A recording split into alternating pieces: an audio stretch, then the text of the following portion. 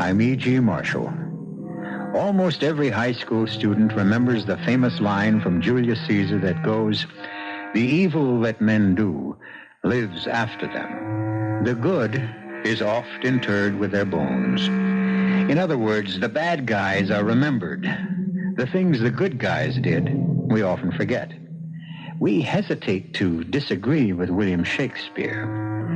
How many of us can recall the specific deeds of Jack the Ripper, Rasputin the Mad Monk, or Lucrezia Borgia? And how many of us will always remember the good deeds of Florence Nightingale, Joan of Arc, Abraham Lincoln? Our tale begins one stormy night when Eberhard Edwards was awakened from a deep sleep. Eberhard Edwards. Yes? Who's that? Who's speaking? Listen to me. What do you want? I wish to reward you. For what? I don't need anything. I am the one to decide that, Eberhard. If you say so. A reward for services above and beyond the call of duty. A reward for being that rarest of creatures, a good man. That's very kind of you, I'm sure, but Get out of bed. Stand in front of the long mirror. Turn around. What do you see? The light's not too good, but No! It can't be. That's impossible. That is my sign, my reward, my recognition of gratitude for your service. But what will people think? What will people say?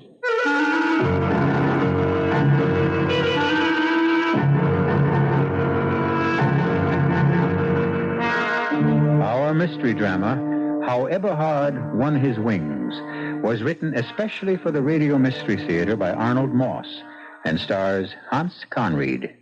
I'll be back shortly with Act One.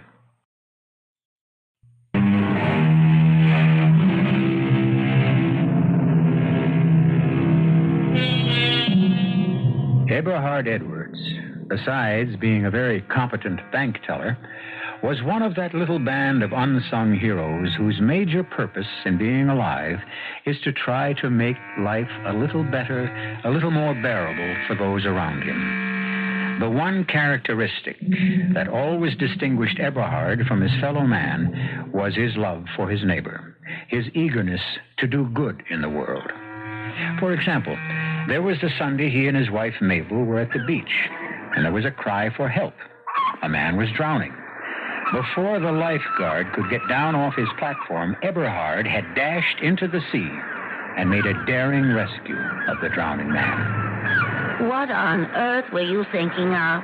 What made you do it, Eberhard? The poor man was drowning. He needed help. But not your help. You can't even swim. That's true, isn't it? Well, something just told me to jump in. I guess I just didn't think. The man needed help, and I gave it. And there was the time with the blind, crippled beggar. Hey, mister, could you help out a fellow who's less fortunate than yourself? Have you got 50 cents, Mabel? 50 cents? Don't give him a penny. 50 cents? Now, what could I do with 50 cents? What do you need, my poor man? Well, I need some new clothes to keep me warm. My kids haven't had a decent meal in days. My wife is on the way to the hospital with another blessed event. And my sister-in-law... Not 1 cent, Eberhard. I'll give him $1. $1? Now, what could a person in my miserable circumstances begin to do with $1? 5? 5? 10? How about 20? Oh, 5, 10, 20. There you are, you poor man, and better luck. Oh, thank you, sir. You're a very considerate gentleman. Eberhard, why did you give that bum $20? Well, the poor fellow needed help. A new suit, food for his kids, his wife, he's got to... Yeah, but the man's a crook. He's not blind. He's not crippled. He's not? No, the minute you gave him the money, he got up and walked away. So he did, didn't he? Oh, but it doesn't really matter. Oh, how can you say that? Well, even if he wasn't telling the whole truth, he needed the money more than we did. Eberhard, Yeah, I know. really? I know I'm right. Something, a voice inside me, told me it was the right thing to do. And that's the way Eberhard Edwards lived his life.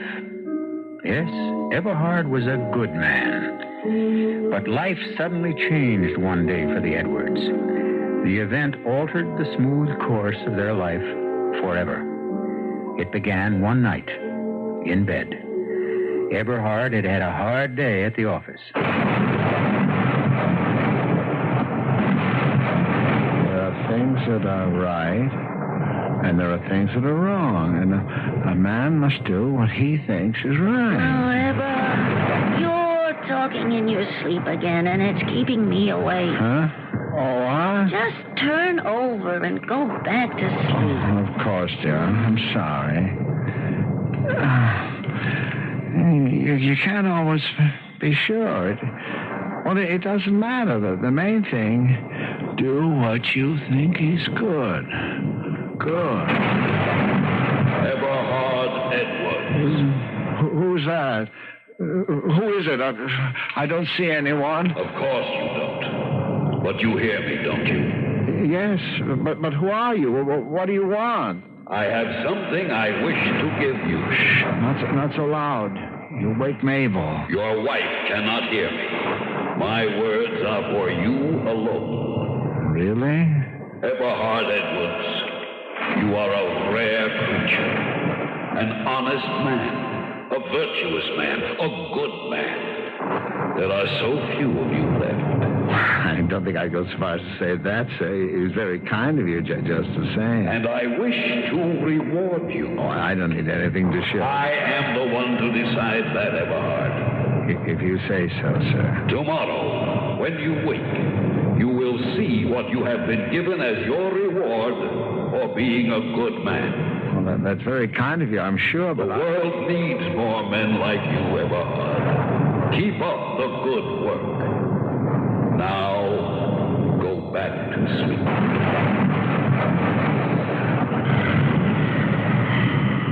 Oh, Eberhard, you're snoring again, and you're keeping me awake. What, dear? Just turn over and stop snoring. Have a little consideration. Oh, of course, dear. I'm sorry. Dear. Mabel, dear. Oh, why can't you let me sleep? Oh, there's something strange. Something very funny. Oh, what are you talking about? I'm not sure. I can't turn onto my back. Oh, why not? I don't know. Well, then turn over onto your side, and for heaven's sake, let me sleep.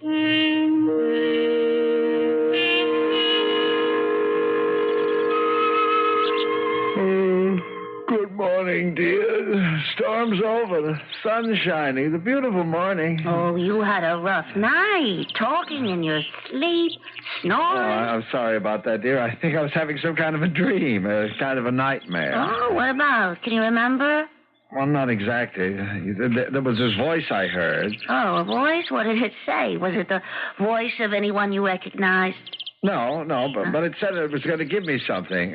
Well, it was only a dream. Oh! What is it, Eberhard? On my back. I just turned over on my back, and it was like I was being stabbed. In the back? Show me where. Right here, near the shoulder blade. Oh, my... Oh, it can't be.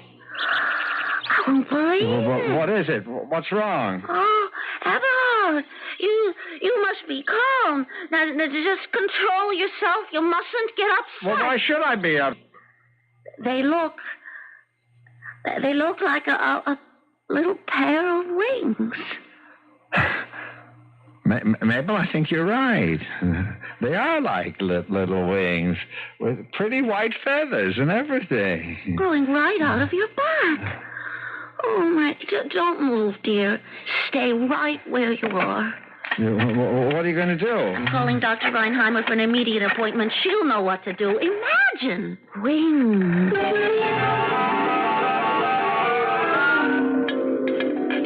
Mr. Edwards, I'm ready to give up. In the last 2 weeks, you have been given every examination known to modern medical science, every one. And there are no answers. In over 20 years of practicing diagnostic medicine, I have never encountered a single case that faintly, even faintly, resembles yours. Over 20 years. Mr. Edwards, you are a problem to medical science. Oh, I'm sorry to be so much trouble. I guess it's just something I'll have to learn to live with. Oh, no, Mr. Edwards. We can't afford to give up. Science must be served. We must keep trying. I understand, I think. And we're going to try to find out, Mr. Edwards, whether you're some sort of medical aberration. You mean some sort of freak? Well, you might call it that. Either some kind of medical aberration or... Yes, doctor, or? Or some kind of miracle. You mean they're not some malformation? Those little things are really wings? Well, we're not 100% sure yet, but if they are, and my colleagues and I are almost ready to admit that they are, in fact, wings... Then that would make me... Yes, Mr. Edwards. It would make you an angel.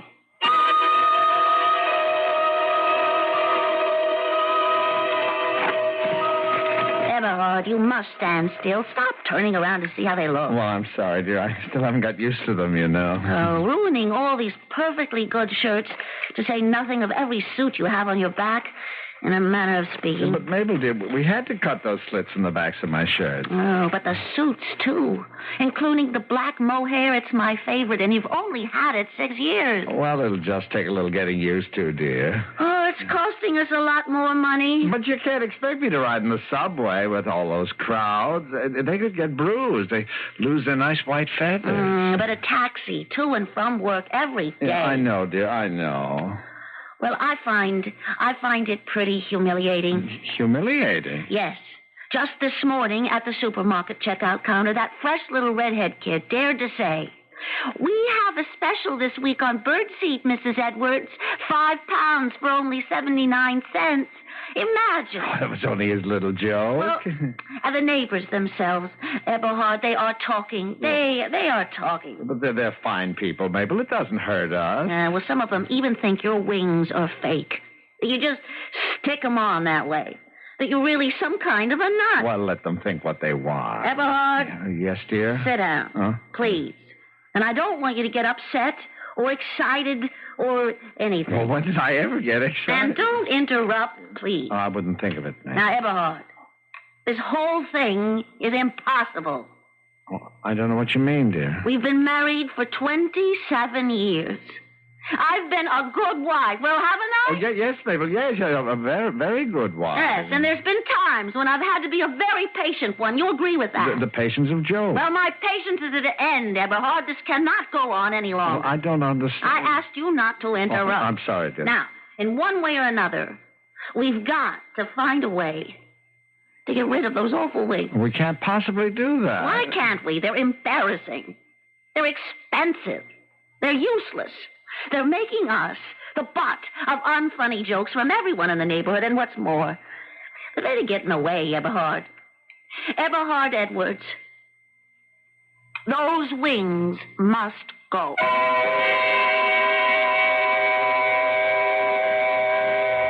The Chinese sage Confucius once said, "True goodness springs from a man's heart. All men are born good." From his heart, Confucius said. In Eberhard Edwards' case, virtue has received a little bonus, a pair of exquisite wings measuring almost 18 inches from base to tip, with the whitest, softest feathers, which Mrs. Edwards has doomed to extinction. Can she? I'll return shortly with Act 2.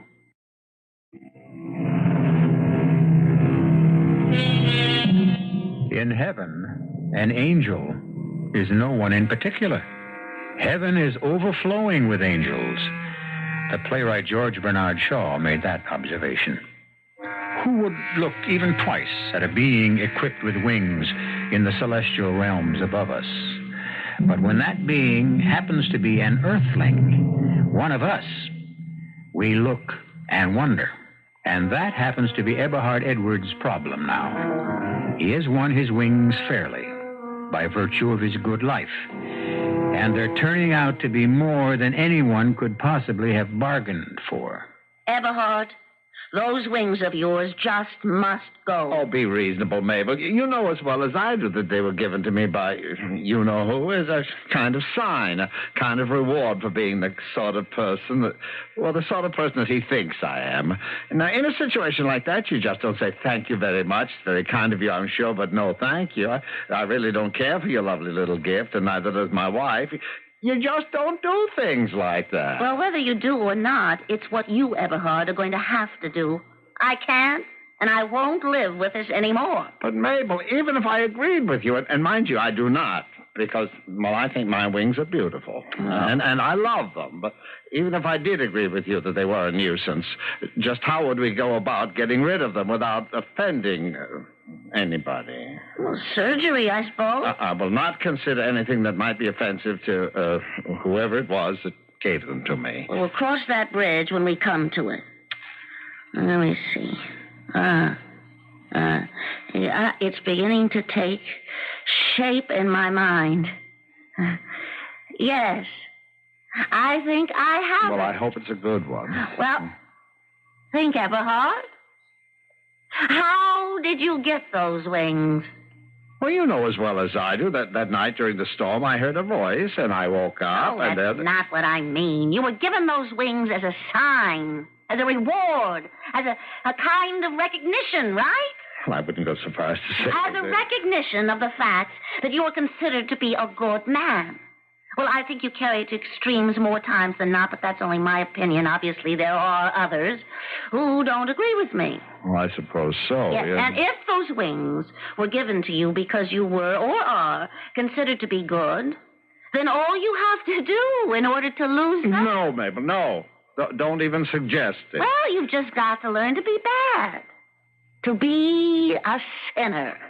Mabel, what are you saying? I could no sooner commit a sin than I could jump over the... Well, sometimes we surprise ourselves. But to sin? Well, I wouldn't know how. Where would a person begin? Well, like anything else, I suppose. The first thing to do is to get a list somewhere of what is considered to be a sin. A list? Yeah, I have it, Everhard. I have it. The seven deadly sins. Mabel, do you know what you're saying? Well, the 7 deadly sins, of course. How obvious. Well, what's obvious? Well, we find out what the 7 deadly sins are. Then all you have to do is to commit a couple of them, and you'll see how quick you'll shed those feathery things of yours. You really think so, dear? Yes, I'm sure of it. Now, what are the 7 deadly sins? Get the dictionary. We can look it up under sins, 7, or deadly. Put it here on the table, sweetheart. Now, let's try deadly. E-C-D-A-D-E-R. Here we are.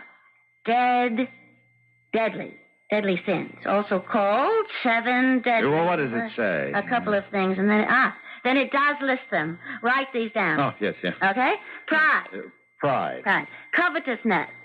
What's that? I don't know exactly. Just write it down. We'll find out later. Covetousness. Anger. Mm-hmm. Gluttony. Gluttony. Envy. Sloth. Well, that makes 6. And lust. I beg your pardon? L-U-S-T. Lust. And that's the whole list. 7 deadly sins. What am I supposed to do with them? Do? You commit them. Some of them, anyway. Mabel, I could. You know that I just could. It'd go against everything in which Well, why don't we begin with pride? Now, that shouldn't be too difficult. You just take on a proud attitude at the bank. That's where you can start. If it'll help, I'll run up a pretty black cape on the sewing machine. It'll help hide those things for the time being. A cape at the bank. Get an act with pride. You've just been promoted after 27 years to chief teller. Isn't that something to be proud of? Well, I know, dear, but... Well, you'll walk differently. Everhard, you'll strut, not walk, like a peacock. Head high, nose in the air, looking down on everybody. But, Mabel, I couldn't. You'll have to learn, Everhard. First thing tomorrow morning, you show all of them at the bank what pride really is. And it'll work, I'm sure. What's the old saying? Pride goeth something or other. Your pride goeth before a fall. Exactly. But in your case, your pride will go before the fall of those dreadful rings. Right off your back.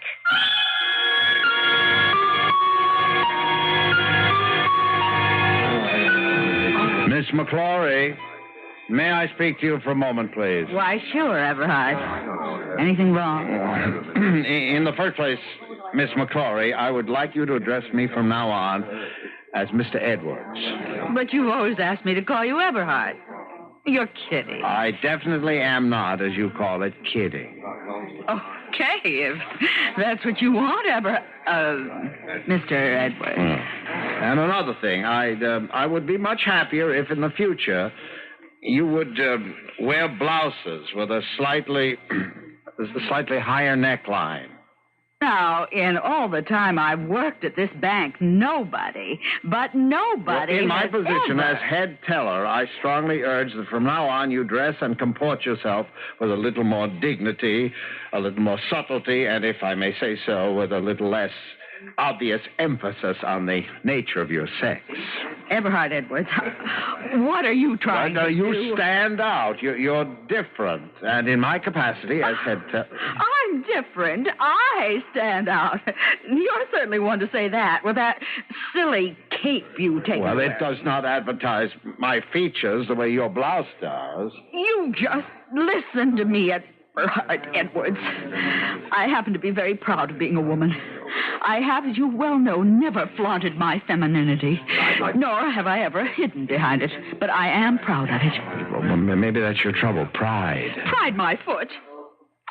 Now, you just go back to being your own sweet self, the Everhard Edwards we all know and love so well. You don't understand. I understand one thing. The way you're trying to act, it doesn't suit you.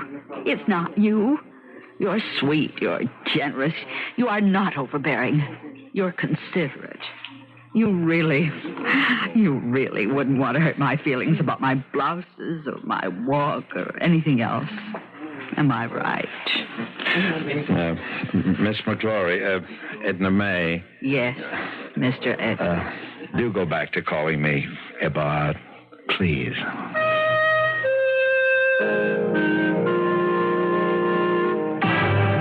Pride, I'm afraid, is not my cup of tea. And you still have those horrible wings. Well, that's the long and the short of it, I'm afraid. Well, just because pride didn't work, it doesn't mean that one of the other six won't. We'll just keep trying. How do we have to? Well, starting tomorrow, we'll try number 2 on our list. Which is? Gluttony. Now, that's got to work. We can't miss.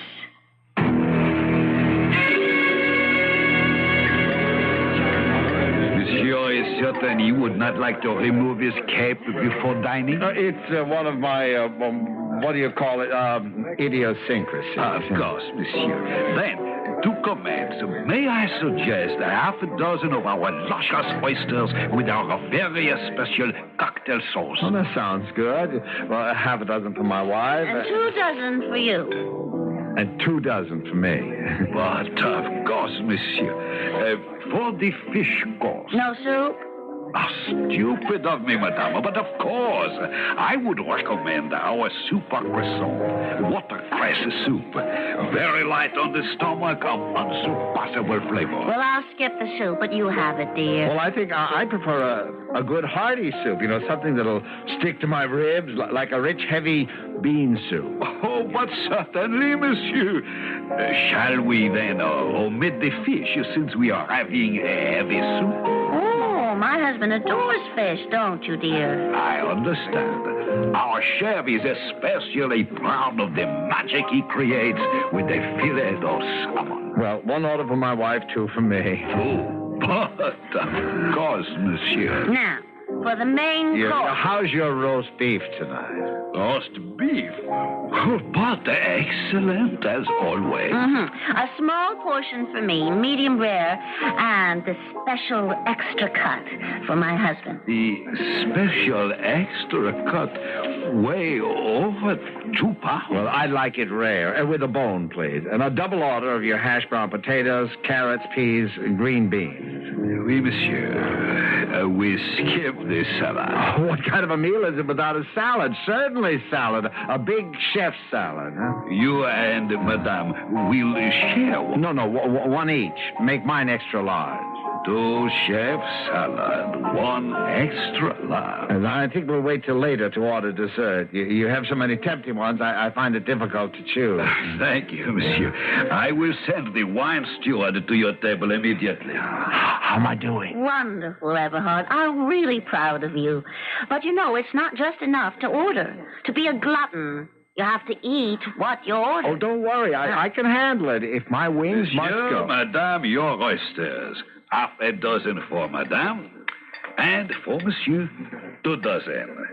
Good appetite, monsieur. And, if you will permit me to say so, the very best of luck.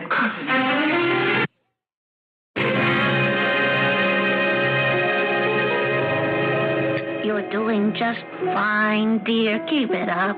Those wings will begin to shrink any minute now. Oysters and all that soup, fish, the wine, all the trimmings.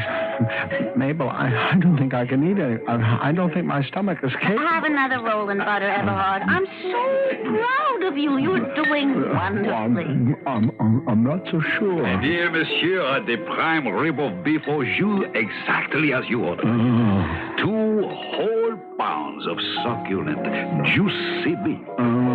2 inches thick, with a beautiful natural gravy that will make your mouth water. Monsieur. Oh, dear, if you'll excuse me. May I help? Where are you going? Somebody, anybody, show me the way to the men's room, please.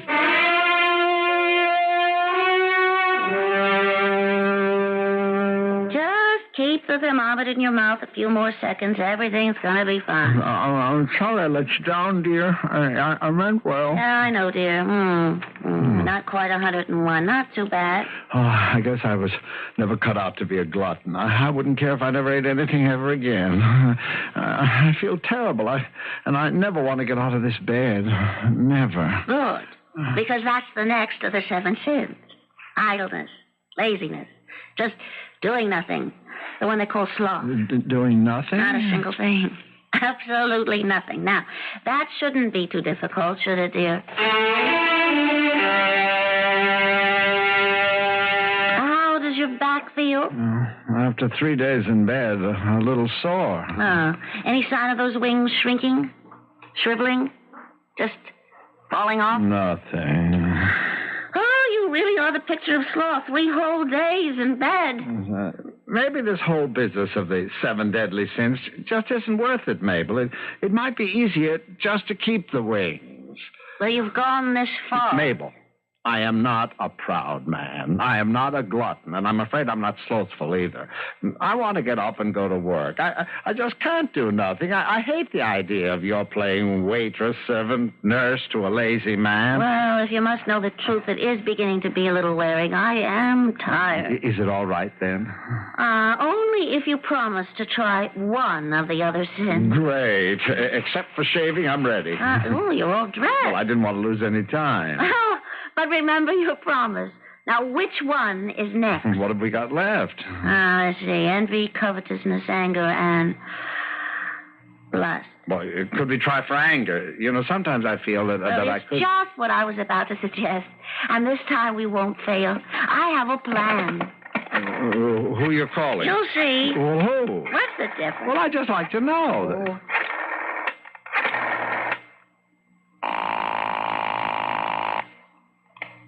Hello? Who's that calling? Mr. Charnislav?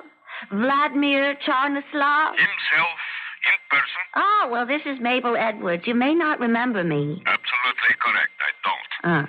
Well, I worked with you a few years back, Hartford. Connecticut? Of course. I remember the voice. The young lady who was so young-looking, so pretty, and already so untalented. Oh, you always had your little jokes, Mr. Charnislav. What can I do for you? Well, if I could come to see you, I have a little problem, and I'm sure you'd be able to help. Could I have one small hint? Well, it would take too long to explain. Would you be free any time this afternoon, say 3 o'clock? You have my address? I do. And thank you so much. We'll be there promptly at 3. We? Yes, Eberhard and I, my husband. Till 3, then. Bye-bye. What was that all about? What does Vladimir, whatever his name is, have to do with what you call my little problem? Trust me, Eberhard. This time I know we're on the right path. Vladimir Chanislav is a genius. If anyone can help, it'll be Vladimir and the Chanislav method.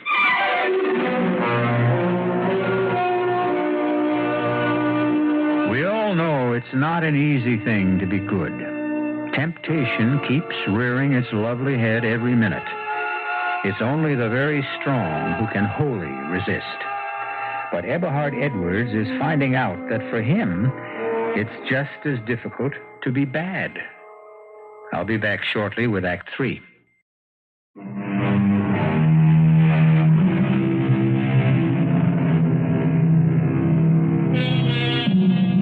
There was a popular song many years ago that went, "A good man is hard to find." And we won't argue the point. It's true.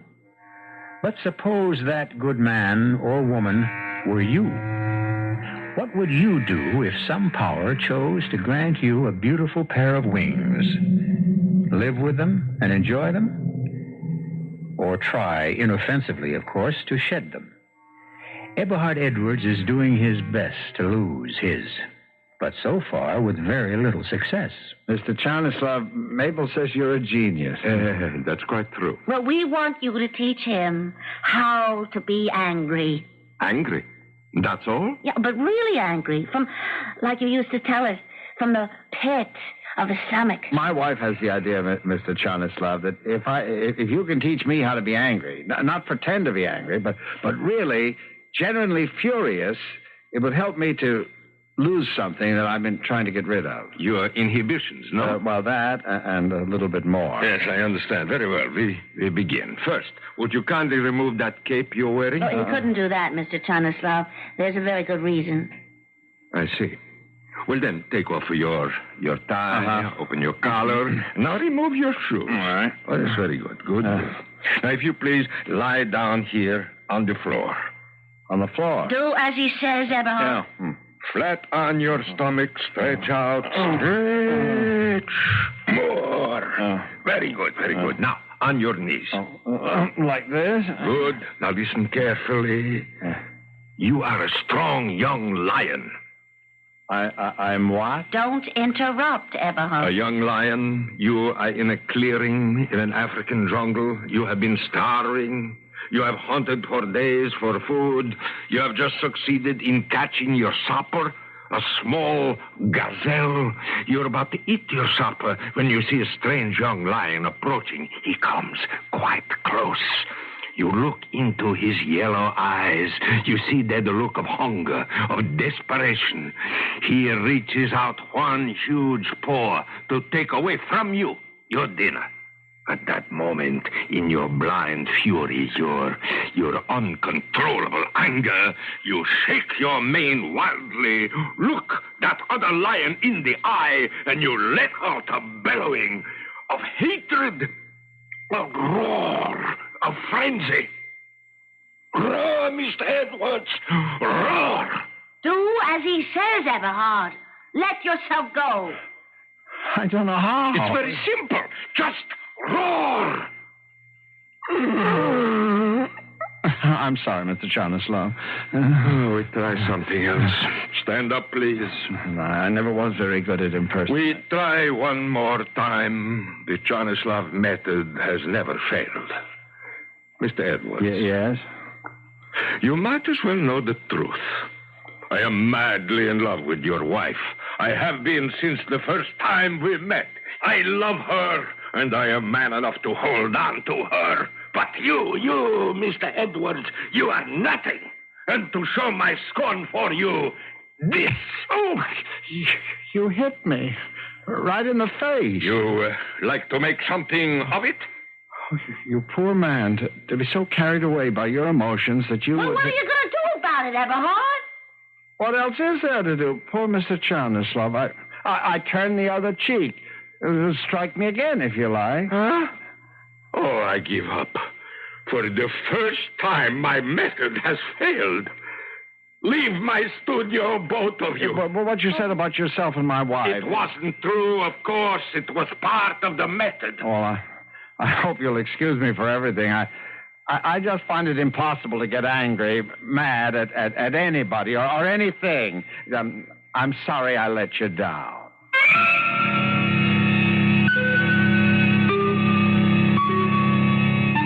Well, envy, covetousness. I haven't worked any better than the rest. There's only one more left to try. The one we've been saving for the end? Lust? Yeah, Eberhard. I know how reluctant you are to try it. But it's our last chance. Oh, I know. Now, how about going to some of those, movies? There's a whole page of ads in the paper, or buying some of those magazines. Well, there's got to be something better, surer than that. Like what? Something where I'd be more directly involved. Eberhard. I'm ready to give up the whole idea, you know. We've gone this far. No, we must go through with it. I'm sure you'll find a way.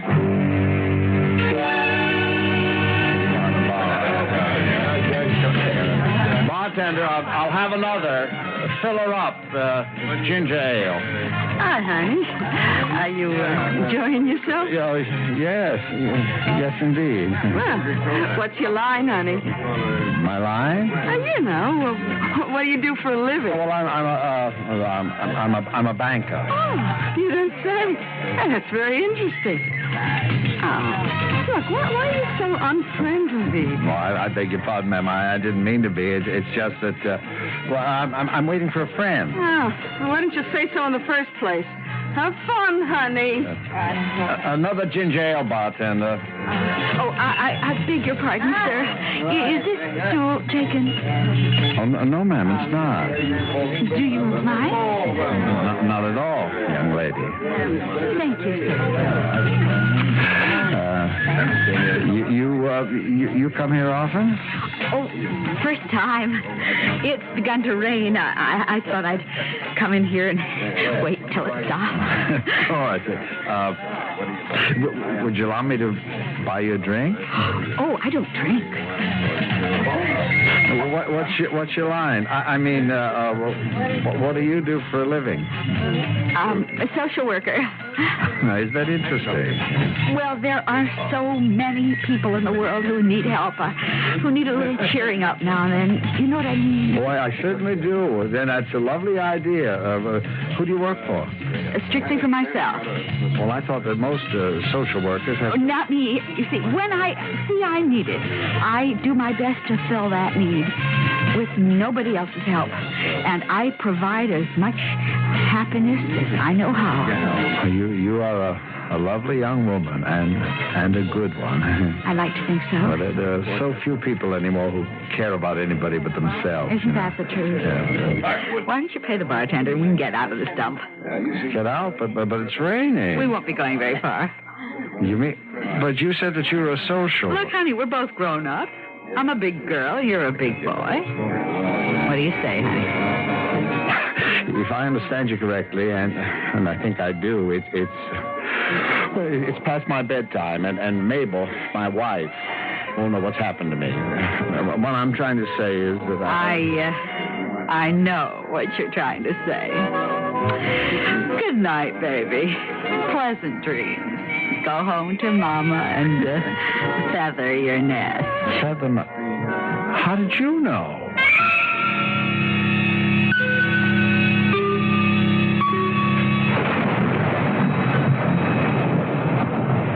I told you the whole story, Mabel. That's all there is to it. Oh, would you move over a bit, dear, onto your own side of the bed? Oh, I'm sorry, dear. I was no better at lust than I was at anything else. I tried. I really did, but nothing came of it. I just couldn't. I know, dear. Mabel, you're very sweet. Good night, dear. Good night. Eberhard Edwards. You? Again?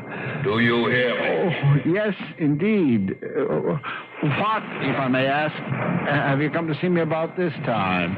The little matter of your wings. Well, I meant no offense, believe me. In trying to lose them, I was just...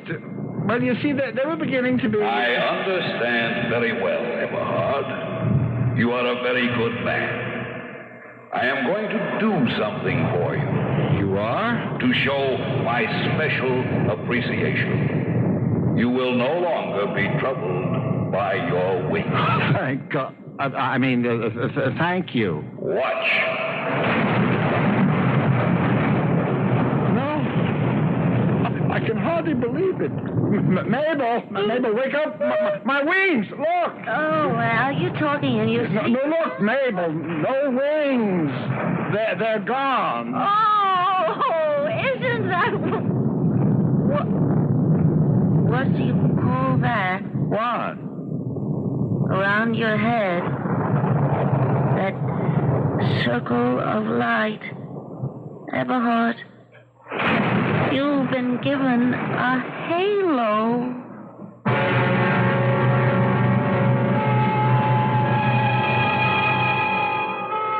You recall that popular classic of the 20s that went, "If I had the wings of an angel, over these prison walls I would fly"?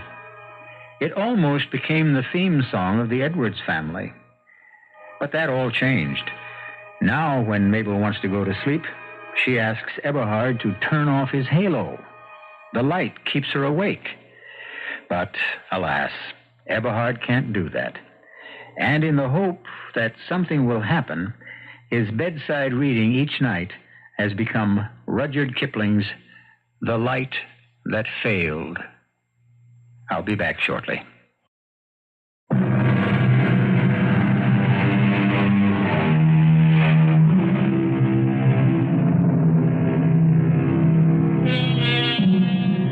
The fable you've been listening to had no gore, no vampires, no mad scientists, no men from Mars.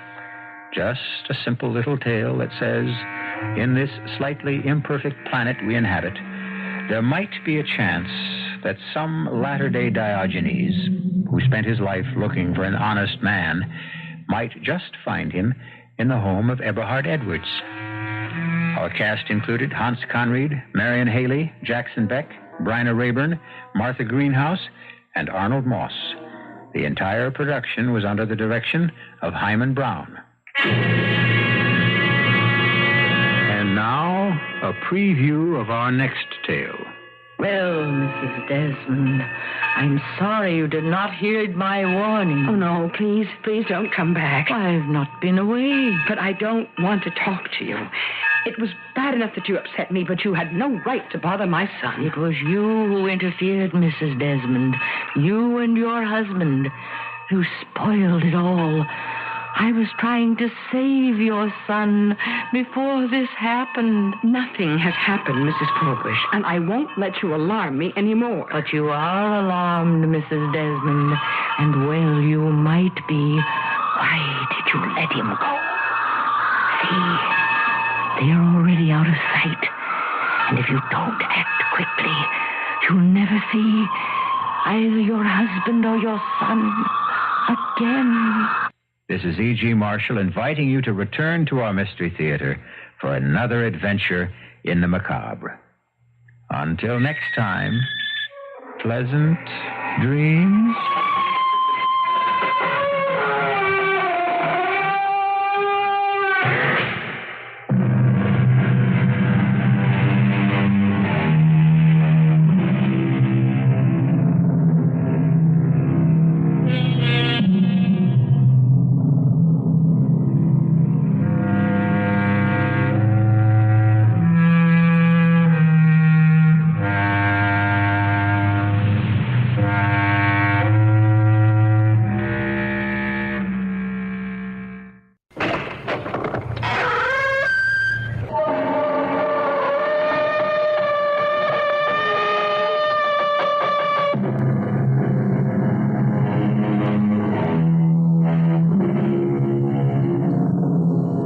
Come in. Welcome. I'm E.G. Marshall. She is an incredibly imposing figure, Queen Liliolani, last of a pure line of Polynesian royalty, save for the handsome son she faces, nearly eye level to eye level, although Danny Makahini is well over 6 feet. Always a woman of Amazonian proportions, middle age has blown her to gargantuan size and girth, and her anger and emotion is as monumental as the rest of her. Marry a haole? I'd as soon see you dead. Oh, come on, Mother. It's the 20th century, and Hawaii is a state, not a monarchy. The Polynesian and the American Indian are two of a kind. Two civilizations pirated, their lands raped and stolen, their countries plundered, and their people sold into virtual slavery. You should be running for the Senate.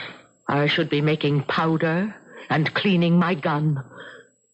For of all the haoles on this island, the most repressive, imperialist, surrogate king is Carter Bradley.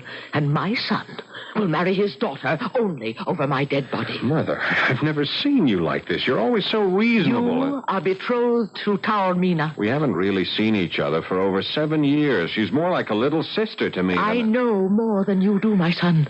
For all your doctor's knowledge, I beg you not to tempt fate. The gods have been angry enough for years, and my inner senses tell me what you plan will bring a great auai down upon us. I see a raging disaster already set in being that no human being can stop.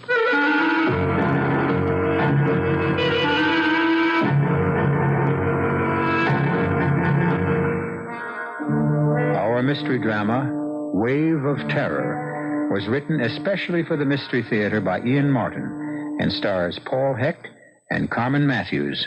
I'll be back shortly with Act One.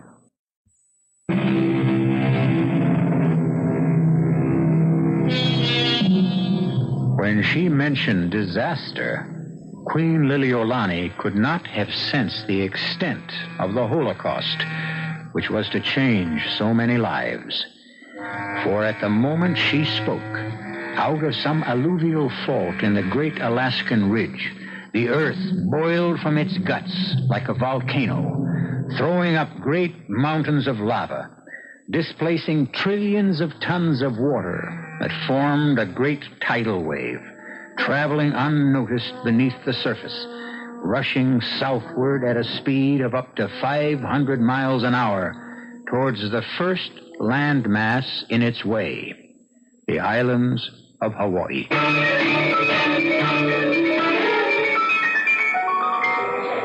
2 days earlier, Danny Makahini and Liz Bradley had gotten off the plane from the States at Hilo Airport.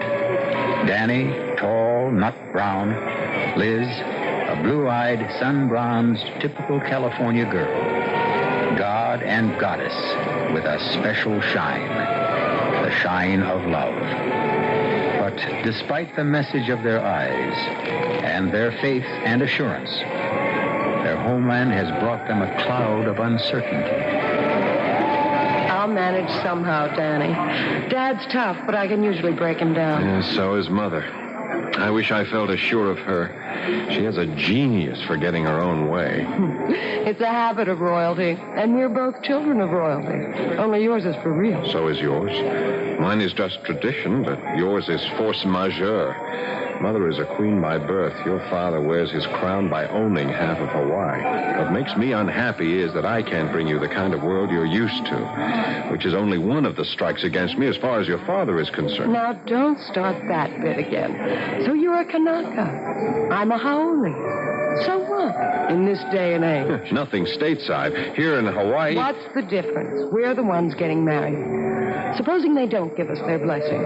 It's up to you and me, isn't it? Oh, honey, of course, except... Well, maybe I'm still part heathen after all. Without my mother and your father's blessing, I have a... Now, for all my liberal arts education and medical school, I still can't explain it with anything but a Hawaiian Polynesian word. I have a mea mea. That's just plain superstition. No, it's an uneasy feeling. But if it has an explanation, it goes away. Big difference. Welcome home. Darling, we're borrowing trouble. Let's just go home and face up to our parents, and maybe there won't be anything. I only want to make it as easy for them as it is for us. I love you. And I love you. It's as simple as that. So just kiss me a short goodbye, you big worrywart. When did I have to be asked? What is it? First rift in the loot. Your ex-rival, Dr. Peter Hughes, is heading straight for us. How'd he get through customs? The Bradley name. The key that opens all doors. Funny Dad isn't with me. He's probably too busy reigning. What? Isn't that what a king does all day? Elizabeth. Danny. Aloha, Pete. What's the matter with Dad? Not a thing. Then why isn't he here to meet me? He got tied up in some business. Am I such a bad substitute? Of course not. I had a feeling I was something of a letdown. By the way, Danny, Queen Liliolani and that exquisite intended of yours, Taormina, are waiting for you outside. Oh, I'd better make tracks. Mother doesn't like to be kept waiting. And I'd better get Elizabeth into the helicopter. Mr. Bradley is a little impatient himself. Will I be hearing from you tomorrow, Liz? I hope tonight.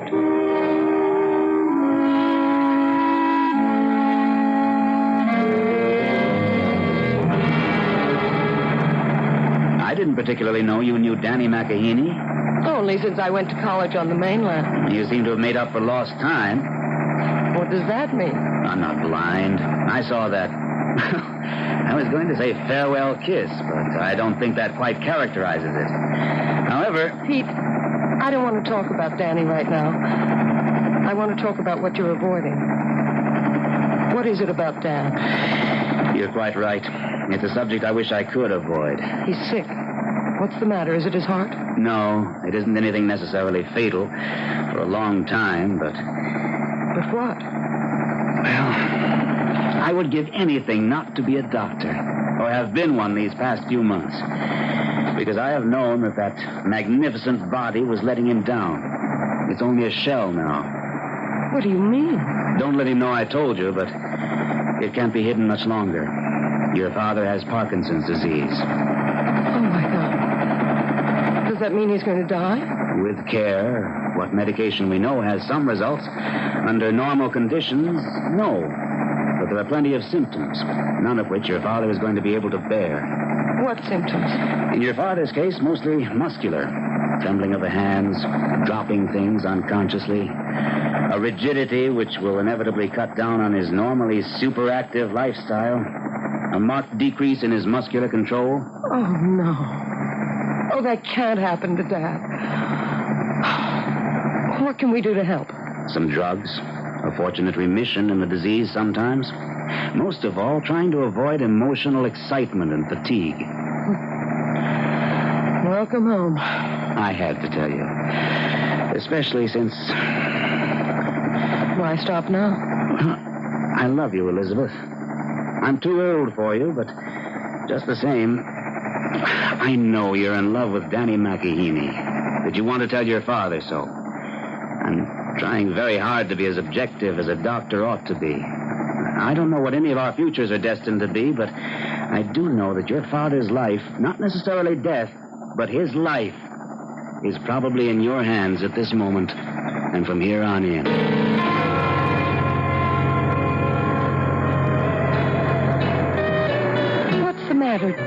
Don't like me anymore? I love you, Tal. As a little sister. I always have, and I always will. But you know the meaning of luau tonight. Yes, Taormina, and I am ashamed. Please. I know you want to marry our only girl. I can't help myself, little sister. I love her.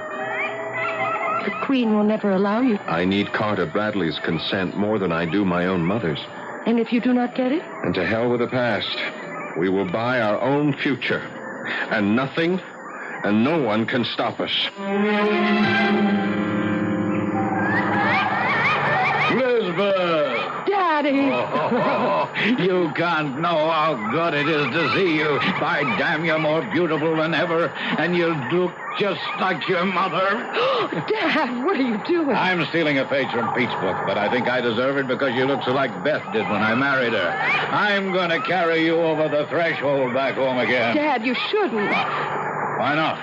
Well, I'm not such a little girl anymore. Oh, nonsense. Light as a feather, which is just what you are. The proudest feather I wear in my cap.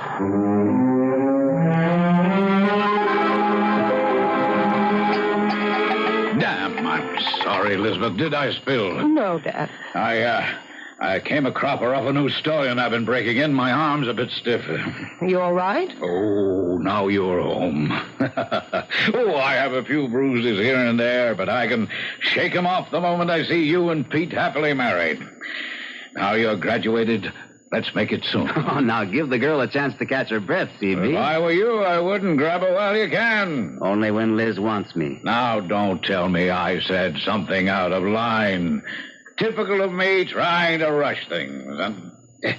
This damn hand is bothering me tonight. We can talk it all out tomorrow.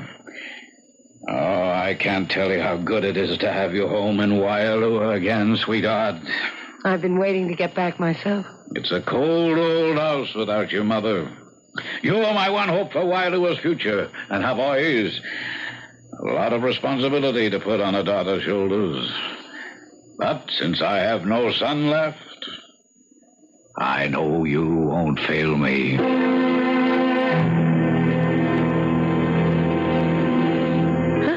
So this is where you've been hiding out, young lovers.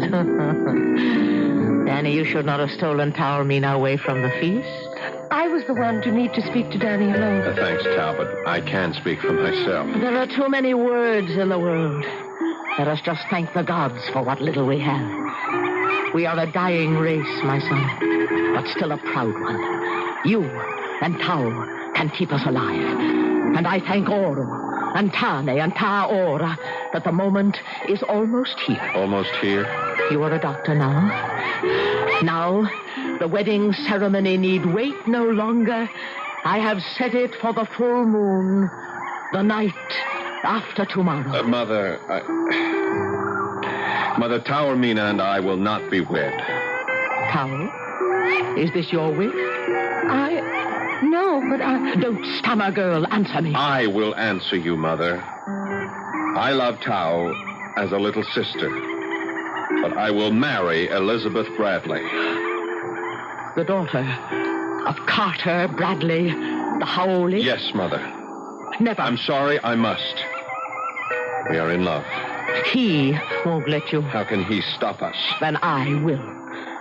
If I have to call on all the ancient gods... Oh, please, Mother, I no longer believe in magic, alui, or any superstitious curse that could harm me or Liz. No curse or any magic to harm the girl. I have no power for that or second sight. But I tell you this.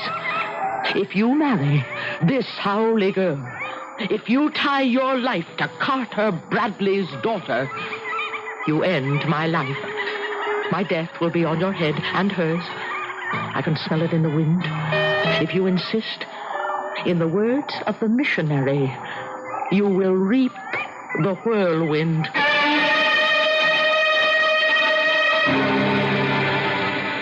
Queen Liliolani could have had no specific foreknowledge of the Holocaust in store.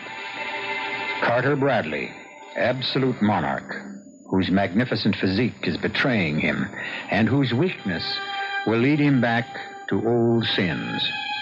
None of our characters can yet know the cataclysm of nature which is to affect their lives.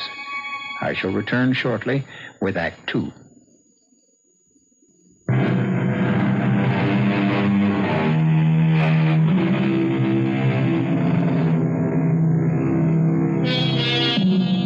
The great shelf of sub-ocean land that lies off the Aleutian chain of islands is still intact.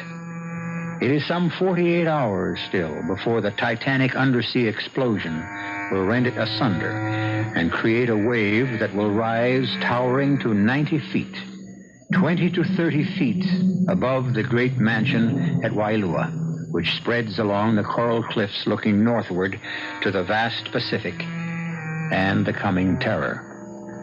On the lanai, facing away from the ocean, Carter is just finishing breakfast as Liz joins him. Well, now it seems more like home again. Morning, Elizabeth, dear. Morning, Dad. You know, I've been sitting here snorting, as impatient as the old war horse I am. but I couldn't wait. I've finished breakfast. I'll ring for yours. No, Dad, please. What's the matter, Princess? You don't feel well? I wish you wouldn't call me that. What? Princess. Well, it's my old name for you, and I always called you. You don't feel well. I'm tired, Dad. Long trip, change in time. Well, you should have slept longer. How about some coffee? No, thanks. Juice? Nothing for the moment. We have things to talk about. Well, of course we have, but I sort of thought we'd keep that for lunch, huh? I mean, Pete will be here, and don't you think he ought to be part of it? No, Dad, I don't. Oh, I don't think that's so fair, Princess. No. All right, if you prefer it, Elizabeth. Though why I can't use the old name... It doesn't fit me, Dad. It's not what I am. On these islands, and particularly this one, it's what you are, at the very least. If we were to ride to Mauna Kea, way up to the top, you could turn and look north, east, west, and south, and every bit of land you saw would be yours. Or will be someday. Are you so sure, Dad? I own it. It's mine, along with a few other things. And when I'm gone, whose else would it be except yours? And Pete's? I don't really know. I'm not sure it's that important to me. What would happen if I didn't marry Pete? Didn't? What are you talking about? Would the Bradley Ranch still be mine? And all that goes with it if I didn't? Who else would you marry?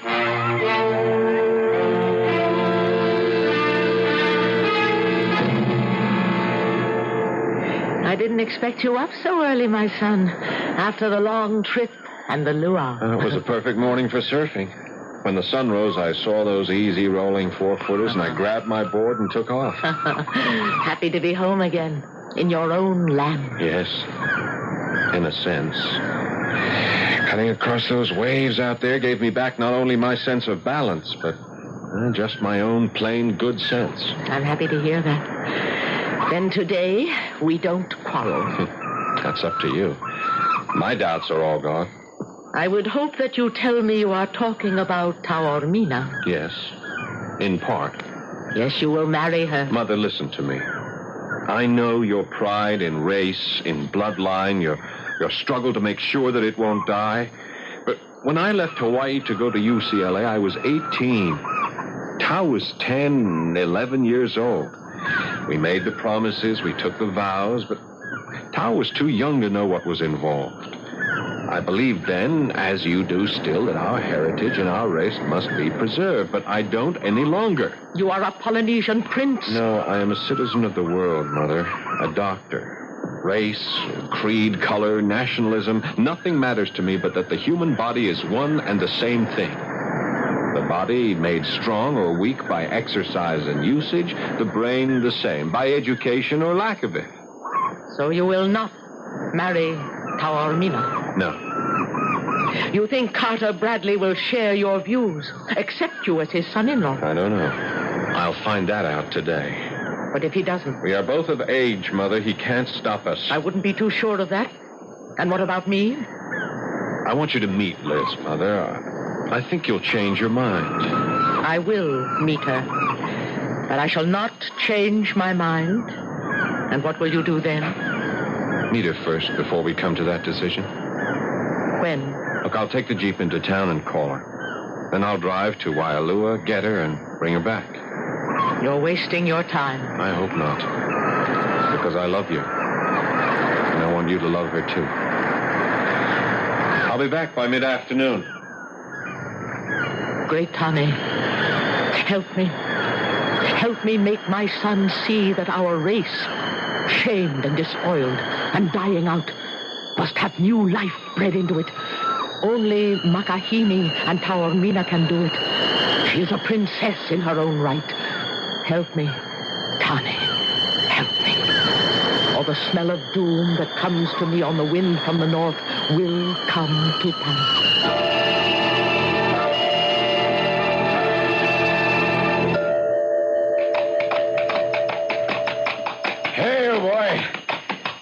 King here and rub him down good. I rode him hard this morning. Hey, Pete. Morning, CB. I'm hungry as a bull. Is lunch ready? Yes. There's a nice breeze off the water, so Chung Lee set the two of us up on the front lanai. Two of us? Is Elizabeth still sick?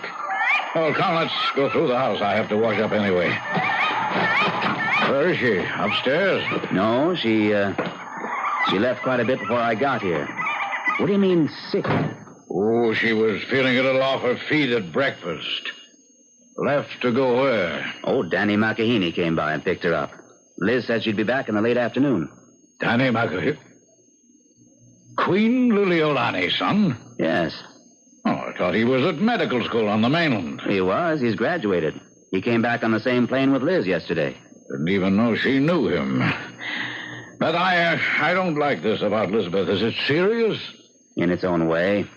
I was going to let her tell you herself, but maybe as your doctor, it's better if I do it instead. Oh, come on, man. Come on. Get it out. What is it? Well, let's sit down for a minute.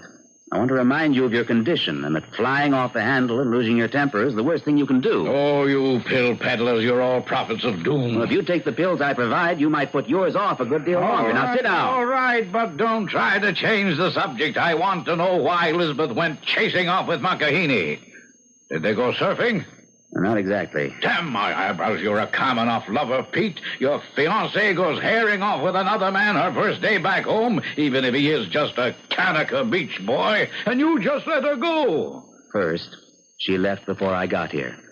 Second, he is not a Kanaka beach boy. He's a colleague of mine, a doctor of medicine.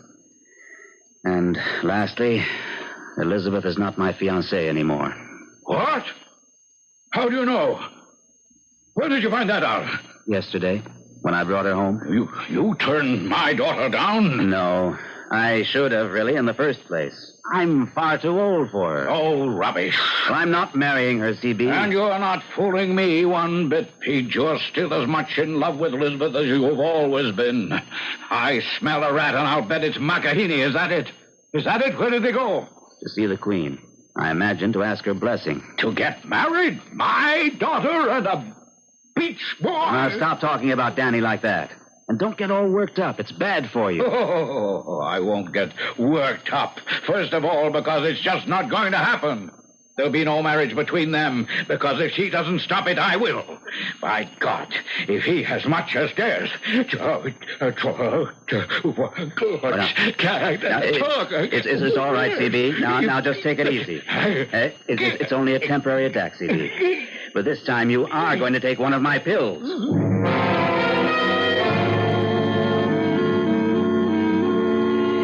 I'm sorry, my dear. You're a lovely girl. And I can hardly blame Danny.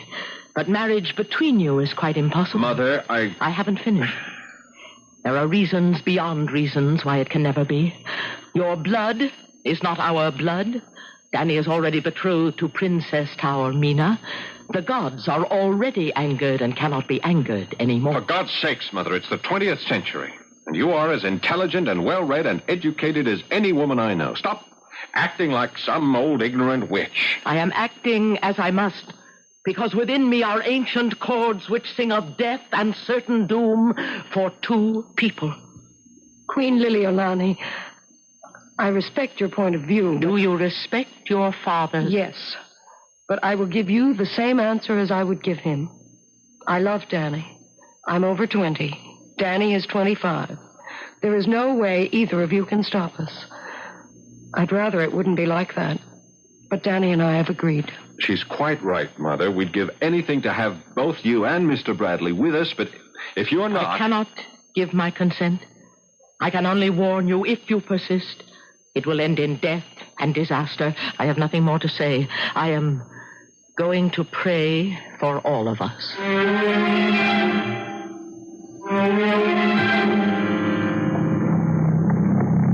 Well, Liz, we're almost all the way home, and we still haven't decided just how we're going to go about it.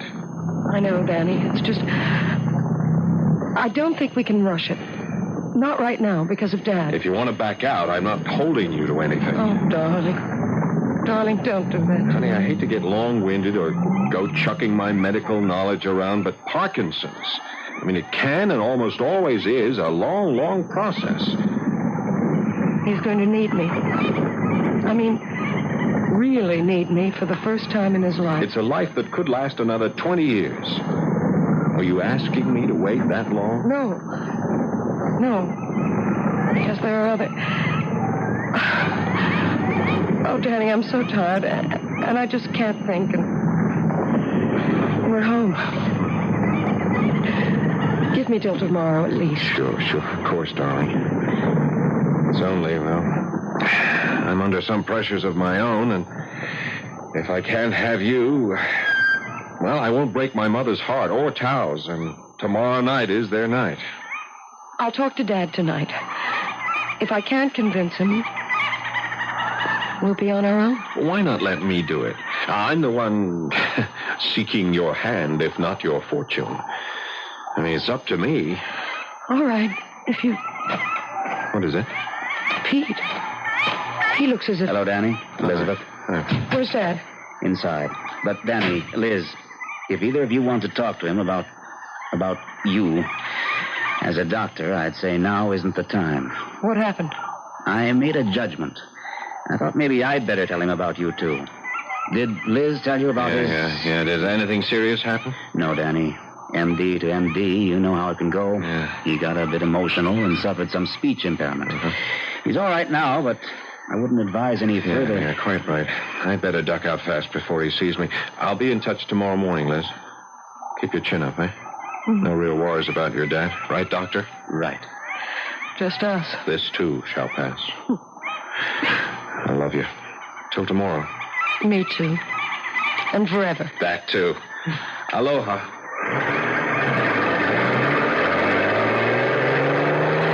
You sure Dad's all right? If we can keep off a certain subject, sure. I don't want... I can't do any more talking about... Oh, Pete, help me, quick. What is it? Just something that nobody but me knows about. Yet. I wonder if anyone else will. Ever.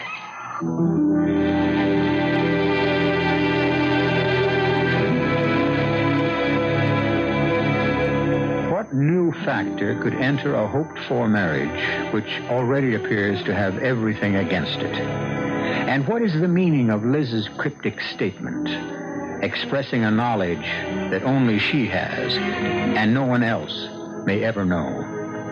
Is it the same knowledge that Queen Liliuonaoni talks of as buried in the past? And if she too knows that ancient gods are to extract penance for buried sins, who are the two that are doomed? Or are more to die in the dreadful natural phenomenon that is at last about to be unleashed 3,000 miles away? I'll return shortly with Act 3.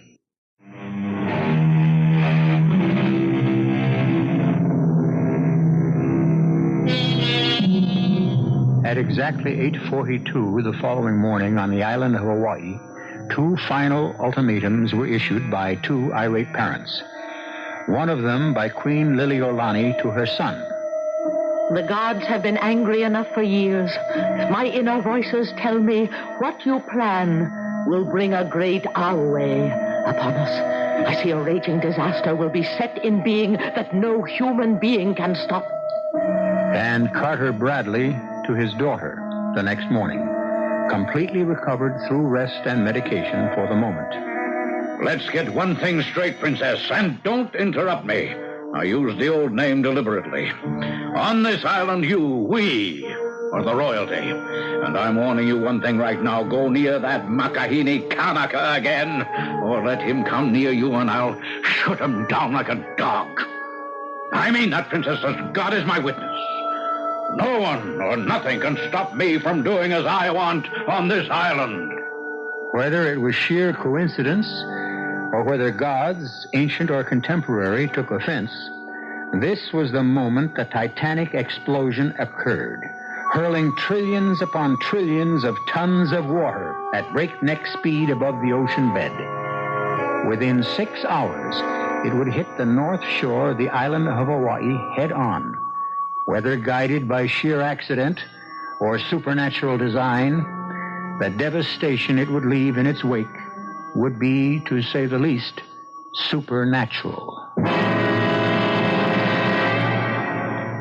Dad, you can't be serious. Oh, but I am. You couldn't do this to me. I'm doing it for you. But I love Danny. Childish romance.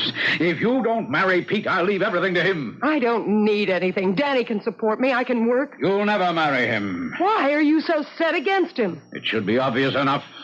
Nobody could be that prejudiced, that bigoted. And to make sure if he comes near here or you again, I will shoot him on sight.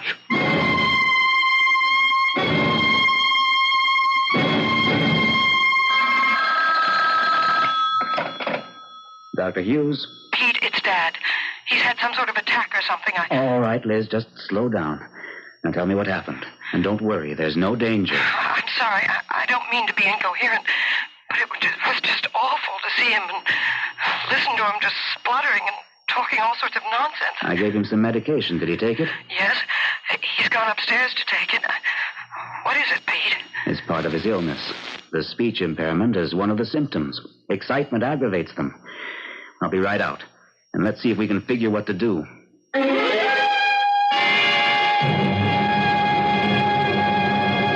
I've given him a sedative that'll keep him quiet for a couple of hours. Problem 1 out of the way, temporarily. Now for problem 2. You. There isn't any problem about me. I've got to tell Danny we're through. I can't marry Danny. And what about the child? The child? You know? Yes. But how? When I'm not even sure myself. When I gave you the sedative yesterday, I took some blood. There's no doubt about it, Liz. You're pregnant. Oh, Lord. Now what am I going to do? You're going to get in the car with me and drive to Tupapahu. If anything can change Queen Liliolani's mind, it's the child. So you are already carrying Danny's child? And you think that will alter things? I'm the one who hoped it would. I won't give up Danny's baby. That's one part of him no one can take from me. You have courage, little Laoli. More courage than I had. I wouldn't say that. You know what a difference there is. Danny would want his child. Call him. Get him here and ask him. I can't. Why not? He left an hour ago for Waialua. I'm surprised you didn't pass him. He must have taken the Jeep over the back road. That's too rough for a car. For Waialua? Pete, we've got to stop him somehow, catch up with him. It's too late for that. But if he's gone to Waialua, if Father sees him, he'll kill him. What is all this? My father, Queen Liliolani. He's promised to shoot Danny on sight. Oh, please, please, can't you help us somehow? Why should I? It could be your son's life. And now, I am made responsible again for another life, another son. How history repeats itself. But it won't again. It's past time for retribution, and the gods are coming to claim it. What do you mean? The Mehameha is upon us. I can feel the ripples of it in my soul, the lift of it like a wave. I will call Brad. Brad? Your father. Once. He meant everything to me that Danny means to you.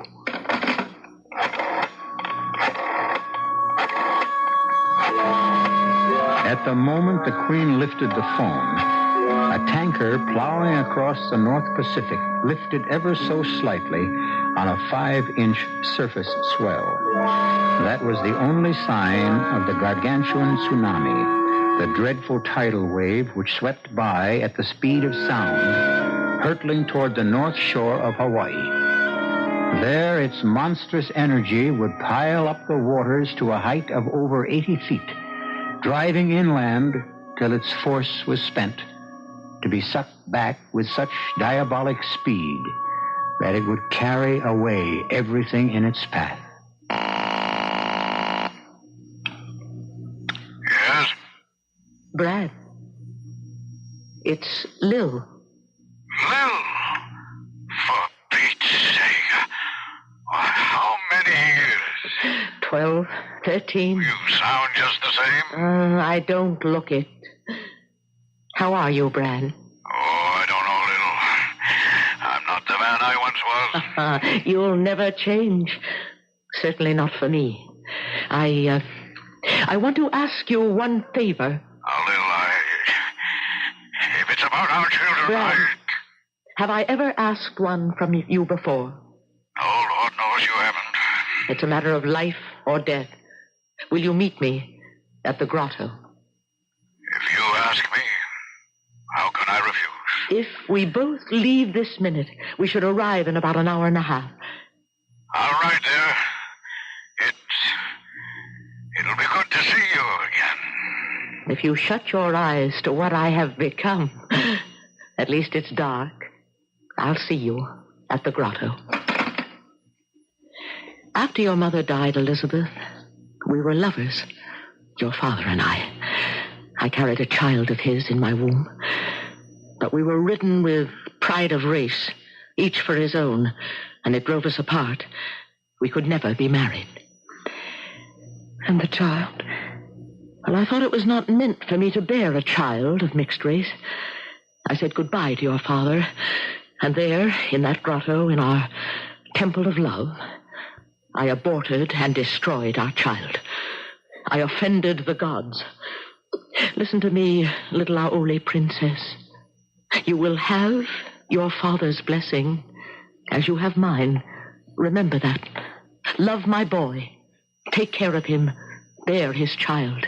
Then Ta Aurora will be with us again.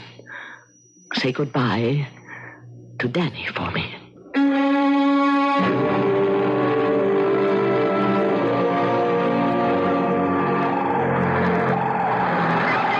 I cannot urge any longer, Brad.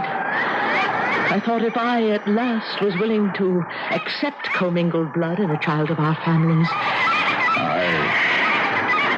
I can't help myself, Lil. I am as I am. I cannot accept any child of my daughter's with mixed blood. And so you want to kill my boy? What if he stays away from Elizabeth? And the child? Well, that can be taken care of. You will stop the children?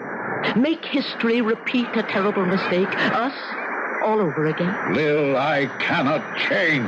You are changed already. Look at your hands. Shaking now like leaves in the wind. That's a different matter. I have Parkinson's disease. I told you you'd find a different man. Not the difference I would have wanted. Wait a minute. Shh, quiet. Come outside, Lil, quick. What is it, Brad? Find. My God, look at it. It's a half a mile below normal. The fish left gasping on the rocks. A tidal bore is on the way, and a big one. I know. Ta Aurora has been telling me all morning. I could smell the anger of the gods. It's why I called you here. To die? Dead, we cannot stay in the children's way. Well, there's still King. On a horse we both might... This gross old woman. Even at your best, you couldn't hoist me on his back. Even with you alone on his back, it's too late. But I have no right. No, try, Brad. Try, if you can. Home, King, home. Run like a wind, boy. You're staying. We've both been legends in our time, Lil. We wouldn't want to outlive our glory. I shouldn't have done this to you. No. I'm burned out, Lil. Thanks for making me realize that I hadn't much further to go. I only wish I'd been able to tell Elizabeth. But at the last, she had my blessing and my love. She knows she has both. My love, yes, but the other, how can she ever know? I told her so before I left her. How could you? Because I knew what I was going to do. And I know you, Brad. Oh, I know you. If ever any woman knew a man. Oh, Lil, what a fool I was. We both were. But how good to have you back at last. Tsunami, it's coming at last. Are you afraid, Lil? No. I'm going home. Back to where my roots are. In the sea, to the south. Ta Aurora. God will guide me safe. And you. I go with you as I should have all those years ago. But you're shaking. That's what the wave will free me from. The shame of being less than a man. It's all right, Louise. It's as it should be. We couldn't have each other in life. We'll stand together forever in death. Alive!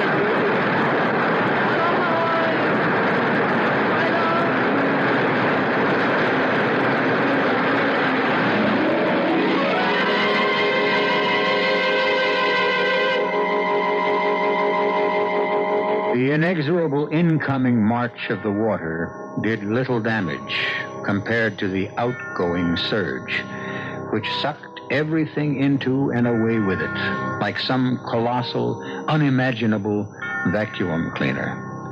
It left the beach and the inlet stripped clean, and swept Waialua away like so many matchsticks. As far as the eye could see across that northern shore of Hawaii where the wave struck, and as far as the wave penetrated, not a living thing was left. I'll be back shortly.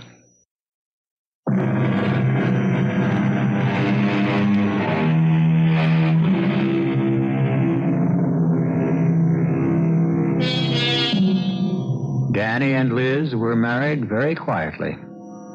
There was no formal funeral either for Queen Liliolani or Carter Bradley. Only a memorial service. 2 dynasties were finished, ended, and melded in the 2 young people who never took their loving eyes from each other during the simple wedding service. The close was an exchange between bride and groom in Hawaiian. Aloha. Aloha means hello. Aloha means goodbye. But most of all, it means I love you. For this, after all the terror and Holocaust, turns out to be just that, a love story. Our cast included Paul Hecht, Carmen Matthews, Suzanne Grossman, Gordon Gould, Ian Martin. The entire production was under the direction of Hyman Brown. And now, a preview of our next tale. I'll always remember how she looked. She was almost pretty when she had that shy smile on her face. But would it be murder? If all I did was help her to kill herself? She had this insane affinity for a lethally poisonous snake. Sooner or later, she would release him from his cage in the mad delusion that he was her dear friend. Would it be murder? No, it isn't murder. Look at him. This enormous monster coiled in his cage, sleeping. No one had seen me enter this house of crawling, murderous creatures. Here on the side is the latch. This is E.G. Marshall inviting you to return to our Mystery Theater for another adventure in the macabre. Until next time, pleasant dreams.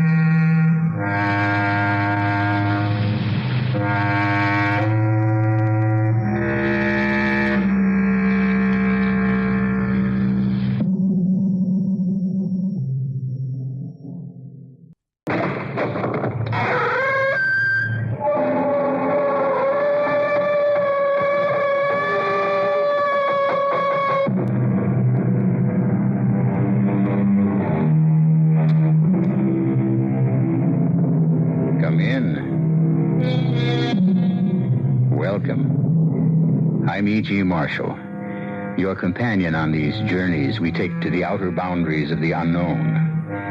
Perhaps the greatest unknown of all is not what exists out there in the nether regions of distant space, but that which beats constantly inside each of us, the human heart. The human heart. It's both a tangible physical organ and also a mysterious, incomprehensible force. Yes, it's the brain that weighs, assays, analyzes, but in the end, it is the heart that decides. And each of us may be surprised by the decision of his heart, because the heart has its own reasons. What is it, darling? Wild animals, Edna. Wild animals, and poisonous snakes in particular, make me nervous. Darling, he's safely behind that glass cage. Isn't he beautiful? Such elegance. He is a symphony in beauty and death. I dare say. Would you like to pet him? Would I like to pet him? Why on earth would I like to pet a 15-foot poisonous snake? Because he's a charmer. And I can tell by the way he looks at you that he likes you. What are you doing? You're opening that glass cage. I'm letting him out. Why? Because he wants to play with you. No. No. Let me out of here. Let me out.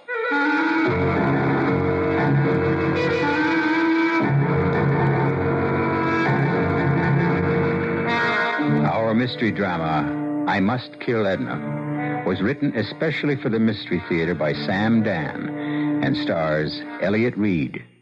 I'll be back shortly with Act One.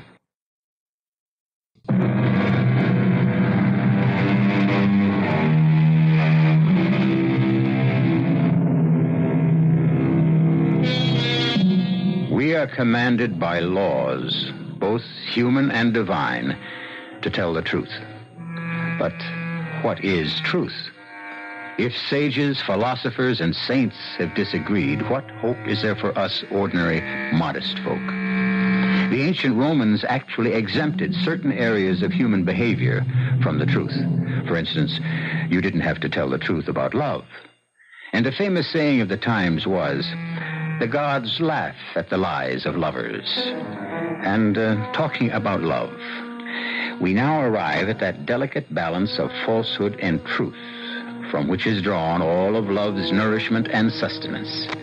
And to a consideration of Chester Masefield, a lover par excellence. When Chester said to Edna Morrissey, "I love you, darling," he was telling the truth, as he saw it, and felt it, and wished it on that particular day. But let the story tell itself.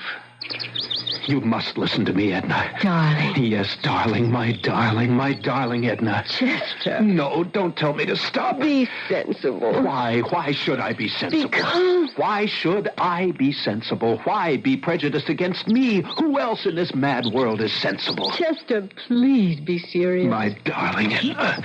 Ah, you live in a universe filled with fools and madmen. Oh, Chester. No, you must permit me my say. But a marriage between you and me, it's impossible. Why? We've been through it. Why? I'm older. This match was arranged in heaven. I need an older woman. You need a younger man. I don't need a man who will... How do you know?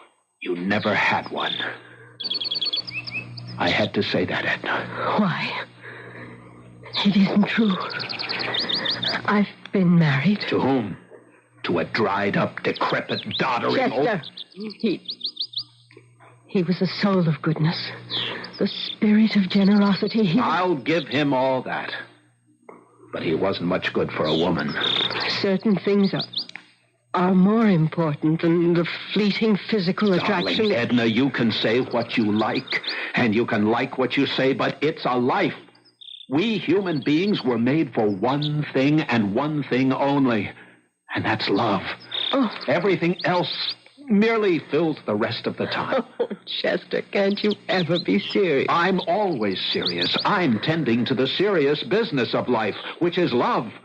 You're the frivolous one, frittering away your time with all sorts of ridiculous projects. Oh. I believe you call them good works. Surely even you must be aware that there are people who are starving. Ah, but I'm wise to you, darling. I know why you engage in these frenetic philanthropies. Do you? You're only trying to whitewash your father. My father was kind and good. To you alone in all the world. But he sweated and swindled and stole his fortune from the poor, from the helpless, from the ignorant.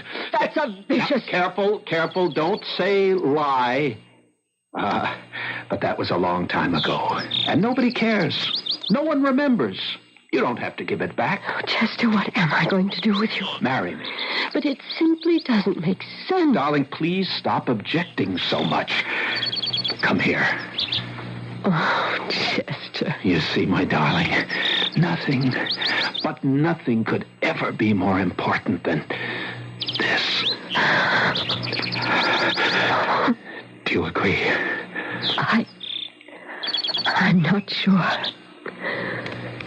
Let's try it again.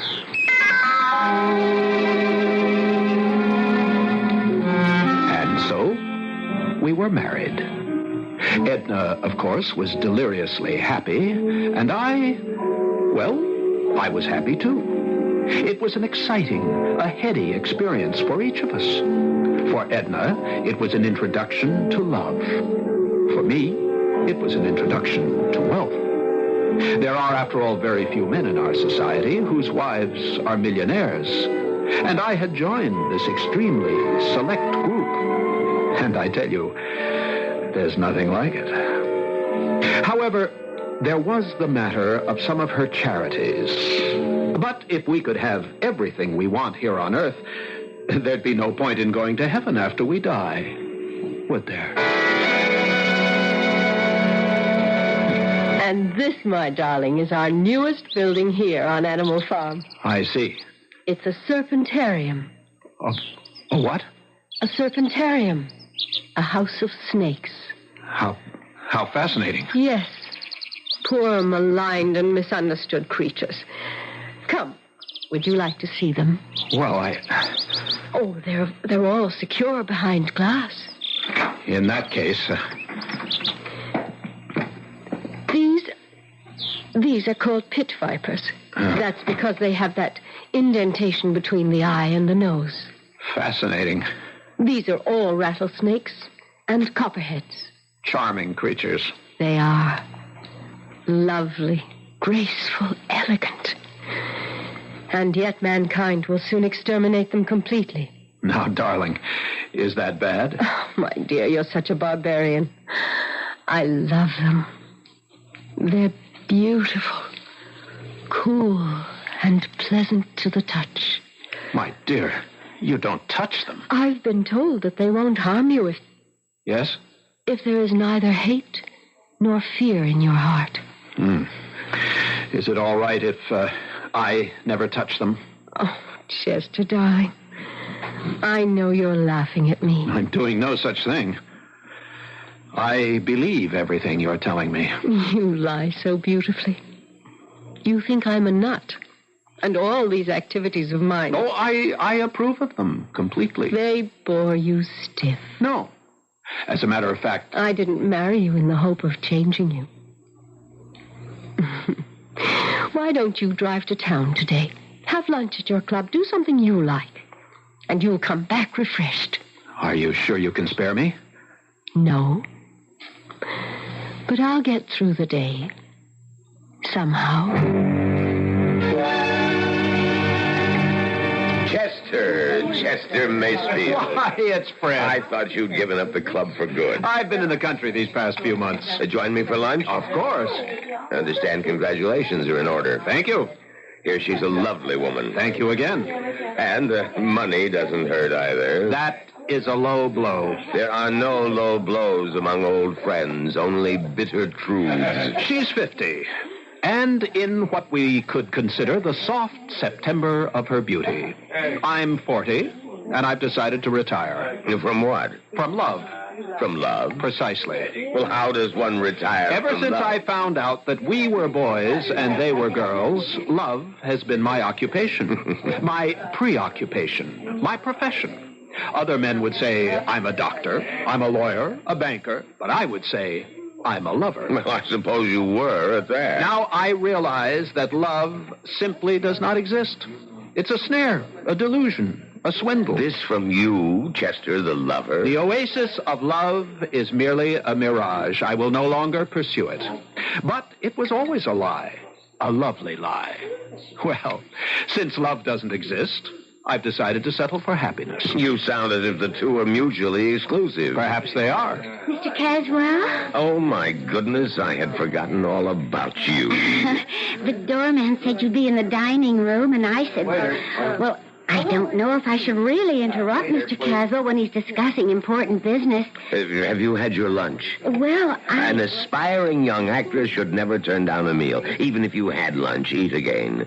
You may be out of luck tomorrow. Oh, really, Mr. Caswell? You're so kind. Yes, I know. Chester, this is Sue Ellen Quackenbush. Mr. Macefield, Sue Ellen. Hello, Sue Ellen.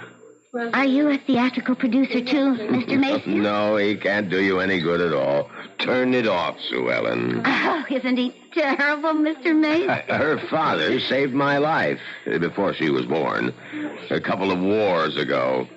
Now this one wants to be an actress, so he sends her to see me. For old time's sake, can I do something? Well, he did save your life. Still, it's too much to ask in return. But you are a famous producer, Fred. Oh, what am I going to do with you, Sue Ellen? She's a lovely child, but she can't act for beans. I'm not a child. I'm 23. Let's order lunch. Now, what would you like, Sue Ellen? Well, what is this? Beef bourguignon. Did I pronounce that right? I took a year of French in high school. She looked up from the menu as she spoke, and her eyes met mine. And the very words I had spoken but a few moments before exploded in my brain. That sudden, stabbing shock of recognition when the heart is fatally, but oh so sweetly wounded by a woman's glance. Is this how it happens? Have I been stabbed finally and at length and for the first time in my life by a provincial schoolgirl struggling with French words on a menu? And la soupe onion avec croutons and fromage and the calf au lait.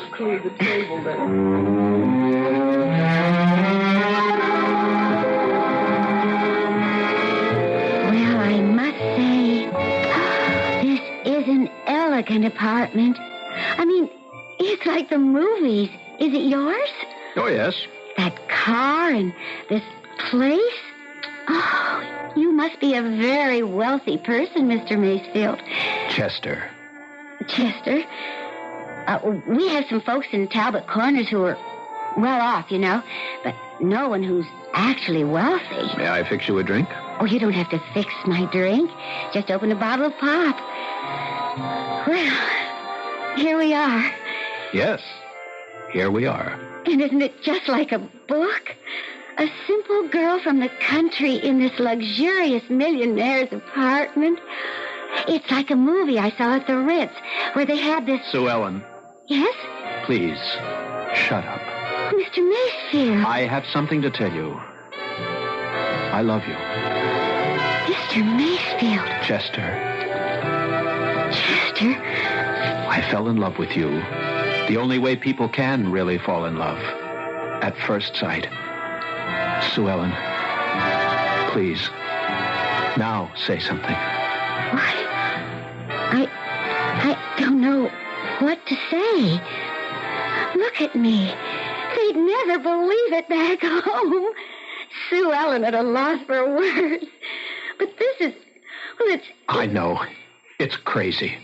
I'm twice your age. It's just... Don't say it's impossible. Well, no, it's It's just... what? I just don't know what it is. Because... Well, you see... I also fell in love with you.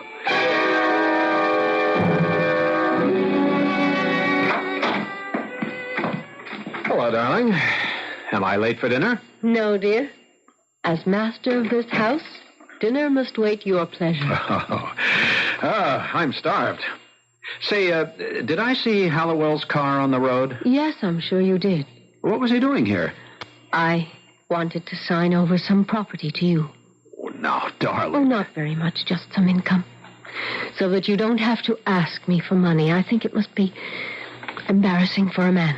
Oh, darling, I don't think it's right for you to... Nonsense. Tell me, did anything interesting happen to you in town? No. It was a rather dull, boring, prosaic day. After all, I wasn't with you.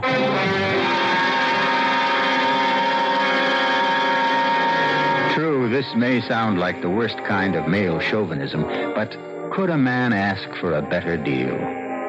A young girl for excitement and romance. A mature woman for stability and financial independence. Sounds great. Looks good. But the problem with a structure of this kind is that the foundations rest on quicksand. Something will have to give when I return shortly with Act Two.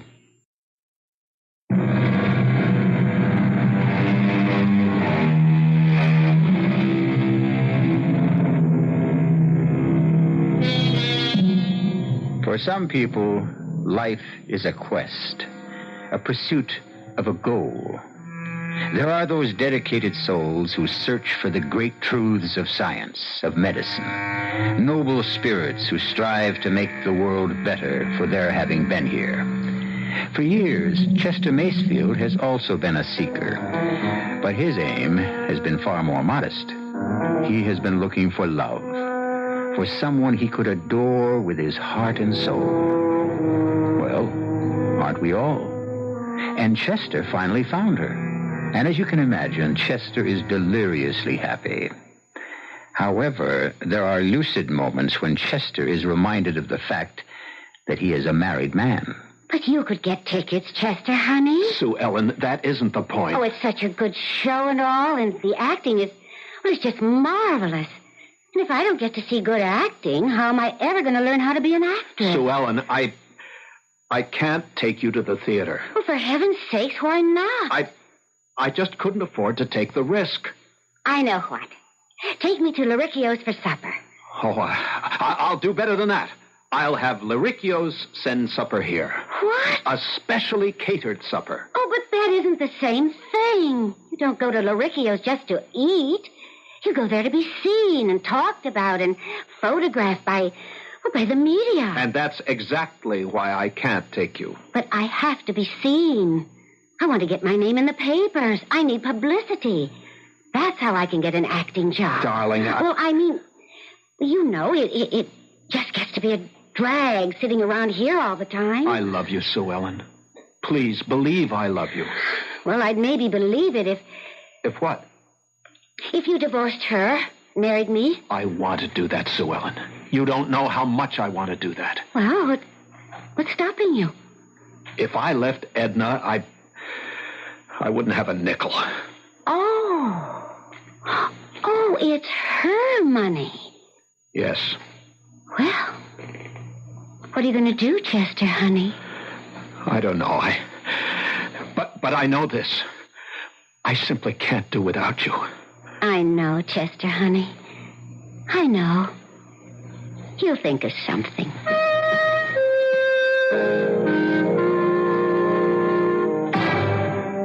Morning, Mr. Macefield. Oh, good morning, Arnold. Have you seen Mrs. Macefield? Yes, sir. She's over at over at Snake House. Yes, thank you. Yes, sir. Sure goes for them snakes. I mean, I've been working for that woman, must be 20 years now. I never seen nothing like this. What do you mean, Arnold? Well, I guess she found what she's been aching to support all her life. True underdog. Genuine loser. Somebody nobody loves. That's a snake, hands down. Well, as you know, my My wife is a most tender-hearted woman. Oh, she's a saint. Bless her. But, What's that? well, I think you should talk to her. About what? Well, how could I put this? There's a big rattler. Well, they do come large, some of them, but he's just overgrown. Well, what about him? Getting bit by a rattler, no peckneck, but it don't necessarily have to be fatal. You follow this? I can't say that I do. Well, on the other hand, this ugly critter's got fangs at least twice the normal length. One chew out of them and... But what does this have to do with... She's taking a fancy to this varmint. She says to me, oh, Arnold, he's so beautiful. If only I could pet him. So, well, maybe you better talk to her. Maybe I'd better. Yeah, well, after all, she's the only woman.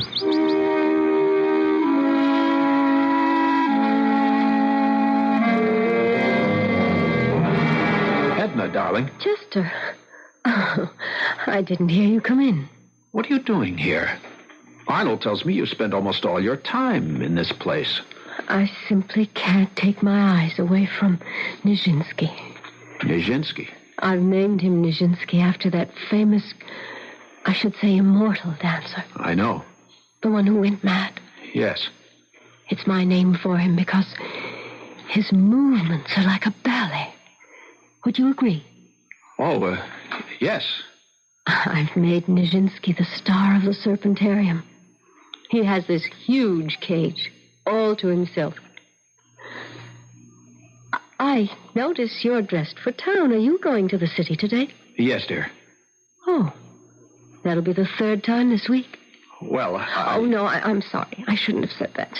It sounded as if I were counting. Oh, some people at the club want my advice on a venture. I have no right to tell you to stay at my side all day. You should have a rich, productive life of your own. Oh, darling, I owe these men a favor. No, you just go ahead. Is it a promising venture? Oh, well, it could be. If you need any money, let me know.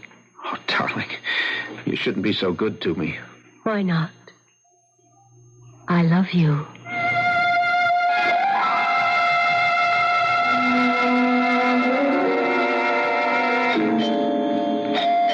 Come in, Angel. It's open. Darling. Oh, it's you. Chester. Well, of course, Chester.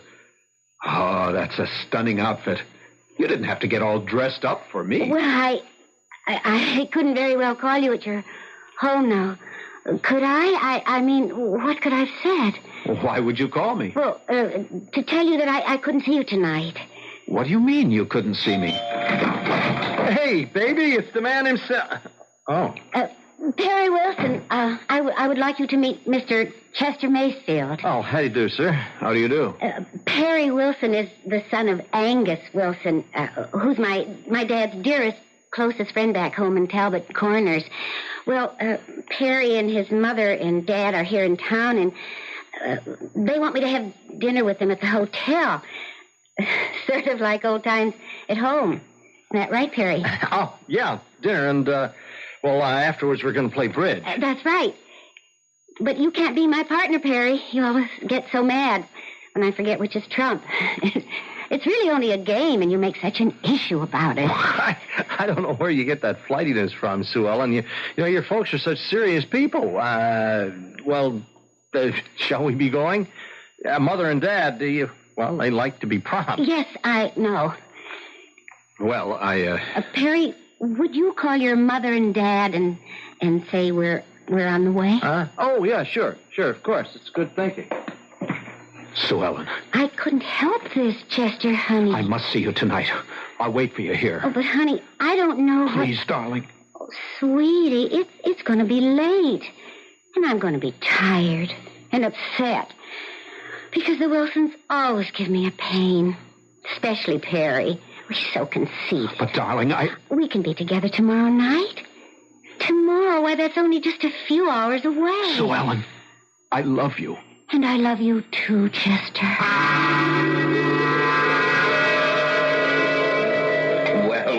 Well, if it isn't Dante. How's Beatrice? Cut it out. Mind if I sit here? You're a member of the club. What are you doing dining alone? What's that smirk on your face? Oh, I don't know. These May and December romances always inspire smirks, leers, winks. What are you talking about? Miss Sue Ellen Quackenbush. I understand you see quite a bit of her. I'm interested in her career. A fatherly interest, no doubt. She's a talented young lady. Yes, and her talent seems to be in getting men interested in furthering her career. Chester, you're talking to me. See here, Fred, I resent... Now, drop it. I thought we were friends. But if you want to fill the time with trivia, let's talk about the weather. Fred. Chester, I remember what it's like to be 40. The age of anxiety. But it passes. I don't know what I'm going to do about her. She's a tough little cookie. Now, see here. Okay, let's talk trivia. Chester, people are beginning to talk. I'm not interested in other people's hypocritical notions of morality. I don't care if they disapprove. Oh, they won't disapprove. What they will do is worse. They'll laugh. You're starting to become a ludicrous figure. I know. Now, you can't afford that, not you, Chester. Thanks, Fred. Thanks. That's what friends are for, no?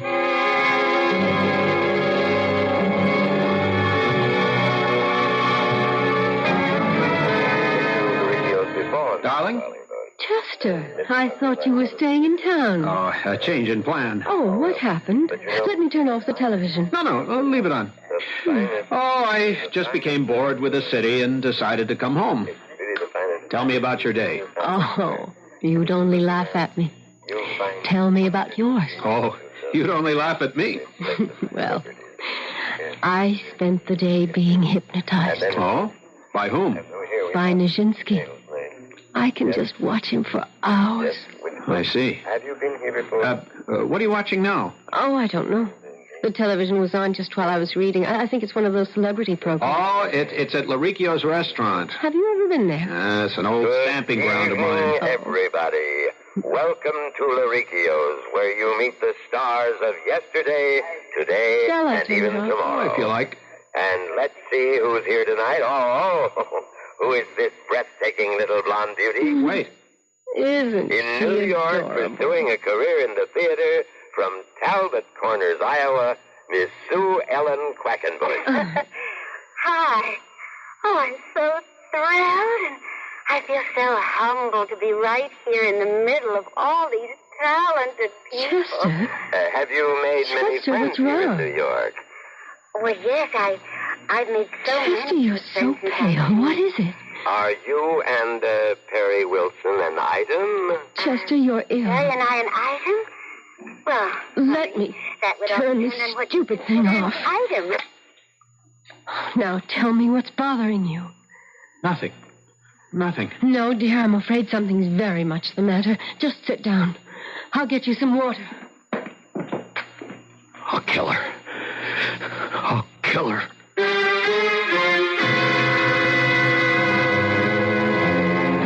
They say there's no fool like an old fool. But still, Chester Macefield isn't that old. So how could he be that foolish? The answer probably lies in the fact that a fool in love is ageless, and therefore hopeless. Well, perhaps Chester will be less foolish when I return shortly with Act 3.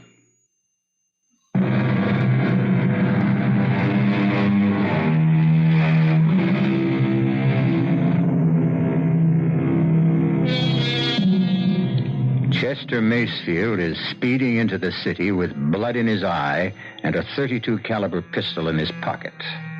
Chester Macefield, a man of the world, has been betrayed by a woman, a slip of a girl, barely out of her teens. But she has wounded him, not just in his heart, which after all can recover, but in his vanity, which can never be the same. Chester. You lied to me, Sue Ellen. You lied to me. Now, Chester, honey, I don't have the vaguest notion what you're talking about. I'm so thrilled, and I feel so humbled to be in the midst of all these talented people. Oh, that? Yes, that. Well, honey, just what do you think you can do about it? I can kill you. Chester, put that gun away. Back home, everybody has a gun, and we have all kinds of accidents. I'm going to kill you, Sue Ellen. Why? Why? Because you lied to me. And who says I can't lie to you? What am I supposed to do while you're at home making love to your wife? How am I supposed to feel? What am I supposed to think?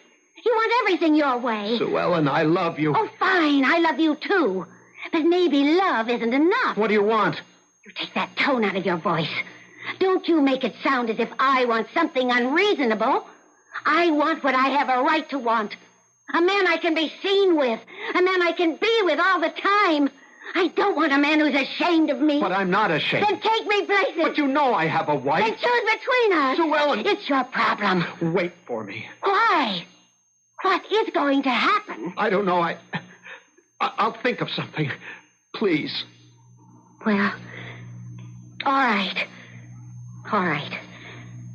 But I don't want to wait forever. I had the gun in my pocket. I'd rushed out of my house filled with an insane rage to kill.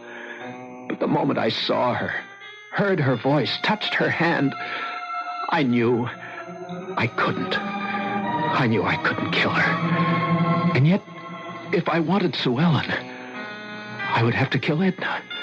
Because, and it sounds so mercenary and mundane, but without Edna's money, I knew that I could never have Sue Ellen. But kill? How do you kill? Murder. Ending the life of another human being. Forever. I couldn't murder Edna. I couldn't. I wouldn't. And yet, as long as Edna lived, I would be forced to do without Sue Ellen. And for me, that would be worse than death. Edna? Ah, good morning, darling. I suppose it's true. What's true? What Arnold tells me. That you spend so much of your time here in the serpentarium. Oh, I'm just fascinated by Nijinsky. I think we're beginning to communicate. You are? I think what he's trying to tell me is, please don't be afraid. I mean you no harm. Let us be friends. He says that? Well, no, he doesn't say that in so many words. It's the thought that he's trying to communicate. I see. And he is succeeding. Is he? How can you tell? Because each day I become less and less afraid. Oh? And one day, I just know, I'll walk in here and Nijinsky and I will look at each other and smile. And all the fear will be gone from my heart.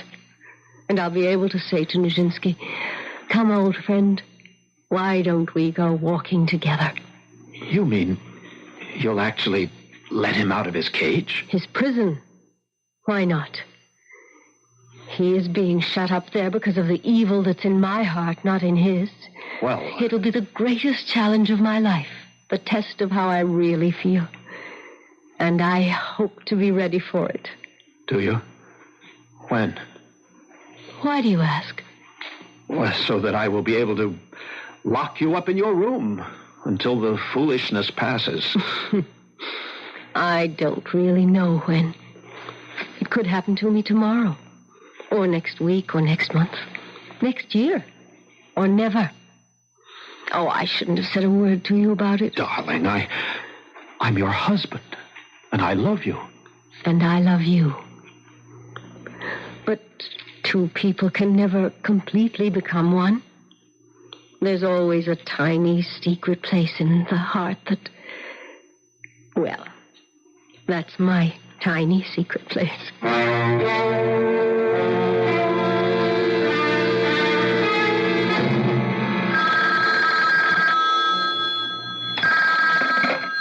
Hello? Sue Ellen, darling.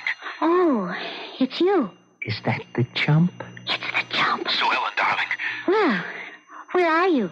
I'm at home. Oh, you're at home. That's nice.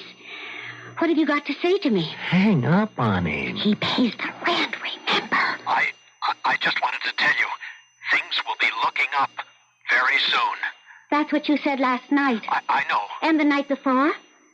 Mary, you stop that now. You and I will be married very soon, darling. Have you asked her for a divorce? No, but But what? Perry. I've got something better planned. What could be better? Now, just be patient. How long am I supposed to be patient? Just a little while longer. And what do I do in the meanwhile? Sit around all alone every night? Perry, you're terrible. Sue Ellen, I love you. I need you. Soon, I'll be able to give you everything your heart has ever desired. Tell me you love me. Honey, you know I love you. I have to know that. I have to be sure of that. And now I see what I have to do. Goodbye, darling. I'll be with you soon. Very soon. And I'll be free. Chester? He hung up. Well, let's see, baby. Where were we? Darling, would you mind terribly if I went into the city this evening? Of course not, dear. It's these same people at the club. You know, the ones I told you about. Oh, yes.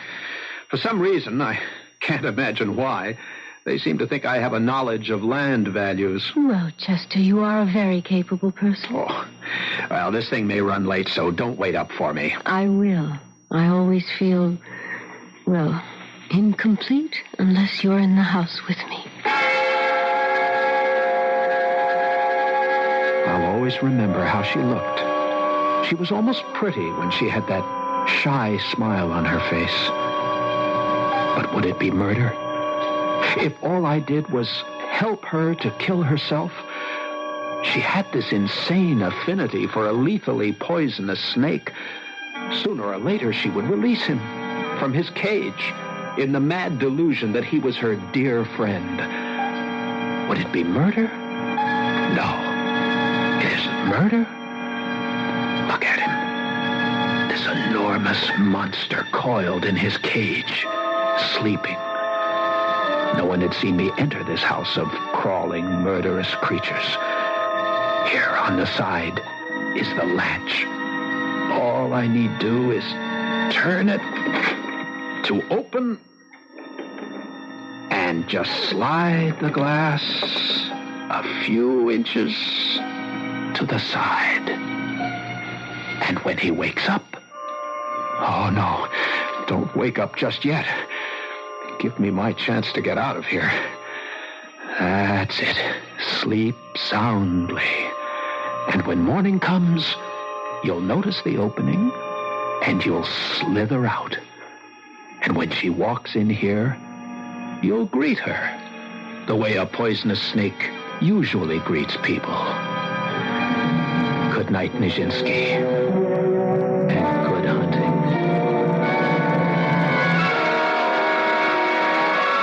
Honey? Mm-hmm. Maybe I better leave? Why, Shook? Well, maybe, the chump. Oh, the chump never shows up unless he calls first. And you know something? I'm getting sick and tired of Mr. Chester Macefield. Well, darling, let's not be hasty. You don't look a gift horse in the mouth. Yes, well... This horse is kind of old and lame. Hey, what's that? Does he have a key? Oh, my goodness. It's Chester. Sue Ellen, I have wonderful news. Sue Ellen, what is... No, Chester, darling, let me explain. Blaine, what? Look, why don't I just get out of here and leave you two to... Stay where you are.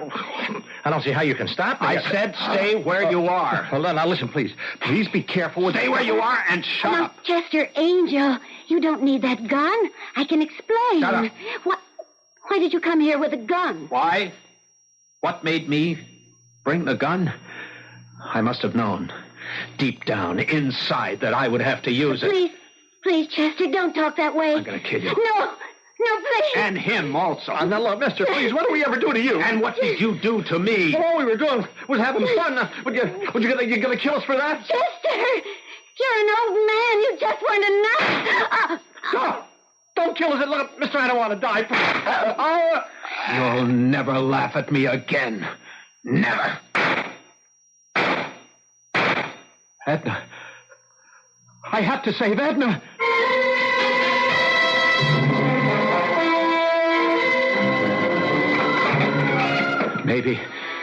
Maybe he's still asleep.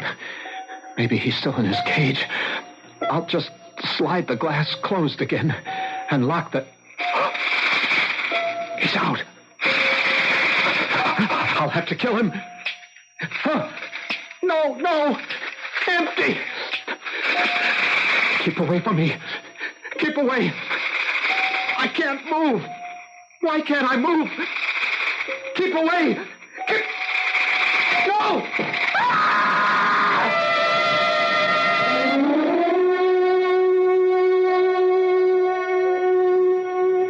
I'm sorry, Miss Macefield.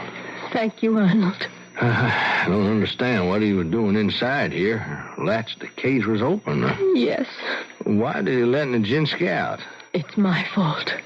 Your fault? Well, why'd you say that? I must have given him the idea. Maybe he wanted to show me that he would do it first. Uh-huh. He was becoming interested in animals. Toward the end, he had become a much more gentle person. But Nijinsky shouldn't have been able to kill him.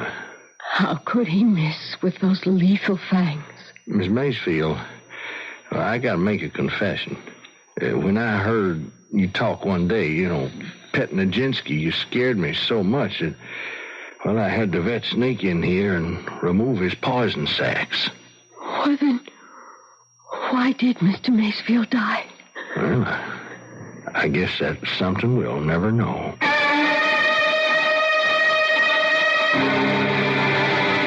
But we know Chester Macefield died because, in so many cases, fear itself is more than enough, especially when it's aided by a guilty conscience.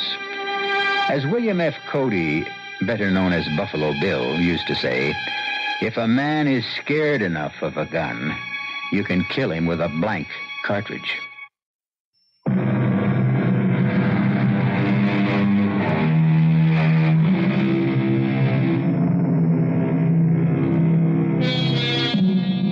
There are many lessons that we may learn from our little morality play, and one of them teaches us that a man who falls in love with a girl who is half his age can only please her half as much, even if he tries twice as hard. However, we realize the futility of trying to give advice in these matters of the heart. The only meaningful advice we can give you is to tune in again. Our cast included Elliot Reed, Joan Loring, Leon Janney, E.V. Juster, and Earl Hammond. The entire production was under the direction of Hyman Brown. And now, a preview of our next tale. I began to hear a strange sound, like the flapping of 1,000 wings, coming nearer and nearer. Tony, look! The sky is black with them. Birds. Huge birds. Martha, what are they? They're all pink and red. I think they're flamingos. I've never seen so many birds in my life. They're coming closer and closer. Oh, Tony, I'm frightened. What should we do? I don't know.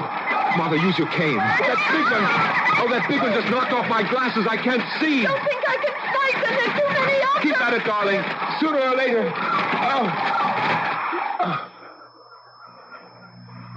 Martha? What happened? Where did they go? They? The flamingos. The birds.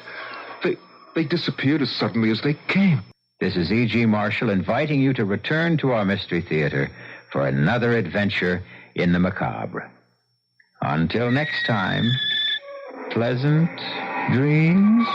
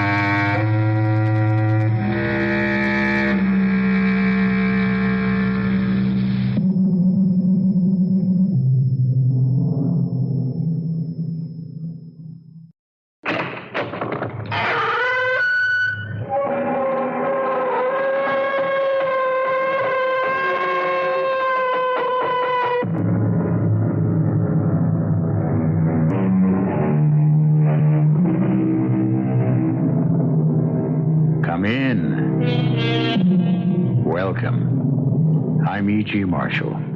And I'm ready, if you are, for another mysterious voyage through the shadowy mist of imagination. You ask, what is the world? And most people will answer, the earth, the universe. But isn't it true that for most people, the real world is a certain house on a definite street in a particular town? And for most people, doesn't the real world consist of perhaps, say, 50 or 100 or so faces? And isn't everything and everyone else just a name in a newspaper, an image on a screen, a voice speaking from a small box? Close your eyes, stop up your ears, and there is no world. I have something to tell you, Harry. Yes? You have just become the most powerful man in the world. Me? Yes, you. You, Harry Cohen. You have just become more powerful than any dictator, king, or czar. Mightier than any general, emperor, or president. Are you sure you feel all right? Listen, and that terrible storm outside. Yes? You can end it by saying just one word. Say yes, and the storm will be over.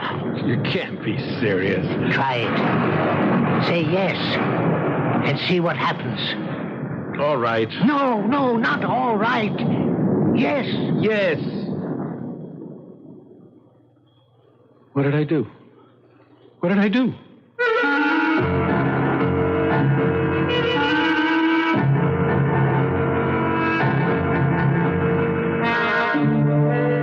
Our mystery drama, The 36th Man, was written especially for the Mystery Theater by Sam Dan and stars Ross Martin. I'll be back shortly with Act One.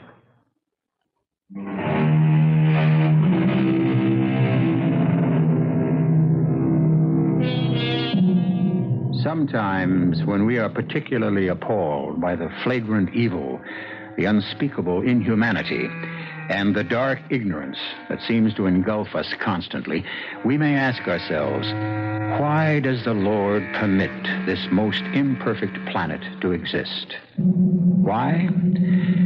Perhaps the answer is written in the old Hebrew legend, which tells us that there are, in every generation, 36 human beings whose lives are completely without blemish. And it is for their sake that the Lord allows the world to continue. And since the Hebrew letters Lamed and Vav form the symbols for the number 36, these persons are called Lamed Vovniks. And so long as there will always be 36 of these saintly people in each generation, the world shall not be lost. Our tale begins in the opening years of the 1900s, down in the Lower East Side of New York City, in a tiny candy store. Harry, where are you?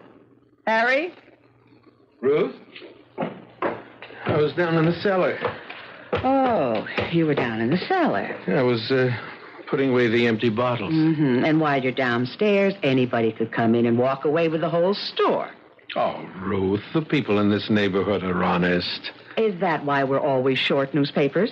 Well, maybe when we count them, we don't add right. And the candy bars disappear off the counter by magic, huh?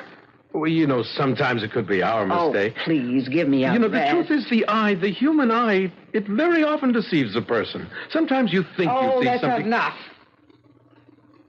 Ruth, are you angry? Who, me? Angry?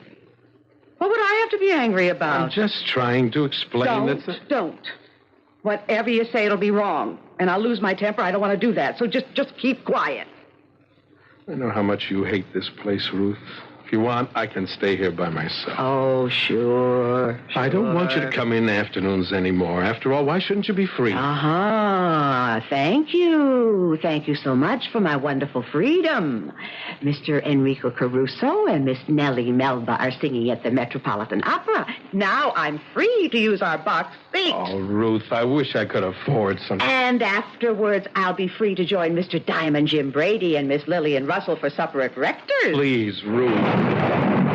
Don't just stand there. Bring in the newspapers, will you? Why? Can't you hear why? But the sun was shining so brightly just a minute ago. It's a storm. Hurry before we lose all the papers. Yes, you're right. I'm going.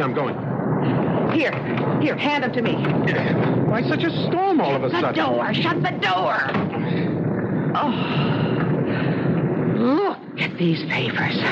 What's the matter? Look at the comic pages. Oh. Half of them torn. Dirty finger marks everywhere. Now, how can we sell? Did you let the kids read the funny papers again? Well... Did you? Oh, but Ruth, most of these children can't afford to buy a newspaper. Who do you think you are? Mr. Andrew Carnegie? Now, how many times do I have to tell you we're not running a free public library? No, Get your head out of the clouds. Ruth, please. Now, you can't give away a whole quart of milk in a 5-cent malt. I know that. So if you know, why do you do it? These children are so poor. Nobody's as poor as we are. Kids shouldn't grow up without a piece of candy now and then, a toy, a funny paper. What? If you could only hear how the kids laugh when they look at the funny pages. Where do you get this from, this sickness? They're so happy you don't even notice how thin, how scrawny they are. Craziness. It doesn't run in your family. Your brothers are sensible. They're rich, important. Ruth, everything will be all right. Pick the lemon. You'll see. Where are you going? In the back.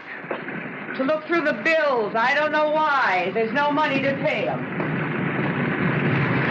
Yeah. It isn't easy, is it? No. Oh, I'm sorry. I didn't hear anyone come in. Hello, Harry. You say my name as if you know me. I've been looking for you, Harry. Why would anybody be looking for me? After all, who am I? It's been such a long trip, and I'm so tired. Well, here, please, sit down. Huh? Can I offer you a little something? Milk or something? Let me look at you, Harry. You're very pale. You're trembling. Mister, are you sick? Let me see if what they said about you is true. There's a doctor just up the block. I think it's true. He doesn't charge much. If you don't have enough money, maybe I can help, all right? I'm very old, Harry. My time is up. Oh, what kind of talk? I'll take you to this doctor. But I can't. I can't leave this world until I find somebody to take my place. Do you understand? Poor old man. What's troubling you? Harry, just tell me, assure me that you'll always be just the way you are right now. Tell me, you must. Will you take my place? See, who are you? Harry, you have to chew the fat with every old bum that walks in. The syrup jars have to be washed. Yes, Ruth, I'll do it. And you, Mr. Bum, this is no flop house. On your way. Oh. Who are you? I'm one of the 36. The 36? There must always be 36 of us, or the world is lost, comes to an end. You sit here. It'll only take a minute. I'll get the doctor. Each of us, before he dies, must name the man to succeed him. I choose you. Now, here, first, you drink this, huh? You look very... Do you accept? You must try to be calm. Because I'm dying and I have no successor. The world is ending. Here and now, the world is ending. Oh, no. Everything's all right. I tell you, the world is ending. Look outside. Have you ever seen a storm like this? Have you? It will destroy the whole world. This excitement, it's not good for you. The world, it's lost unless there is a new 36th man. Take my place. You must do it quickly.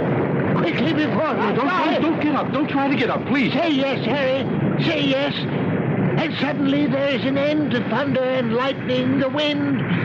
Suddenly, every cloud will disappear. A bright sun will shine in a peaceful heaven. Just rest. Now try to... Say yes. Only you can save the world. Say yes.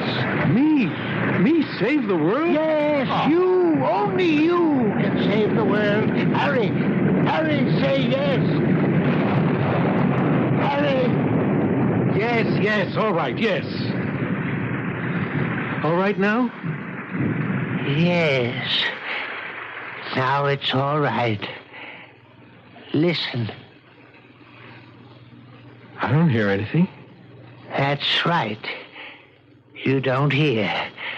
The storm that was sent to destroy the world stopped in its tracks because of you. Stopped because you just became the 36th man. Fine. Now, let me take you to the doctor. We must always be 36. And you must never change. Before I die, I have the power to grant my successor one request. Ask for anything. Ask. What? What do you really want in this world? Oh, I would want for people to have enough. No. This must be for yourself. What would you really want? What I'd really want, if it could somehow be arranged, it would be wonderful. If my wife, Ruth, well, if she just understood me a little better. Is it all right to ask for that? That's all you want? That's really all I want. Then one day she shall. One day, when you least expect it, she will suddenly understand you. Now, goodbye, Harry. I must leave. Oh, but look at you. You can't even walk. One need not be able to walk in order to leave this world. Here, lean on me. Ruth, quick, help me. Ruth. Goodbye, Lamed Vovnik. Goodbye.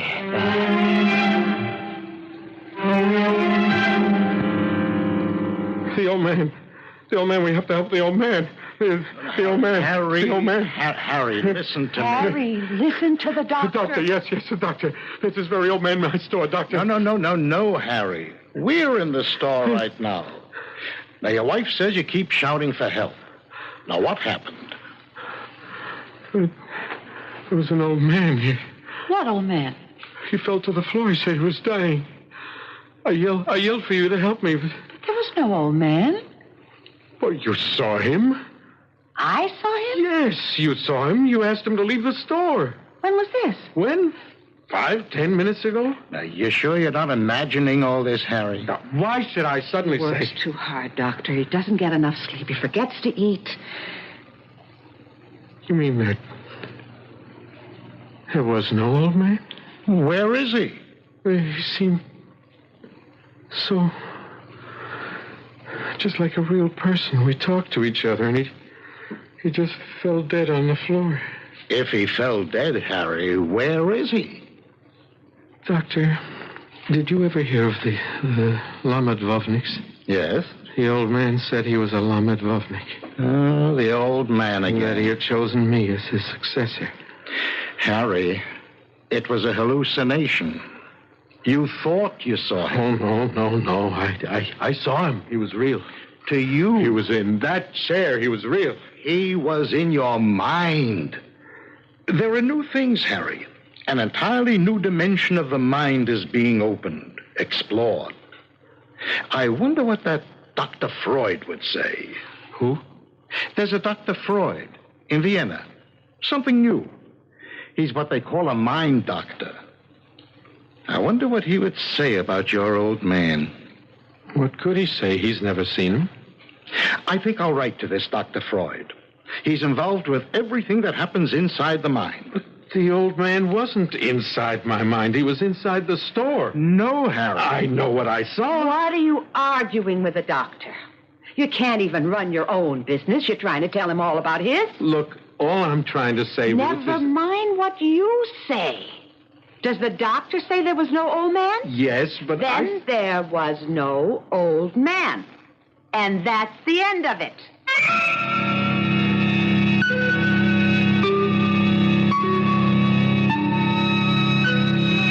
Oh, she can say that. But you and I, we know that isn't the end of it. No, sir. If anything, it's only the beginning. You will have to give the devil his due. And I mean that literally when I shall return shortly with Act Two.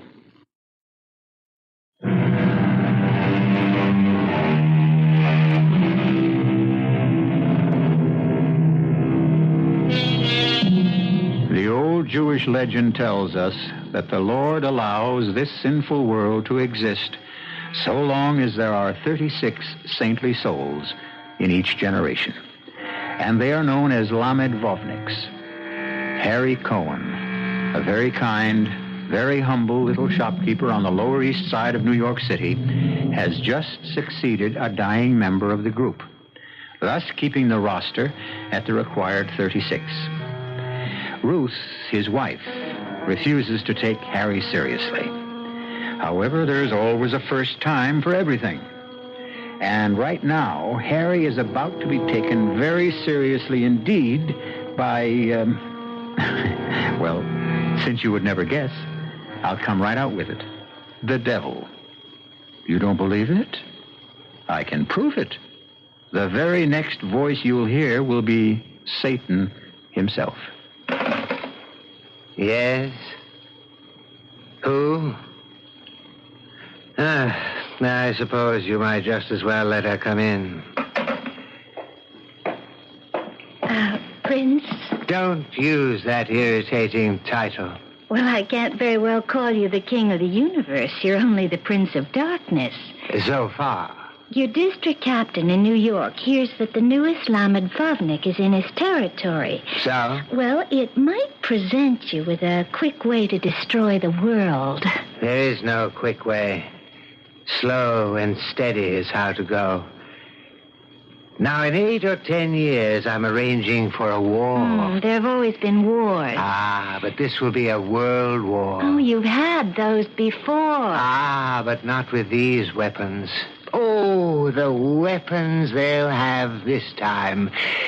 Now, in about a year, there's going to be an invention called the aeroplane, a machine that flies through the sky. You can drop bombs from it, destroy entire cities. I'm going to let them invent weapons so awful that one man will be able to... That's always been your problem. What problem? You're gadget happy. Now, I have a simple plan whereby you can destroy the world this very afternoon. You have? The newest Lamed Vovnik. Yes. Just help him fall from grace, as it were. Impossible. No one has ever been able to get a Lamed Vovnik. You never asked me to help. Your specialty is wasted.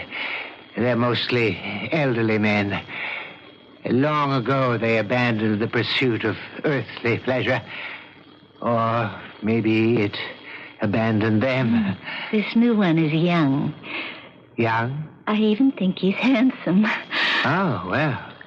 This places everything in a brand new perspective. Are you seducing anybody important these days? Oh, a couple of kings, a few presidents, some generals. Let's go after this one. What's his name again? Harry. Harry Cohen. Harry? Harry Cohen. What? Oh, yes, Ruth. What are you doing there? Oh, I was just reading a book. Oh, that's wonderful. Oh, yes, Ruth, it is wonderful. It's a book about bees. Bees, this is a new affliction. Shows how bees talk to each other. Bees talk by the way they dance around each other. You may just think it's aimless, buzzing around without rhyme or reason, but every motion means something. And while you've got your nose buried in that book, anybody can come in and walk off with the whole store. Oh, no, Ruth. I was watching. Listen. I have to go see my brother. Oh. All right. Say hello to him from... Oh, no. The very mention of your name gives him indigestion. Now, just tell me, can I trust you not to give away the store while I'm gone? Oh, Ruth. No. Don't answer. I'll just have to pray for a miracle. Ruth.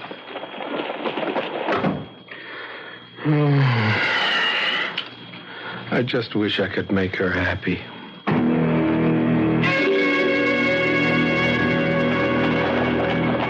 There it is, Lilith, my dear. The shop of Harry Cohen. You gonna hang around for the kill, Prince? I still say you're not going about it in the right way. Tell you what you do, Prince. You go get yourself an umbrella. 'Cause in 5 minutes, there's gonna be the biggest storm in the history of the world. I hope so.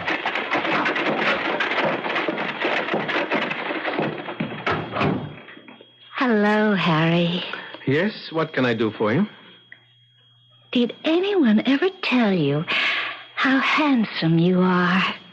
No. Well, you just listen to Mama, Harry, baby. Well, they never told me because it isn't true. I mean, why should people tell me I'm handsome? As my father used to say, his face is not his fortune.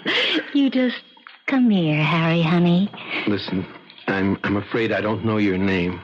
Lily, honey. Lily. Mm-hmm. I don't have very much money. Money? No. Oh, sweetie, who said anything about money? But maybe I can help you. Help me? Yes. If you need a few dollars so that you can... So I can what? So that you can quit. Quit? Quit this terrible life you lead. Oh, just wait a minute, Harry. Lily, I don't judge people. After all, which person has the right? All we can do is help one another, right? I mean, say, who do you think you're talking to? I know who I'm talking to. A child of misfortune, a child of sorrow. Oh, now listen, But it's not Harry. your fault. Something tells me it's not your fault. Harry, just... Maybe you didn't have parents. Harry, relax. Maybe there was no one to love you, no one to teach you. Oh, why not enjoy life, Harry? Yes, exactly. Life is so short. What better way to enjoy it than by helping another human being? Harry, we could have such a good time, you and me. Here, a few dollars. It's not much, but it's all I have. You take it. Harry, you're not listening. First, wash all the paint and powder off your face, and then buy yourself some nice clothes and get yourself a job. A job? There's a factory right down the street. They make shirtwaists. Harry, let me explain They something. always need girls. Harry, that's not what I had in It'll change your mind. whole life. You'll feel better. No. Here, take the money. Get a new start. No. Are you afraid to break with the past? Foolish girl. The good Lord is so filled with love, with forgiveness. Oh, let me out of here. Let me out of here. Well, I don't see a cloud in the sky. That man isn't human. Ah, but he is. And that's why we will do this my way. Now get rid of those clothes. Get an old black dress. Black? A torn black shawl. Put some white in your hair, some lines in your face. You'll be a poor widow lady. Oh, but I... And make sure that butter doesn't melt in your mouth. Oh, but Prince... And don't call me Prince.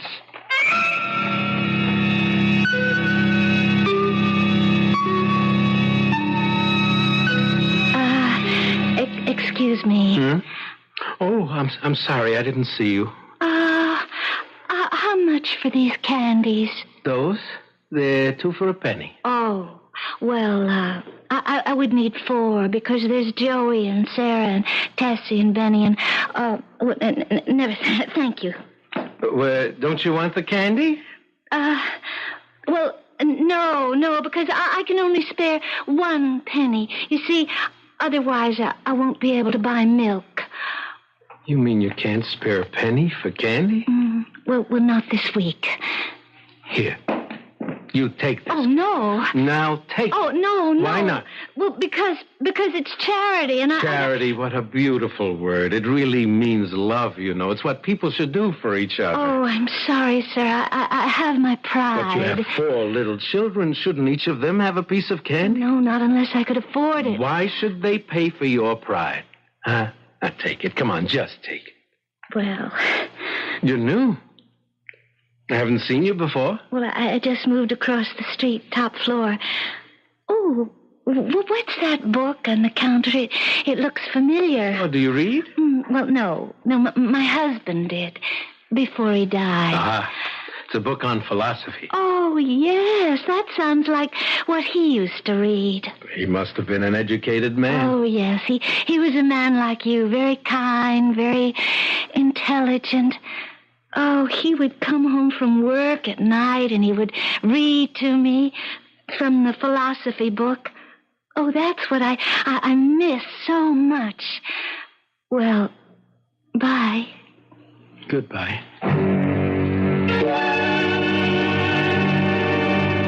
Where's the record for the syrup? I forgot to keep it. Ruth, What do you do all day that you can't keep the simplest figures? I said I was sorry. I'll try to do better. Those books. That's what you're busy with, this junk. No, Ruth, now that's not junk. Garbage, nonsense.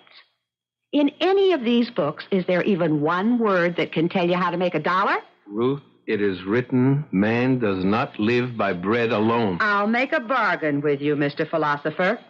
You live on books, and I'll live on bread, and we'll see who lives longest. Well, let me read you something beautiful from philosophy. Here, listen to this. No. You listen. You go home. You eat your supper. You go to sleep. Because 6 o'clock tomorrow morning, you have to be here to open the store. Oh, but Ruth, I just want to read this to you. All I want in this life is a little peace and quiet. This is such a beautiful thought. I have to share it with somebody. Leave me alone, will you, please? I share too much with you as it is.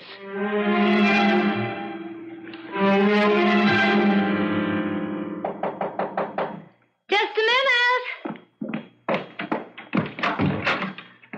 Good evening. Oh, well, good evening. I brought a bottle of milk for your children. Oh, you're so kind. Well, it's nothing. Oh, it's everything. And there's this paragraph in a book of philosophy that I'd like to read to you. Oh, well. Oh, won't you come in? Won't you come in? Never did so devious a spider speak such honeyed words to so an unsuspecting a fly. And the battle is on. The ceaseless, the eternal battle between the forces of good and evil. I'll be back shortly with Act 3.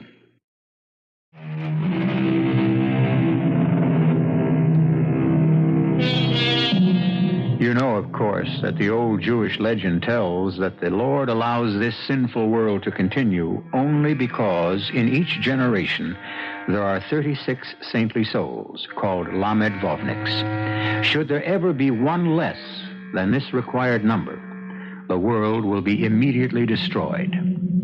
Satan, unfortunately, is also aware of the situation, and he has sent Lilith, the seductress, to work her evil charms. The fate of the world hangs on the outcome of the next scene. Won't you, come in? Oh, thank you. My children are asleep. And now, thanks to you, they will have milk tomorrow morning. Oh, please, say no more about it. I came across this passage in a book, and I just thought you might like to hear it. Oh, yes. Oh, yes. This is what I miss most. Just talking, having my husband read to me, explain to me. Your wife, she must be a fortunate woman to have a man like you. Well... To have a philosopher, a sage for a husband. To live with wisdom every day. Oh, well, it was just this passage that I came across. It says, It is truth that turns a hovel into a palace, that makes a youth handsome and a maiden fair, that transforms all the base metal within us into pure and shining gold. Yes, and there's more than the truth we know. There's the truth we feel, the truth that beats in our hearts. Yes. The truth that pounds in our pulse. It's a little bit close in here, isn't it? Harry, there is this truth between you and me. I think I'd better go. Are you afraid? Afraid? No. I just should have been home a long time ago. Where is home, Harry? What is home? Well, I live... oh, look, it's starting to rain. Home is where the truth abides. Rain? The moon was shining so brightly before. Oh, don't deny the truth, Harry. Such a rain. All of a sudden, where did it come from? Poor Harry. Bold enough to speak the truth, but too timid to live it. Why are you afraid, Harry? I'm not afraid. Then obey the command of your heart, your senses. What do they command you to do? You're so beautiful. Well, then why are you afraid of me? Didn't the poet say beauty is truth? Yes. Come to me, Harry, and learn the truth. Yes. No, I see you now. I know who you are. No. Harry! I know where the rain is coming from. I'll stop it. Harry, you come back here. Harry, come back. Well, another brilliant performance that gets us nowhere, my dear. I give up. He's all yours. Yes, Lilith. He's all mine. He doesn't know that yet. But soon he will be all mine. I wish you luck. Not luck. Skill. If you really want a man, you work on his wife. And she has a brother, a wealthy brother. And tonight, he will have a dream.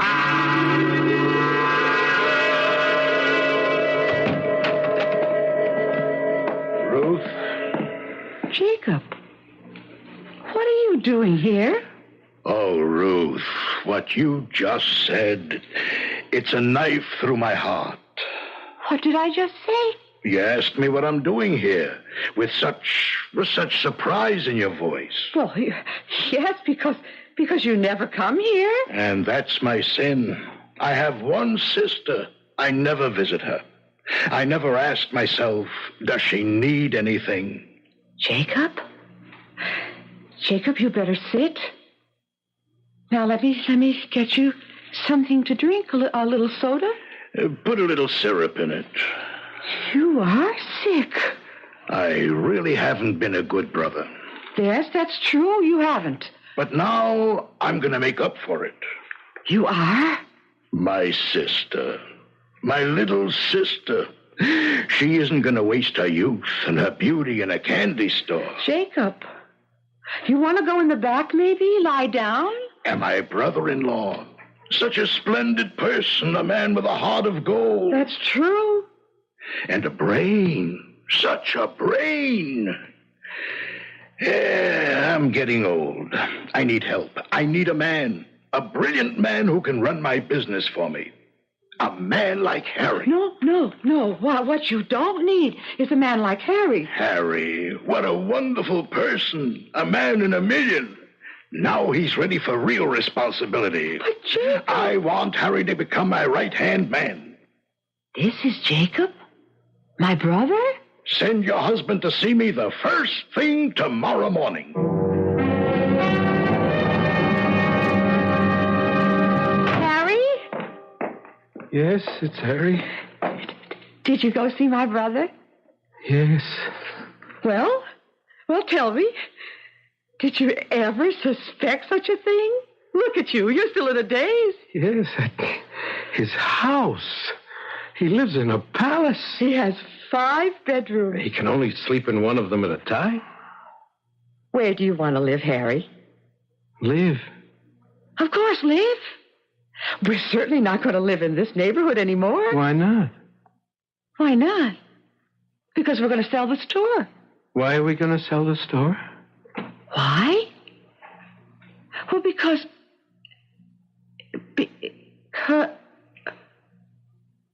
Harry, what did you and Jacob talk about?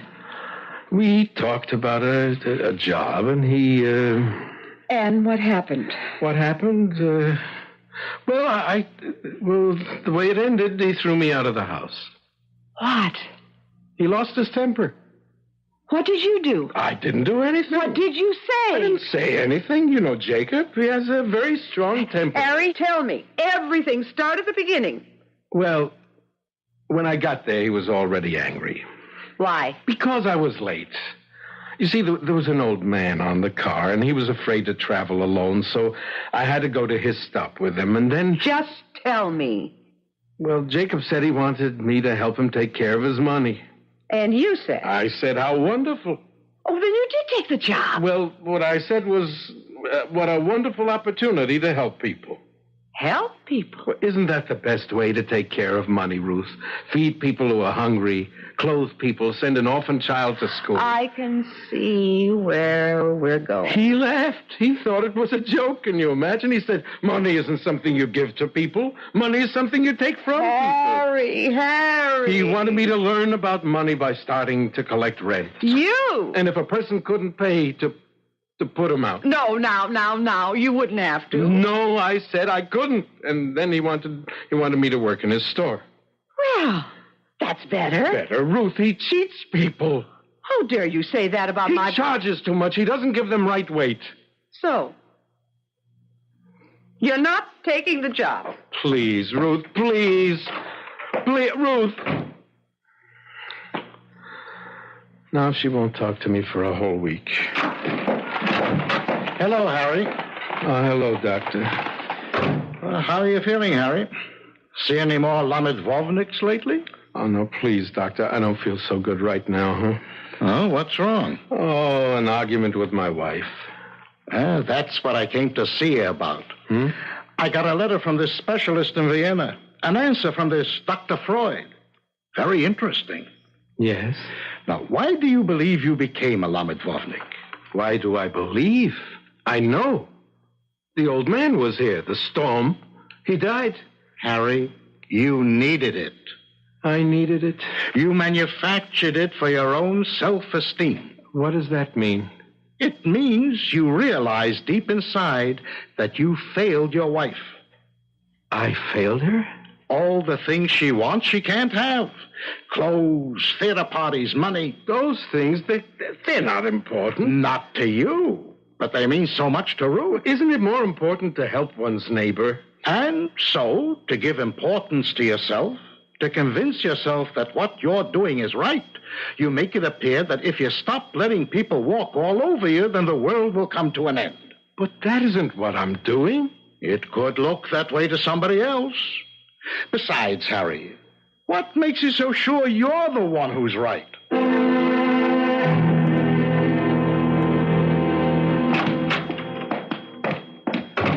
Hello, Ruth. Ruth, please talk to me. Ruth? Why are you handing me this piece of paper? Oh, I see. Harry, I will not talk to you until you go to work for my brother and take your head out of the clouds. All right, Ruth? I'm going. What? Tomorrow morning, I'm going. Harry, you don't mean it? Yes, I mean it. Oh, Harry. Oh, we'll be so happy. Keep saying, who am I to judge? And yet I judge constantly. Where's it written that I, Harry Cohn, must starve on a crust, freeze in a cellar? I've spent the first part of my life giving. I'll spend the rest of it taking. Harry, what's the matter with you? Nothing's the matter. No, you won't fool me. The world isn't ending. Harry, what's the matter with your face? My face. It's so hard. Why Why do you look so mean? I don't like that look. I've stopped fooling myself, that's all. What arrogance. To think I'm one of the Lord's chosen. Rage and howl, I don't believe you. The world will go on. What are you... I won't wait until tomorrow. I'll go to him now. The sooner the better. He's a fool. He thinks he knows how to make money. He knows how to sweat pennies from the poor. I'll teach him tricks he never dreamed of. Harry, no. No, what? You want money, furs, jewels? An emperor's wife will be a bigger woman beside you. Don't go. You think I'm afraid of that storm? Let go of me. Let go. Don't go. I don't want you to go. You what? I don't like you this way. I don't want you this way. Oh, Harry. Why do I make you so miserable? Ruth. Why do I want to change you? I love you. Just the way you are. Just the way you are. Yes, Harry. One day, when you least expect it, she will understand you. Your wife will understand you. You're the sweetest person in the whole world. I don't care if you're not rich, if you're not important. I love you. Oh, look, it's such a nice night. Go upstairs. Get some rest. Because you look tired. Yes, Ruth. I am tired. You look it, Harry. So tired. You look as if the whole world is resting on your shoulders.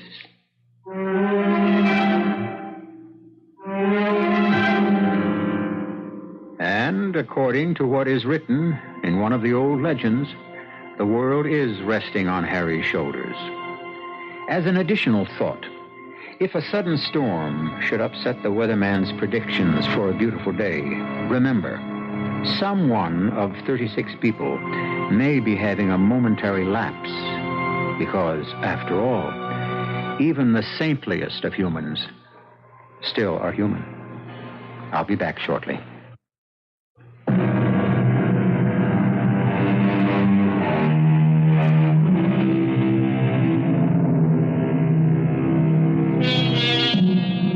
You may pass him or her on the street without knowing it.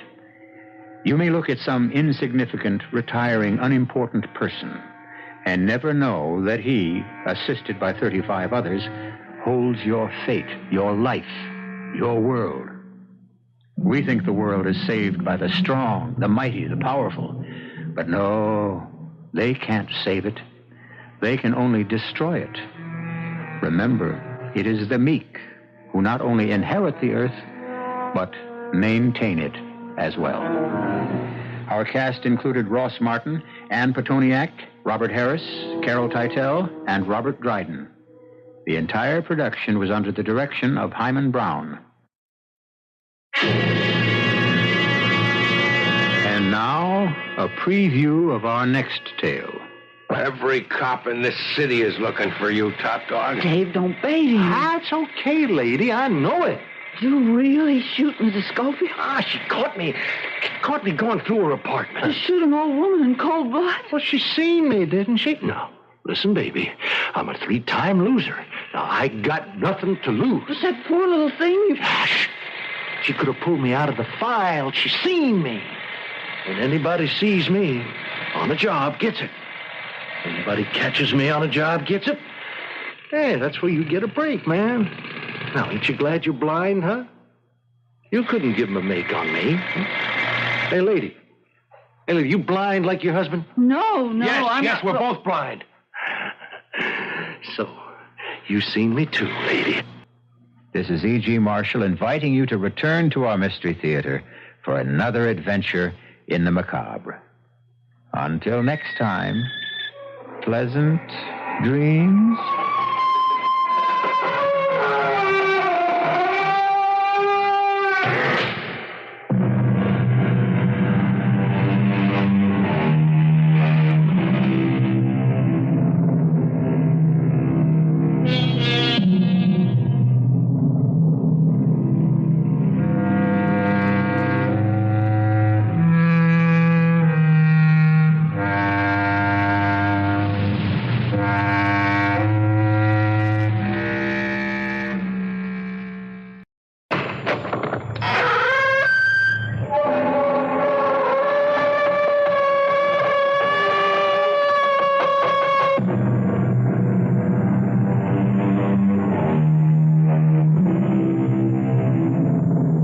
Come in.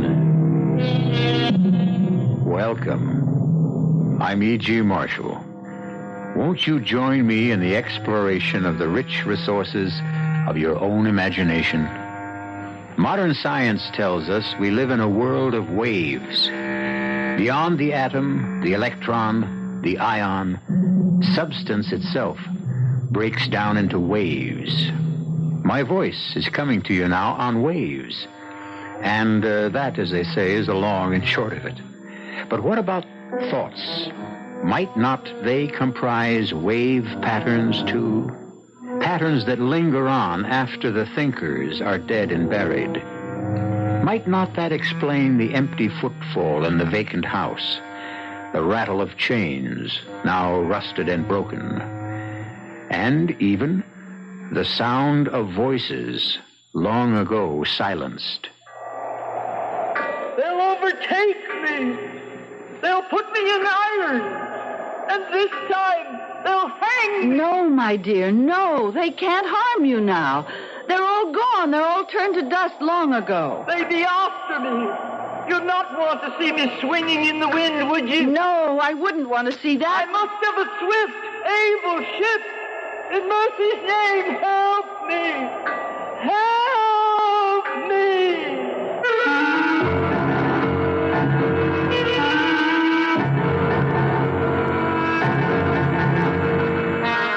Our mystery drama, The Strange Voyage of the Lady D, was written especially for the Mystery Theater by Mary Jane Higby and stars Paul Hecht and Augusta Dabney. I'll be back shortly with Act One.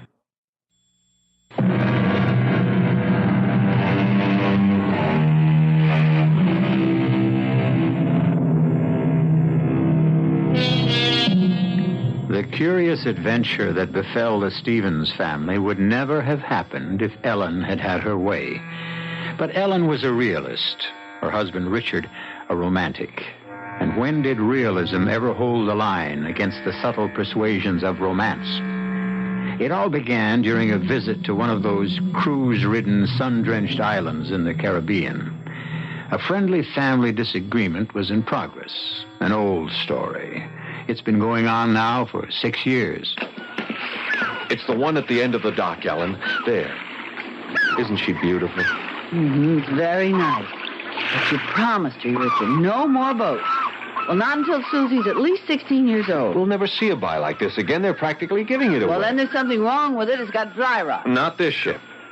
Come on, step aboard, Ellen. Richard, why do you start these things? You know we're not in the market for a boat. Oh, but this is such a jewel. Wait till you see the cabin. Plenty of headroom. A beautiful galley. Can I go aboard? Can I? I want to see. Oh, all right. But just one quick look. And be careful of your dress, Susie. Here, let me help you, Susie. There you are. Now, just look at this afterdeck. She's all white oak and cedar. And she's a motor sailor. You know, a lot better than an auxiliary engine. You can run just as well under power as under sail. There are 2 50-gallon fuel tanks below deck. Mama, look at this kitchen down here. There's even an oven. Really? Is there an oven? Of course. The ship is a real home. Ellen, what do you say we take a short run? I have the ignition key. The guy in the boatyard office said I could take her out. No, Richard, I've had it with boats. And anyway, the question's academic. Even if we bought it, we couldn't get it back to the States. We could sail it. Are you out of your mind? It's hundreds of miles. She has an enormous cruising range. What with the engine and sail, we just watch the weather predictions very carefully. Well, come on, Susie. We're going to get off now. Richard, you take the keys back to the boatyard man. And I'll get the car and bring it down as far as I can. I'll pick you up at the gate. Daddy? Yeah? I want to take a ride in it. Can I tomorrow, Daddy? Can I? What, dear? Can we go for a boat ride tomorrow? I don't know. Depends on your mother. Oh, I wish we could buy the boat. Don't you? Daddy? Don't you? Don't I what? Wish we could buy the boat? Yeah, well, that part's all taken care of. I already bought it. The only problem now is how to break the news to your mother.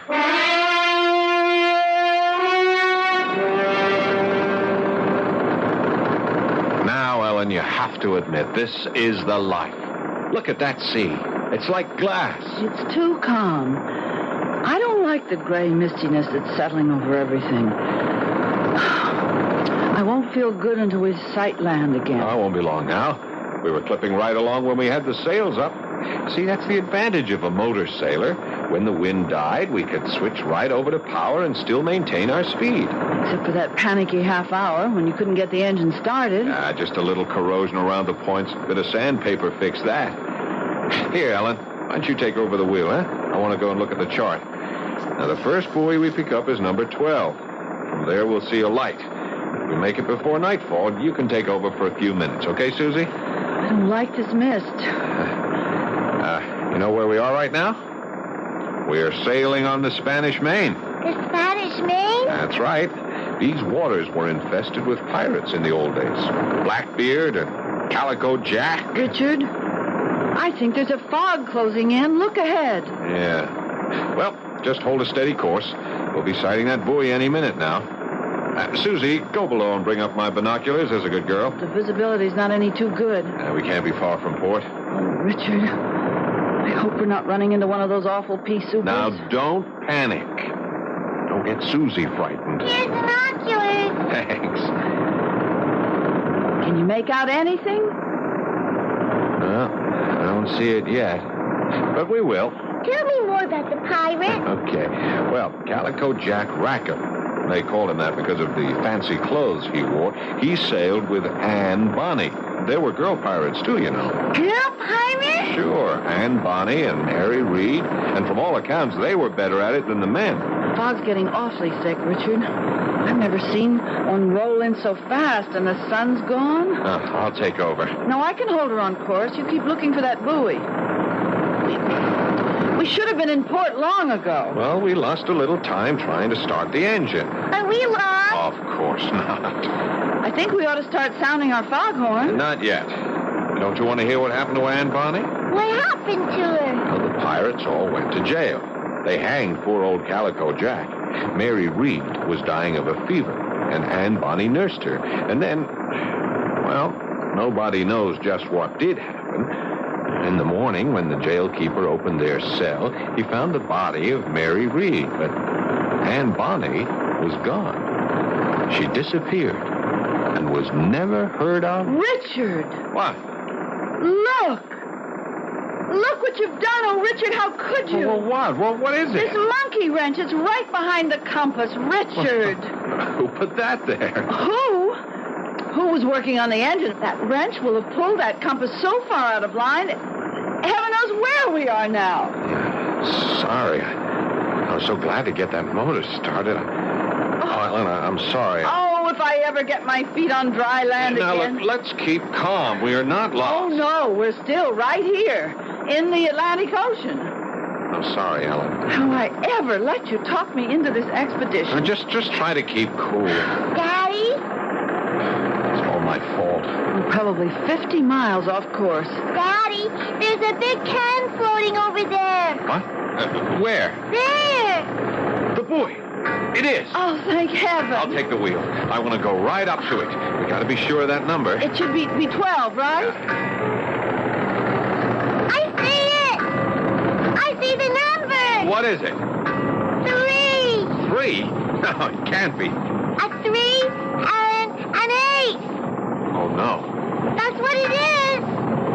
Ellen? Susie's right. 38. That's impossible. Take the wheel again, Al. Just idle here by the buoy. There's no 38 on this chart. We're way off course. I have to go below and get the other charts. Can you still see the buoy, Susie? Sure. It's right here. Well, keep your eye on it. Don't let me drift too far away. Darling? Yeah? You're not smoking down there, are you? Good Lord, no. You know I haven't smoked in 10 years. I smell tobacco. So do I. What? Oh, well, let me get at the engine. Maybe there's a short in the wire. No, it's not like that. It's tobacco.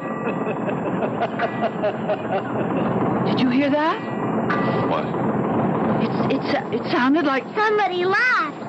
Ahoy! It's a ship. Where? I don't see anything. Ahoy! Ahoy! They don't answer. Blow the horn. Ahoy! What ship are you? The Lady D. We're off course. Can you give us our bearings? You'd best lay over for the night. Steer north by east, a quarter east. You'll run right down the channel. Thank you. I still can't see anything. North by east, a quarter east. It was a woman. Bring the ship around. Slowly, Ellen. That's right. I hope she knows what she's talking about. And I still smell tobacco. So do I. Was she that close? Funny. I didn't see a thing. I didn't hear any motor. Maybe she's sailing. Now, Susie, how could she be? There's no wind.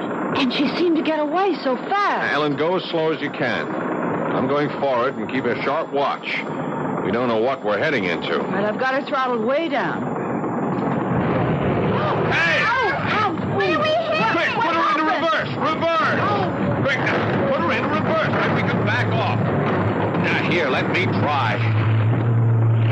That's no use. Oh, we've gone aground. Yes, and we're stuck fast.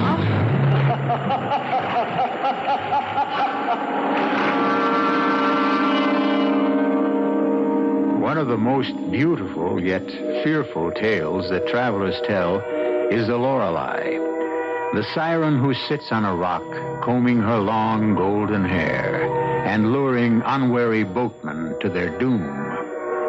But a siren who smokes tobacco? We'll learn more of this unusual temptress when we return shortly with Act 2.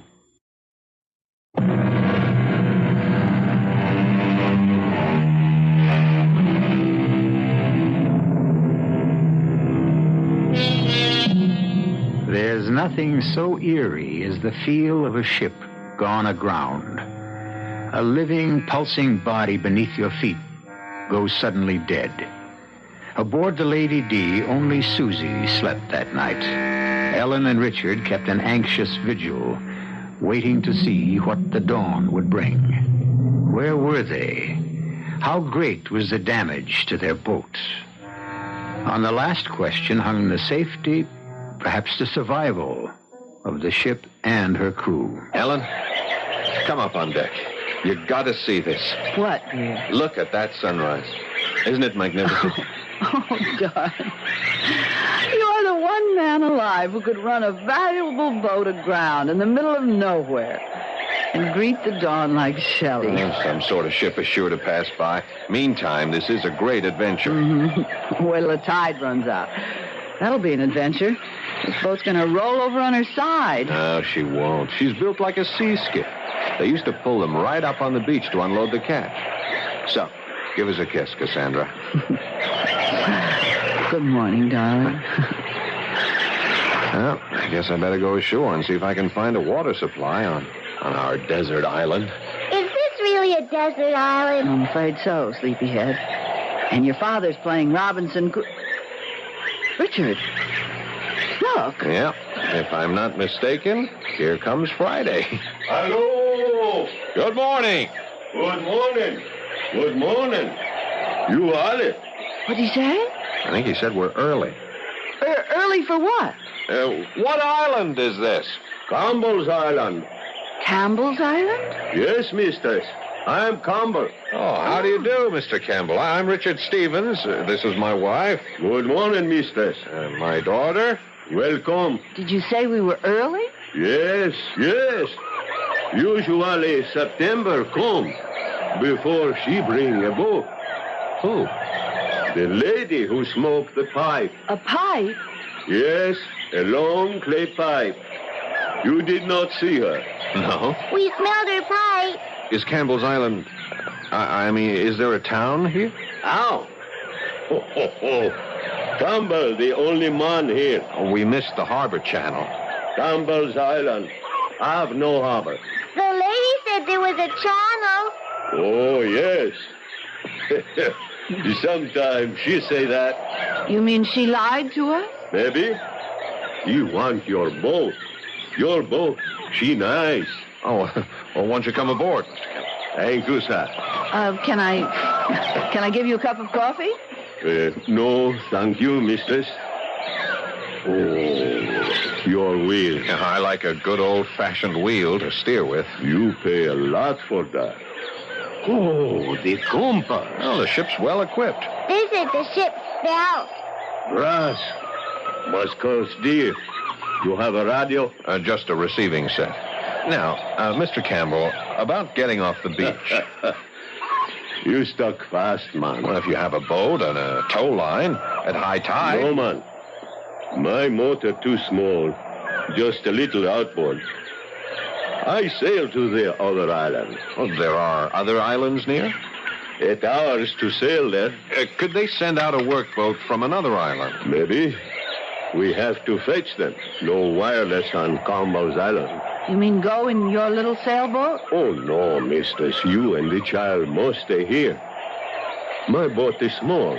If I try to keep a big boat, she take it. You mean the lady with the pipe? Well, now, she has a boat. She ought to be willing to... No, man. Mistress Bonnie have no boat. That's the trouble.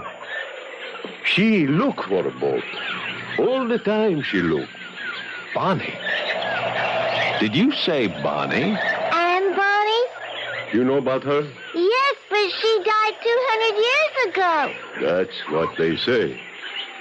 Do you mean that we were talking to a... A ghost? Of course not, Susie. There's no such thing. I talked to a ghost! I talked to a ghost! Susie, be sensible. There are no such things as a ghost. Your boat is stuck fast on Campbell's Island. What, true? Wait. Yes, but... If the ghost, she don't bring you, how you think you got here?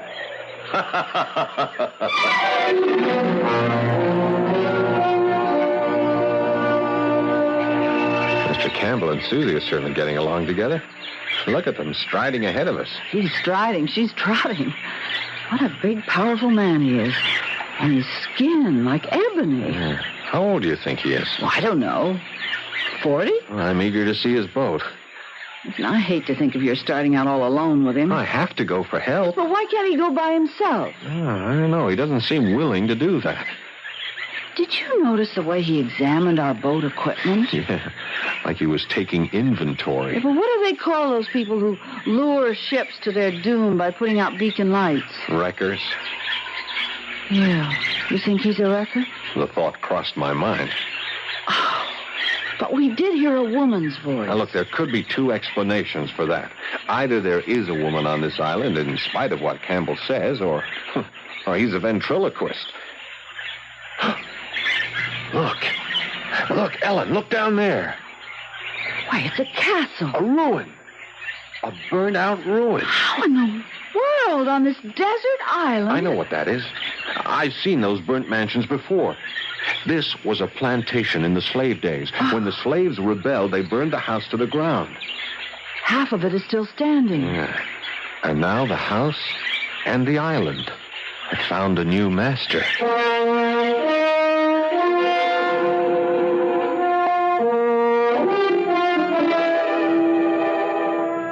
Welcome. You like a drink before lunch? Lunch? Yes, I give you a nice lunch.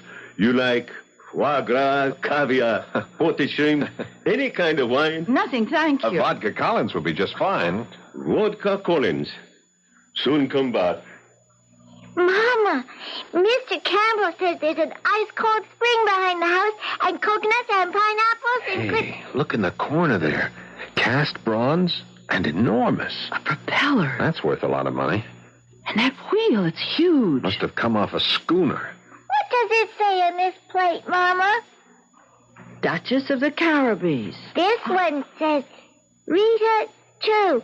This one is Morning Star at SS. What's this word? The SS Odyssey. Oh, Richard. Yeah. All of ships. Don't wreckers usually murder their victims? Now, Ellen, we don't know that he's a wrecker. You like my house? Oh, it's lovely. I have good life, man, since I learned to get along with Mistress Bonnie. How did you come here in the first place, Mr. Campbell? I was fisherman, hard work, no money. One night, she take my boat. I swim to this island. I see all these rich things here on the beach. So I come back in a new boat. She put that one on the devil's thumb. What's the devil's thumb? Big rock. The devil, he put his thumb up at low tide. Then he pull it down at high tide. Then up at low tide. He hide it again, just below the water. Along come a sailorman. Up come the thumb, right through the bottom of the boat. The devil, I think he good friend of Mistress Bonnie. Mr. Campbell, you say it'll take all day to get to the nearest boatyard? In my boat. But they have workboat. Much quicker with power. They return here with you in 2-3 hours. Then can we start tomorrow morning? Yes, man. 5 o'clock to catch the tide. I have things to sell very dear. Better than fish. Oh, yes, better than fish.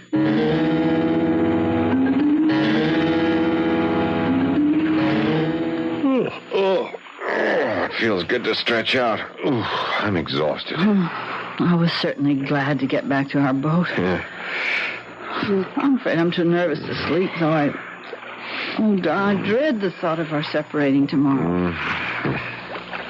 When I think of you, all by yourself on the sea with that giant of a man, I'm so frightened. Why won't he go alone to get help? That would be perfectly normal, wouldn't it? Unless there's a price on his head. Richard? Richard? Oh, Richard, are you... Oh, Richard.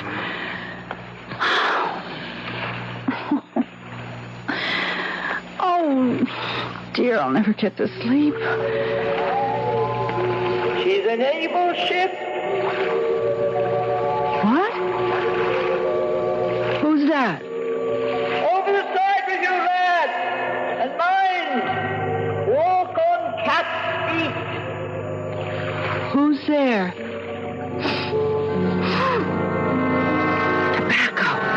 Aye, a good seaworthy vessel. Who's there? Who are you? Good evening, lady. I'm just admiring your ship. May I come aboard? There's somebody with you. I heard you talking. Aye, but they all ran at the sound of your voice. Men, a craven lot. Jack Rackham was the same. But Mary Reed stood beside me, and we held off the king's men till our pistols were empty, and they boarded and knocked the cutlasses out of our hands. Mary died in prison, poor soul. She was with child. But that was days ago. Days? It was more than that. Perhaps. I've lost count of time. Will you join me in a pipe? No, thanks. A fine, soothing thing to sit on a ship's deck and blow rings at the moon. I've never seen such perfect smoke rings. Ghosts. Ghosts? Aye. The ghost of wedding rings I should have worn. Calico Jack called them that. A captivating man was Jack with his black, gypsy wild curls. They hanged him nonetheless. I stayed till Mary breathed her last, and then... And then? What happened? Not all the king's men could ever find out. But come, what will you take for your ship? She's not for sale. Oh, come. I must have a ship. They'd be after me. You'd not want to see poor Annie swing in the wind like Calico Jack, would you? No, I wouldn't want to see that, but they can't harm you now. They're gone. All turned to dust long ago. Now put me in iron! No, my dear, no. I must have a ship. Listen, I have something worth hundreds of ships. I'll trade it now for this miserable little craft. What is it? Rackham and I, we sailed with Blackbeard once. Blackbeard? The same. Now, come close, lads. I know where Blackbeard buried his treasure. Blackbeard's treasure? A great treasure it was. The booty from 3 rich Spanish merchantmen, laden with gold and silver. You have a map? A chart? No need. I know where it is. Come with me, lads. We'll slip out on the next tide. Aren't you forgetting that you drove us aground last night? A good storm will set you afloat. Campbell says the big storms don't come till September. Aye, but sometimes they do. We'll see to that. So, it's a bargain. You'll sail with me. No, I can't. You'd abandon me then, betray me? No, but I must have a fast ship. They'll be after me. They'll overtake me, and this time they'll hang me. In mercy's name, lads, help me. I can't. There's a great gulf between us, Anne. You're a dream, a figment. And when I wake up, I'll still be here, but you'll be gone. I can't help you because you're nothing. You're nothing but a dream. Anne? Anne? Where are you? Come back! Come back!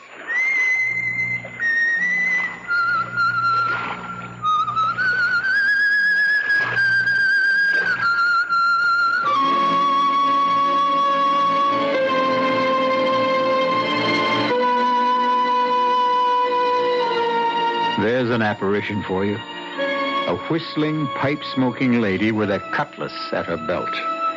But why did she leave so abruptly? Was she offended at being called a nothing, a figment? Well, none of us likes to hear the truth about himself, least of all a ghost. We'll follow Anne Bonny's ruthless quest for a ship when we return shortly with Act 3.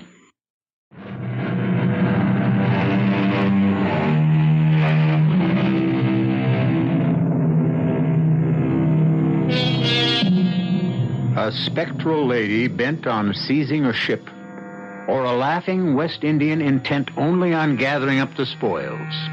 Ellen doesn't know which she fears most as she watches the dawn stretch its rosy fingers across the uncharted island where the cruiser Lady D lies stranded in the sand. That was a damn good breakfast, Ellen. I had a depressing dream last night.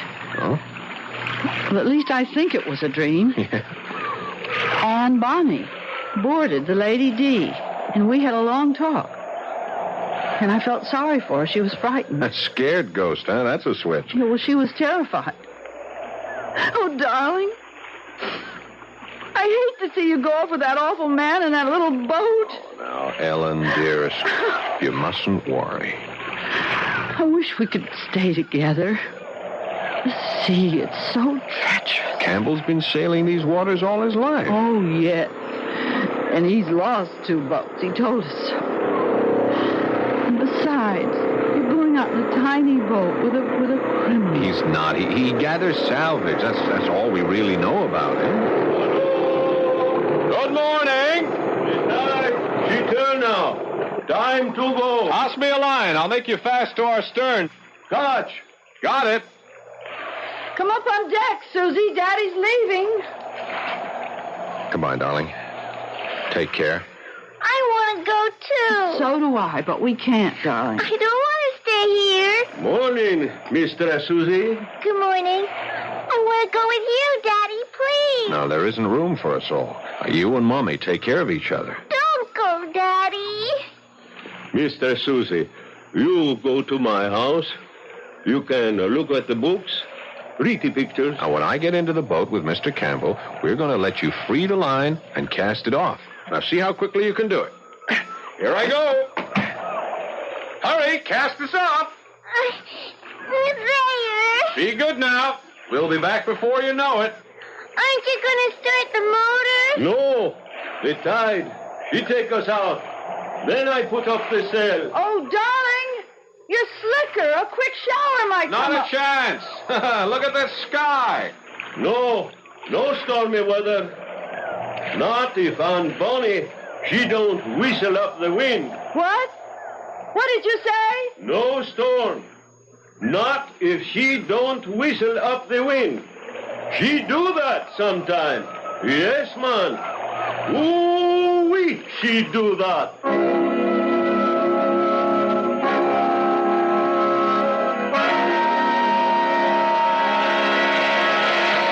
You've stayed too long in Campbell's house, Susie.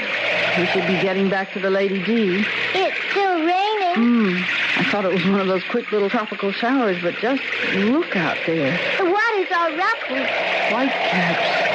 I'm hungry. Let's go back to the Lady D. We'll be soaked. I'll tell you what let's do. Why don't I go back alone and get your raincoat? No, darling. It doesn't matter if I get wet. I'm in my bathing suit. No, Susie, no. You always say no. Daddy would let me.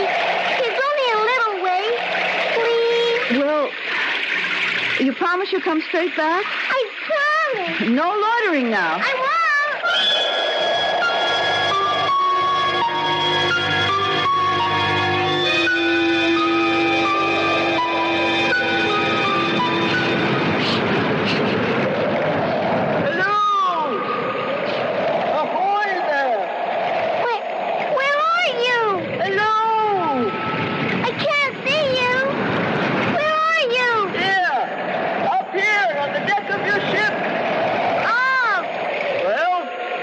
Smart. Come aboard. There's work to do. Are you a real lady? Or are you... Step lively. A full great tide is coming. Ship will float free soon. Oh, I'll go get my mom. No time for that. The wind's offshore and the tides are making. Mama will know what to do. Are you frightened? Will you run away and leave your ship to flounder? Oh, I'm not scared, but... You'll have to step smartly to save her. I don't know how. Come aboard. I'm going to get my mama's raincoat. I promise. See there? What? She's floating free. But this great tide will drive her further up on the beach. Daddy put out an anchor on the beach. The waves will carry her up over the anchor and dash her to pieces on those rocks up there. Oh, no. But you could save her if you weren't afraid. I'm not scared. Then, up with the mainsail, lass. I can't put up the sails. I'm not big enough. Ah, that's a pity. The ship is lost. Lost. But I can start the engine. Can you not? Sure, anybody could do that. You just turn that little key there. She starts right off. She's saved. Start her up. I can't lift that big anchor, though. Cast it off. Cast it off. Better to lose an anchor than a ship. Daddy says you always start the engine first. Aye, aye. Captain? I'm too short to reach the gear shifting. I know. I'll get something to stand on. Here. Daddy's tool chest will do. Now, let's see. He calls this little thing the choke. Hurry! She's swinging about. I've never done this before. Now, I'll turn the key. See? She started right off. Now I put the motor in reverse. The anchor on the beach. Oh, I forgot. I'll go forward and untie it. Can you free it? Yes. It's just wound round this little thing. Steady there. She's rolling. I have to throw the rope far away. Daddy says... Never mind. Do it. The ship's rolling. The top, the waves. It sure is. Hurry. Or she'll go up on the beach again. I don't know what to do now. Back off and turn the wheel hard to starboard. No, this way. That's right. The stern will swing to port and she'll ride clear. I did it. But she's going too fast. A fine helmsman you be. She's in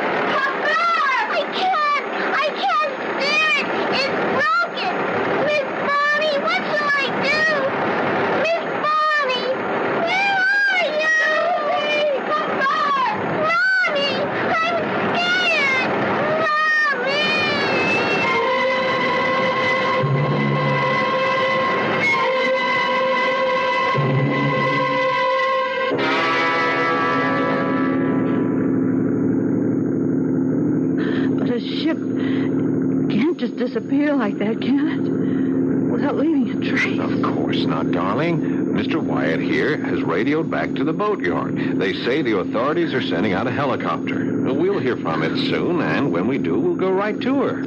This tug is faster than it looks. Oh, waiting is terrible. Isn't there anything else we can do, Mr. Wyatt? I don't know what to say to you folks. We've been around the island several times. There's no sign of a ship. My baby. I should never have let her out of my sight. I had no idea she'd try to start the engine. Ellen, darling, don't. We'll find her. She was only gone from the house just about 10 minutes. I set out right after her. I know, dearest. And then when I got to the beach, the boat was out a little way from the shore. And Susie was standing on the deck crying. And the boat was just drifting away. It went around that point of land out there. And I ran to the other side of the island.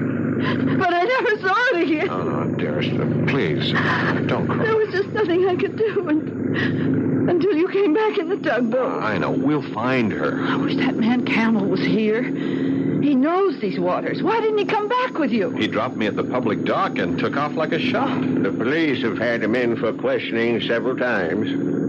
There have been too many wrecks in the last few years, but they never seem to get anything out of him. So, you ran into him too, huh? Yeah, he told us. Hey, wait a minute. What did he call it? That rock, the Devil's Thumb. Yes, the submerged rock. Yeah, do you know where it is, Mr. Wyatt? Well, there's only one I know of, a very dangerous spot, right in the path of a swift current. And sometimes it's, there are shoals to very bad place. Oh, Richard. Mr. Wyatt, Yes, of course. I know about where it lies. Now, we'll run down on it. Best to have a look.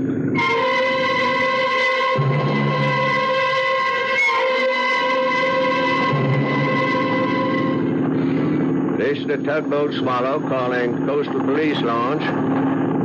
Tug Swallow to Police Launch. Come in, please. Over. Police launch to Swallow. I read you. Over. That's good.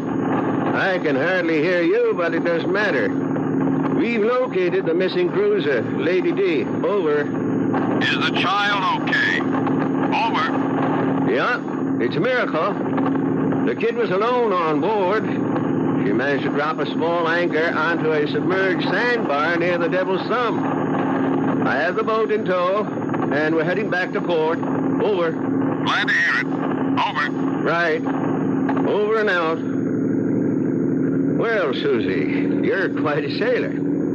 But how did you know that sandbar was there? You couldn't see it. The lady told me. The lady with the pipe. The lady?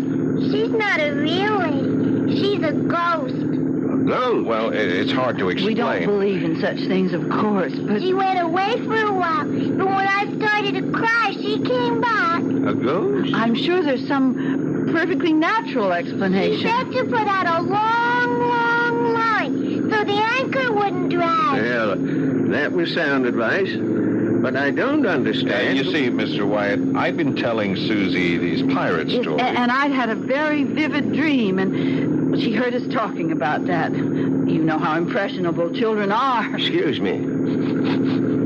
Do you smell something burning? Something burning? Yeah, it smells like tobacco. Richard. Mr. Wyatt, don't you think we better get both these boats back into harbor just as fast as we can?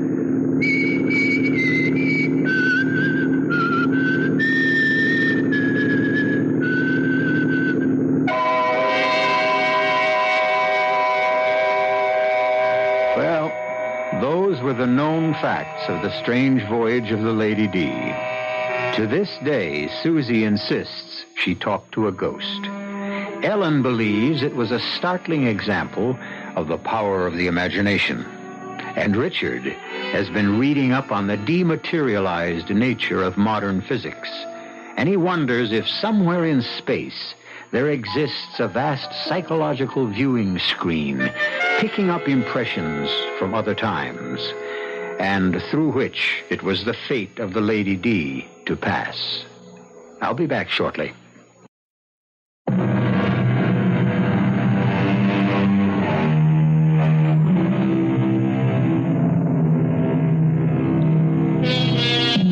And now a brief footnote to the story you've just heard.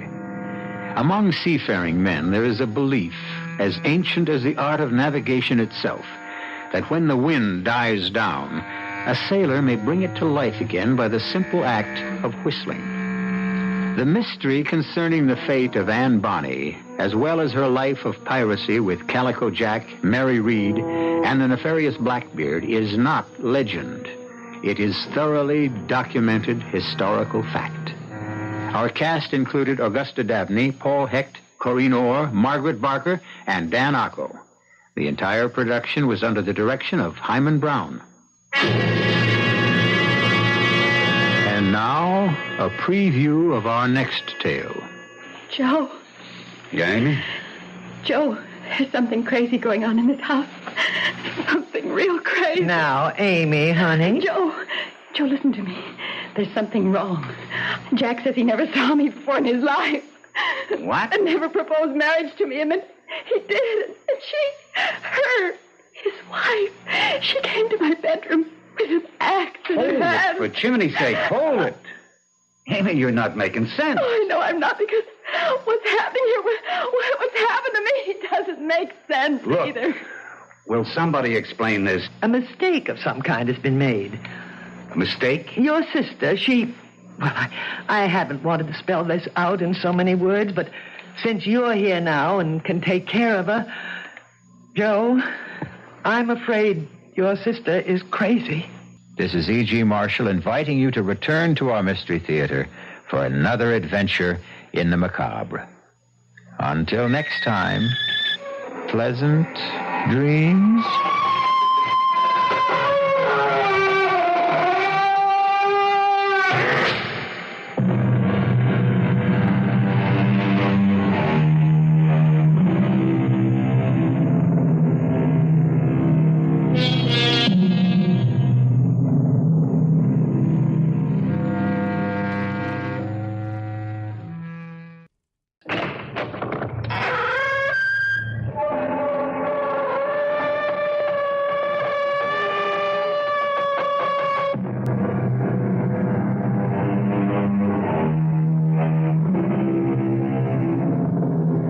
Come in.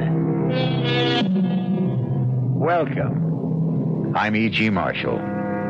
Welcome to the sound of suspense, to the fear you can hear, to the world of terrifying imagination. They say, hell hath no fury like a woman scorned. And perhaps it's true. But the question is, how long can that fury endure? How long can the passions burn? Well, Miss Charity Youngblood was left waiting at the church some 200 years ago, and she still isn't over it. Sheriff's Office, Deputy Palmer speaking. Sheriff, there's someone who wants to murder me. Yes, sir. Your name, sir? Well, is that important? Yes, sir, it is. Well, I hesitate to give you my name because you might think I'm unbalanced. Now, why would I think that? Because of the peculiar circumstances involved. Why don't you let me be the judge of that? Well, this young lady wants to kill me, and she's armed. What's her name? Well, I wouldn't want her to get into trouble. What? She doesn't look like a killer, and besides, I can't prove it. It's just that I know it. Now, sir, calm yourself and tell me, why does she want to kill you? Because I broke our engagement. All right, it's possible. Now, when did you break that engagement? Oh, about 200 years ago.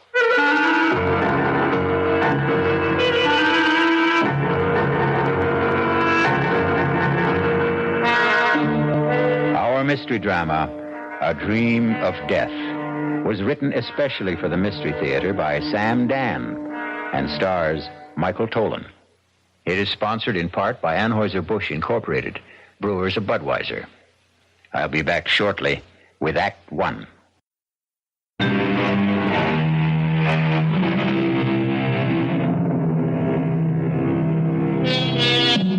Sometimes a few notes of an incomplete melody may steal through your head. It isn't like any tune you know, and yet you've heard it before. For no reason, a name, a noise, an aroma may evoke a dim and distant memory. A memory of a place you cannot clearly remember, but it's a place you cannot completely forget. A great poet said, "Life is a dream, and even dreams are dreams." Perhaps. But sooner or later, there must be an awakening for every dream. And for Rexford Patterson, there was the rudest awakening of all. Hey, Patterson, wake up. Your lawyer's here. Huh? What? Your lawyer's here. Lawyer? Why? What do I want a lawyer for? Where am I? You're in a jailhouse. Jailhouse? How did I get... I demand to see a lawyer. Mister, no sooner said than done. He's all yours, Counselor. All right, Sheriff, if you would leave us. Bang on the door when you want out, Counselor. Who are you? Why am I in here? My name is Peter Evans. I'm an attorney. I was retained by the university on your behalf. Why do I need a lawyer? Why? Well, you're going to be tried for murder. Who is? You are. But that's impossible. You don't remember? Murder? Murder. No. Well, according to the sheriff, you were found unconscious on the floor of your study and she'd been shot. Who? Your fiancée. Charity? I killed Charity? No. Madeline Betty, your fiancée, Madeline Betty Powers. Who's Charity? Charity Youngblood. She was my fiancée. You had two of them? Look, we know you were engaged to Madeline Betty Powers. Now you say you were also engaged to a Miss Charity Youngblood? Yes. Well, what happened to that engagement? I broke it. Was the parting amicable? No. How did Miss Youngblood take it? She was hurt, angry. She was violent. What do you mean, violent? She swore she would make me regret it.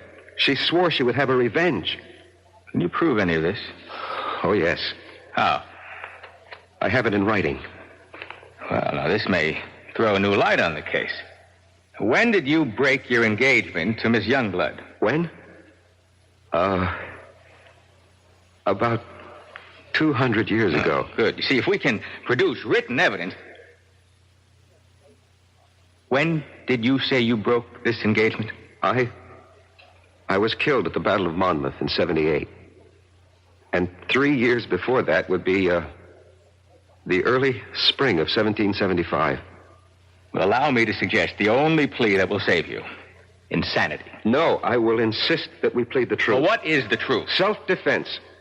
I killed Charity Youngblood in self-defense. All right. Look. Now, you may have killed Miss Youngblood in self-defense 200 years ago, but that's over. It's gone. It's done with. Nobody wants you for that. You're going to be tried for the murder of Madeline Betty Powers. Exactly. Charity Youngblood is Madeline Betty Powers. Professor Patterson. You're my attorney. I have to tell you the truth. But I can't believe it. But I can prove it. Look, go to my apartment. In the middle drawer of my desk, there's a book. An old book, an old leather notebook. Bring it here. You'll see. You'll see for yourself. Proof.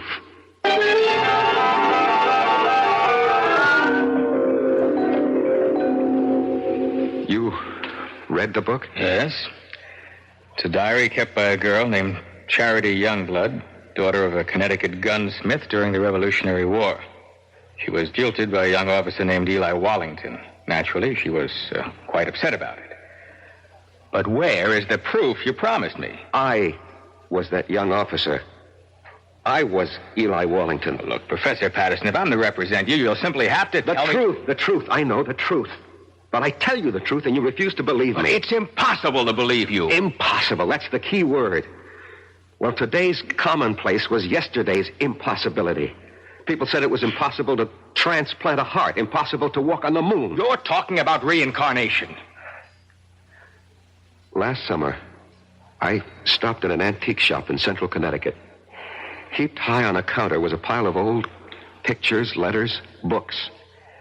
I picked up that little notebook, the one you're now holding. I read that name, that hand-lettered name, Charity Youngblood. And suddenly I felt as if I'd been stabbed through the heart. I knew that name. I knew that name. Please, Professor Patterson. No, don't tell me to be calm. Don't humor me. Just listen to me. I knew that name. I knew the girl. I knew the time. I knew the place. Here, turn to the page where she describes how he proposed to her. Just don't see how Just all of... do it. All right. Is this what you want? Monday. Eli proposed marriage to me this morning. I read the name Eli. An electric shock ran through my system. I knew I was Eli. And the entire scene ran through my mind.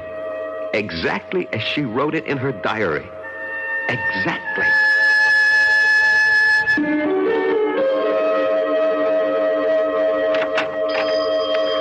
Good morning, Charity. Oh, it's the high and mighty Lieutenant Eli Wallington. Come to see my father? Well, that pistol of yours isn't ready. I've come to see you, Charity. I've been foolish. It doesn't interest me. Charity, I love you. Oh, yes, you love me. Believe me. Oh, I believe you. You love me here. You love me now. But tomorrow you'll be somewhere else. You'll see someone else. You'll love someone else. Men are fools. We don't realize at first how important it is to have a woman who really loves us. And you love me. Please go. Marry me, Charity. Eli? We'll have the banns on Sunday and marry the week after. Now, come, close the shop. We'll go riding this morning. But I promised Father... Let's be together this morning. Come with me. Oh, Eli, you're a scoundrel. Yes, Charity. But I'm your scoundrel. You must never forget that, Eli. Never forget that.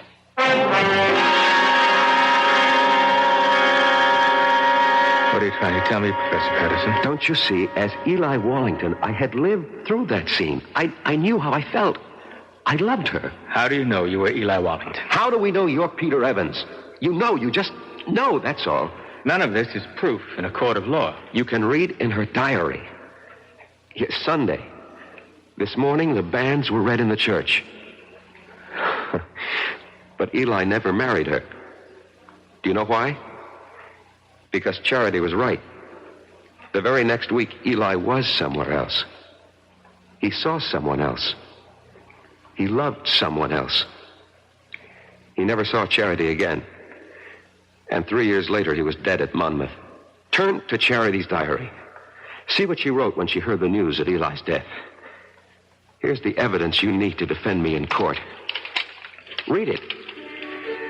All right. Now, Friday.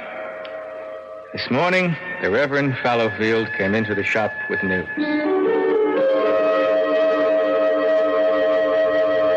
Charity, I am told that Eli Wallington has fallen at Monmouth.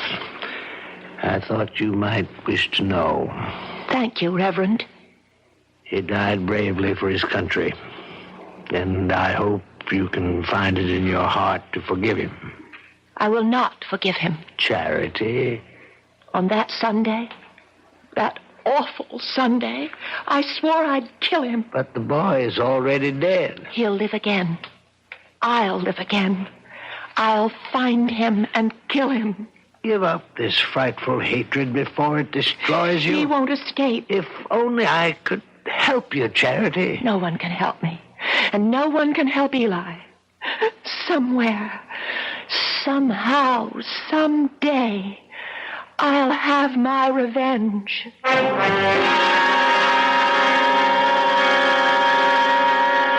And when I picked up that diary in the antique shop, Mr. Evans, I was almost frozen with terror.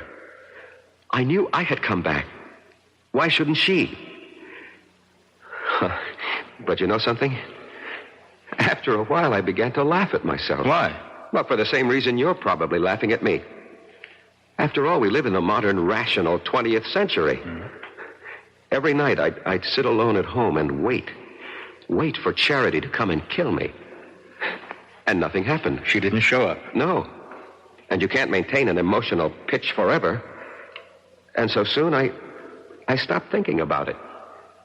And then one afternoon, I was sitting in my study. Come in, it's not locked. Good afternoon, Professor Patterson.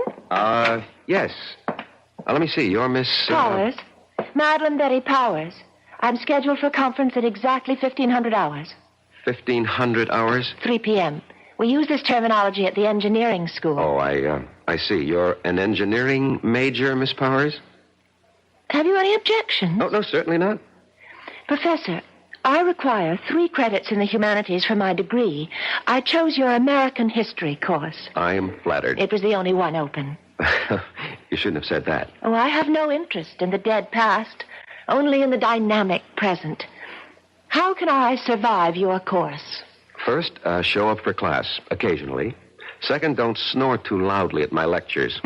Third, write me a term paper. On what subject? Oh, any subject related to the Revolutionary War. I know what I'll do. I'll write a novel. Miss Powers, what are you saying? Yes, a novel. A novel about a girl. But, Miss Powers, you ask for an easy way out. A novel is the most difficult project. You know what gave me the idea for it, Professor? This antique pistol on your desk. What? That broken down, rusty old relic? It just came to me by just looking at it. I'll write about a girl whose father was a gunsmith. What did you say? In one of the 13 colonies, Connecticut. But, Miss Powers, do you know anything about Connecticut during the Revolution? No, I'll make it up. After all, it's a novel. Have you ever been to Connecticut? No, never in my life. Now, the girl, the heroine of my novel will be beautiful, sexy. I can see her. I can just see what she looks like. And her name, I even know her name. What is it? I think I have a good one. Her name... No, don't tell me. Write it down on a piece of paper. But don't let me see what you're writing. But why? Please do as I ask, Miss Powers. All right. You've written her name? Yes, Professor. Her name is Charity. Charity Youngblood. Professor Patterson, how did you know?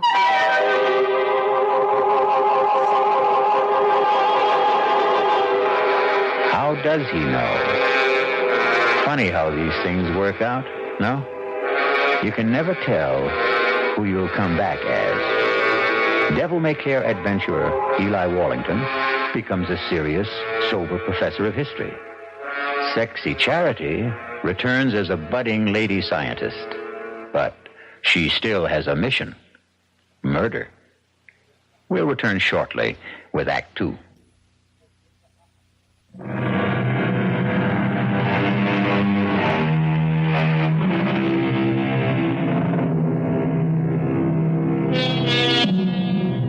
Professor Patterson, a quiet teacher of history, is in jail, accused of killing his fiancée.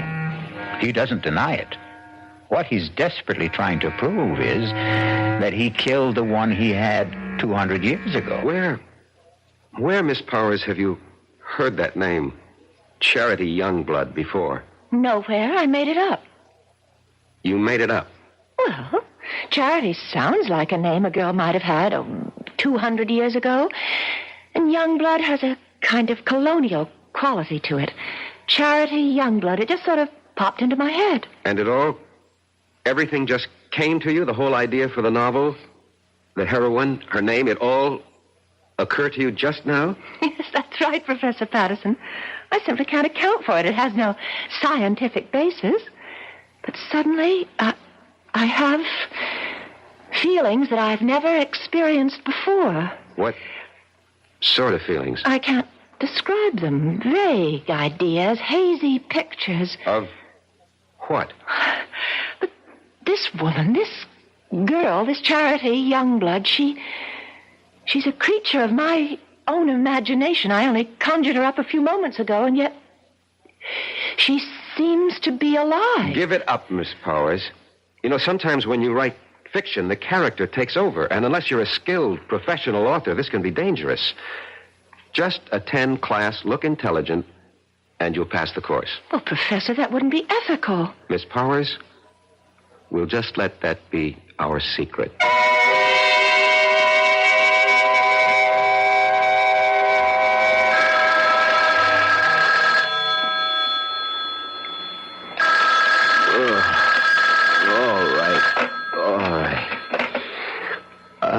Hello. Professor Patterson, this is Miss Powers. What? Miss Powers? Madeline Betty Powers. Did I wake you? I'm sorry. I know it's midnight, but I must see you at once. Please. Well, Important. Where? Well, I'm calling from the all-night cafeteria at the Student Union building. I'll be there. Oh, thank you, Professor.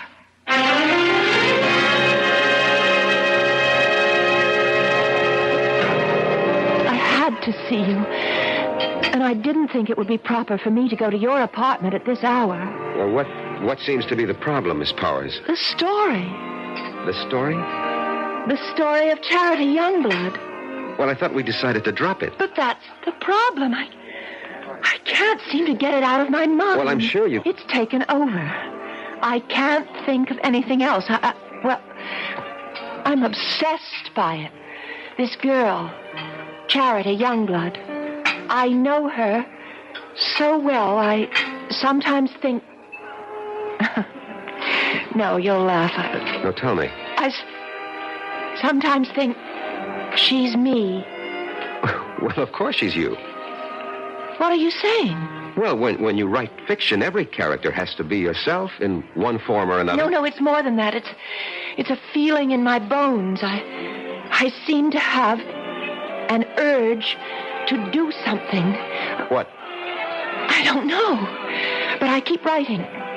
Now, I've written 20 pages so far, and most of the time it doesn't even seem that I'm the one who's doing the writing. I get the feeling that I'm just holding the pen, and my hand is being guided. I'd like you to read what I've written so far.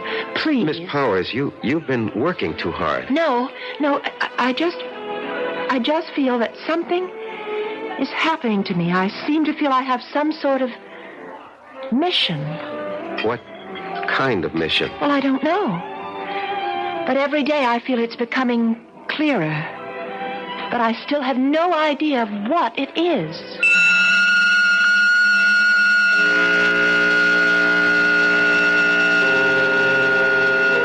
And every day, Mr. Evans, she would hand me a chapter of her novel. And that novel will win me acquittal in court. Why? Because each chapter is word for word a day in Charity Youngblood's original diary.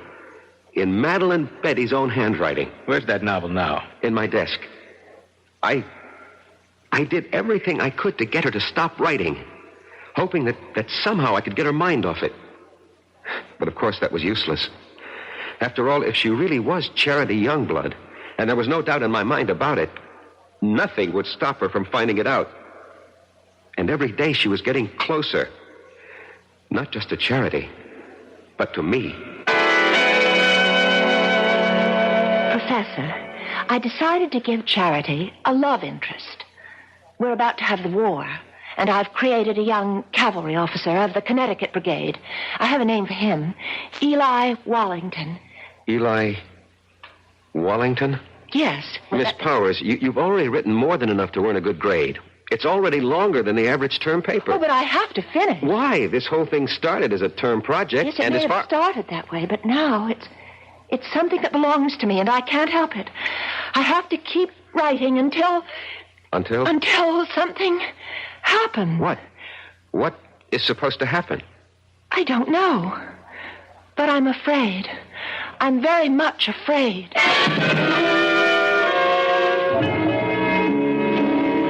I was afraid too, Mr. Evans. Afraid that at any time she would suddenly realize that she wanted to kill me. But surely what? You mean I had nothing to be afraid of? Suppose someone's determined to kill you, and you know it. You tell me. You know what I think? Although it's academic now. I think you should have gone to a psychiatrist. I did. I went to the top. I went to the head of the Department of Psychiatry at the University Hospital. All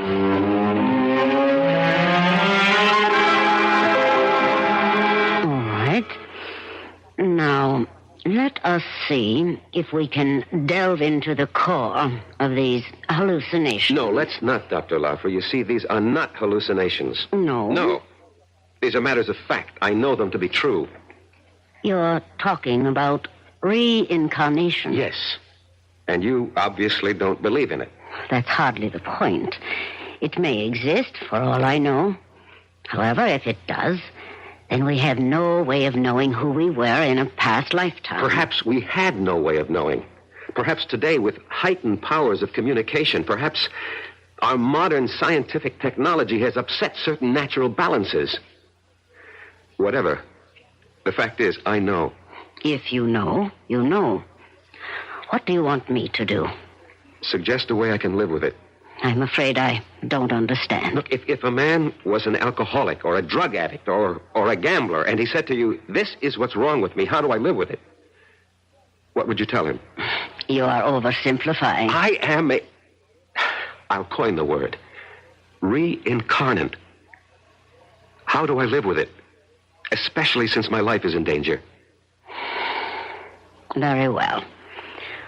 Why is your life in danger? I told you. Charity Youngblood wants her revenge. And she's here in the person of Madeline Betty Powers to exact it. Don't you see what you must do? No. This is all within the framework you yourself have created. If you remove the motive, you can prevent the crime. I still don't know what you mean. If she wants to kill you because you jilted her, well, all you have to do is give her satisfaction. How? Marry her. Marry her? Marry Madeline Betty? She's hardly my type. You're 32 years old. You're not married. Are you going with anyone? No. But marry her? How do I know she'll have me? Were you once Eli Wallington? Yes. Was she once Charity Youngblood? Yes. She'll have you.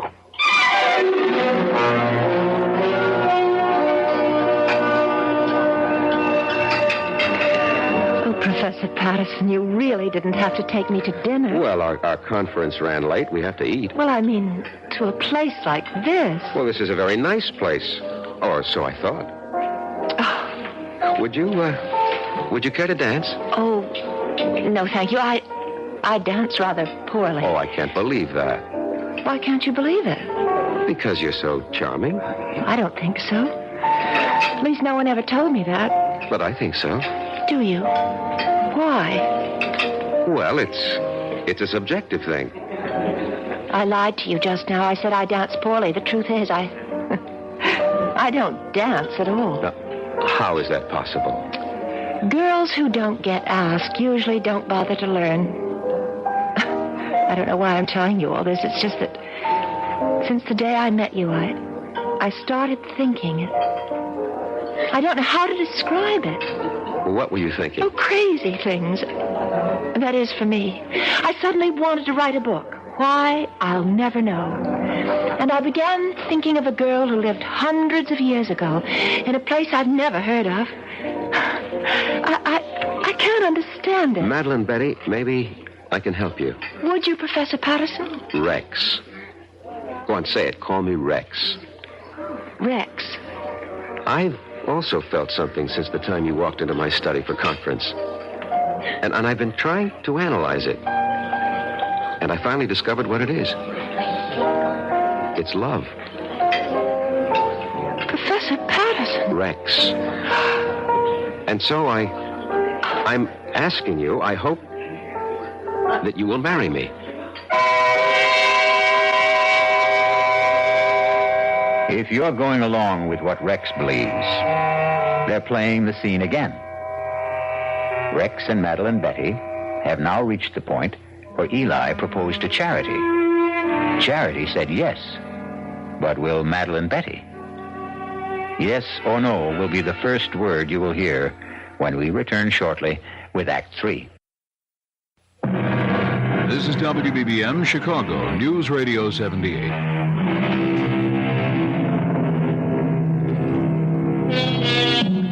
Eliminate the motive, and you prevent the crime.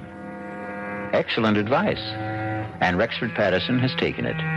He has just proposed to Madeline Betty Powers because it's the only way he can think of to keep her from killing him. And now, she looks at him and says, Yes, Professor Patterson.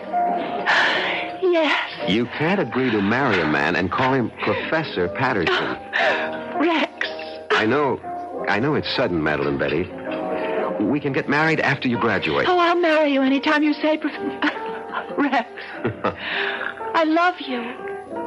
I love you, too. I fell in love with you. Must have been at first sight. Why? Why? Because you're handsome. I was hoping I had other qualities. Oh, you do. You do. But being handsome's part of it. Why did you fall in love with me? Because you're beautiful. Oh. No, you don't believe it. No, Well, I feel beautiful. You make me feel beautiful. Oh, Rex. I can't believe this is happening to me. It's happening. It's happening to both of us. And I'll be such a good wife for you. What is it? Oh, my head. What's the matter? Suddenly feels so light, so clear. Well, that's good. And different. Different? Yes, different. How? The book. You know the novel that I'm writing for the course? Yes? All of a sudden, I don't want to write it anymore. Why not? I don't know how it came into my head in the first place. Just as suddenly as it came, it's gone out. Gone out? That girl, Charity? Oh, yes, Charity, the heroine of your book. Yes, that's her name. Yes, I seem to remember. Well, she's gone from my mind, too. I simply can't understand how it happened. Well, why bother? Yes, that's right. Oh, why bother about anything except us? Except you and me.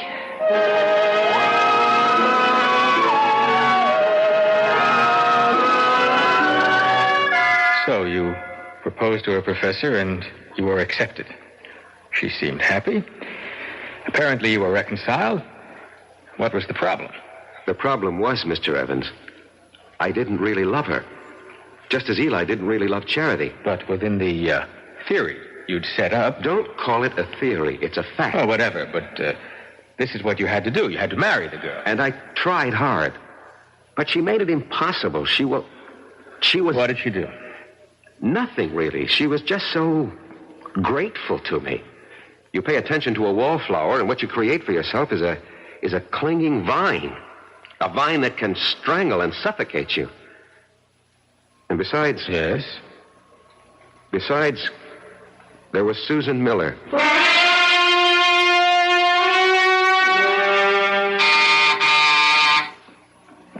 Come in, Madeline Betty. I'm not Madeline Betty, but I came in anyhow. Well, how do you do? Professor Patterson? Yes? I'm Susan Miller, of the English department. You're new here. Oh, I received my teaching appointment last week. Early American Lit. A favorite field of mine. Well, that's the scoop on campus. Anything early American, see Rex Patterson. I just thought we'd chat. Fix you a drink? A soft one. Naturally. Diet, if you have it. I'm watching my weight. Why? I think it's most attractive the way it is. Well, if you think so, I'll keep it that way. Did you know that General Burgoyne wrote a play? Yes, it was called Maid of the Oaks. And it was produced in New York during the Revolution. Yes, and I'll tell you who was in the cast.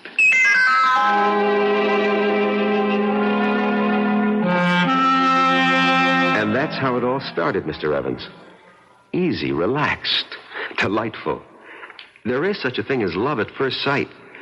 And it was there for both of us. But Madeline Betty, Madeline Betty. Well, I knew I had to do something about her. Yeah, exactly. So you killed her. No. No, that's not the reason. You wanted to marry Susan Miller. It never reached that point. I mean, we didn't get that far. But the prosecution will know about Susan Miller. No. They don't have to. No one really knew. No one? No one. Except Susan, myself, and Madeline Betty.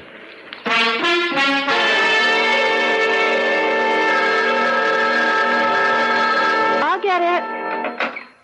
Hello? Hello. Is Rex, Professor Patterson there? Oh, who's calling? This is Susan. Miss Susan Miller. Rex, it's for you, Miss Susan Miller. Oh, thank you, Madeline. Yes, Susan? Rex, how about a drive in the country? I have considerable work to do. But I thought you had nothing to do all weekend. So did I, but, I have this research project. I see. Did your project answer the phone? No, it's nothing like that. Well, maybe we can get together tomorrow. Sure thing. Goodbye. Bye. And who is Susan Miller? She teaches here. I'll bet. What does she teach? English. You could look it up in the catalog. I'm sorry. I'm so jealous. Forgive me. You're forgiven. I just can't believe my good luck, that's all. Rex, you said you'd marry me any time I chose. Well, yes. Well, I choose now. Now? Well, next month. I want Mother and Dad and my sisters, and I have some cousins. I'd like to see the looks on their faces. The first Sunday next month. That's almost 4 weeks from now. Is that all right? Well, You haven't changed your mind, have you? But I had changed my mind, Doctor. I see. I wish I knew what doctors meant when they say, I see. Patterson, you are the one who set up the ground rules. You said she was Charity Youngblood, reincarnated to have her revenge. I know. I know. And using that, I suggested marriage. It was your only chance. I realize that, but you see, I really don't believe that anymore. You don't? I should have listened to you when you called it an hallucination. You agree with that now? I think I do. What caused this radical change? I'm in love. With whom? A woman. A woman? Yes, a woman. Not a girl, not an immature, neurotic girl, but a woman. A woman who is beautiful, intelligent, who has everything in common with me, who has something to offer me, just as I have something to offer her. And what of Madeline Betty or Charity Youngblood? Charity Youngblood was an adolescent delusion. You're hardly an adolescent. In many respects, I was. I fell in love with the idea of Charity Youngblood, this voluptuous creature, but... Yes. You grow up when you meet a real woman. As I said before, you're hardly a boy. It takes some of us longer than others. And Madeline Betty? What of her? She'll have to grow up, too. Somehow, all this, it doesn't seem fair to her. Life itself is unfair, Doctor. You make everything seem very neat. Somehow, I don't think you'll be able to unwrap the package as easily as you think.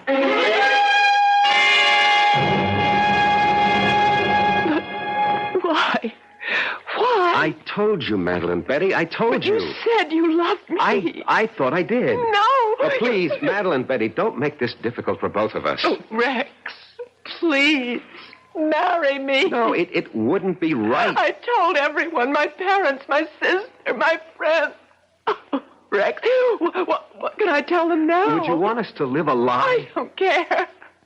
Rex, why did you do this to me? These things happen. You loved because I was here. You went somewhere else. You saw someone else. Now you love someone else. What are you saying? I don't know what I'm saying. Look, you'll find someone else, too. I'm sorry, Rex. I've been speaking to you like a fool. You want to break our engagement. Only because it would be best for both of us. For whatever reason. I won't stand in your way. Excuse me. Hello? Rex? Could you... She doesn't have to call back. I'm leaving.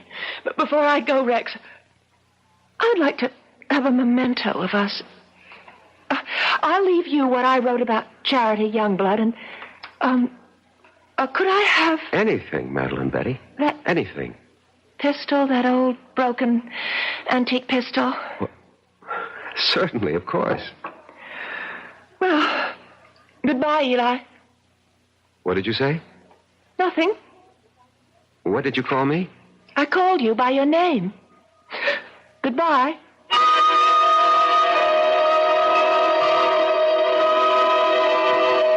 That night, Mr. Evans, she left the college.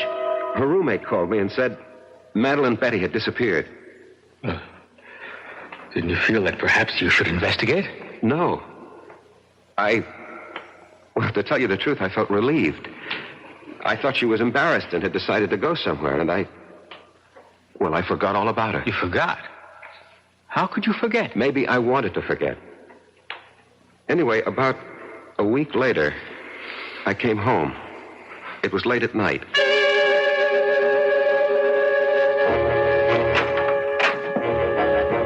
Good evening.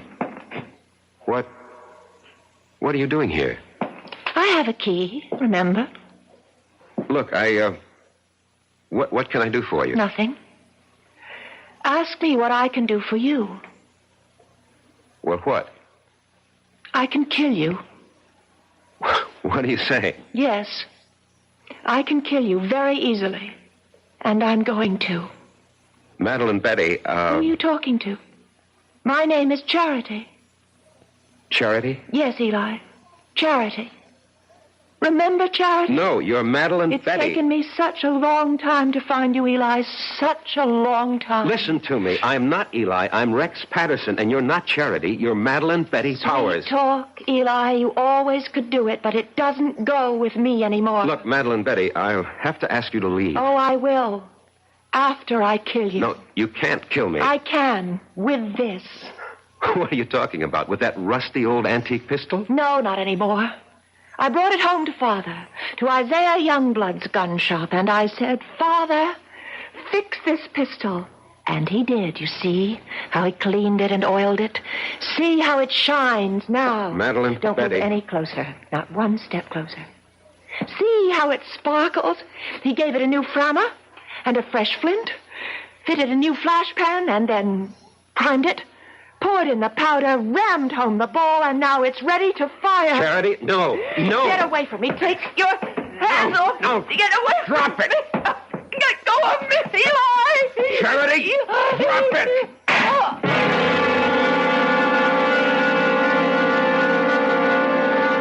We struggled for the gun, and at the last second, the barrel must have turned toward her, and she pulled the trigger. And that's your defense? That's my defense.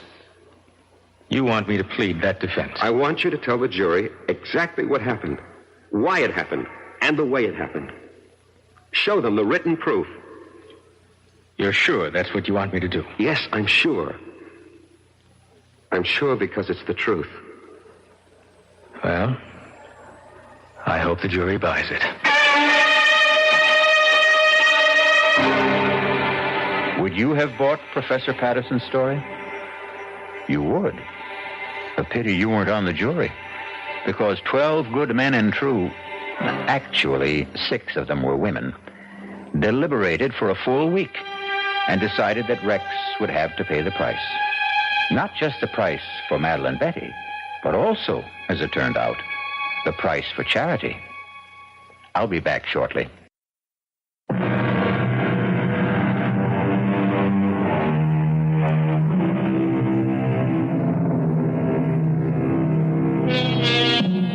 Can a desire for revenge span the centuries? Not a comforting thought, exactly.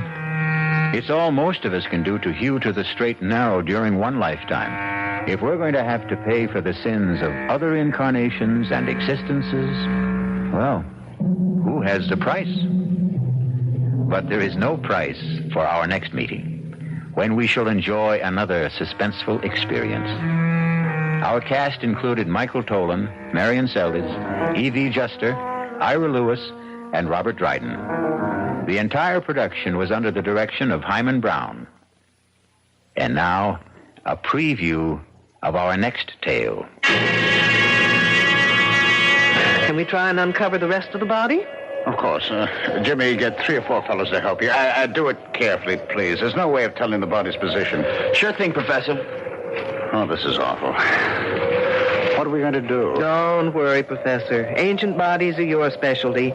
Fresh ones are mine. Yes, but this is liable to stop our work. This place will be crawling with police, newsmen, television crews, what all. Really? Why? Isn't murder a little too common to rate that kind of attention? But how do you know it is murder? Miss Lathrop, you surprised me. A suicide may dig her own grave, but you'd hardly expect her to pull the dirt in after her. Look, the hand is attached only to bones, to a skeleton. Radio Mystery Theater was sponsored in part by the Kellogg Company, makers of Kellogg's Special K cereal. This is E.G. Marshall inviting you to return to our Mystery Theater for another adventure in the macabre. Until next time, pleasant dreams.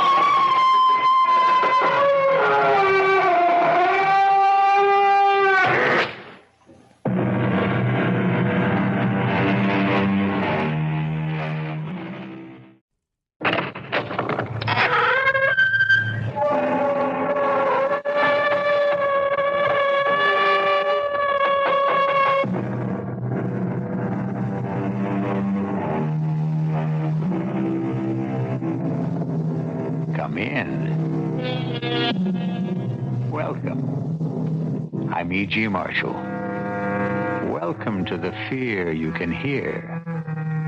Welcome to the world of terrifying imagination.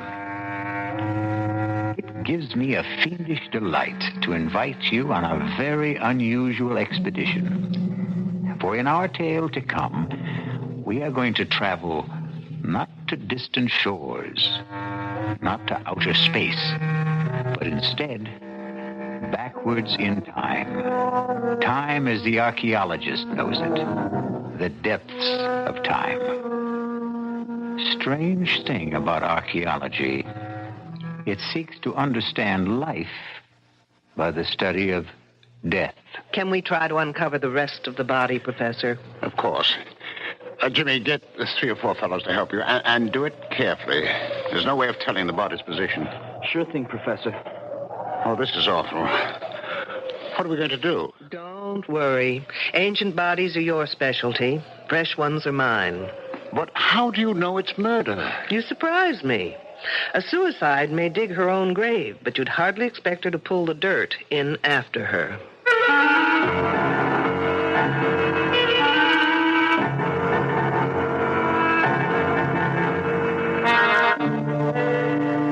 Our mystery drama, Dig Me Deadly, was written especially for the Mystery Theater by S.J. Wilson and stars Louise Larrabee. It is sponsored in part by Buick Motor Division. I'll be back shortly with Act One.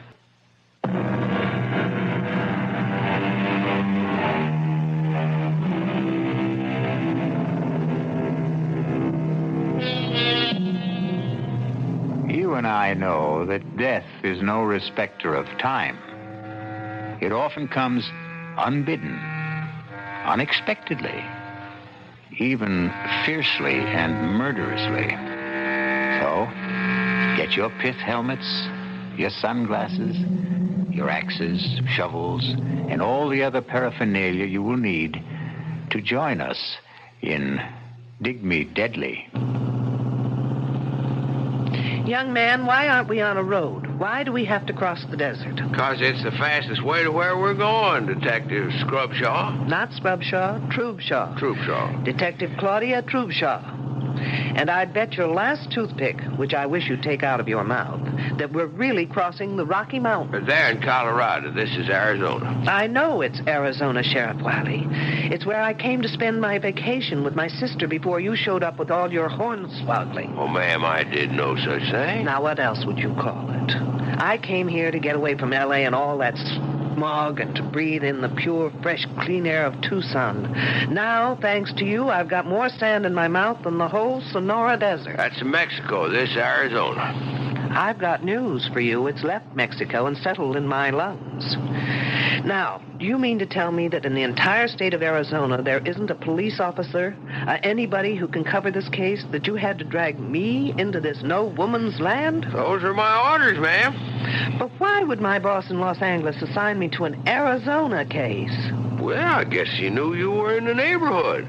That makes as much sense as kissing one of those cactuses. They're called saguaros. Now stop changing the subject. Now, will you tell me where we are going? Like I said, west of Naco. Good for you. You have advanced to the next plateau. And why are we going there? Because that's where they're digging. Superb. Now, who are they? The kids that are digging. Wiley, did you ever have your IQ tested? Not so as I know. Well, don't. It's probably lower than Death Valley. And I know that's in California. Now, why are they digging? For dead bodies, I think. Stop this car at once. Well, what's wrong, Detective? Now, I'm not riding another minute until you tell me what this is all about. Well, what more do you want to know?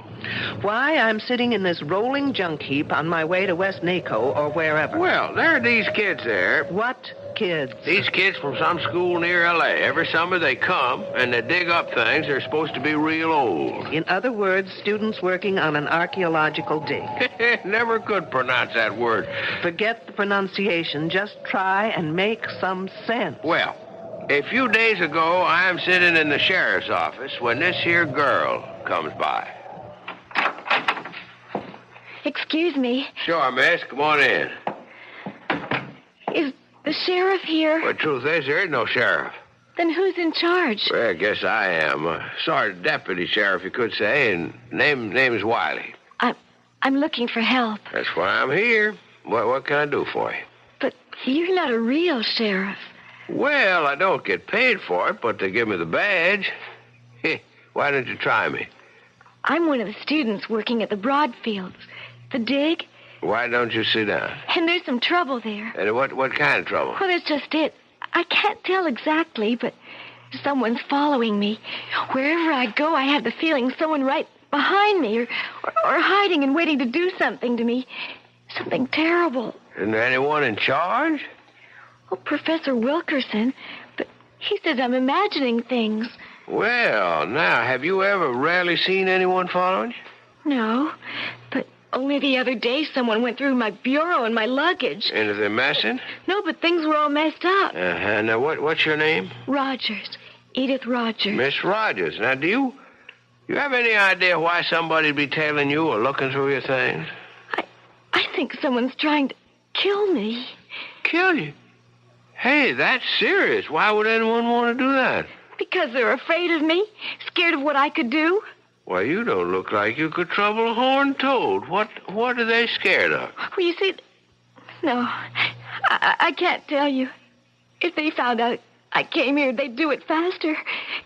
Anyway, you can't help me. Maybe nobody can. Hey, wait a minute. Wait there.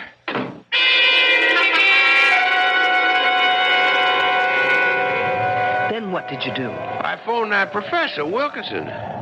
Say, Detective, can we get this thing going again? All right, but only as long as you tell me everything you know. Well, I called up that professor, and I told him about it. And he said that it was the girl's first summer there, and that working in the hot sun and seeing all those graves and skeletons was something she just wasn't used to.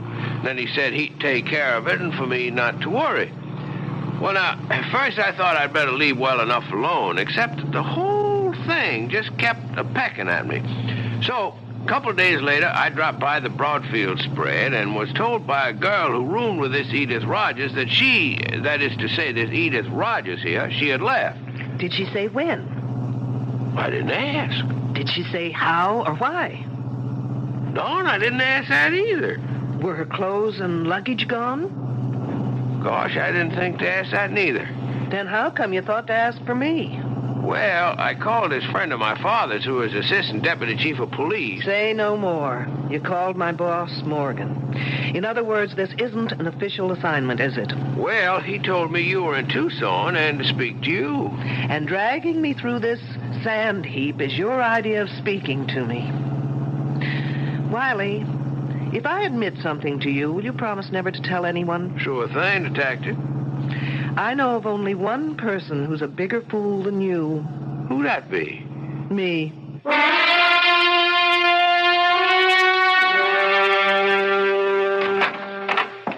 Detective Troopshaw? I'm Julian Wilkerson. One of the students tells me you'd like to see me. Only in an unofficial capacity, Professor. If you can be of assistance, fine. If not, I'll understand. Well, I'll try. Professor, this is Sheriff Wiley. Oh, yes. How do you do? Hi. What's it all about? The Rogers girl. I understand she's not here any longer. Yes. I knew that girl would be more trouble than it was worth to bring her out here. Then why was she here? Oh, she was thinking of archaeology as a major. You see, she apparently comes from a difficult home. She had nothing to occupy her this summer, and the dean asked me if we could fit her in. Try to make her feel she belongs to something. A group. Apparently it didn't work out. No. She moped a lot. Got depressed, suspicious. Felt she wasn't wanted. I did everything I could. I got two of the nicest girls in the room with her. Who are they? Oh, Janine Boulanger, a French exchange student.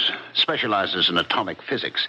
And Susan Lathrop, a straight-A student, very outgoing, very bright.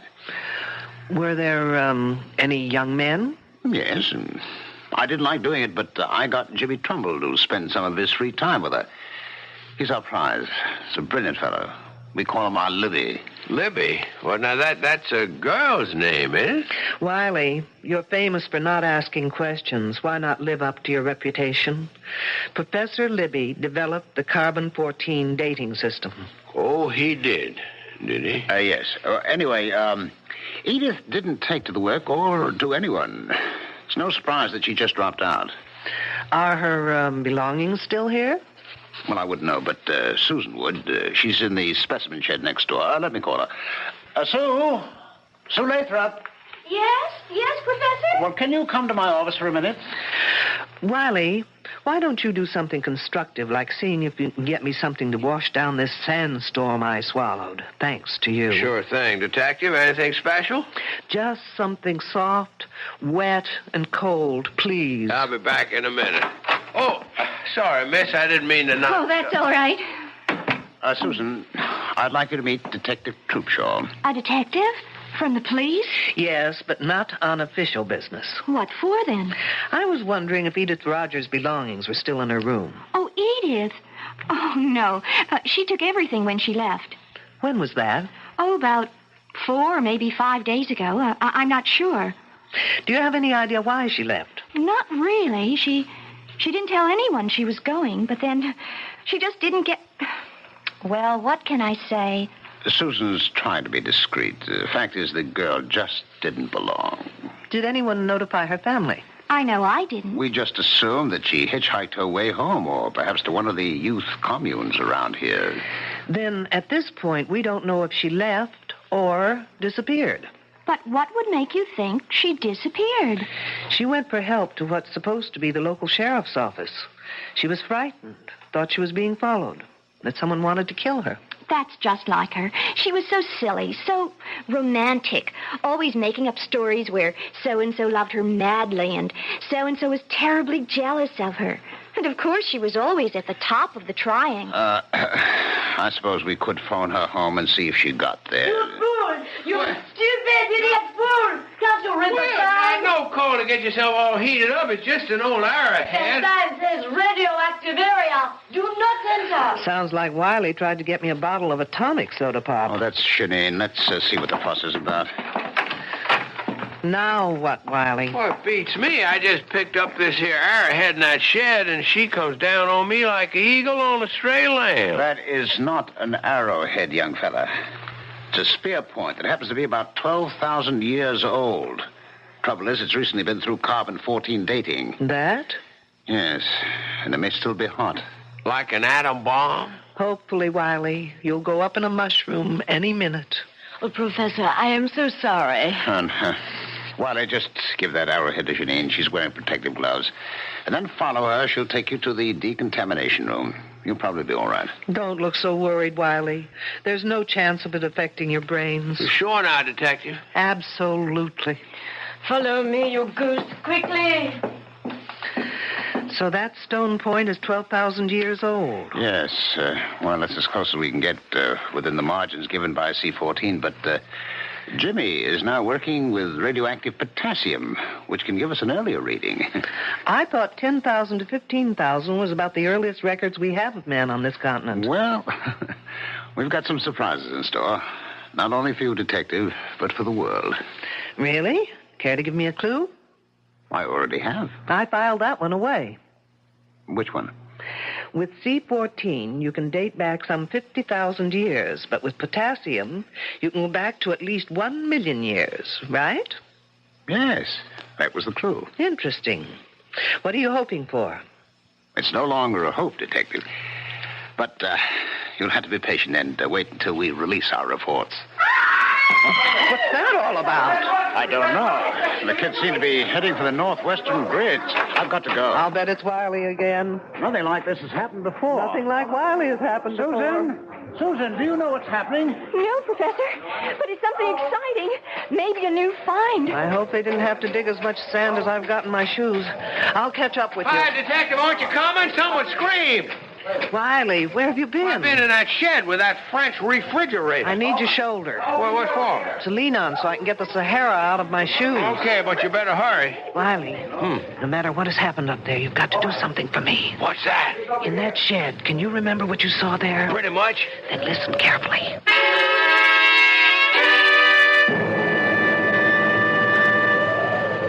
Oh, bon Dieu, it's a woman's hand. And I know whose it is. By the ring. The silver band. Well, whose is it? Edith Rogers. Oh. All right, no one touch anything until Detective Troopshaw gets here. A detective? A lady detective get in here.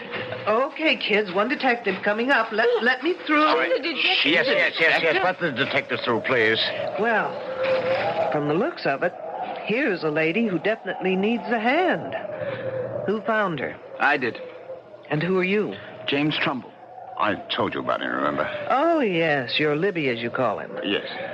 But there doesn't seem to be any digging around here. Is this the way you found her? Just one hand sticking out of the sand? No. I was on my way to the datum point to figure out what the next grid would be when I passed this place and noticed that someone had been digging around here. The sand wasn't as flat as the surrounding area and not as compact. So I began to brush away the top layer until I uncovered this one hand. Professor, have I your permission to supervise this matter until I get official regulations? Oh, yes, of course. Thanks. Has anyone been able to identify the hand? Susan, she said it is Edith Rogers. What makes you think that? The silver band. I was with her when she bought it in town a couple of weeks ago. She bought a silver wedding band? I asked her why, and she said she expected to be married very soon. It just sounded like one of her crazy stories, so I forgot about it. I see. Well, rings have been known to change fingers. Can we try and uncover the rest of the body? Of course. Jimmy, get 3 or 4 fellows to help you. Do it carefully, please. There's no way of telling the body's position. Sure thing, Professor. Oh, this is awful. What are we going to do? Don't worry, Professor. Ancient bodies are your specialty. Fresh ones are mine. Yes, but this is liable to stop our work. This place will be crawling with police, newsmen, television crews, what all. Really? Why? Isn't murder a little too common to rate that kind of attention? But how do you know it is murder? Miss Lathrop, you surprise me. A suicide may dig her own grave, but you'd hardly expect her to pull the dirt in after her. Pit's very shallow, Professor. I don't think we should use shovels. Shall we use the brushes from here? Sure, but let's get a move on, eh? Ah! Look, the hand is attached only to bones, to a skeleton. Oh, no, I've never seen it. Oh, now, will you all stop crowding? You'd think this was a Hollywood opening. Janine is right. There is no body. The hands are attached to a skeleton.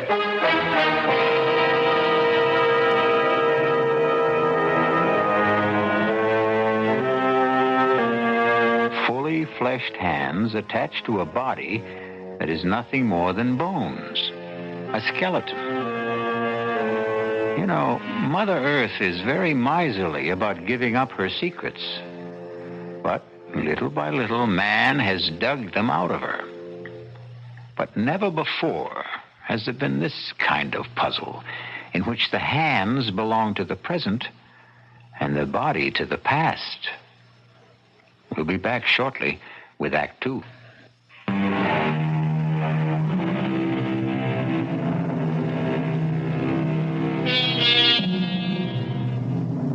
We return to our dilemma.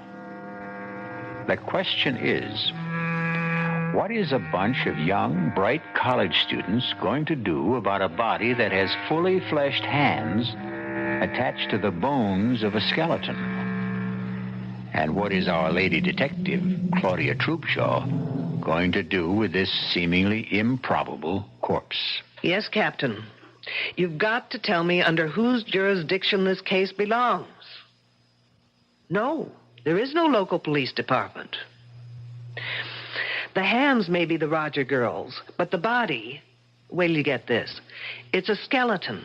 And the professor tells me it's over 2,500 years old. Stop yelling. I know it sounds crazy, but they just did a C14 test on one of the bones. And that's the result. 2,500 years old. But not the hands. Whose case is it, I want to know? Mine? Why mine? Well, will you get in touch with the FBI at once? No, I can't use anyone here to help me that's already here. Why not? Because they're all under suspicion. That's why not. Lunkhead.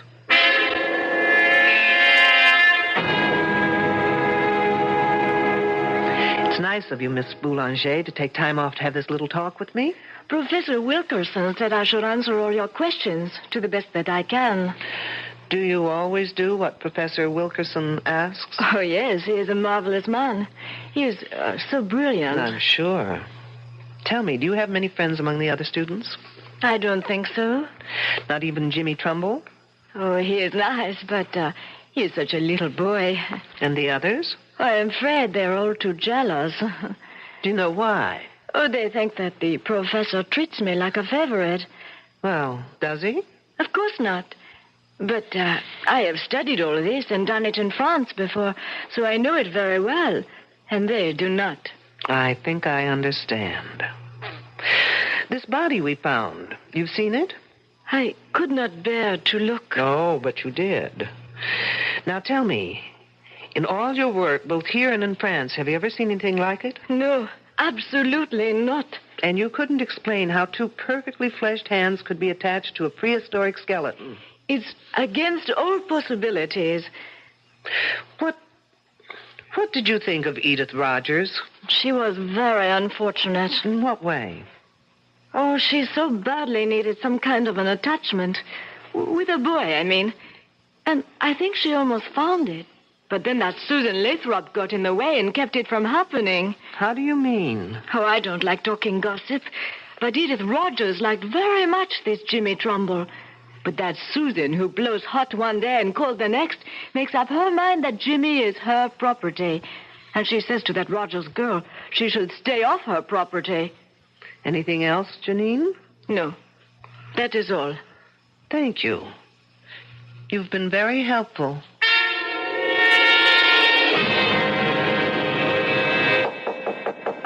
Come on in. Oh, hello, Jimmy. Hello, Detective Troopshaw. Professor Wilkinson says you want to see me. I have just a few questions that may or may not help clear up some of your problems. My problems? No, not yours personally, but the outfits. But where's the problem? Well, if those hands belong to Edith Rogers, it means she's dead. And that, I'd call a problem. This whole thing's crazy. It's some kind of gag. I mean, it's not possible for a skeleton of someone who's been dead for over 2,000 years to have the hands of someone who was alive a week ago, or less. Did you see Edith Rogers about a week ago? Yes, ma'am. I understood you were one of the very few who was sort of interested in Edith Rogers. Well, I was sorry for her. She was lonely and frightened. Did any of the others talk to you about her? No, but Edith had a lot to say about us. Can you give me some idea? Edith thought Susan was a fake, that Janine was phony, and the rest of us pretty silly digging away in over 100 degrees temperature. She just didn't understand why we were doing it. Didn't that make you wonder what she was doing here? Oh, sure. But she was lonely, and she would have done anything to be anywhere. Oh, say, I almost forgot. Something funny happened this morning, and I meant to tell you about it, but with all the rumors and gossip, well, it just slipped my mind. What was it? On my way to the grid we're working on, I ran into this Indian, a really strange guy. He was dressed in some weird Mexican costume and had long, drooping mustaches. And he asked me in this queer accent if I knew where Minnehaha was buried. Minnehaha? Was he kidding? Who knows? When I told him I didn't know, he became very sad. And he said his name was Tepexpan, and that his wife had died 10,000 years ago. Tepexpan, no less. The name's sort of familiar. Oh, come on, Jimmy. Even I know that for years the Tepexpan man was considered the earliest specimen of man found in the United States. Oh, of course. What else did he say? Now, let's see. Oh, I wrote it down here. Here it is. He said, "She who seeks shall find the answers in her mind if she can find the man that is called Tepexpan." You're putting me on. No, I'm not, honestly. And then he said that she would find the star of Tepexpan in the south of Tuxpan. Can I have that paper, Jimmy? Of course. Thanks. Tepexpan, my foot.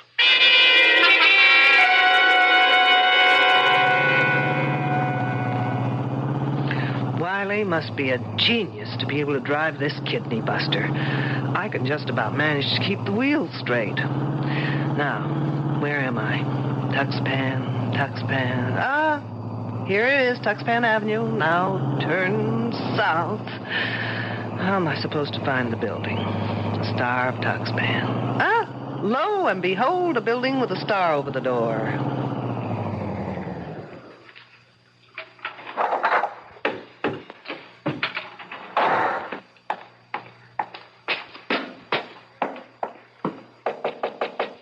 Enter in peace, old ancient squaw. I'll fix that one's TP.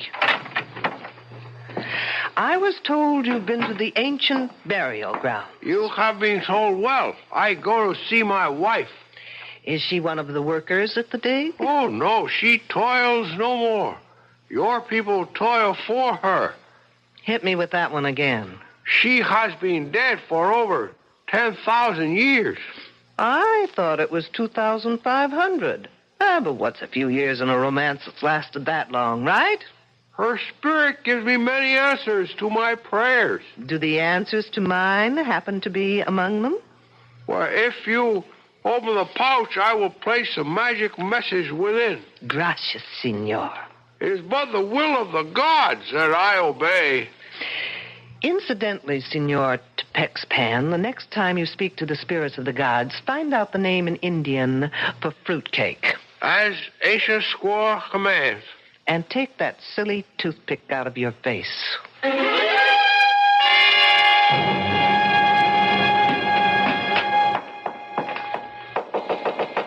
Who's there? Shirley Holmes. Who? Oh, it's you, Detective. I was just being cute, Miss Lathrop. Shirley, Sherlock Holmes, get it? What's there to get cute about? I see you're packing. I'm leaving. I'm sorry, Miss Lathrop, but you're not going anywhere. Why not? Because everyone stays put until I get the answers to a thing or two. Such as? If the body we found yesterday was Edith Rogers... I told you it has to be Edith. They are her hands. Attached to a prehistoric skeleton. I don't care what the radiocarbon dating says. I was with her when she bought that wedding band. She didn't say anything about when she planned to get married. No. And you didn't ask? I thought she was clowning. So she impressed you as the sort of person who would clown about getting married? I guess she wasn't old-fashioned enough to be serious about it. But most of the girls here aren't into things like getting married. We don't have such hang-ups. And Edith Rogers was a square. Very square. You must have found it a bore to room with her. Frankly, she was a bit of a drag. How did Janine get along with her? They hardly spoke to each other. Because of Wilkerson? How did you know? Do you think either of them got anywhere with him? Janine was making points. Not that she's so hot, but her father's an important politician in France, and Wilkerson is impressed by that sort of thing. Ambitious, eh? Even at his age. Oh, come on, Miss Lathrop. He's not that old. Old enough to have a son who's in college. As a matter of fact, it was good old Edith Rogers who told me that. Did she tell you anything else? Nothing important. Have you ever seen anything like that body before? Never. Think hard. Maybe an experiment done on an animal in a lab or in the dating shed? No. Besides, I'm not allowed in the shed. Why not? I don't get to work on dating until next term. Oh, I guess I'll have to take my own advanced course with Professor Wilkerson. That's Janine. I was waiting for the second moccasin to drop. Let's go.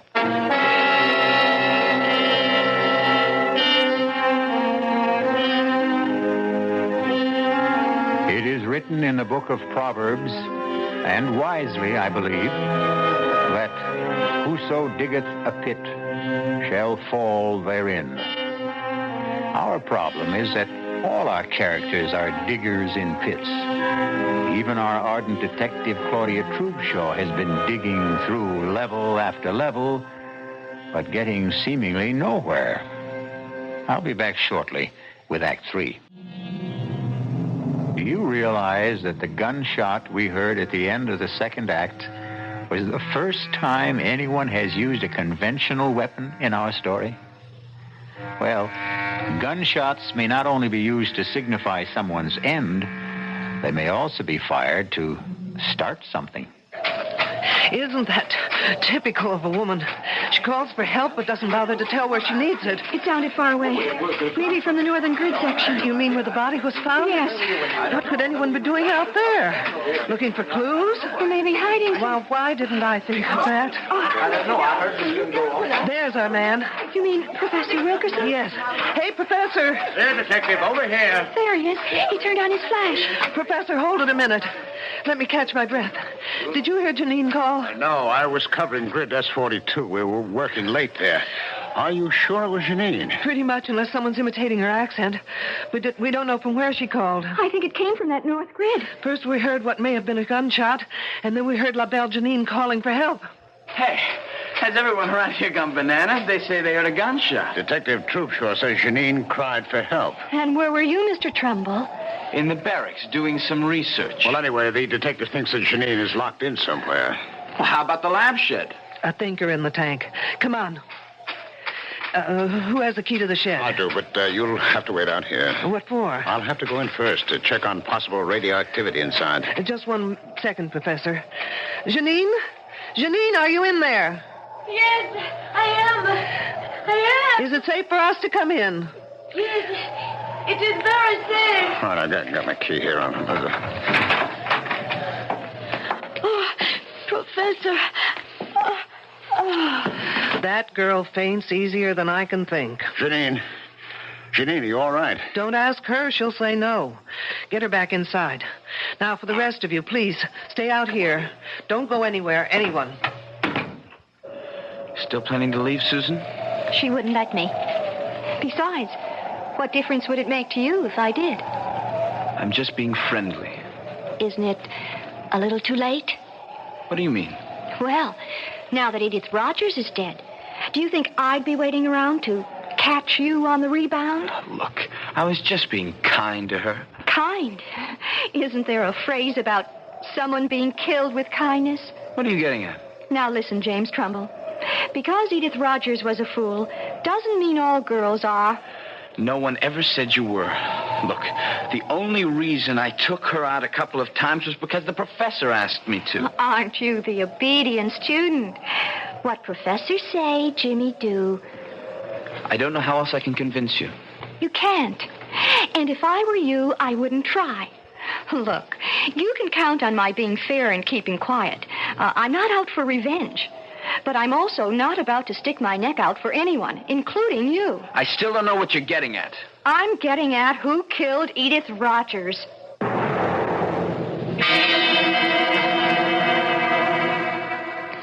I don't know why it is, Professor, but I've never seen a woman in a faint whose legs didn't look lousy. Oh, what happened? That did it. It always does. Janine. I don't want to interrupt, but like a good archaeologist, would someone please get to the bones of the matter? I'm speaking as fast as I know. I heard a noise at the window. What kind of noise? The window was opening. Wasn't it locked? It's always locked.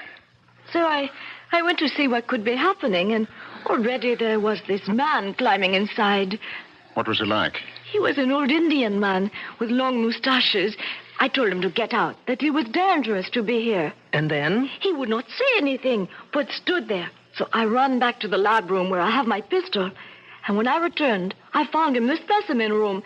He had a leather bag tied around his waist. It was open. Did you see him put anything in it? No, but I held up the pistol and told him I would shoot if he didn't put back whatever he took. So he put his hand in the bag and took something out and threw it in my eyes. Then I pressed the pistol. What did he throw? Little things. I don't know. Let's take a look. All right. Now, wait. Here on the floor. It's thin slivers. It's maybe wood. Let's take a closer No, look. No, don't touch them. For heaven's sakes, why not? They may be hot. I'll get the counter.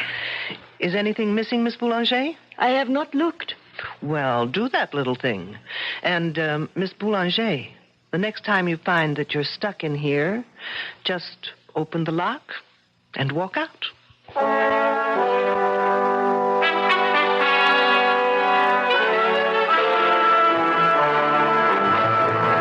Okay, folks, time has come to stop playing games. What kind of games? The game where one hand washes the other. Now, since you've got seniority, Professor, we'll start with you. What kind of a game could I possibly be playing? Well, as a professor, you're a great show. As a poker player, you're stupid. Oh, really? You don't know how to bluff. Remember how you insisted that spear point Wiley took from the shed had to be radioactive? Well, you were lying. How dare you? When it comes to the truth, Professor, I'm very daring. That spear point was in perfect condition. If it had been dated, a piece of it would have had to be missing. How could you know that? What do you think they teach us at the police academy? Home economics? Now, putting it simply, the less carbon-14 in an object, the older it is, right? That is correct. And the older, the more valuable. Sure, that's what we're here for, to find evidence leading back to the first human being in America. And when you can't find it, well, then you can fake it, can't you? What do you mean, detective? There's no dating equipment in that shed. You are preposterous. Wait till you hear how preposterous I really am. Only 2 people have been allowed in that shed. You and Miss Boulanger. Yes, those are the rules. Well, a certain friend of mine broke those rules. Senor Tepexpan, if you please. Hey! Mr. how about that? Now, if you'll just get rid of those tired handlebars from under your nose. Glad to. They sure itch. Wiley. The sheriff. The one who asked me questions about Edith. Right. And he got into that shed not to take things, but to return them. Didn't you, Wiley? I sure did. But, what did you take that had to be put back? That old spear point and the nozzle on that machine. The head? The bombarding head? And I took them both to Tucson to have the experts there take a look at them. And they confirmed my best suspicions. Professor Wilkerson, you and Miss Boulanger were faking your specimens, making them older. That's one accusation I won't buy. You can always return it for credit when I open that department. Meanwhile, you were bombarding those specimens repeatedly, trying to get them to date more than 50,000 years. Professor, did you do that? I just can't believe it. Why not, Trumbull? You invented the machine. Well, only by accident. It was a fluke. And you told your esteemed professor about that fluke, and he told you to keep it under wraps. Yes, I did keep it under wraps. I never wrote a paper. Well, how did they know about it in Tucson? Well, I sent them a report, but only for their opinion. Trumbull, you're a damn fool. You know, Professor, you're just plain not nice. Here we girls spend fortunes trying to keep young, while you try to make a fortune aging us. Which brings me to Edith Rogers. Of those present, only Wilkerson, Trumbull, and Miss Boulanger knew how to operate that machine. Oh, no, wait. No, they ought to be arrested at once. You'd like that, Miss Lathrop, wouldn't you? It leaves your hands clean, so to speak. Now, listen, Detective, I had no reason. Getting her pregnant and being blackmailed to marry her isn't a reason? Come off, Professor. He did? The professor? Surprised, aren't you, Miss Lathrop? But why would I want to hurt that Edith Rogers? You knew she had something on the professor, else she wouldn't have been here. But when you heard about the wedding ring, you thought you just might lose not only your professor, but more importantly, that machine. I'm sorry. What's going on here? I'm all lost. So am I, Trumbull, when it comes to you. I can't figure what you had to do with all this. Well, he may not be that innocent. He did try and make time with Edith Rogers until she dumped him. That's not true, Susan. You're calling me a liar? I think you and your two pals are all to blame for that girl's death. You all deserve to be murdered. And this time, Miss Lathrop, you'd do it properly, wouldn't you? What are you talking about? Trumbull, did you ever tell Susan here about the machine? Well, yes, sort of, but not how to work it. I hadn't finished it then. But she was smart enough to know how it could be used. You're just guessing. True. But then came the monkey wrench. Trumbull began dating Edith Rogers. I didn't care. Not until she bought that wedding band. Now, why would that girl buy her own ring? You know why. Because no woman would go to a doctor for that kind of an examination without the necessary decoration on her finger. What's that to do with me? While Janine thought it was the professor, you thought it was Jimmy Trumbull, who might be the father. First, you threatened Edith Rogers. But when Jimmy tried seeing her again, you took no chances of ever losing that machine, and you just removed her from the scene. You're crazy. Not crazy enough to use a machine I knew nothing about, because that's what you did. You know, your biggest mistake was in tying Edith Rogers' hands over her head before opening that machine full blast. Those hands were protected by the lead shield over her head. Of course. Only the lead shield could have saved those hands, kept them from dating back. The result?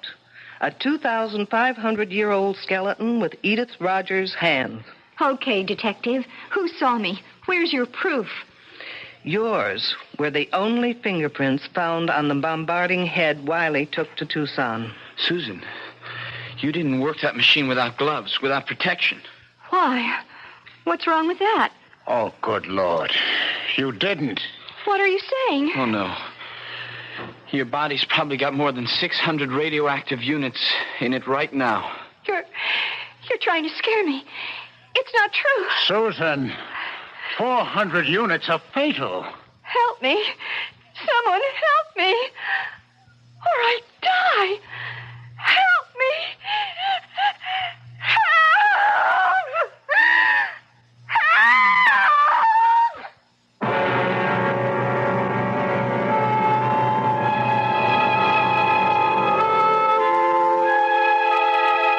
Obviously, Miss Susan Lathrop got a dose of the same medicine she gave Edith Rogers. Except in her case, its effects will be much slower and very much more painful. Sad. Very sad. But it will save the state a great deal of money. I'll be back shortly. Parents, reading is educational. Reading is exciting. Reading is fun. If you can read, you can help teach your child to read. Help your child create his own picture book. Join him or her in cutting out pictures you both like from magazines. Then paste the pictures on sheets of paper. Help arrange the pictures to form pages of different chapters. Some chapters might be called Daddy and Mommy, or Things I Like, or What I Want to Be, or Places I'd Like to Go. More than just being fun, putting the pictures where they belong will be teaching your child to organize and classify information.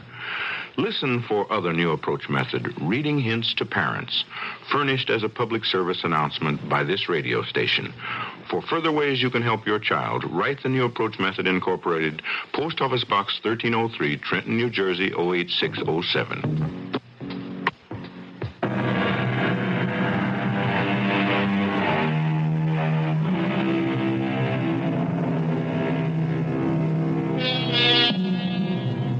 Here's a little thought to take to sleep with you. Never indulge in excesses. Eat moderately, drink moderately, and murder moderately. Our cast included Louise Larrabee, Mason Adams, Ralph Bell, Corinne Orr, Ann Costello, and Christopher Tabori. The entire production was under the direction of Hyman Brown. And now, a preview of our next tale. Accidents happen every day. A foot may slip, a tile could fall, and the only guilty party would be the wind. How, Laurent? How? Trust me, my angel. I shall find a way. Did you hear anything? Outside the door.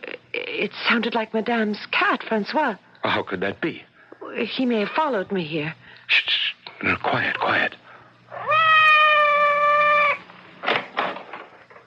There's nobody. It's not a thing. It was only in our imagination. But why should we have both imagined the voice of Francois at the very same moment? Hold me close, Laurent. I'm very afraid. This is E.G. Marshall inviting you to return to our Mystery Theater for another adventure in the macabre. Until next time, pleasant dreams.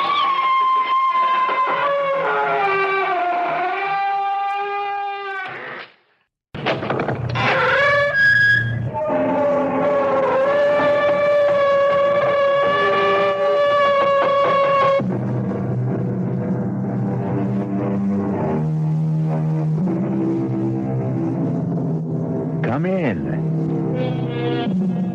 Welcome. I'm E.G. Marshall. Welcome to another hour of mystery and suspense, to a terrifying battle of wits. Our play poses a dilemma you have never faced, or are likely to face in your lifetime. Whether to commit the murder in your heart when your mind tells you to restrain yourself. Listen to what happened to one man, Thomas Drake, who did face that dilemma, and what he did about it. Professor Mallory, if you're a friend of Emery's, you've got to tell him to stay away from my wife. Really now, Drake, I don't like to interfere in the personal life of faculty You members. You must tell him, or I won't be responsible. I don't want to kill him. But I don't trust myself. Come now, Drake. Sensible people don't solve their marital problems like that. With murder.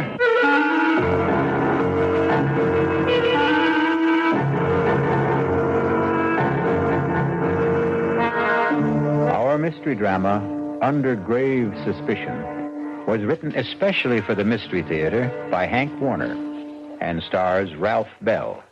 It is sponsored in part by Anheuser-Busch Incorporated, brewers of Budweiser, and by the Kellogg Company, makers of Kellogg's Special K cereal. I'll be back shortly with Act One.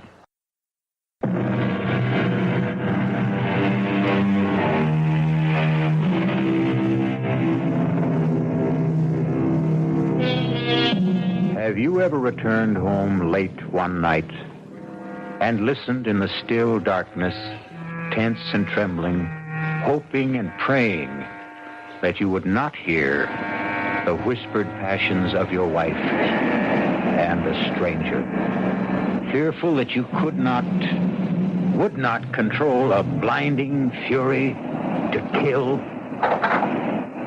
That man getting out of the car on that dark dead-end road on the windswept bluff overlooking the desolate Long Island Sound beach hurrying by cloud-veiled moonlight down the winding footpath through the scrub pines and brush to his isolated cottage is Thomas Drake, despondent, depressed.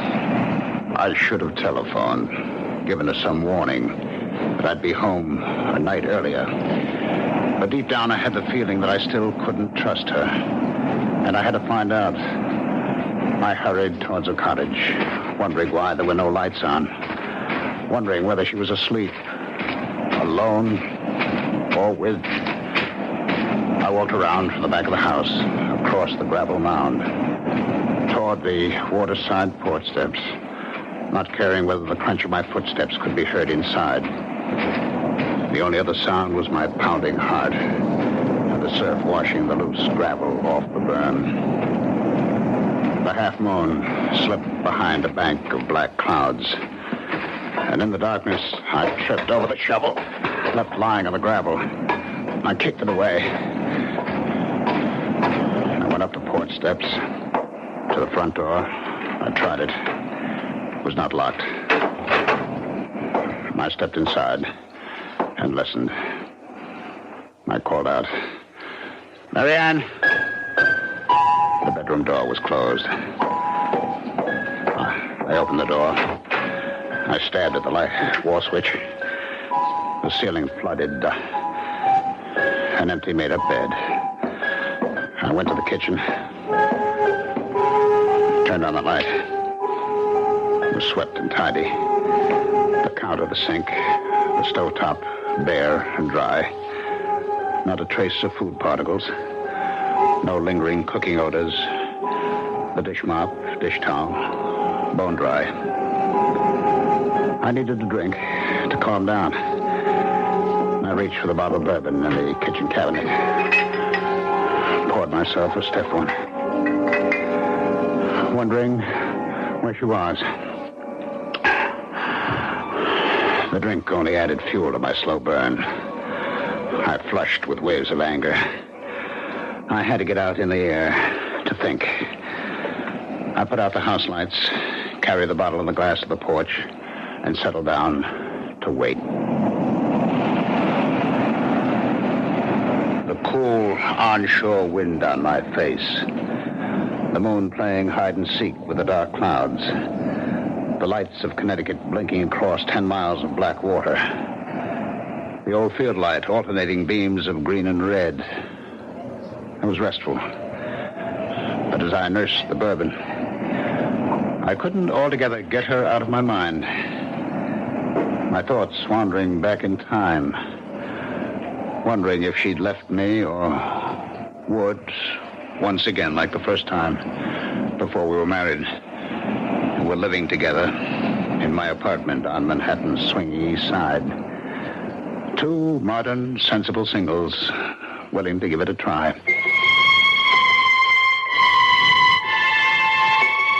I had a job then. Good job. I was a vice president with electronics engineering. I got home that night. It was Friday night, about 8 o'clock. And as I let myself in... Yes, dear. I heard her talking on the phone. Come on up, Jack. Oh, ask the doorman to hold a cab. He just got home. Oh, who was that, Jack Harrison? Of course. Who else? You know, I'm getting tired of his hanging around.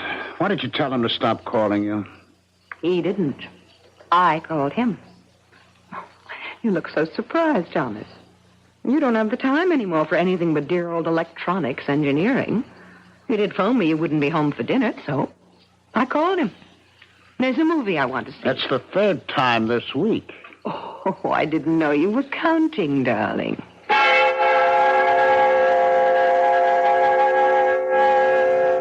I waited that night, watching television, dozing fitfully. My mind going back to the smiles and looks they had exchanged as they left. I could see them after the movies going to the Purple Camellia, the nightcaps, and the wild rock of the panting cougars. And then senses-stimulated bodies pulsating with savage beats to spend the night with him.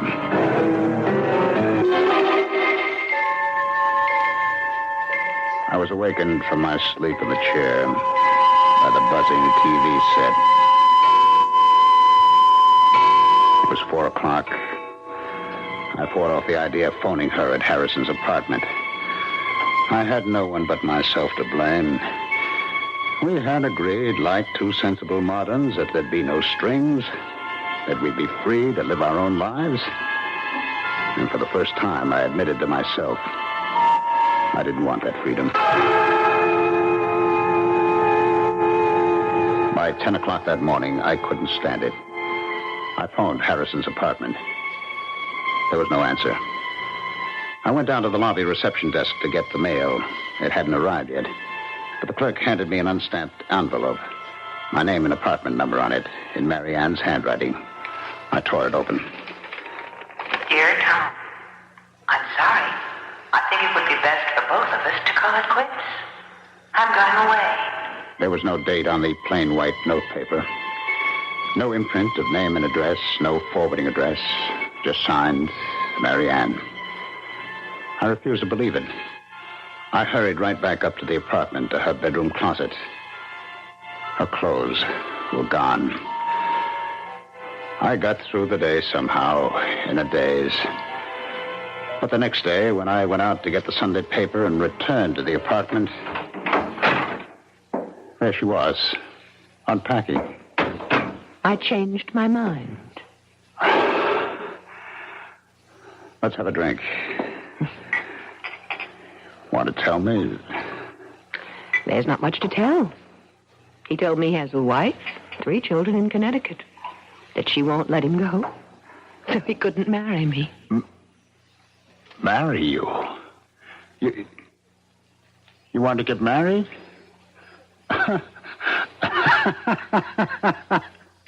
Is that all? You wanted to get married? Will you marry me? Yes.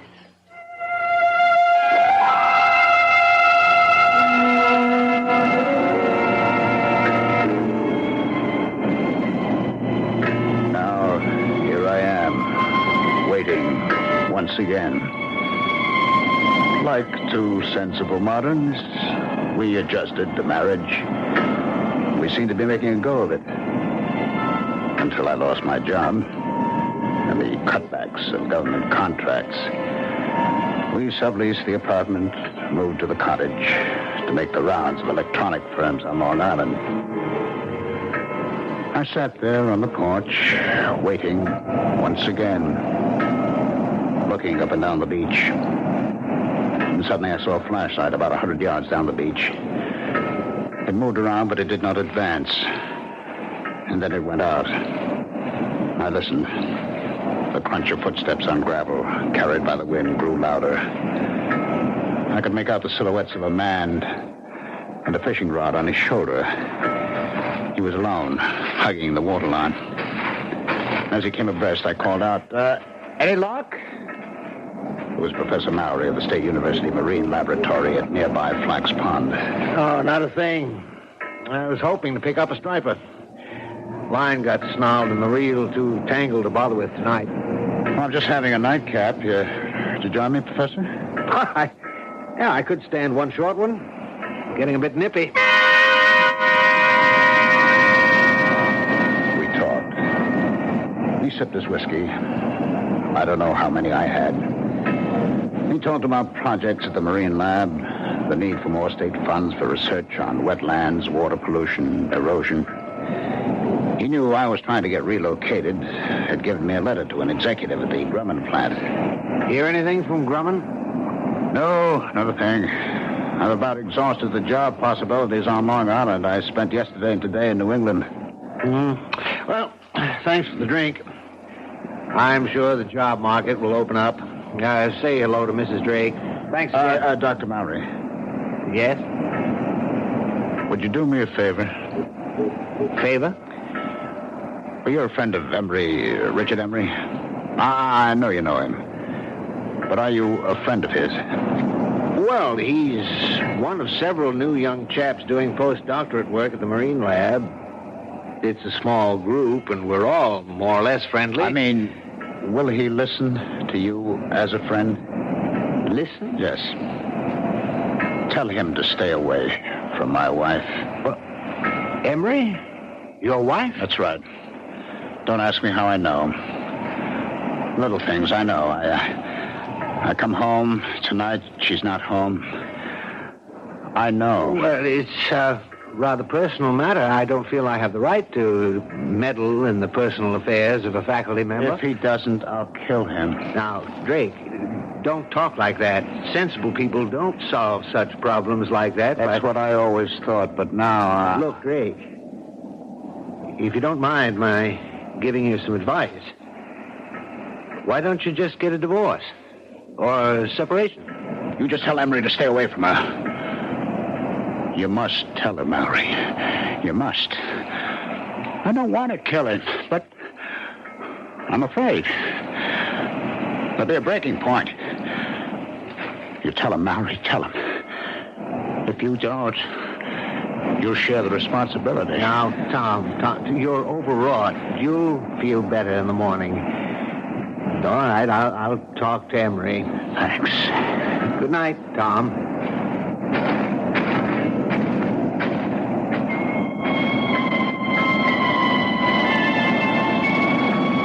I picked up the bottle. It still had about one drink in it. I walked down to the waterline. I swallowed what was left in the bottle. And with swelling anger, I flung it into the waves. I turned back towards the cottage and stopped. I saw a flashlight down the beach. I could make out two persons walking towards me. And then the light was out, and silhouetted against the night sky, two forms embraced as one. And then, carried by the wind rising out of the northeast, I heard the teasing laughter of Marianne.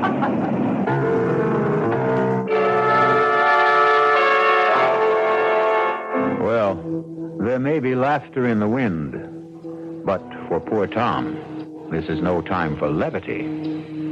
Wonder whether he knows that it's an ill wind and will blow him no good. I'll be back shortly with Act 2.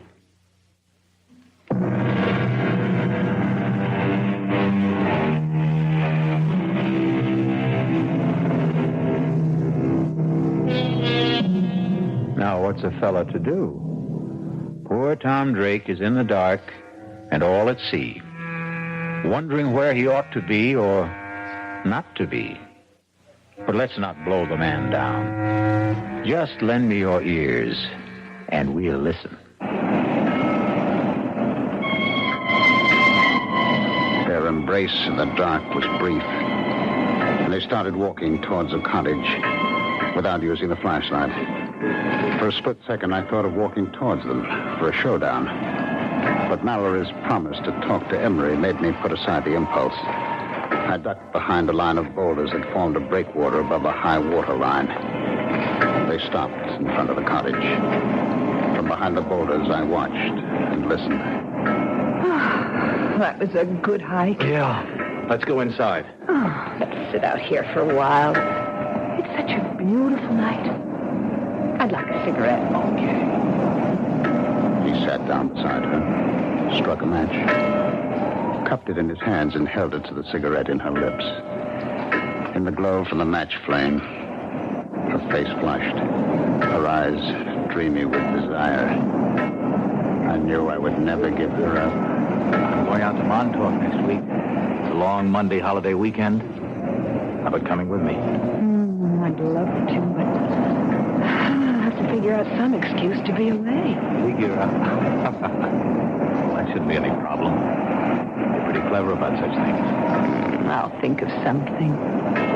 I couldn't help thinking she was pretty clever about such things. Like the night she went with that very clever Harrison leading her on. I'd never forget that Friday night.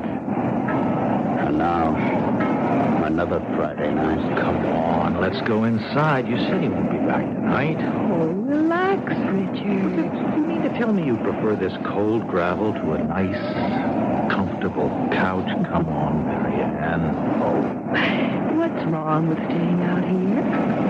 Oh, Mark Hyam was content with a jug of wine, a loaf of bread beneath a bough. Oh, not bad. Not bad. The laughter broke off suddenly. I saw the glowing tips of 2 flipped cigarettes. And then... Kiss me, Richard. I'm crazy about you. Stop it! Stop it! Tom! What are you... Marianne, go inside. Go inside, I tell you. Now, wait a minute. Why? If you have anything to say, you can say it here in front of Richard. Go inside. Let go of my arm. Now, listen, you leave her alone. Let go of her! He broke my grip on her arm and pushed me away. His shove made me slip to my knees. I came up swinging at his face. I missed. He pinned my arms from behind. Now, listen. What's the matter with you? Are you crazy? I broke out of his grip, stepped back from him, and fell across the shovel. I grabbed the handle, jumped up. No! And swung at Emery. Too late for me to stop the swing. No! As she rushed in between us, the sharp edge of the shovel hit her in the back of the head. Oh, my God. I stood there, holding the shovel, unable to move, my eyes fixed on her face as Emery knelt down over her with the flashlight. I watched her face and prayed she wouldn't die. I trembled with fear and anguish, telling myself this couldn't be. It was a nightmare.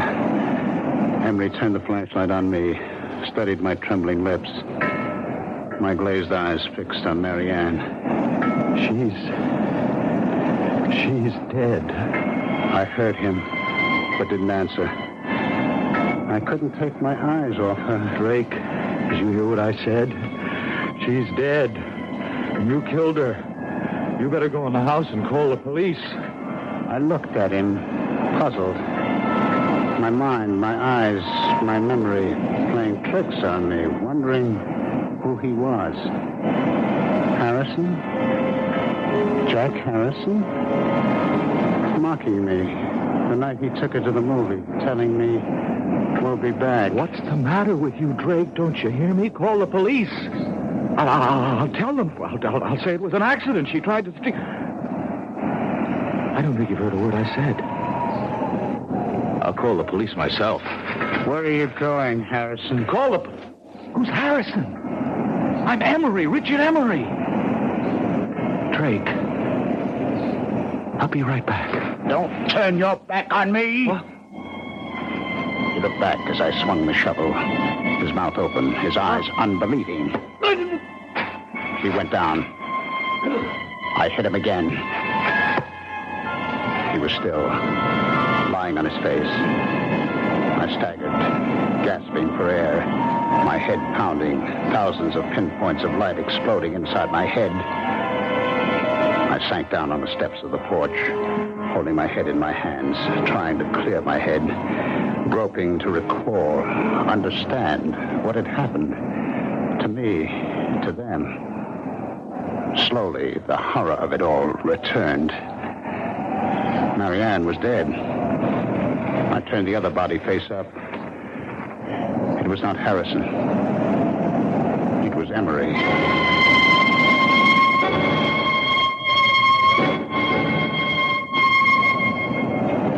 I don't know how long I sat there on the porch steps.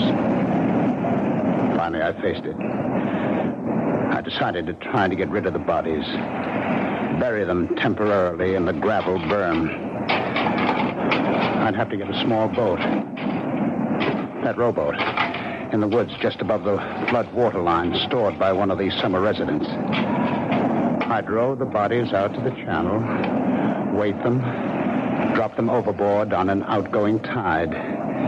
The strong current on the bottom of the channel would move them out to the sea. The loose gravel was only about 3 feet deep. It would be deep enough to hide them. I dragged the bodies over, laid them end to end, covered them, building up the gravel mound to the same height of the berm that ran parallel to the water level. I inspected the shovel. The metal glistened clean. No sign of blood or hair. I stood it against the porch rail. Went inside. I sprawled out on the bed, exhausted, and fell into a heavy, dreamless sleep.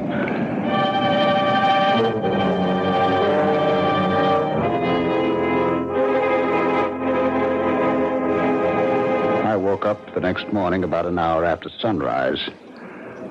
My mind clear. Instantly aware of what had happened, what I had done. I jumped off the bed, went to the porch door, looked at the gravel graves on the burn. It looked natural, peaceful, like a cemetery. I knew what I had to do. I put on the coffee, showered, changed my clothes. Became aware that her clothes were still hanging in the closet. I got the old note she had left me on that weekend with Harrison. Read it over and over as I had my coffee on the kitchen counter. I turned on the radio for the weather. The Bureau reports Hurricane Gilda moving past Cape Hatteras, leaving a devastating... I placed the note on the counter, the Carolinas. Carefully spilled a spoonful of coffee on the counter, wetting a large corner of the paper, and then blotted it with a paper towel. I knew I'd have to keep checking the weather. But first, get rid of her clothes. I put them in a large plastic garbage bag. I knew I'd have to stay close to the cottage until I got rid of the bodies. Lay in a supply of food, so I drove to the supermarket, put the clothes into the collection bin of the Salvation Army on the parking lot. I did my shopping and was back in less than an hour. I went up to where the rowboat was on the bank of trees. It looked all right. Aluminum, light enough to drag. The oars were in it, and burlap fish bags, strong enough to hold the rocks I'd use for weights. I'd have to wait until dark to move the bodies. In the meantime, I could move the boat. It was a couple of 100 yards. I placed the boat on top of the grave. By nightfall, the Coast Guard was sending out small craft warnings, and all through the night, I was glued to the radio for weather checks. Feeling trapped, helpless to do what I had planned. I finally fell asleep on the couch.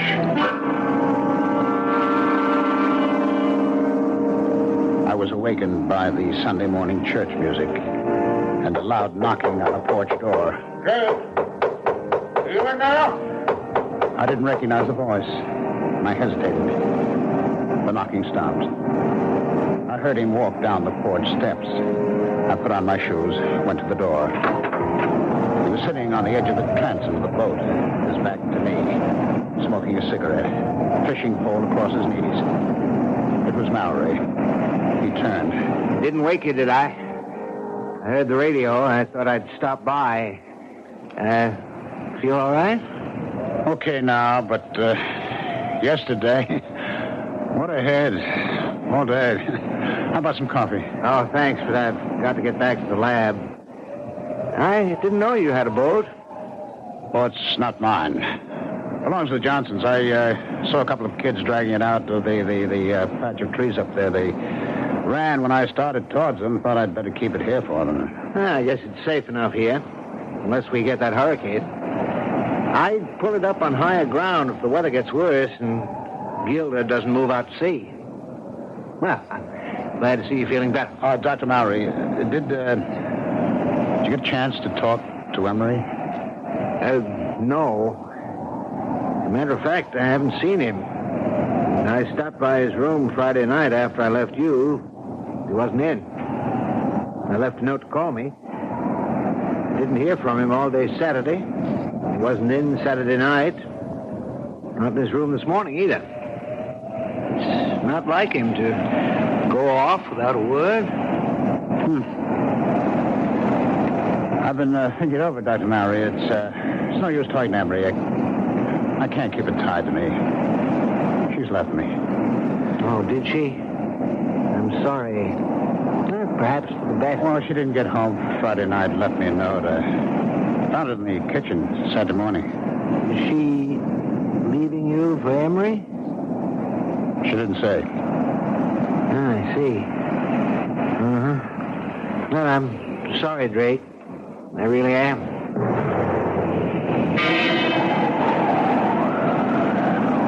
Sunday night, I was still trapped by the weather. It got worse through the night. But the weather report said there still was a 50-50 chance that the hurricane would bypass Long Island.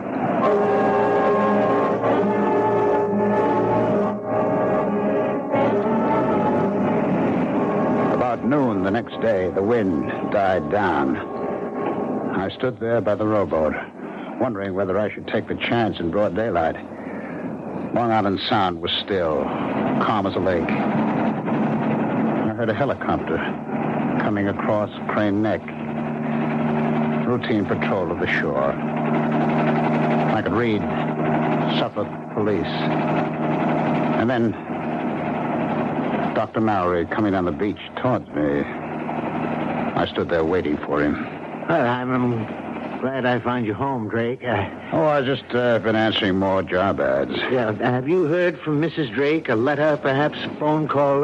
Why, no, I haven't. Well, I'm getting really concerned about Emery. No one at the lab has seen him or heard from him for 3 days. This morning, I looked through his room. His clothes, his suitcases were there. But I can't understand. I was hoping if you'd heard from Mrs. Drake and knew where she was, I'd ask her if she had any idea about where Emery might be. Well, I do have her mother's phone number in Ohio and her sister's in Connecticut. If you don't mind. Do you want to call from here? Thanks, but I'm on my way to the village hall to see Police Chief Raymond. I stood there watching him make his way along the beach to the village hall at the old field lighthouse, wondering just what he'd tell Chief Raymond. Well, you know what they say. The path of gory murder leads but to the grave. What do you suppose will happen to Tom Drake? Will he be like that comedian who murdered people with stolen jokes and was hanged by his wits' end? I'll be back shortly with Act 3. This is WBBM Chicago. The lot of most policemen is not a happy one. Wonder how Police Chief Raymond will receive Professor Mallory. Will he use the right bait and make a haul, or lose hook, line, and sinker? Let's follow our troubled professor and find out. What's this all about? Emma said to tell me it was urgent. Well, I mean, it's not a matter of life or death, is it? I hope not. Ooh, well, you sound like you're not so sure. I'm not, but I am getting worried. Somebody been stealing typewriters and lab equipment again? No, Chief. Well, this may sound odd, but a member of the lab faculty seems to be missing. Oh? That's so. What do you mean, missing? No one's seen him since Friday afternoon. Well, this is only Monday. Yes, but he was not in his room Friday night, Saturday night, Sunday night. He didn't show up in the lab today. Well, what about his weekends? Did he have them free? Oh, sometimes, when scheduled. He was not scheduled to be off this weekend. Uh-huh. The chap he rooms with, Garrison, says he saw Emery Friday noon. Well, Garrison was off this past weekend. He got back Sunday night. I saw Garrison this morning. He wasn't surprised or upset over the fact that Emery hadn't spent the night in his room. Mm-hmm. It wasn't the first time. Do you know that cottage the Drakes rented? Yes, I do. It belongs to Howard. Is that the one? What about it? Well, last Friday night, I was out casting along the beach. On my way back to the lab, Drake invited me to stop for a nightcap on the porch. He'd already had quite a few. I had one drink with him, and he asked me, was I a friend of Emery's?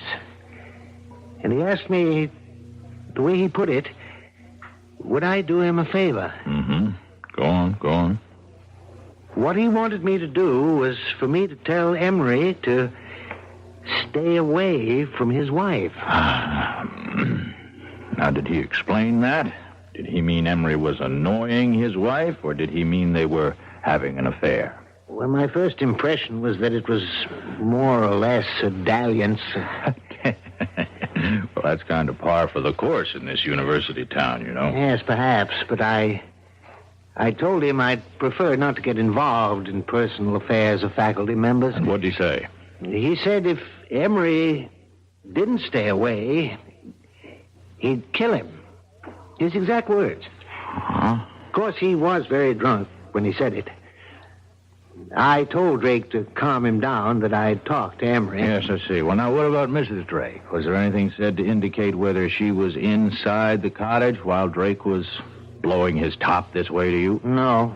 There were no lights on inside. Matter of fact, Drake made it clear that she was not home. He implied, without mentioning Emery by name, that she was out somewhere with him. Well, in that case, she could have some idea about where he might be. That occurred to me. I went back there yesterday morning with that in mind. And did she? She wasn't there. Drake told me she'd left him. He said she didn't come home at all Friday night.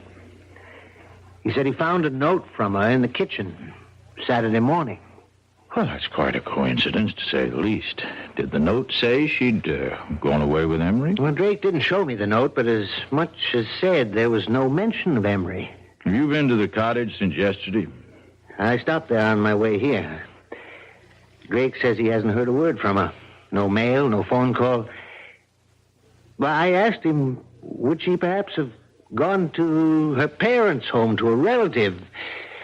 And he gave me these phone numbers. Oh, yes, let me see that. Ohio and Connecticut. You think we ought to call them? No. I'll drop in on Drake. I'd rather he made the call. You see, if we can't locate Mrs. Drake and you don't hear from Emery, that leaves us with 2 missing persons. We'll put out an all-points teletype alarm, full descriptions and photos. I'll keep you posted, Mallory.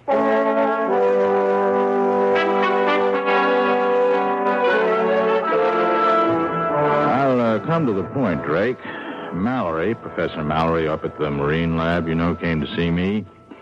And he's a bit worried about the absence of a faculty member, one Richard Emery. There's no use being delicate about this, Drake. From what he told me, it does look like Emery and your wife ran off together, doesn't it? Yes, it sure looks like it. Do you mind if I see that note she left you? Oh, no, not at all. It's on the kitchen counter where I found it. We went into the kitchen. He picked up the note, studied it carefully, looked at the back of the paper, felt the coffee stain. When did you, discover this note? Saturday morning. Well, that stained some coffee spilled from my cup as I was reading it. Oh, I see. You mind if I, look around? Oh, go right ahead. I followed him into the bedroom. He looked through her dresser, the closet, the night table. Well, her clothes are gone, all right. I was looking for a letter she might have received from a friend or relative, inviting her for a visit for a few days or a week. I mean, did she mention such an invitation to you? No. Well, if she did get such a letter, she could have taken it with her. I mean, have you called her parents or her sister? Well, frankly, no.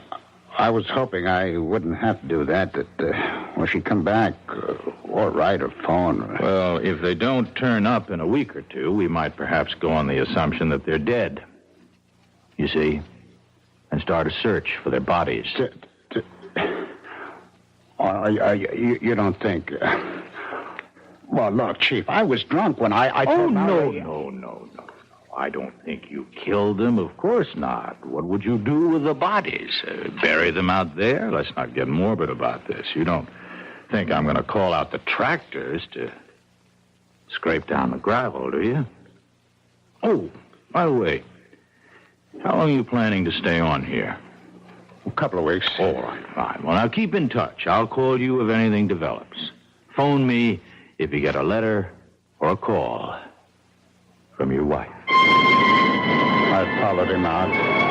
He looked at the rowboat, studied the sky. I'd pull that little boat up higher beyond that low ground back of the house. I wouldn't be surprised if we get some of Hurricane Gilda before night's over. Better keep the radio set on the Coast Guard reports. I watched him go down the footpath across the low ground behind the cottage and then uphill to where his car was parked, top of the bluff. It was not till he was out of sight that I stopped sweating.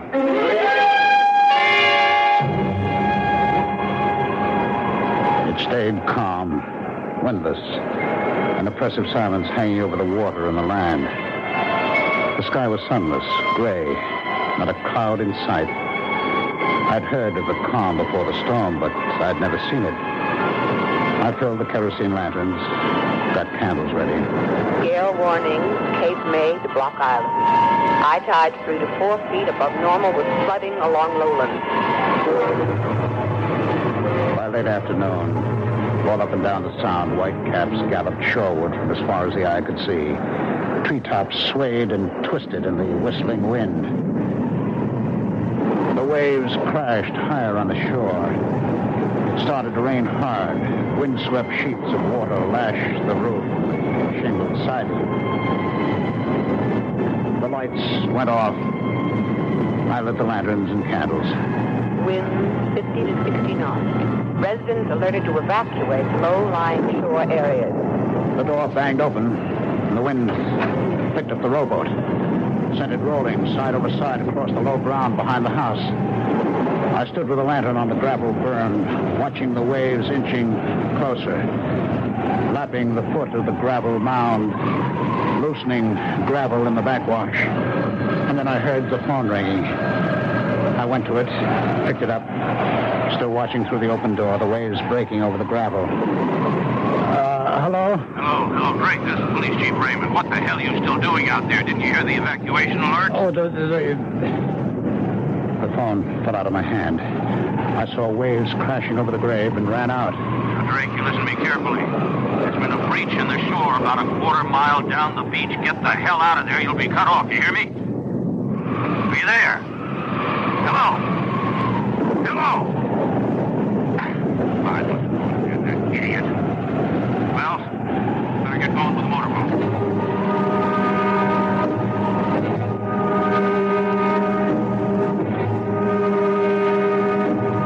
I knew I had to keep shoveling on the gravel and sand as fast as the waves washed it off.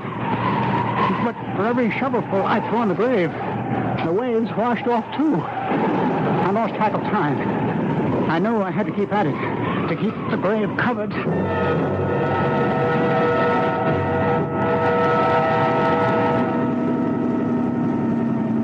Heading close to the house, Mallory. Yeah. Ray! Ray! All right, let's go ashore. Nose it into the bank. You better bring your flag, all right?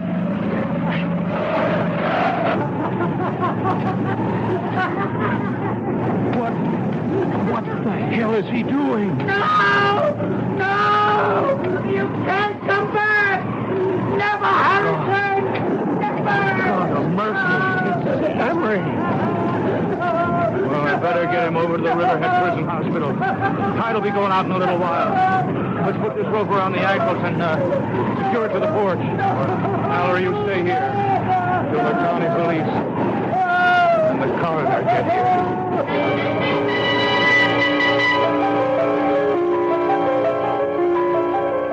Chief, I'm at the morgue at Riverhead.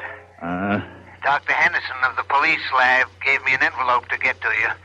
He said you wanted an analysis report in a hurry. That's right. What's it say? Read it to me. It says, the coffee stain is less than a week old. The ink is at least a year old. Well, thanks, Mallory. By the way, do me a favor, will you? Leave a note to Highway Superintendent Murphy in the State Office building. And tell him I said, I won't be needing those tractors.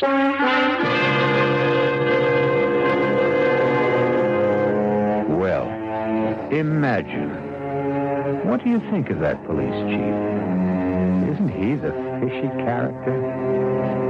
Anyhow, we didn't have to scrape bottom. I'll be back shortly.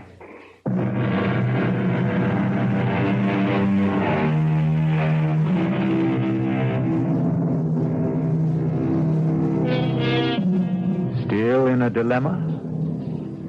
We hope you never have to face it. We can offer some advice, though.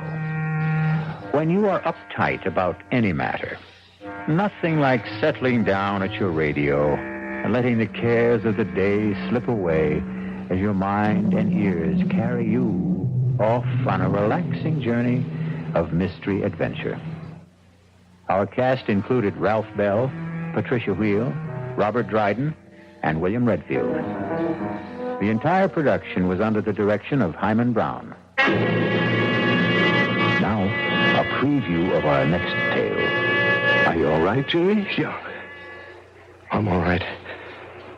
But I saw him. Who? Oh, a guy I was in the army with. The two of you. Were you close? He was my buddy. Well, when was the last time you saw him in person? The night he was killed. Have you ever seen him again? Like you thought you did just now? No, this is the first time. Well, maybe you need a rest, Jerry. Eddie, why now? Why tonight after all these years? Well, you say you saw him last the night he died in battle. Well, the sight of him dead must have stayed with you always. But that's not how I just saw him, Patty. He wasn't in uniform. He was in civilian clothes. You might have pictured him as he looked at a happier time. I never saw him in civilian clothes. This is E.G. Marshall inviting you to return to our Mystery Theater for another adventure in the macabre. Until next time, pleasant dreams.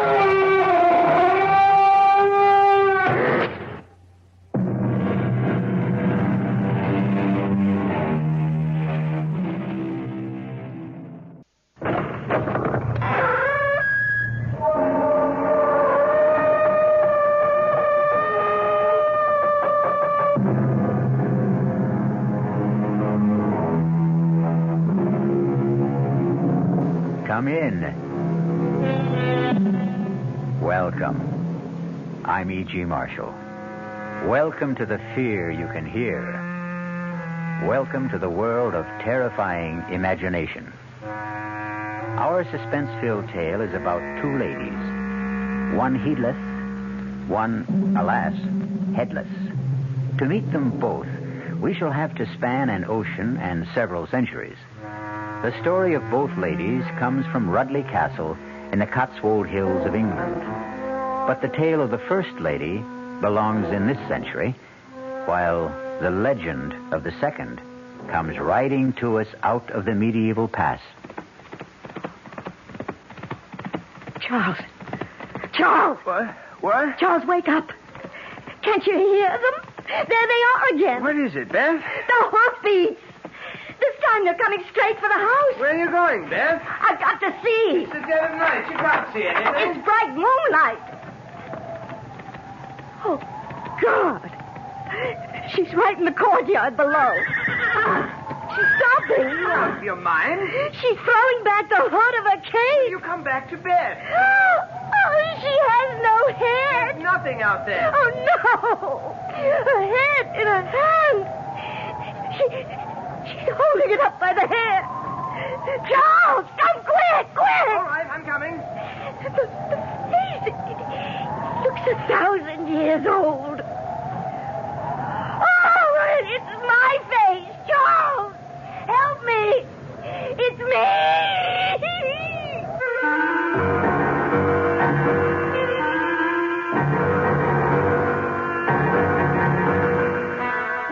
Our mystery drama, A Lady Never Loses Her Head, was written especially for the Mystery Theater by Ian Martin and stars Kim Hunter. It is sponsored in part by the Kellogg Company, makers of Kellogg's Special K cereal, and by new sugar-free Diet 7-Up. I'll be back shortly with Act One. The title of our tale is A Lady Never Loses Her Head. This has been an accepted dictum since the beginning of recorded history. But in the literal sense, in feudal times, a lady unfortunately could, and frequently did, lose her head. Thank heavens, of course, that is no longer possible. Or is it? Let's travel to London and start our narrative in the gloomy, gray atmosphere of Scotland Yard. Excuse me, Inspector. Yes, Crothers, what is it? Young lady outside to see you. Most attractive. Blue-eyed, blonde hair, about 24. American, about 5... Yes, I can do without the vital statistics. Does she have a name? Yes, sir. Beth Stanton. Miss. Beth Stanton? Stanton? My old friend Biff's daughter. Well, don't just stand there, man. Bring her in. Right this way, Miss Stanton. Thank you, Sergeant. My dear girl, you are Biff Stanton's daughter, of course. Of course. Oh, how nice to meet you. Come in, come in. Dear me, this is a pleasure. Oh, do sit down. Oh, thank you, Inspector Finchley. Tell me, what are you doing in England? Oh, first, before anything, following Dad's orders and coming to see you. Also, I brought you something from him. Really? I should have brought it earlier or sent it, but well, after he died, I was a mess. For so long, it had just been the two of us. It took me a year to paste myself back together again. I wish I could have helped. At the very least, I should have come over for the funeral. Oh, there was none. Dad wouldn't have wanted that. I can imagine. Anyway, he wanted you to have this. Oh, no, I can't. No, you have to. Biff Stanton's wings. Any idea what they mean to an old fogey who went through the Battle of Britain shoulder to shoulder with him? I can tell you something, my dear. These mean more to me than the crown jewels.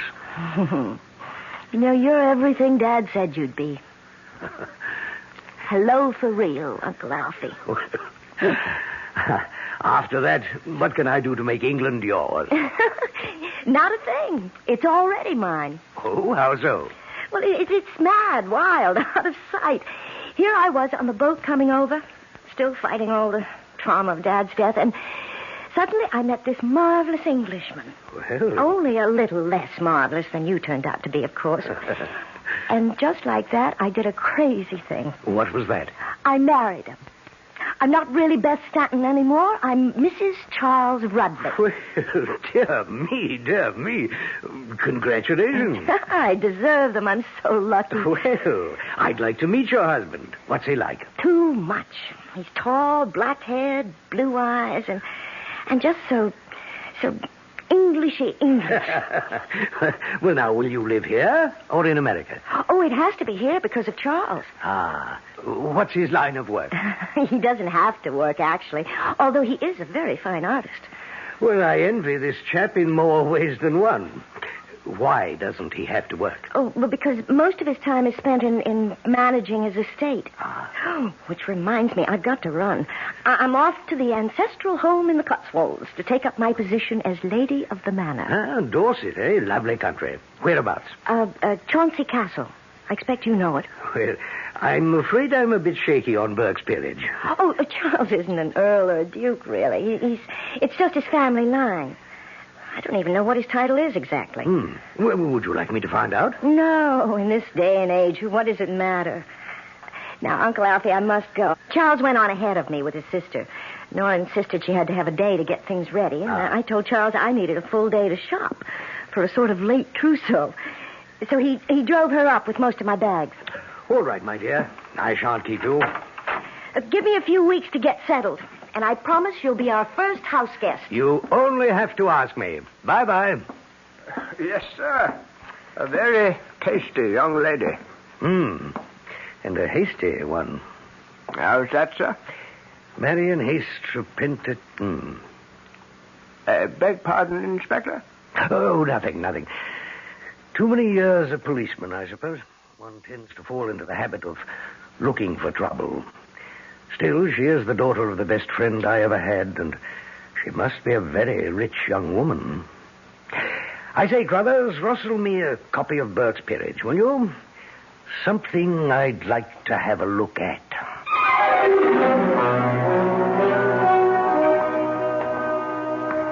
So, milady, how do you like your castle? Oh, Charles, it's something else. It's what? I mean it too much. It's magnificent. It's breathtaking, thrilling. There just aren't enough words. But it's sort of creepy, too. Creepy? Well, you know, everything's so old and so big. Yes, and so very drafty. I'm glad we won't be living here. Well, we can if you want, my darling. Oh, no, please, no. I feel like an exhibit. It's so comfortable at the gatehouse. Yes, except for poor Nora. She is sort of underfoot. Oh, come on. It's not that small. And I'm not going to put Nora out of her own home. You're sure you don't mind, dear? Are all these paintings legitimate ancestors? Yes. Charles? What is it, Beth? Who's that? Ah, yes. I thought that one might pique your curiosity. That was the Lady Elizabeth Chauncey. Beyond question, the most attractive of all the family. Until now. But she looks just like me. A very pallid copy, my darling. Besides, she was very dark. Not like my fair and golden-haired American beauty. Well, still, imagine, all those years ago, someone in your family who... Oh, when did she die?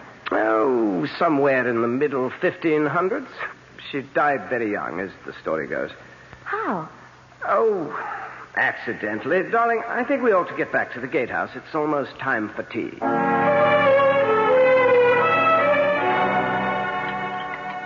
Do you have milk in your tea, Beth? No, thanks. Oh. Well, how did you like the castle? Oh, it's great. I mean, it's terribly impressive and fascinating and inexpressibly gloomy, damp, and musty. Well, I didn't say that. Oh, but it was what you were thinking. Oh, no, you're marvelous. Yes, I thought all of those things. I just hope Charles doesn't want to live there. Oh, heavens, dear, not a chance. You see all the rebuilding, refurbishing that's going on there? Yes, I did. That's why I thought maybe... Oh, not intended for private life, Beth. Strictly for the public. Beg pardon? Well, the only way of supporting these charming and historic white elephants is to open them to the public for a small fee, which mounts up. Oh, what a shame. Your own home. Poor Charles. Oh, he doesn't mind any more than I do. The place is much too big and full of cobwebs and ghosts. It gives me the shivers. Ghosts? You mean real ones that actually haunt? Well, if you want to believe in such things... Oh, the usual clanking of armor and dragging of chains. Except, of course, for the Lady Elizabeth. The one whose portrait I saw today? Oh, I'm not sure if I know you did. We've had a great many Elizabeths. Well, the very young one. The one who looked like me. Oh, that would be she. Yes, you do favor her. You know, Charles was so funny about her. I mean, he didn't seem to want to talk about how she died. Jolly right, I should think. Gruesome, silly story. Well, she was married to one of the first Earls of Chauncey. A man quite literally, believe it or not, old enough to be her grandparent. And so, quite naturally, she fell in love with one of the young bloods who traipsed around in the retinue. Oh, what was his name? Oh, heavens, dear, I haven't the foggiest. No one remembers him. At all events... Sex being just as urgent in those days, if not quite so publicized, the two of them were caught cavorting in flagrante delicto, I think is the polite Latin phrase. And the elderly Earl was quite put out about it. So much so that he had the poor little thing beheaded. Oh. Violent times, you know, violent measures. Even that wasn't quite enough for him. What do you mean? What else could he do to her? Well, it gets a bit bloody, dear. Maybe we'd better just... No, I want to know. Well, I'm afraid he had the head impaled on a pike and left to wither on the battlements. The body, of course, was interred. Oh, my God. Oh, nasty types they were in those days. How old was she? Oh, see, I think I remember. Oh, yes, 24. Just my age. So young to die and be buried forever. Oh. Well, the legend is, of course, that she hasn't been. Our parlor legend. You mean she haunts? Oh, rather. She was quite a horsewoman, history tells us. And any night, but particularly when the moon is full, she rides the grounds searching for her lost head. She's quite famous locally. I must admit, when the wind's from the west, I sometimes swear myself I can hear the hoofbeats.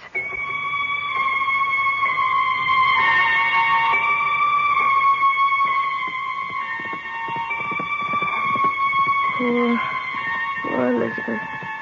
Poor... No. What's that? Charles, wake up. What is it, Dolly? Do you hear them? Why?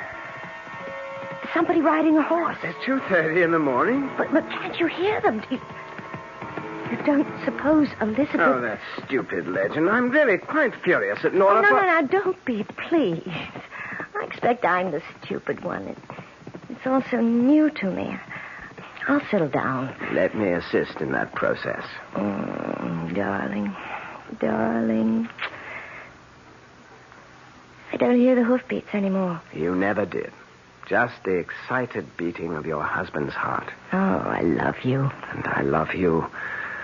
You're so lovely. I can't wait to paint you. I'll sit for you.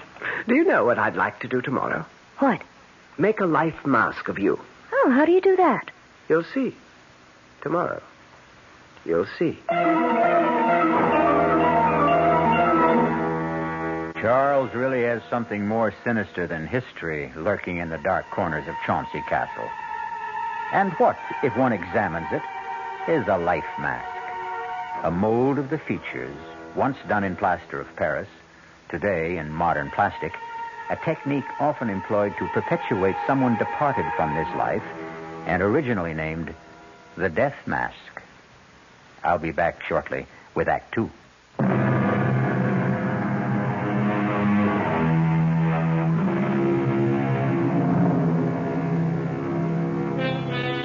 Have you ever had a mask made of your face? It's a quite terrifying experience. The material is laid on like shaving soap or a mud bath, and you lie there while it hardens and sets. In the last moments, there is an excess of heat and a feeling as if you will be buried forever in concrete or stone. You can breathe, but the shut-in feeling, the claustrophobia, suggests you can't. That maybe whoever it is making the mask wants to kill you, smother you, like Beth, wordless, speechless, helpless at this moment. Hand me the straws, Nora. Here you are. Oh, what a really dreadful thing to do to the child. Now, don't try to talk, dearest. The plastic is just beginning to set. It won't be much longer. I'm going to have to cover your mouth now, so I'll put these straws in your nose, and you'll be able to breathe. Now, the thing is not to get panicky. Oh, the whole thing is perfectly barbarous. Shut up, Nora. There's not a thing in the world to worry about, Beth. It just sort of draws, and there's a feeling that it's clamping down. But it's soon over. Trust me, darling. Please don't worry about a thing.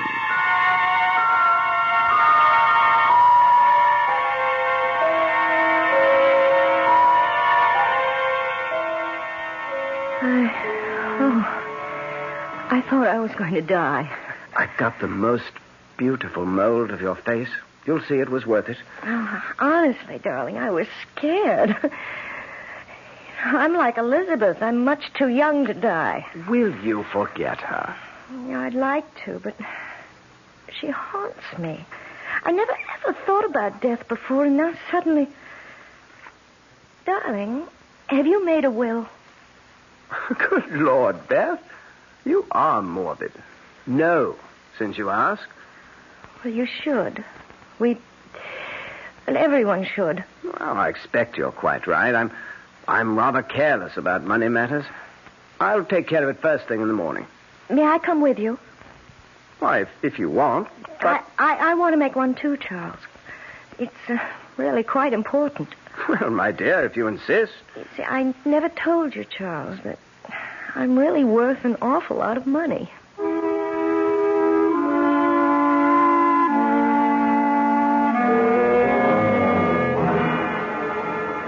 Carlos. Yes, Inspector. Remember that chap in Margate we had to look into because he kept getting rid of well-to-do wives at quite a clip? That'd be Humbert, sir. Yes. Tall, dark chap with a thick beard. Made a joke about Bluebeard. Oh, did I? Have we a photo of him handy? Oh, I think I could dig one up. Why don't you? And, by the by, next weekend's Halloween. I think I might leave crime to the small fry and take a busman's holiday. Oh, you deserve it, sir. Where away? Well, I might take a run up to the Cotswolds. Sort of a sentimental journey, you might say. Morning, Beth. Special today, kippers. Oh, no, thank you. Not for me. Oh, out of sorts, dear? I haven't... I didn't sleep so well. Just a little orange juice and coffee. Oh, absolutely. Well, anything wrong? Oh, no, not really. You know, I guess maybe I ought to look out for those toddies of yours. Why, Beth, nothing but a little Scotch, sugar, and lemon. I didn't mean I suspected the ingredients. It's just that maybe I can't handle quite so much whiskey. Oh, there was only a nip in there. Child, you do look a little wan. Should we have Dr. Yule in to have a glance at you, do you think? Oh, I can't need a doctor. I'm always so healthy. Oh, change of clime and all that, dear, and damp old England. Flu is always floating around. Why don't we just play safe? What do you think, Doctor?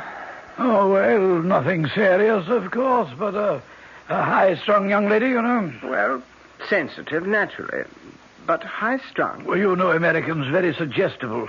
What is this notion she has about somebody on horseback without a head? I beg your pardon? Some legend about a girl who looked like her centuries ago. I haven't the foggiest idea. Yeah. Well, for the moment, there's no real concern. I've left a sedative to be filled at the pharmacist with your sister. Convenient thing she happens to be an RN.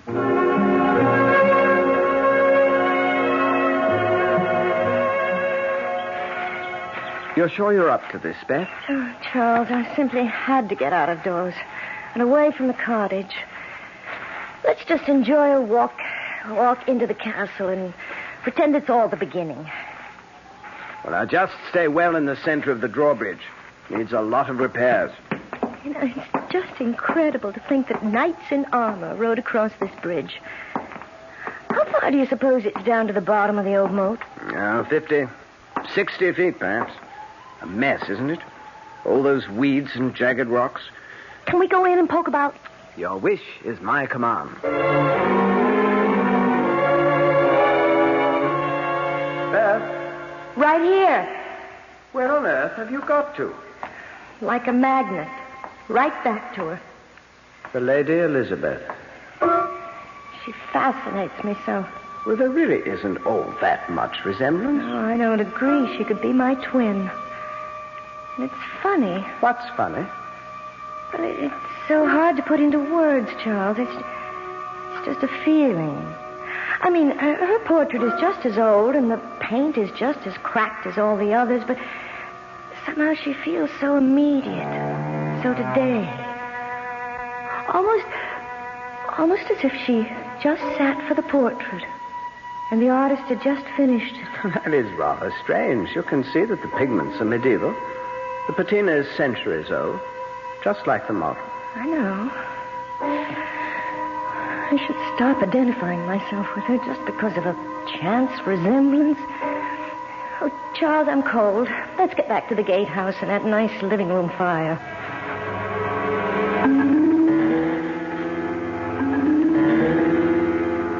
Oh, you do look a bit knocked about, Beth.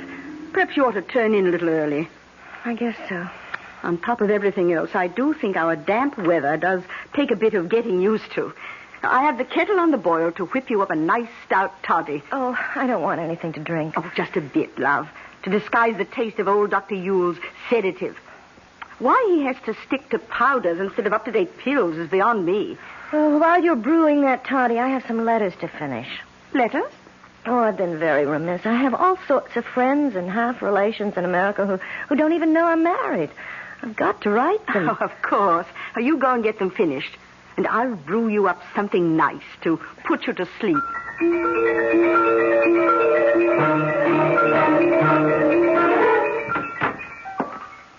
Here you are, darling. Nora's best. Plus Dr. Yule's guaranteed potion for a restful night. Thanks, Charles. Oh, I'm sorry to be such a bother. Hush. Get all your letters finished? Yes. I must mail them first thing tomorrow. Let me have them, darling. I have to run into the village to pick up the post. I'll send them off then.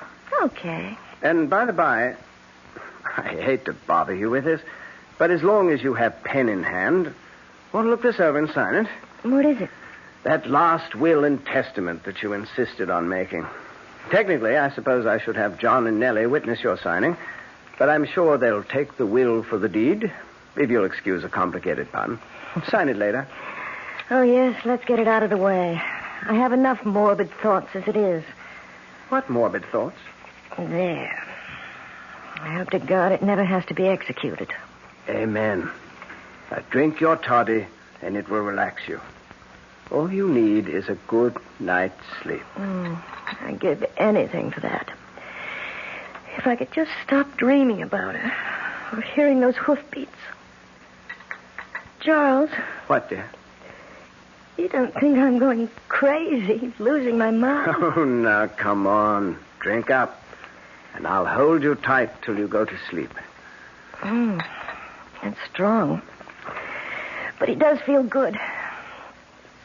Charles, you're so good to me. How can I ever repay you? You will, darling. You will.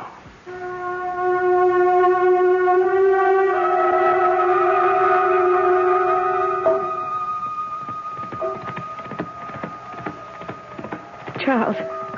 Charles. What? Charles, wake up. Can't you hear them? There they are again. What is it, Beth? Hoofbeats.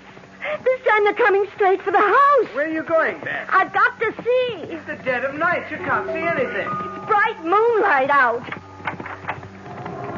Oh, God. She's right in the courtyard below. Stop it, Beth. She's throwing back the hood of the case. Will you come back her head? She has no head. There's nothing out there. Oh, no. Her head in her hand. She's holding it up by the hair. Charles, come, quick. All right. It looks 1,000 years old. Oh, but it's my face. Charles, help me. It's me.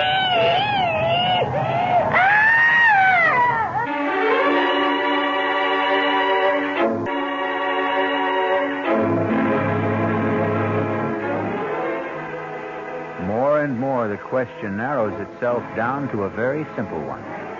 Which lady has lost her head completely? Elizabeth from the past, who will not stay at rest? Or Beth from the present, who seems bound to raise her from the grave? I'll be back with at least some of the answers when I return shortly with Act 3.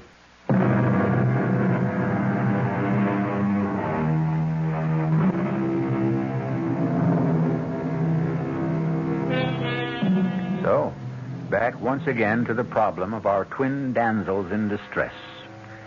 The medieval one has vanished into thin air by now, if indeed she ever materialized from there, while our modern Beth has confounded us and her husband by doing something quite medieval, or at least old-fashioned. Beth? Mm-hmm. Beth? Oh, yeah. Beth, it's Charles. Wake up. What? Charles? Oh, what happened to me? What happened to her? Charles. Now, darling, listen to me. There was nobody there. Oh, but I saw her sitting side saddle on the horse, and when she dropped the hood... Beth, it was a dream. She had no head at all, except in her hand. You've got to stop it, Beth. She was holding it by the hair, and the face was all wrinkled like a mummy. Beth, And it was my face, just like me. And do you know what she was doing? Do you know what she was doing? Beth, you've got to stop this. I can't... She was beckoning to me, Charles, calling me down. She wanted me. She wanted my head. Stop it, Beth. Stop it, Beth. Beth. Do you know the awful thing? I could feel myself being tugged, pulled toward her. If I hadn't fainted, Oh, God, Charles, what's the matter with me? What's wrong? that? Beth, get hold of yourself. It must be Nora. Yes? Charles, has something happened? Come in, Nora. The door's open. Oh, bless us. What's the matter with the child? She just had a bad dream. It wasn't a dream. The headless Elizabeth again? Yes, she thought she heard her ride into the court below the window. I did see her. Oh, let me take the child, Charles. No. Get her sedative powder. We've got to calm her I down. don't want any medicine. Just let us take care of you, Beth. We know what we're doing.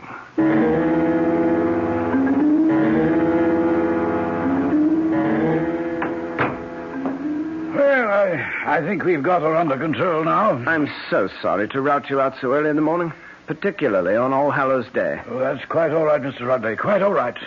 You'd never have gotten her calmed down without a shot from me. Oh, silly children and their Halloween pranks. I can't imagine how they got this far out of the village. Did you see this apparition that scared Mrs. Rudley so? Oh, good Lord, no. By the time I got to the window, the yard was bare. How the young'uns could have disappeared so far? Oh, I don't think this was any childish prank. What? No, it's something much more serious, I'm afraid. You don't mean sleepwalking? Oh, dear me, that too. I see. Now, you say she lost her father recently. Yes, a year ago. And they were very close. Yes, extraordinarily so, I would say. What is it, Doctor? You don't think... I'll tell you what I do think, Mr. Rudley, and I'm going to be very honest. This case, your wife's problem, is far beyond a country doctor like myself. I think she needs psychiatric help. Oh, no. For her own sake. If it weren't for the fact that your sister is a registered nurse, my recommendation would be to have her immediately hospitalized. Psychiatric diagnosis is still my recommendation. I believe it's vital to keep her from harming herself. Harming herself? How? Oh, I don't know that. But I do know that for whatever reason she is, well, in layman's terms, a nervous wreck. Hypertense, in spite of all the sedation I've been giving her. Subject to delusions and the victim of a death wish. You must get help very quickly. Help from a specialist. And she should not be left alone for a moment. Well, that's quite a blow. I'm sorry, but even suicide is not out of the question. Good Lord. I wonder, could I talk to her now? Well, she may be a bit drowsy, but if she's not asleep, yes. Now, I'd like to suggest some doctors... Doctor, I want you to. I have to go into the village to pick up the post. Would you mind dropping me? We can talk on the way. Splendid. I'll only be a minute. I want to go back to Beth. Meet you at your car. Oh, it's you, Charles. Is she asleep? No, I'm awake. Charles. Yes, darling. Don't leave me. Stay with me. Don't leave me. Of course I won't leave you. You can't get rid of me. I've been very silly, haven't I? I can't quite remember. There's nothing to remember. What you need's a nice, long sleep. And while you're having it, I'm going to the village for a few minutes, get the post, and a few things we need for dinner. And the post? Mail? Oh, yes, don't forget to mail my letters. I should say not. Have them right here in my pocket. It won't be long. No, not over an hour. And Nora will be right here with you every moment I'm gone. Beth, dear, don't you worry. Charles and I know just how to take care of you.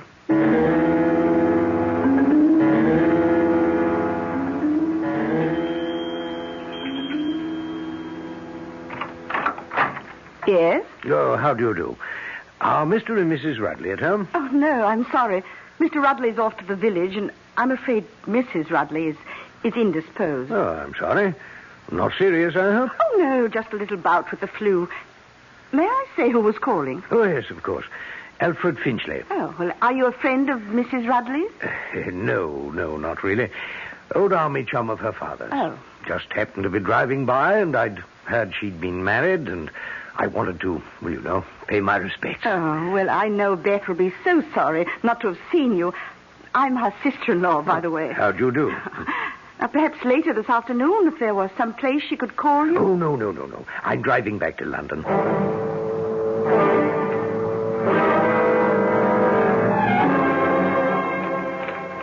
Well, that's the lot, Mr. Rudley. You owe me tuppence on the one overweight letter. There you are, Mr. Morgan. Anything to go out, sir? No letters this time. I thought I saw some in your pocket. No, these are not going to be posted. I'll take care of those myself. As you will, sir. It's just opening time. Want to step in the pub and have a nice warming beer? Not this time, Mr. Morgan. Got quite a long walk home. That'll be on my way if I hope to make it by lunch. Good morning. Good morning, sir. Hey, that's it. 11's. All open for business. Not one ruddy customer. Oh, afternoon, Governor. Just 10 minutes before 2, so if you want one, better step lively into the bar before closing time. Thank you, Barkeep. I think I will. Name is Margate, sir. Donald Margate, proprietor. And what'll it be? Well, I think I shall have a gin and, if you don't mind. Yep. Coming right up. Just passing through. Yes. Lovely country. Oh, we like it. Quite a bit of work going on at Chauncey Castle. There's the gin and, sir. Oh, thank you. Oh, yes. Going to be good for business. Oh, so? Going to open it to the public, the family is. Make a tourist attraction. Well, I thought it was because the present incumbent has got married. Present incumbent? Oh, you mean the doddery old Duke? Oh, no. I meant young Mr. Rudley. Oh, him? Why, Lord bless your soul, he's not family, sir. Oh, really? No, he's just renting. Lease is almost up, I think. Rudley, I think I once knew. What's he look like? You should have been here when I opened. You could have seen for yourself. Tall, dark chap he is. Yes. He wouldn't by any chance be this chap in this picture, Well, no. That'd be hard to tell. I mean, Mr. Rudley's clean-shaven and a lot thinner than this chap. Still, take away the beard, cut off some of the hair. No, I just wouldn't know. Do you have a doctor in town? Oh, yes, sir. That'd be Dr. Udall. You'd find him right across the green, sir. Good timing, too, because I have to close. Timing couldn't be worse, Nora. She never mentioned she knew anyone in England. Oh, I don't think we have to worry. He was just a little wisp of a man. Very inoffensive. You doctor her food at lunch. Get another of your special toddies into her before she goes to bed. We'll do it tonight. Well, it seems a bit soon. A lot faster than usual. But if you insist, darling, naturally we'll go ahead. Kiss me. Yes, sister, dear. Well, at least she is the last one. She has enough money to leave you. So I can stop sharing you with the pigeons.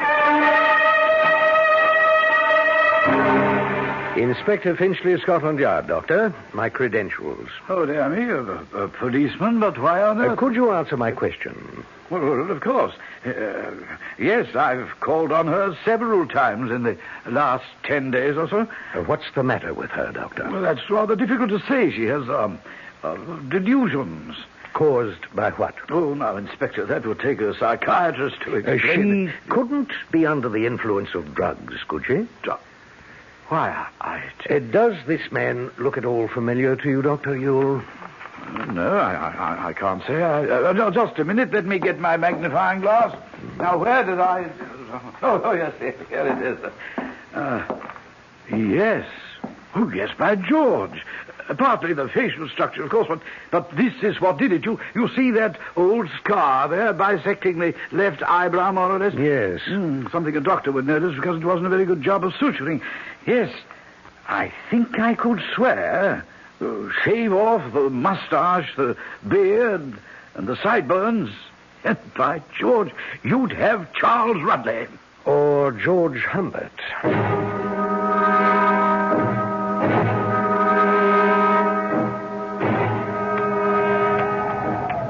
Thank God for the help of Elizabeth's phantom steed. I thought we'd never get her downstairs. You wouldn't think she'd be so heavy. Dead weight, brother dear. Not quite yet. Poor Beth. A pity. No time for sentiment. She's worth a lot more to us. Dead. Now help me get her off the horse and then get him back to the stable and call the doctor. After you throw her over into the moat, you'd better make very sure she's dead. I'll make sure. All right. I'll get her off the horse. Stand still, Radley. Just hold it right there. What? I've got you covered. This is the police. Don't move. Oh, you fool. Well, they're not going to get me. It's too late. Get out of my way. Watch it. Don't shoot after the horse. We don't want to harm the girl.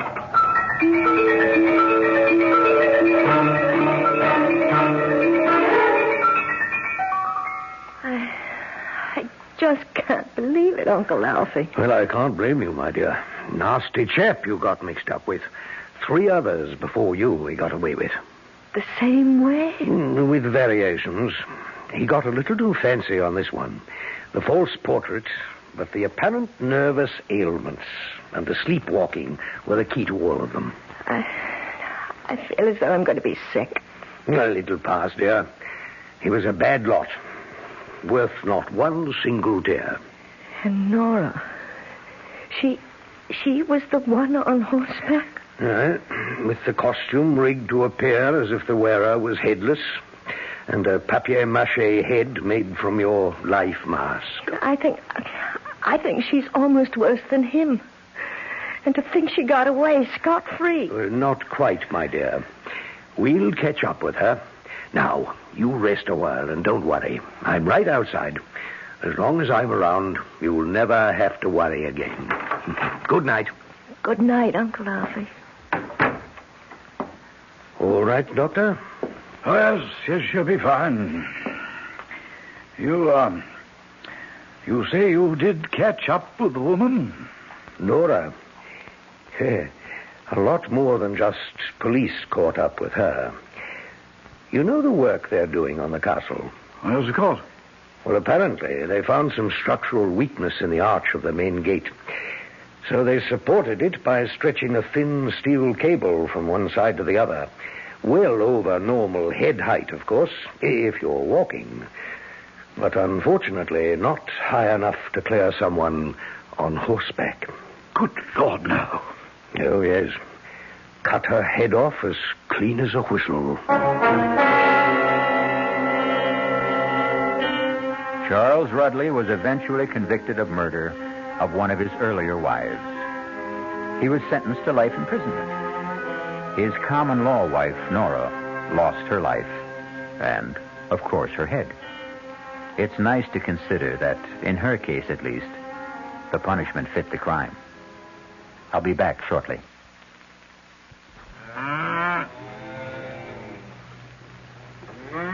Well, good evening, Mystery Theater fans. This is Gene Shepard, and we're sitting here having a very friendly roundtable discussion with many of our listeners who gather nightly here at the 710 spot on the dial. And if you'd like to join our little evening gatherings, I'm on every night at, it's 9:15 now. 9:15. You write that down. And make sure that you bring all the things you need to be prepared for a fantastic evening. I'm on every night from 9:15 until 10. Join our little group some night. We sit around and discuss the world and enjoy life and walk around in the weeds and just be people. 9:15 on WOR. From the WR newsroom, the winner of the 100th running of the Kentucky Derby, Cannonade. Details upcoming in the news at 6 with Roger Skibinis.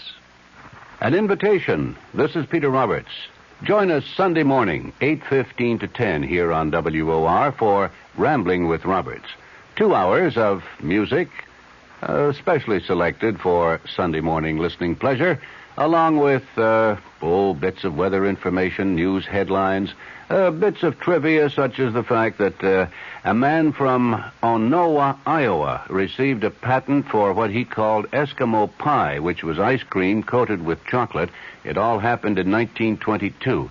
It may not seem like very much in the way of history, but it does take place, these little bits of trivia and information, on Rambling with Roberts. So, of a Sunday morning, make a note. 8:15 to 10, right here at 710 on your dial, come Rambling with Roberts. You don't have to give us an RSVP. Just be on hand. Thank you.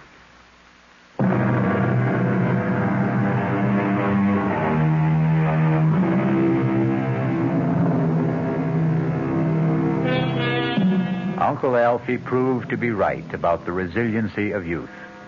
It took a couple of years, but eventually Beth settled down and is happily married to a psychiatrist in Duluth. As for this fable itself, it also goes to prove that time not only heals all wounds, but eventually wounds all heals. Our cast included Kim Hunter, Nick Pryor, Bryna Rayburn, Ian Martin, and Court Benson. The entire production was under the direction of Hyman Brown. And now, a preview of our next tale. This is a voodoo doll. All of him is made with things that once belonged to Truedo. There's one last thing I needed to make the spell work.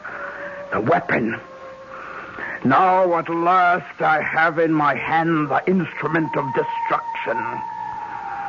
I straighten out the circle, turn the head to the sky, and death the tail towards the ground, and strike! What have I done, Mr. Ramsey? You drove the bracelet like a knife straight through the doll's head. From temple to temple, Hernando Truedo will be dead by midnight, and we will all be free. Radio Mystery Theater was sponsored in part by Anheuser-Busch Incorporated, brewers of Budweiser. This is E.G. Marshall inviting you to return to our Mystery Theater for another adventure in the macabre. Until next time, pleasant dreams.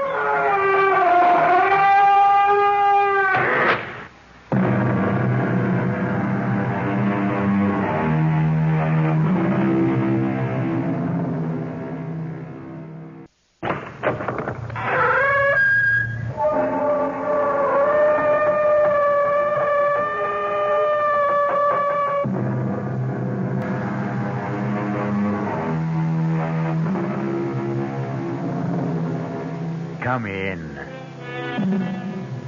Welcome. I'm E.G. Marshall. Welcome to the world of terrifying imagination, to the fear you can hear. Tonight, I hope you have strong stomachs, for we're bound on a Caribbean cruise. Oh, we don't expect rough sailing on the way. So if you are easily seasick, have no fears.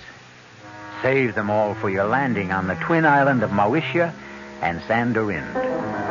For it is the home of Voodoo and the living dead, the soulless legions of men who are called zombies. That's it, compadres. That's the coffin we seek. Scrap away the earth so we can get the lid open. Soon we can steal another corpse for the witch doctor. That's it. Now break open the lid. And swing it back. Muy bueno. Shine the light. Oh, must have been strong as an ox. He'll make a fine zombie brother for El Generalissimo's elite guard. Está bien. Señor Ongan, here is another carcass for your living dead.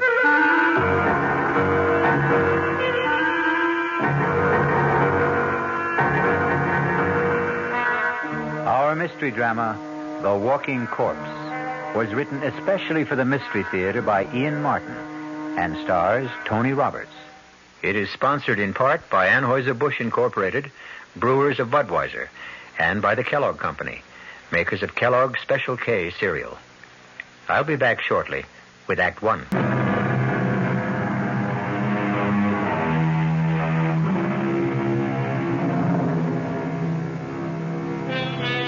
The body of a dead person, given the semblance of life, usually for some evil purpose. That is a zombie. The very name itself is calculated to make the flesh creep and the blood run chill. But on a plane headed for Miami, taking them to their honeymoon, nothing could be further from the thoughts of Steve Ramsey and his new wife, Pat. Oh, I can't believe I have you to myself for these few hours, Steve, let alone a glorious 2 weeks. I don't know what the other associate professors go through, but my first 2.5 years teaching parapsychology have laid me out. I can't wait for those hot sands and warm water. Can I serve you a drink, sir? Oh, now that's what I call perfect timing. Why not? One more, and I can fly solo to Miami without the plane. Well, then I'll join you. I can't have you orbiting alone. May I get by, please, stewardess? I'm sorry, sir. Just let me move the cart. Oh, thank you. Chris! It is Christopher. Shh. It's all right, stewardess. I'll join my friend here for a moment. Hey, Steve, man. Good to see you. Here. I'll move over. Sit down. Chris, you look something else. It's great to run into you. Only just for a moment there, I thought you were thinking of giving me the brush. You? Never. I'll explain in a minute. Oh, Pat, this is Christopher LeClaire. I want you to meet my brand new bride. Oh, this is a pleasure, Mrs. Ramsey. Let me congratulate you on your impeccable taste, Steve. And both of you on your marriage. I'd like to buy some champagne, but you already have your drink. No more champagne, thank you. We've had enough in the last few weeks to float a battleship.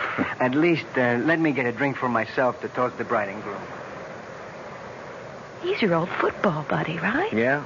Greatest running back I ever saw. All-around athlete. He could have made it big in the pros. Any sport. Isn't he a prince or something? And his father is the king of Mawisha. I wonder what's bugging him. Now, this is better. A toast from my country. To be a good man is first to have a good wife. Abusantes. Thank you, Chris. And to yours. Yours, too. Oh, yes. Drink to my good health, please. What is it, Chris? You want to talk about it? I wish I still had you calling the place for me, but this is a different ball game. You know about my father? No. What? He's dead. Oh, no. What can I say? Hang in there, man. Oh, I will be tough, all right. Was it recent? The day before yesterday. I didn't see anything about it in the papers. It wasn't in the papers.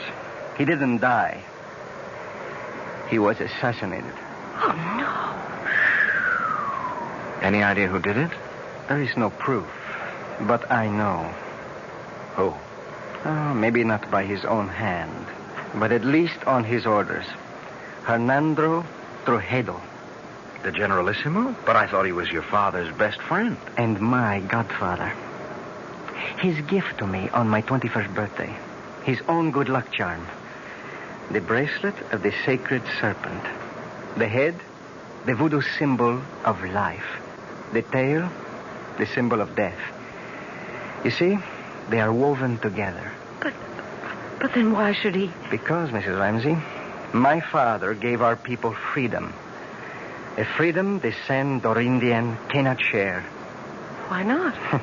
Because if they had it, they would tear the man who rules them by terror to pieces. So he's planning to move in on Mawisha and annex it. The moment my father's assassination is revealed. A coup d'etat while the people are in confusion with no leadership.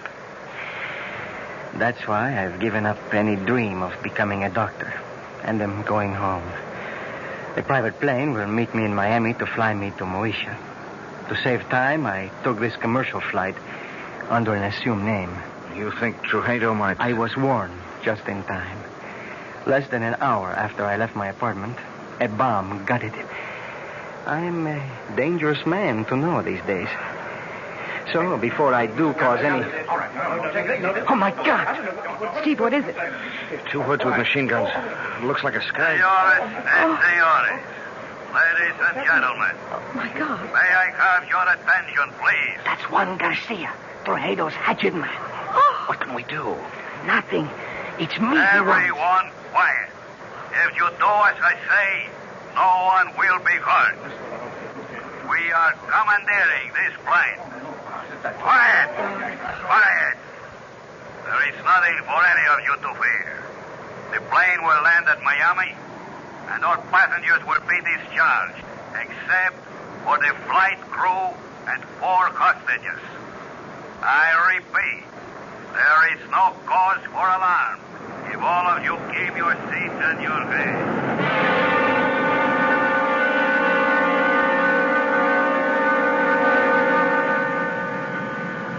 Hold still, everybody. Just follow orders. Anyone who doesn't will be shot. Okay. All right. You 3. Up, point into first class. Look, Garcia. No names. And no wrong moves. My orders are to bring you dead or alive. I was only going to ask that my friends... Your friends can identify you. We don't want that for a few days. They will only be held as hostage till we are ready. If they do as they are told, they will be released unharmed. Now move. Join the other hostages you were staying with in first class. Steve, I'm so sorry. It's not your fault. You okay, Patricia? Ready, unwilling, but able. That's my gal. Let's go. Just walk ahead of me, nice and steady. Muy bien, mis amigos. Zanka, Roban. Nobody moves till I come back. Okay? Inside. That's it. Go sit by him. Quito, don't let them move till I come back. I'm sorry I got you into this. Yeah, we'll make out. Are you okay, honey? Well, a few butterflies in the stomach. What does he want? To move in and sit down, I think. Better keep him happy. He's a surly character at best. Why don't we sit in these 4 together? Our friend's a little deaf. If we keep far enough away, we can talk safely. If we keep our voices down. Why are you being held hostage? Any number of reasons. I'm U.S. government. I know who you are. They took a dim view of me for carrying a gun, and they have a pretty good idea of who I am, too. Well, who are you? Hawkins will do. Bill Hawkins. What branch of the government? Well, I think I won't reveal that. I was assigned to see that you cleared the country safely, Your Highness. Someone slipped me a knockout drop in the coffee. That's when I lost consciousness and my gun. You were asleep when I came back. Oh, this is Mr. and Mrs. Steve Ramsey. How do you do, Steve, ma'am? Yeah, hi, Hawkins. How do you do, Mr. Hawkins? Any idea what their plans are? Refuel, clear the rest of the passengers out. Then we head straight for San Dorinde. That's the notion. So, the moment they get our friend Christophe here to San Dorinde, he's a gone goose. He'll just drop out of sight suddenly and for good. Now, my guess is they'll set up one of these goons as a fall guy, have a big show trial, and in the meanwhile return the plane with us aboard. Only, somewhere on the way, we'll all disappear in a puff of plastic bomb smoke. We're just as long gone as the king here. What's the alternative? Distract Ugly there long enough for one of us to disarm him. Garcia and his other boys can only get at us through the narrow passageway between tourist class and here. I can keep them pinned down till you get out the emergency exit. He's a big guy. But I'll admit. Okay, no time to argue. Now, how do we distract him? That's my job. Pat, please, stay out of this. I'm in it just as much as all of you. Watch this. Hey, mister, come here a second. Well, okay, then, I'll come to you. Take it easy. I just want to ask something. Well, if you can't hear me, I can't speak any louder. Oh, please, come closer. That's it. I just want to ask where the ladies... Watch it. He's strong as a bull. God, he's broken my arm. He's all right. I have the gun. Stay where you are. Don't let him near you. I'll shoot. What are you waiting for? Stop him! No! Just stay like that. Don't move. All right, Kilo. Bring up your gun. Chris, you shot him, Garcia. You killed him. I told him dead or alive. It makes no difference. But that other man, Chris shot him twice. Point blank. It should have killed him. Quito? Oh, no. Don't you know you can kill a zombie?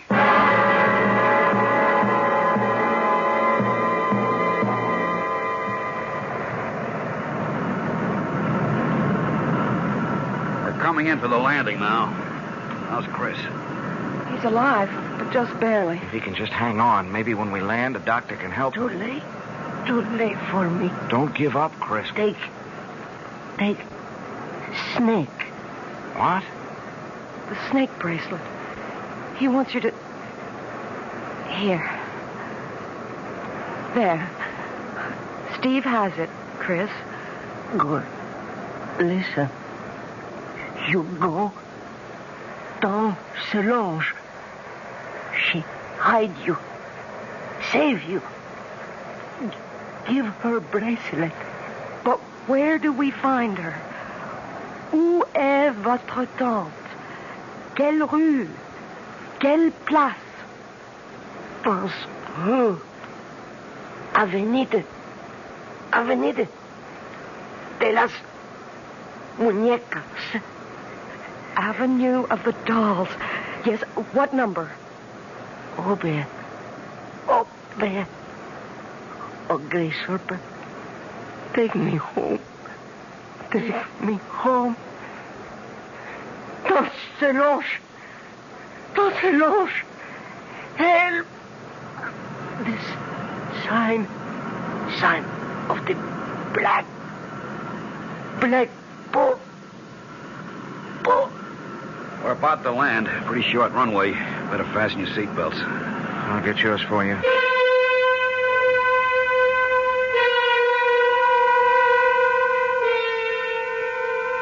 Not the most promising way to begin a honeymoon, particularly when it seems there is more than a little chance of ending it, even before it's begun. Who knows what kind of reception is ahead for the newlyweds? I'll be back shortly with Act 2.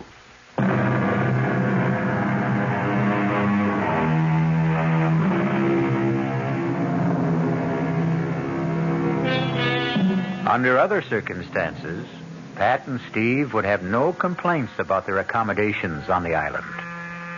Drained and exhausted, the silk-sheeted bed in an expensive suite is an alluring invitation to sleep. Except, even if you're dead to the world, who wants to become part of the world of the dead? Oh, Steve. Is it possible? Could there really be such a thing as a zombie? No, of course not. It's just a superstition. But you saw Chris fire 2 bullets right into his body. Yes. And he didn't even flinch. Cogito ergo sum. What? I think. Therefore, I am. Pat, look, under any other circumstances, I'd be fascinated. I mean, this is my field. And you do believe that there are walking dead? Do I believe that a man can be exhumed from the grave and life breathed back into his corpse? No, I can't accept that. That's beyond my credulity. But I've seen things in parapsychological experiments and in psychic research that, honey, the power of supernatural belief is beyond belief. The right subject, particularly one of low mentality, under hypnosis, is capable of incredible feats. Superhuman strength, no sensation of pain, no shock reaction. Oh, Lord. Now what? The knock wasn't at the door we came in. It's that one over there. Oh, wait a minute. Stay where you are, Pat. Yes? Who is it? Bill Hawkins. I'm in an adjoining room. Is there a bolt on your side? Yeah. Half a sec. Hiya, Bill. Listen, we've got to talk. What's the sense in talking? Hello, Pat. Hello, Bill. How's your arm? Feels fine. They did a real good job of patching it up. I just wondered before we all turned in if you had a radio in here. There's one right over there. Good. Mind if I turn it on and see if I can catch some news? Uh-oh. Only one band. Well, let's see what it's got. Hey, I see they provided you with a meal, too. I never even noticed. Pretty good grub. You should try it. I wouldn't touch it. Nor I. Look, I don't see how well. All right, we can cut the comedy now. This place is bugged. The radio ought to block us out. Now, we've got to plan some kind of escape. How? I may have that lined up. It's where to hole out after we bust from here that's got me stumped. I've got a possible answer to that. What? Tante Solange. Who? Chris's aunt. She lives here. Where? The Avenue of the Dolls. It's a long, winding street. Any idea where? You know it? Well, I spent 6 months on Secret Service here before we closed down our embassy. Did he give you a cross street, a number? He was pretty incoherent before he died. When I asked him, he just sort of rambled on about the great serpent and the black bull or something. The serpent is the basic symbol of the Voodoo religion. The black bull I never heard of in this liturgy. Wait a minute. The chicken in the Obeah cult is a sacrificial animal considered to... Maybe it was the black pull. He was trying to say black pullet. Does that mean anything to you, Bill? Yeah, wait a minute. It's sort of a souvenir shop. You know, a typical tourist trap with straw hats and dolls and voodoo drums, you name it. Yeah, well, could you find it? Sure, it's not far from here. But how do we get out first? You got slacks on. Good. You got a dark scarf to cover that blonde hair? Right here. All right, come with me. Walk soft. Keep your voices low. Turn up that radio a little. Roger. I'll keep you at the door.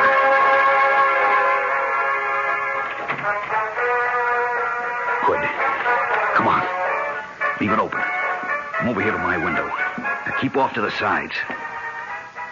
Now look down. There's one of those zombies down there. But you see, there's a balcony and steps that lead to the street. Oh, with something subhuman, or maybe I should say superhuman, armed with a gun right at the bottom of them. If he's cold-cocked, it isn't going to do him any good. Bill, you have a lot of guts, but you're no Muhammad Ali, and the only strength I have is in my brain. Hold out your hands. I'm going to give you the equalizers. Steve, with his fist wrapped around a roll of nickels or quarters, a 13-year-old boy could deck Joe Frazier, given the chance to blindside him. Yeah, but we haven't got... Keep your hands out. Now, this is a salt cellar. Same difference. I'm spilling the salt into your left hand. Wrap the other around this heavy crystal. I'm doing the same with the pepper. Now, you, Pat. Oh, I wouldn't know You're how going to cover us by making a diversion.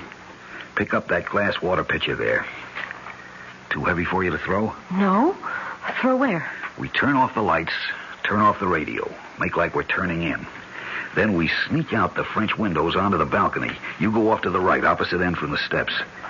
When that zombie reacts to the crash of that pitcher on the flagstones on your side, Steve and I go down the steps and take him out. Then we go look for Tante Solange. No, but he'd see you. Of course. So we wait until dark. And that won't be long now. Now! You take him, Steve. He's still not out. I'm throwing the pepper. Throw the salt in his eyes. There you are. Watch it. I think I killed him. Well, don't stop to find out. The light's going on. Come on, Pat. We'll have to run for it.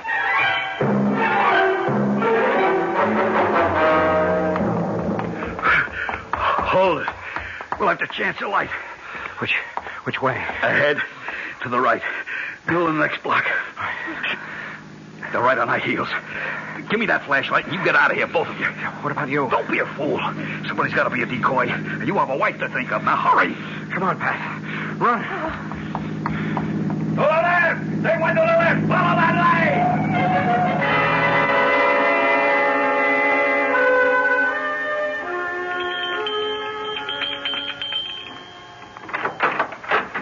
Yes?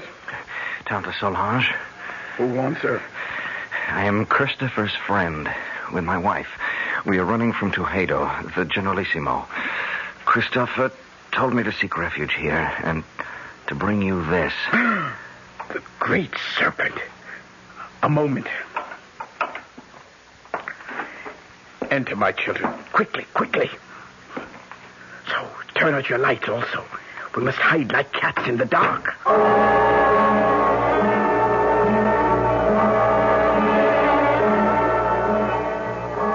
So, they have killed little Christophe. First my brother, then his son. Well, he will be made to pay. An eye for an eye, a heart for a bleeding heart. Now shall the tyrant bleed. Now at last my curse shall enter his vitals. Now will the great serpent uncoil and strike Hernando Trujillo dead. Oh, it wasn't the Generalissimo who shot Chris. It was a man named Garcia. Garcia! That jackal puppet dangled by the strings. That less than nothing with no mind or will of his own. Is he a zombie, too? What do you know of zombies, my child? Nothing, except what I saw on the plane and what my husband tried to tell me. Oh, you are a teacher in college, Monsieur Ramsey, no? Yes, and much of my studies are in the supernatural. You believe in zombie? Well, no, not altogether. Very well. We shall put our beliefs to the test. It's a doll, like the ones you sell in the store here. Not quite the same. This one is like the souvenirs of El Generalissimo, with this difference. I've been a long time making him. You see, the straw is from his favorite horse's stall. The beard is made from the combings of his hairbrush. The eyes, J-chips from a dress coat button. The boots from the fingers of an old glove. This is a voodoo doll. All of him is made with things that once belonged to Trujillo. Only one last thing I needed to make the spell work. The weapon. Now at last I have in my hand the instrument of destruction. I straighten out the circle, turn the head to the sky, and death. The tail towards the ground, and strike! What have I done, Mr. Ramsey? You drove the bracelet like a knife straight through the doll's head. From temple to temple. Hernando Trujillo will be dead by midnight, and we will all be free. You still do not believe. Let us find how strong your science holds against my faith. What's that? Trujillo's men. The doll. They must not find the doll. Help me pin it under my skirt. Oh, my hands are shaking so much. Bon, just in time. So, we meet again, Senor Ramsey. How did you find us? Your friend Hawkins. He gave us away? Senor Ramsey, every man will give anything away with the right persuasion. Senor Hawkins took longer than most. He was very foolish. What do you mean? Since in the end he told, why was it worth dying for? Vamos, we must not keep the Generalissimo waiting.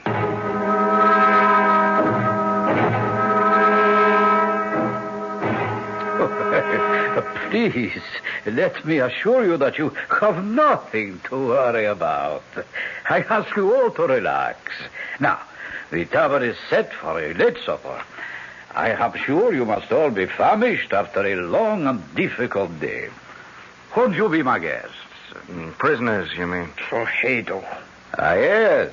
La bonne Princesse Solange, I am honored. I had no idea you had come to live among us. I have been here longer than you know. Ah, yes, I must speak to my secret police about that.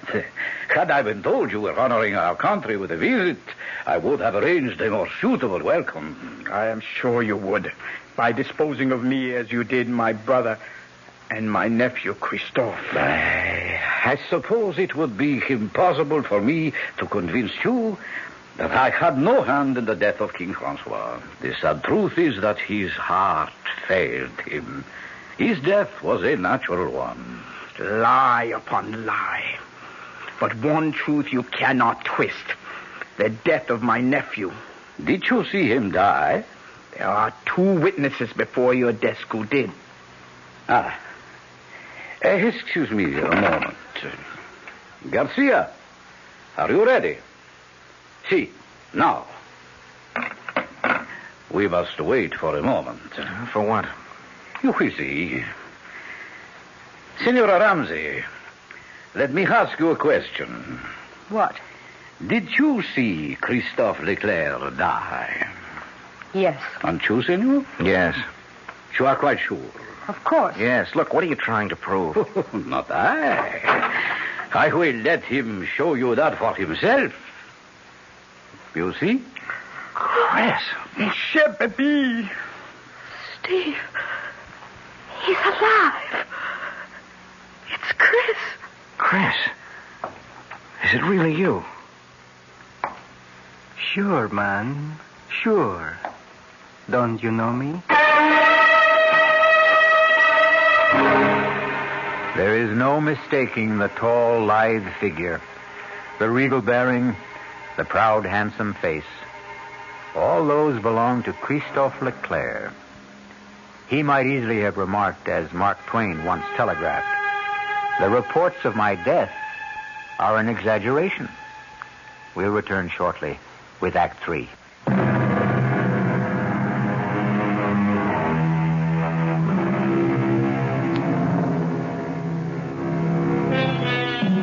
At the shock of the reincarnation of a dead man appearing from the grave, it is not surprising that his friends and relatives are literally frozen in their tracks. Under the circumstances, then, it is only decent courtesy for the returned corpse to break the ice. Tante Solange, qu'est-ce que c'est? Have you no greeting for me? Ah, mon pauvre. Je te remercie, pardon. Forgive me. I thought never to see you again. But here I am.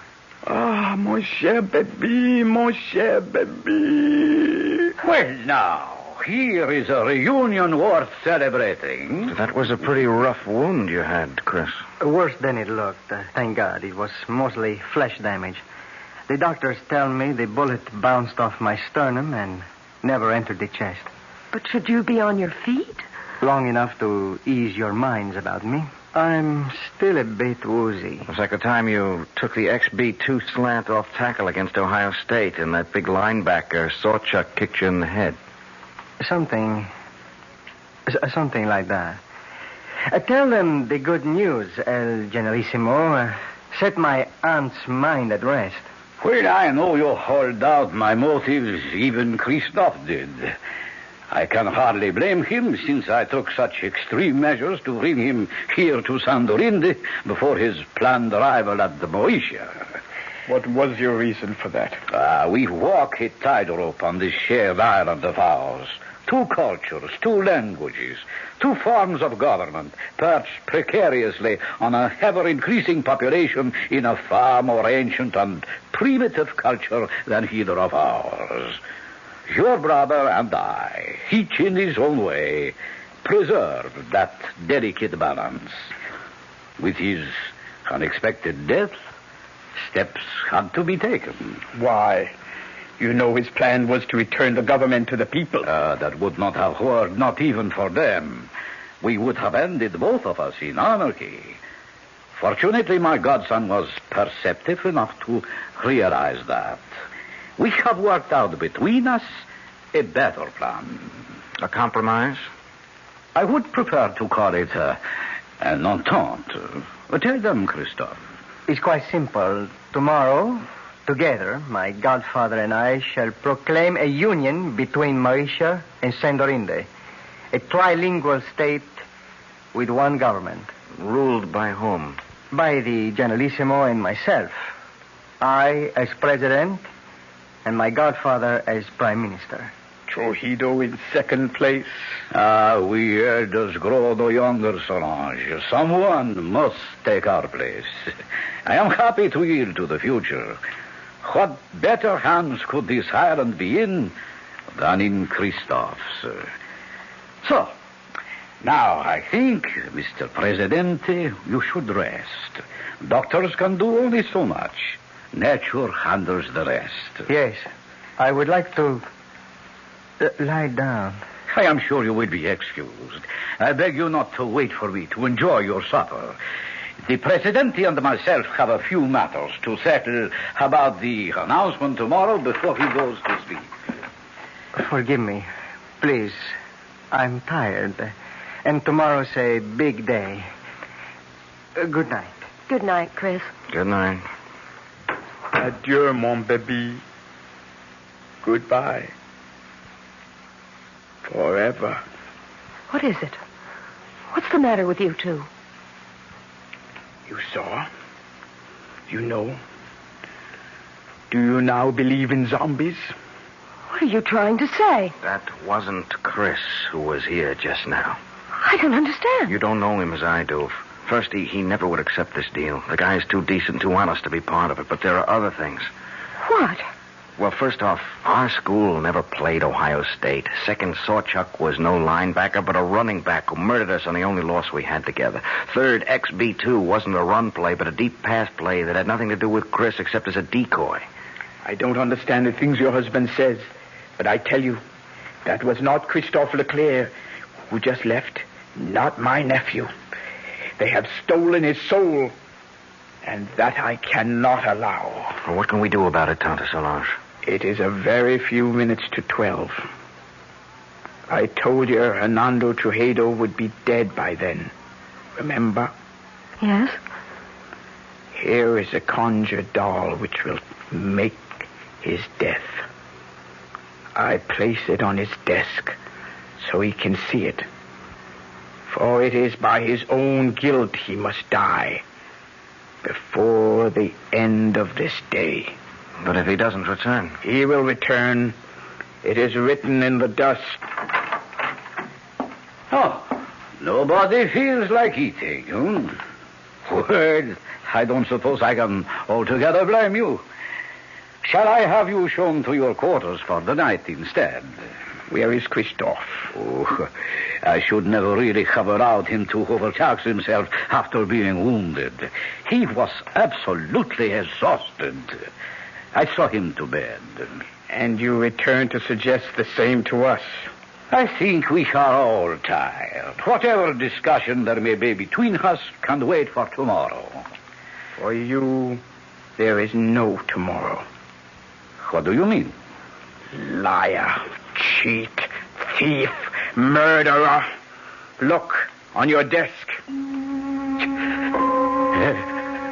A conjured doll. Your image. Made piece by piece from your belongings. Fashioned in your likeness. Christened in your name with the blood of the black pullet. Your own bracelet of the sacred serpent driven through its brain. Do you think I could buy such childish superstition? I am no savage. What a man thinks is what he is. This primitive mumbo-jumbo will have no effect on me. Are you sure? How large is a bag of guilt you carry? Will nothing convince you, woman? Your nephew and my nephew. Christophe. Christophe is dead. How can you say that? You have just seen him. I saw a walking corpse. More idiot superstition. Like my conjured doll? Of course. You don't believe in it. No. And you believe in zombies. You know the power of voodoo can create them. You know the power of voodoo can kill. What is it you want? Too late for that. I will give you anything. I offer you and these two safe transport now. No strings attached. How can you guarantee it? I am head generalissimo. My power is infinite. Not anymore. The clock is ticking your life away. No. 12 o'clock. No. Only a few seconds left. Help me. Help me. I cannot help. The die is cast. No. You cannot even help yourself. I will give you money, jewels, anything. Name it. What do you want? What you cannot give me. What you stole from my nephew. His soul. I want yours in return. Then die. By the power granted me as an Obia woman, vested in my hands by the uncoiling sacred serpent, to take the place of the voodoo doll. As it should to all tyrants, so comes a violent death to you. I condemn you to everlasting fire and death by the serpent writhing in your face. No! I cannot die! I am the dictator! I am supreme! I am the law! No one can touch me, do you hear? No one! You condemn me! Why, all I have to do is raise this pistol and you...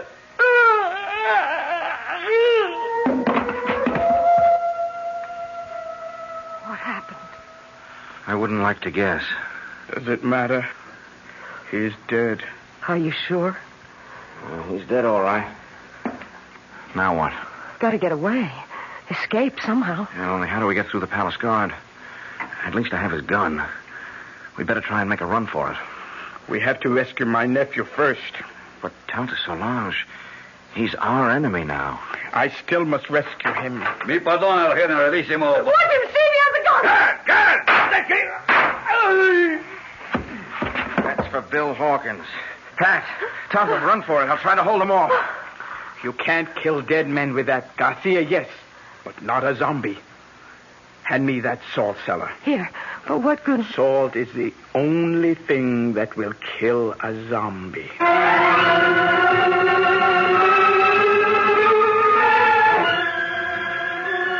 It's Chris. Lying on the bed. Is he... No, he's still breathing. He's just asleep. Leave me alone with him. Go if you want to, but leave me with Christophe. Will you be long? As long as it must take. Go. Well, we can't find our way out of here without you. We'll wait. Oh, great serpent who coils about the sky and holds our world together. Help me now. Help me to break the black magic that chains my baby to a living death. Help me to bring his soul home to you. Christophe. Christophe. Listen to me. It is Tante Solange who speaks. You know me as an Obeah magician. My magic is greater than the magic of the Hugan who made you what you are. He summoned you from the grave and stole away your soul. Now I must summon you back to the grave. Back to the dead. The everlasting dead. So that your immortal soul may live. But only you can break the bonds. Rise, zombie. Rise. And cross to the window. Open the shutters.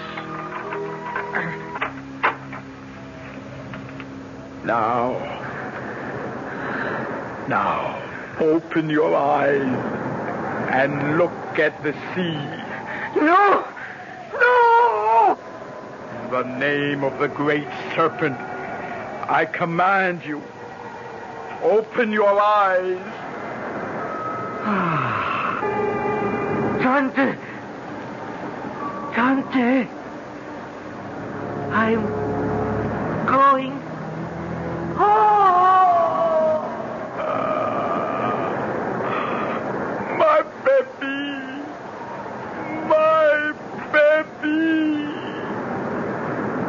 Tante, you all right? What happened to him? His body may be dead, but his soul is safe. Christophe is home at last.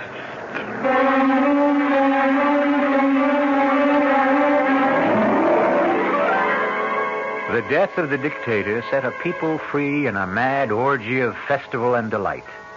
In the wild celebration that lit up the city, no one had time to pay any attention to the three somber people who found their way back to the hotel. For Pat, Steve, and Tante Solange, there was sadness, but solace, too. The king was dead, but so was the zombie who might have held him prisoner for eternity. I'll return shortly.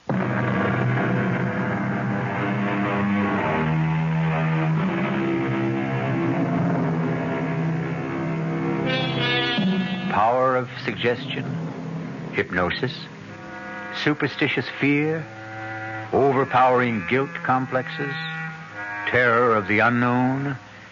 Do any or all of these explain the events of the tale I've just told? Or are there really such terrifying things as a walking corpse? Are there really zombies? Well, let's hope you and I never have to find out. Our cast included Tony Roberts, Suzanne Grossman, Vinette Carroll, Bob Caliban, Jackson Beck, and Ian Martin. The entire production was under the direction of Hyman Brown. Radio Mystery Theater was sponsored in part by new sugar-free Diet 7-Up. This is E.G. Marshall inviting you to return to our Mystery Theater for another adventure in the macabre. Until next time, pleasant dreams.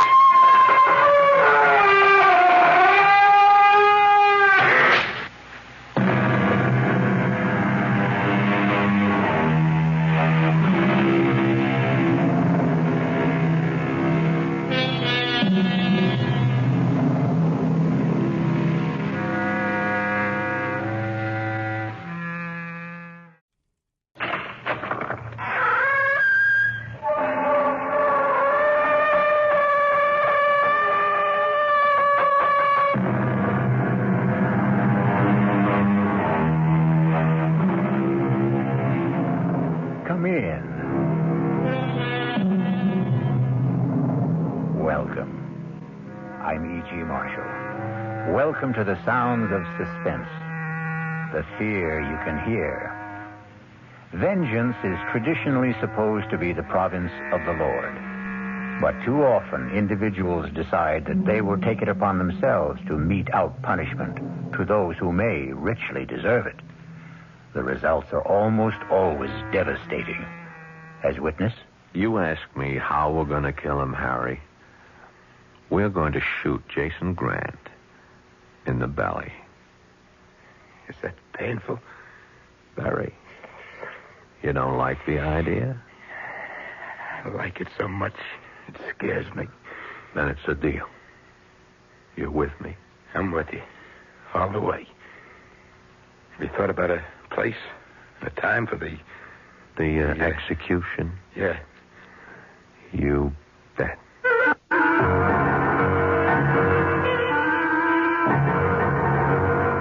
Our mystery drama, Dead for $1, was written especially for the Mystery Theater by Murray Burnett and stars Paul Hecht.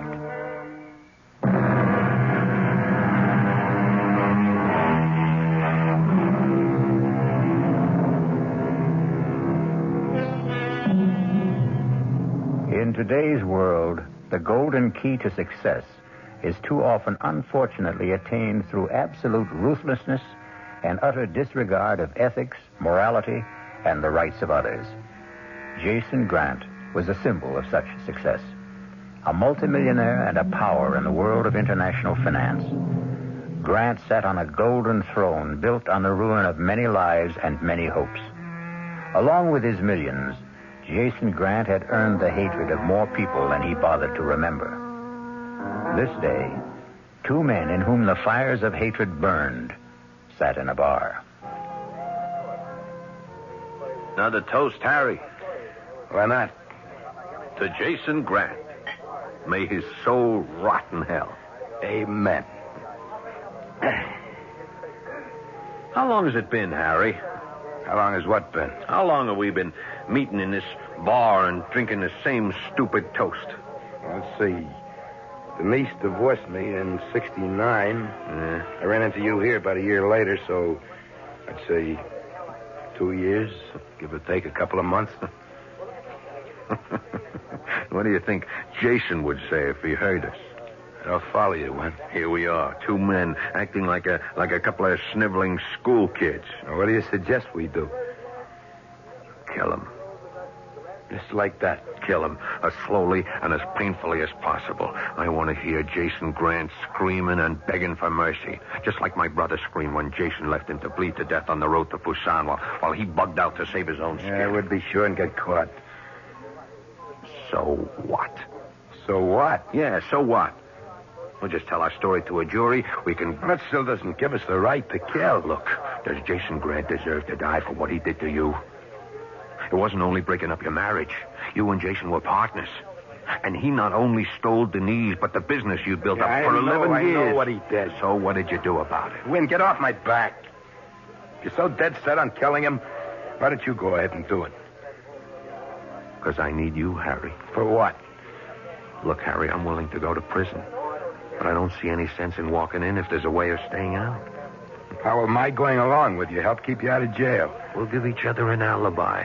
We'll swear we were together when Grant is killed. You thought about how we'd do it? I have. You see this? Hey, put that away. It's so uptight. It's a gun I picked up in Korea. I figured I might have a use for it someday, so I kept it in good condition. Put it away. Harry, you asked me how we were going to do it. We're going to shoot him in the belly. That's painful. Very. You don't like the idea? I like it so much. It hurts. Then it's a deal. You're with me? I'm with you. All the way. We thought about a place and a time for the execution? Yeah. You bet.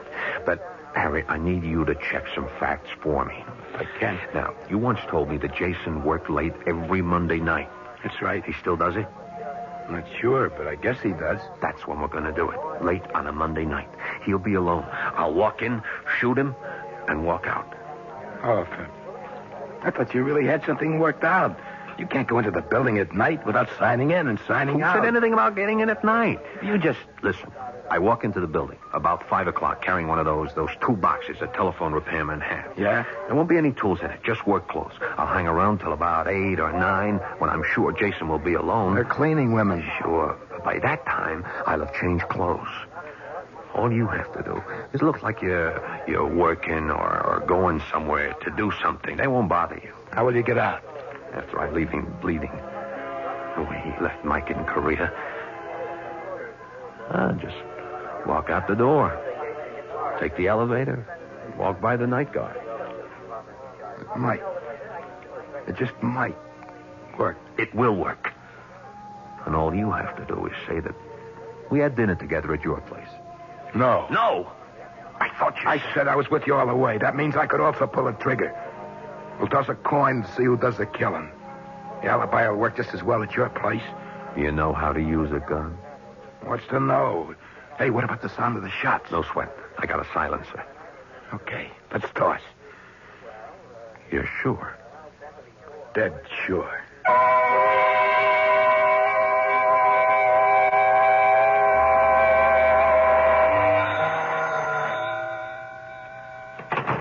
Jason Grant's office. Mr. Grant, please. May I ask who's calling? Tell him it's an old friend. Well, I'm afraid that isn't... Tell him it's his former partner, Harry Tolan. Hold on a moment, please. Yes. Harry Tolan. Harry Tolan? Somebody's putting you on, Kay. Maybe. I've never met Harry, but he sounds as he would sound from what you've told me. Have I ever told you you're bright as well as beautiful? I think maybe once. Do you want to talk to him? Why not? He must be really desperate to call me. I'll enjoy listening to him sweat. Your pleasure is my only desire, sir. I think you've proved that. Thank you, Mr. Grant. Go ahead, Mr. Tolan. Jason? Yes, Harry. What can I do for you? You might ask what I can do for you this time, Jason.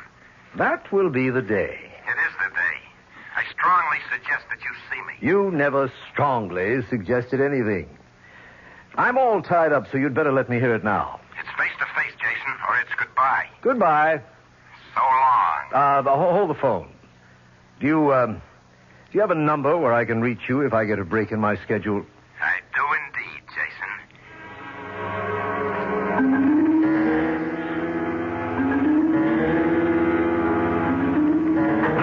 Jason, that secretary of yours is something else. You, of all people, Harry, ought to know that I have very good taste in women. Yes, I know. What have you got in that toolbox? Don't tell me you're now a mechanic. All in good time, Jason. You had something to tell me. Yes. Well, I don't have much time. You know the saying, if you can't lick 'em, join 'em? Come on. I've decided to join you, Jason, to do business your way. You wouldn't know how. Well, how's this for a starter? Before I tell you what you must hear, I want a certified check for $50,000. When I've finished, I want another 50. And you know me well enough to realize that I'm not going to give you $50,000 just because you asked for it. Not even to save your life? Are you trying to blackmail me, Harry? I'm trying to do you a favor. Your life should be worth at least $100,000. You're serious? You think anything else in the world would have brought me to your office? Before I agree, answer one question. Do you know who's going to kill me? I do. Who? Me. You see, the coin came up tails.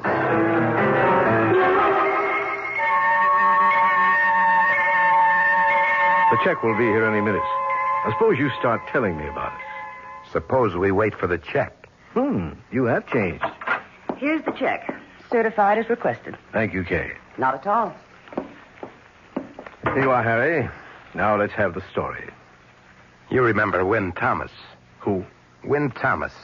You served in Korea with him and his brother. Oh, yes, I remember him. He's never forgiven you for running off and leaving his brother to die. He's a damn fool. The kid would have died anyway. I had my own neck to save. He doesn't agree with you. Well, this isn't worth $50,000. And how about this? Put that gun down. It's Win's gun. We tossed a coin to see who was going to use it. On you. You're crazy. You're lying. Am I? You asked me about the toolbox I'm carrying. If you care to look in it, you'll find a repairman's uniform. I'm supposed to stay here tonight until you're alone. You still work late on Mondays, don't you, Jason? Yes. And I'm supposed to come in here and shoot you with a silencer you'll also find in the toolbox. You'd never get away with it. Maybe not. But Win's waiting at home right now, and he'll swear that we had dinner together. Now, how about the other 50? You've got about as much chance of getting that as you have of cashing the check I just gave you. What? Try it. It's certified. Not by the bank. We have a stamp here which looks authentic. Did you think you could really put something over on me? Yes, I see by your stupid face you did. Now get out of here before I call the police. They'll never believe you. I'll tell them. You'll tell them what? You see this? This is a tape recorder. Every word you said is right here on tape. Now, what do you think the police will say when they hear it? Your confession, if it's really true and not a con game. Now put the gun on my desk and get out. I thought I could play your own dirty game, but you're right. I can't. But I can still kill you. The tape recorder's still on. Would you like to check it? No. Put the gun down, Harry. That's right. Now beat it. I'll kill you. I promise I'll kill you. But if I don't, Win Thomas will. And that's something you'd better believe.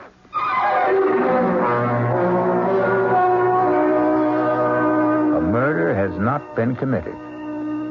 Jason Grant, as you've heard, is an expert at riding roughshod over people.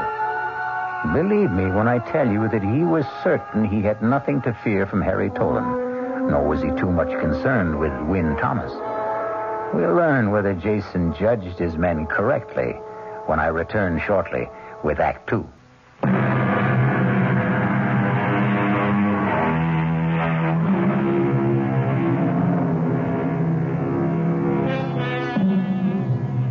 We've heard the ruthless side of tycoon Jason Grant. But we must also be fair and remember that Jason was a family man with a wife and a son and a mistress. As we continue, Jason Grant is sitting in his office later that same evening, Monday night. The door to his office opens, and his beautiful secretary, Kate Woodhouse, enters. Finished working? No, but come in and close the door. It's quite a gown. Thank you, sir. And I do mean you, since you were kind enough to pay for it. My pleasure. You, had me close the door. Are you expecting someone? Just Tony. Your son? Tony, yes. Oh, then I'd better get... Hey, what's this? A gun? Harry Tolan's. He was just here. He was going to kill me. You're putting me on. No, he really was. The fool. He actually thought he could get away with a stupid ploy like that. He had a whole story that I have on tape. Oh, you ought to put that gun away. Oh, no, it amuses me to leave it there. To remind me how right I was to get rid of him years ago. I only made one mistake, and that was marrying his wife, Denise. Well, how about Tony, the son you had with her? That's to remind you that Tony is something very special to me. And that's the last time you'll ever slap me. I'm warning you. I hope this is the last time you'll need it. And maybe you need a new girl. I know exactly what I need, Kay. I need you as my wife. Well, maybe you'd better tell that to Denise, your present wife. I already have. I've told Denise I'm divorcing her. And I'm telling Tony when he comes here tonight. Well, if Tony's coming, I'd better get out of here. We'll go over it later tonight, huh? Stop talking and come here. Yes, Jason. Excuse me, I didn't Come in, Tony. Come in. It's quite all right. It looked a little better than all right to me. That's quite a gown, Kay. Thank you. See you later, Jason. Right. The usual place? Of course. I've got to hand it to you, Dad. I've had big eyes for Kay myself, but while I was thinking, I guess you were doing. And speaking of that, what's that gun doing on your desk? Oh, remember Harry Tolan? Wasn't he your partner years ago? And wasn't he married to Mother? Correct. The gun is his. And what's it doing here? Harry said he was going to use it to kill me. What? After all these years? Well, he wanted money. He said he'd make some kind of deal with me. I put the whole conversation on tape and kicked him out. He sounds like a fool. A good description. Now, what I wanted to tell you... If it's about the VCM steel deal, I've already taken care of it. They agreed to our terms. It's not about the VCM deal. Now, one thing you still have to learn, Tony, is to listen. Remember, people are sending up signals all the time. Now, if you can read them, you'll always be 1 or 2 steps ahead of them. What if you don't like the signals? Suppose the signal light is flashing red. What is that supposed to mean? The signal I see coming up is something about you and Kay. Right. And Mother. Right again. Well, why can't you play around with Kay? You haven't heard what I'm going to say. I don't have to. No. Oh, all right. Go ahead. I suppose you must have known that for many years the marriage between your mother and me was a matter of convenience. Look, Dad, I know how you feel about your mother, so I wanted you to hear from me first that we've decided on a divorce. You mean you've decided on a divorce? You can put it that way if you like.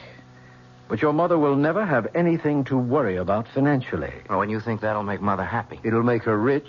That's not what she wants. It's what I want. And that's all that matters. What do you want? What about her? I see a quarrel coming. I don't think we should talk about this anymore tonight. On that, I agree with you. Good night. Tony. Yes?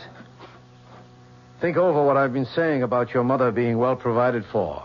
She'll be fine, I know. I think you'll see it my way tomorrow. And if I don't? Then you'll see it my way next week.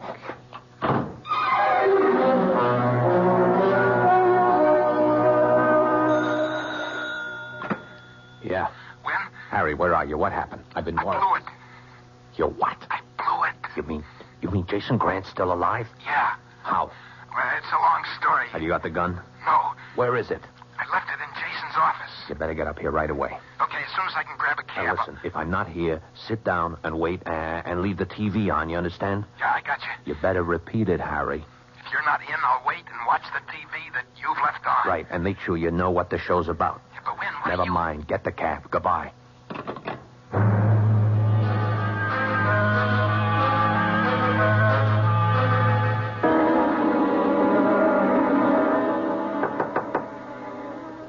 Mom? Tony? May I come in? Oh, of course, dear. Mom? I thought you were going to be at the office. I was. Dad told me. Oh. I know how you feel, and I'd rather not talk about it. That's what Dad said, but somebody has to talk about it. Why? Because you don't just throw 18 years of marriage down the drain like... Oh, you'd be surprised how many people do just that. I was surprised. Honestly? Well, yes, I could see that you and Dad weren't really getting along, but I thought... And you were wrong. Do you want it? Want what? The divorce. Of course I want it. You don't think I was very happy living with your father when... When what? Oh, Tony. Now, what's happening to us? We've never been uncomfortable with one another, and now we can't seem to talk straight. I can. Well, fine. What do you want to say? I want to know whether you're really happy about it, or whether... You see, I said we couldn't. Or whether you're just saying that to make me feel better, or whether Dad forced you to say it. Oh, don't be ridiculous, Tony. How could your father force me to do anything? Oh, you know what Dad's like. Do you, Tony? Yes, I do. Please, Mom, I just want to know how you feel about this divorce. I told you, Tony. I feel fine. Just fine. The devil you do. And this is the first time you ever lied to me.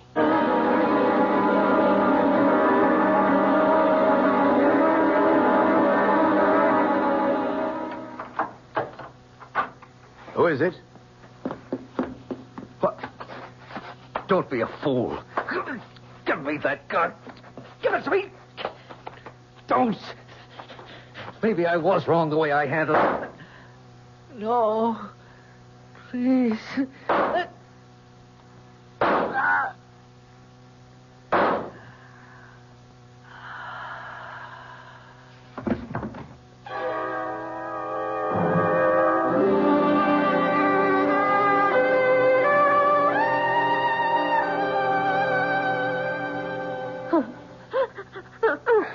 I'm sorry, ma'am, but... Well, there's just no gentle way to tell a woman her husband's been murdered. I'm sorry. I'm hysterical, officer, but I... No, it's Lieutenant, ma'am. Lieutenant Metcalf. Oh, Lieutenant, how can I help you? Just a few questions. But when did it happen? As near as the coroner tells us, around 11 p.m. How? He was shot several times with a revolver. Oh. Well, I don't have to ask much about Mr. Grant. Everybody knows about him. I just want to find out if there was anything different about last night. I mean about him or his actions. Oh, no, nothing. He usually worked late on Monday evenings. Last night was no exception. How many people knew about this Monday night habit of his? Just about everyone. It's been in the papers, Yeah. and there have been magazine articles. Did he tell you about any special appointments that he might have had last night? No, he never discussed business with me, Lieutenant. You might ask his secretary. Miss Woodhouse? Yes. Yeah, that's being handled. Mrs. Grant, murder is a messy business, but I have to ask you this. How did you and Mr. Grant get along?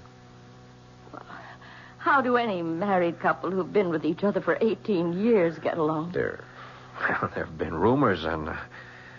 I'm sorry. Yes, we were talking about getting a divorce. Whose idea was the... It was mutual, Lieutenant. We'd both gotten tired of being married. I see. Is your son in? Oh, I couldn't tell you. Have you asked the servants? Oh, they don't seem to know. Oh, I'm sorry, but Tony's young and, well, he comes and goes as he pleases. Where do you think it would please him to go today? If he's heard the news, I expect he'll either come home or go to the office. Thank you. You've been most cooperative. I won't bother you anymore. Hello? Mom, are you all right? Oh, Tony, where are you? At the office. I rushed over as soon as I heard. There are cops all over the place. I didn't believe... Excuse me, Mrs. Grant, is that your son? Yes, he's at the office. Who's that? Who's there? A police lieutenant. May I speak to... Well, of course. Just a minute, Tony. Mr. Grant? Yes. I'm Lieutenant Metcalf. Your mother seems to be in pretty good shape. I'm in charge of the case, and I'd like you to wait for me at your office. I'll be right down. But Mommy... I told you she's all right. We sent for a doctor, and you can go home as soon as we've talked.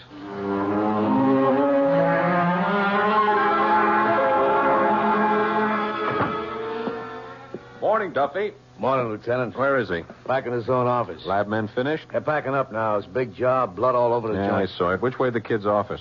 Down the hall and to the left. Anyone with him? Oh, I thought it was okay to leave him alone. How did he take it? About the way they all do. Except we kept repeating, I don't believe it, I don't believe it. And seemed as if he really couldn't believe that his father had been murdered. Shock, maybe. Maybe. But from what I've heard about Jason Grant, he was a prime candidate for murder. Oh. Okay, Duff, you hang in here. I'll be right back. Mr. Grant. Who are you? Lieutenant Metcalf, homicide. I spoke with you on the phone. Oh, yes. Come in. I'm sorry, but I'm going to need your help. I'll do anything I can. I have to make funeral arrangements and take care of Mother, but... Well, how can I help? First, when did you last see your father? Last night, about 9:15. Anyone with him? His secretary, Kay Woodhouse. But she left. Did your father mention anything about appointments that he may have had later? No. Then as far as you know, you left him alone sometime between 9 and 9:30, and he had no appointment scheduled. That's right. And where did you go? Home. Now, it's no secret that your father had a lot of enemies. Can you think of anyone who might have... Look, Lieutenant, it'll come out sometime, so you may as well hear about it now. But first, I want to tell you that I still can't believe it. Believe what? My father's former partner, Harry Tolan, who was also married to my mother before she married Dad. Harry was in yesterday and threatened my father with a gun. What happened to the gun? Well, Dad took it from him. It was on his desk when I was there earlier. I see. And on Dad's tape recorder in the desk, you'll find the entire conversation between them. Thanks. We'll check it. But I'd like to know what it is that you can't believe. Well, I can't believe that Harry Tolan murdered my father. I've known him for years, and he just hasn't got the guts to kill a man.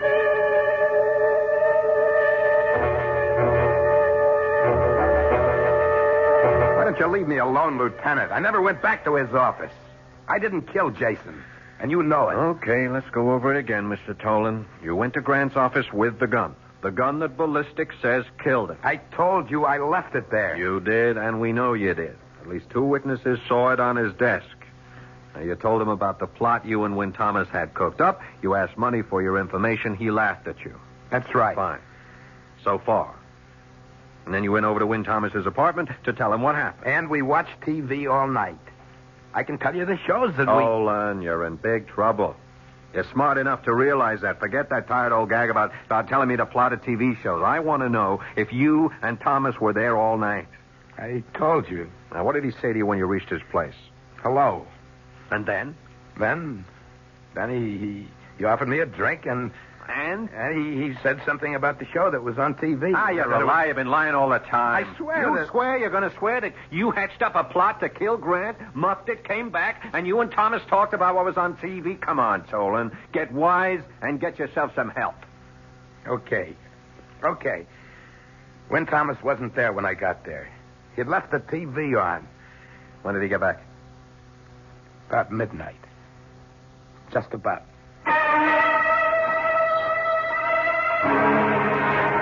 Win Thomas and Harry Tolan had their revenge.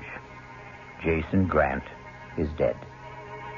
Before the body was quietly buried, the police had arrested Win Thomas for first-degree murder and named Harry Tolan as an accomplice. The case was closed to the satisfaction of the public and the police. But there may be some surprises when I return shortly with Act 3.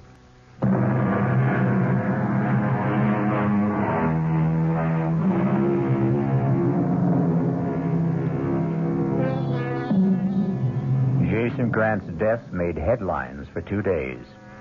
His funeral made the bottom of page 1. And then Grant was just about forgotten. To Win Thomas and Harry Tolan charged with his murder, Grant was still an important part of their lives. He was also much in the thoughts of his widow Denise, his son Tony, and in the report of Lieutenant Metcalf. Report from Lieutenant Metcalf, homicide, 11th Precinct on the murder of Jason Grant, to the office of the district attorney. 1.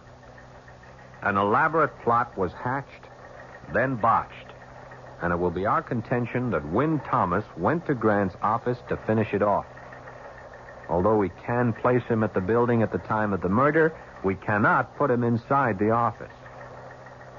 2. We know the gun was there and the silencer. Why then did Thomas use towels from the men's room to muffle the shots? 3. Why didn't he follow his own plot and change clothes and take the toolbox with him as planned instead of leaving it for us to find? 4. If Thomas was the killer, why didn't he take the gun with him instead of leaving it for us to find? 5. Ditto the tape recording, which Tolan admits having told Thomas was made earlier that afternoon.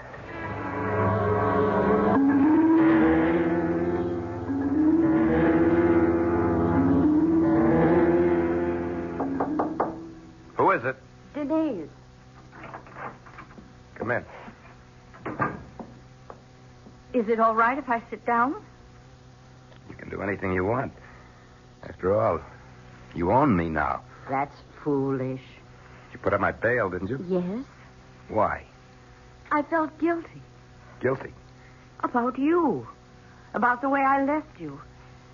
Oh, if it's any consolation to you, Harry, I had about 2 months of happiness with Jason.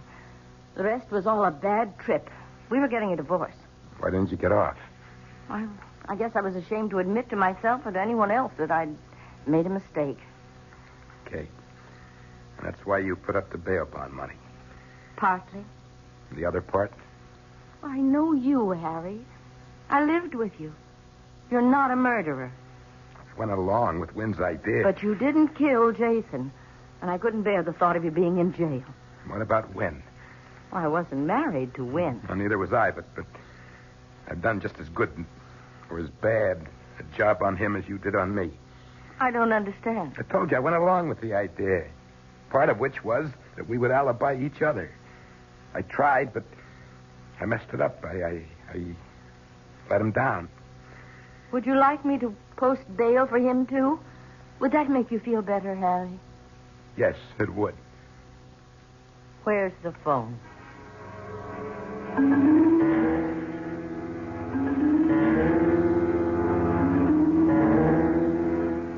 Will you have a drink, Lieutenant? No, thanks.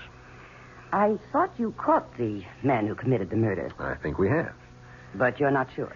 Mrs. Grant told me that she and her husband were getting a divorce. Did you figure in that in any way? Well, yes, Jason and I were going to be married. Then you were on intimate terms with Jason Grant. Yes. A long time? Our relationship started about a year ago. Then you'd know all about him. No one knew all about Jason Grant. Let's not fence. The night of the murder, when did you leave? About 9 o'clock. I've already told you that. Was Grant alone? No, Tony was with him. Did he know about your friendship with his father? I think he found out that night. He saw us embracing. And what was his reaction? An honest answer? They're usually the best kind. I think it was a combination of shock and jealousy. You see, Inspector, although Tony never made a pass, I knew he was attracted to me. Uh-huh. Did he know his father intended to marry you? Not at that time. Jason was going to tell Tony that night. And did he? I have no idea. Why don't you ask Tony? I intend to. Now, you told us that you came right home and never left the apartment. That's right. And when Grant never showed at your place, you went to sleep. Right again. Isn't that strange? I mean, you weren't concerned? You didn't know Jason, Lieutenant. He didn't like to be accountable to anyone for his actions. Uh-huh. And really, of all the people involved, I had the most to gain from Jason alive. Dead, I get nothing. Yes, I'm aware of that. But I've talked to the garage man in your building, and he tells me that a little after midnight, you took your car out and didn't bring it back until about 2 hours later. He told you that? Uh-huh. Well, I believe all the papers said that Jason died around 11 o'clock. And if that's right, why, then he's a darling. for giving me a perfect alibi. Wouldn't you agree, Lieutenant?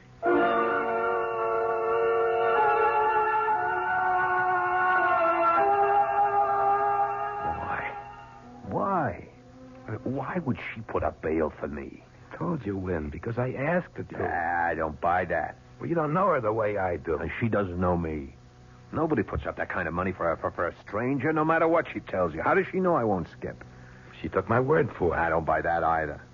All that talk about how she felt she had done you wrong and the guilt she said that she was... Of course. Why didn't I think of that before? That's it. What? Guilt. That's the key word. Guilt. She feels guilty because she killed Jason. Are you crazy? I'm just getting smart. She said Jason was divorcing her. Didn't you tell me she said that? I said they were getting a divorce. Sure. We both know Jason. If he divorced her, he was through with her. She'd never get a cent from him. He'd fix it with his attorney so that she spent the rest of her life chasing him for alimony or a settlement. She couldn't face up to that, so she killed him. What are you doing? I'm calling Lieutenant Metcalf. Now, you listen to me. You say you didn't kill Jason. I don't know who killed him if you didn't, but I know one thing for sure. Denise didn't. And I'm not going to let you throw her to the wolves to save your own skin. That's a noble speech, Harry. Particularly coming from a guy who threw me to the same wolves to save his own skin. You can't make me feel any worse about that than I do. That's one of the reasons she put up the bail. I told her how I felt about letting you down. Yeah? Yeah. Listen, she's got all the money in the world. She can hire great lawyers. They'll be sure to get her off. We can testify about what a louse Jason was. She's still attractive. She's got everything going for her. I don't care what you say. She didn't kill him. And you're not going to let me call Lieutenant Metcalf. That's right. Sorry, Harry.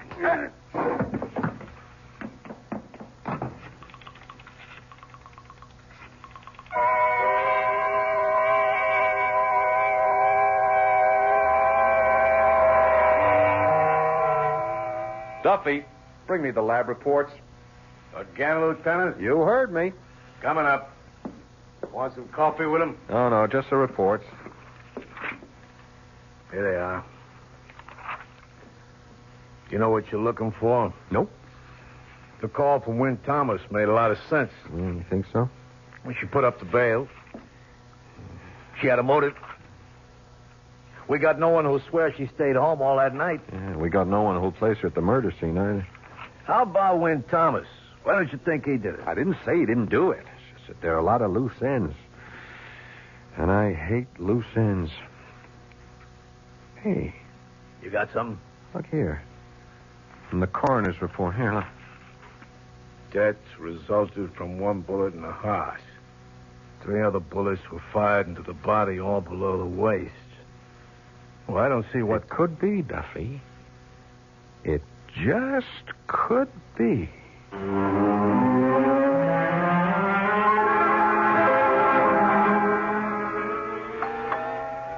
Who is that? Well, I know you think I'm a very smart girl, Tony, but I really can't see through doors. Send them away, Kay. You're uptight about being here, aren't you? Yeah, sure I am. Everybody knows about you. Oh, we're never going to have a relaxed relationship until you stop worrying about what people will think. Who is it? Lieutenant Metcalf. Don't let him in. Well, it's late, Lieutenant, and unless... I think you'd better let me in, Miss Woodhouse. That's ominous, Lieutenant. Evening, Mr. Grant. Evening. I know you better than to offer you a drink. So, what can we do for you? A few answers. I'm afraid I'm all out of answers. How about you, Mr. Grant? I'll do anything to help, but we've been over everything so often. There's been a new development. Oh? Mr. Grant, did you know your mother has posted bail for Wynn Thomas as well as Harry Tolan? No, but... Can you think of any reason why your mother would do a thing like that? I haven't given it any thought. Your mother told Mr. Tolan she posted his bail because she felt badly about the way she treated him. That makes sense. She also spoke about guilt. What kind of guilt? That's the question. Thomas thinks it's connected with her not wanting to let an innocent man go to prison for a crime she committed. Thomas is a liar, and you're a fool for listening to him. What makes you so sure? Because I know my mother. She couldn't have killed Dad any more than she could kill a fly. She can't account for a time around 11 o'clock. She says she was at home. We can't place her there. Oh, yes, you can. I was there with her. I was there with her the whole time. Now, that's a stupid lie, Mr. Grant, and I'm sure you only said it because you're so upset. Of course I'm upset. Wouldn't you be if a police officer as good as accused your mother of murder? You're rather fond of your mother, aren't you? Is that unnatural? Or a crime? Not at all, not at all. Well, then why don't you forget about Mother and concentrate on nailing down the case against Thomas and Tolan? Although I can't see what else you need. I need to know why 4 bullets were fired when the first shot killed your father. The killer hated Dad. He just kept firing and firing. We all know how much Thomas hated him and why. But the bullets were fired low. You fellas said there were signs of a struggle. The wounds weren't scattered. They were all below the waist. If you don't mind, I think I'll have a drink. It all seemed very deliberate. Well, maybe it was. Maybe Thomas hated him so much that he stopped in the men's room to get towels to muffle the sound of the shots when all along he knew there was a silencer in the toolbox Tolan left behind. Maybe he didn't have time. It takes time to fit a silencer onto a gun. Or maybe the killer was someone who saw the gun but didn't know about the silencer in the toolbox. Yeah, that's possible. Did your mother know you're seeing Miss Woodhouse? I take it she doesn't. How do you think she'd feel about that, her son taking right up with the same woman his father... You do play a very dirty game of pool, don't you, Lieutenant? Murder is a very dirty game, Miss Woodhouse. Well, Tony, isn't the men's room locked? Does your mother have a key, or do you, Miss Woodhouse? I think you'd better get out, Lieutenant. This is my apartment, and don't come back without a warrant. That can be arranged. What do you think your mother's going to say, Tony, when she finds out that you're in love with Miss Woodhouse, just as your dad was? You think she's going to feel she killed your father for nothing? She didn't do it. She didn't. You know she didn't do it. I just couldn't stand seeing him hurt her that way. And all because he had a picture of himself as the great lover. The great, great lover. So I took care of him. I was glad to take care of him. The way he would have taken care of anyone like him.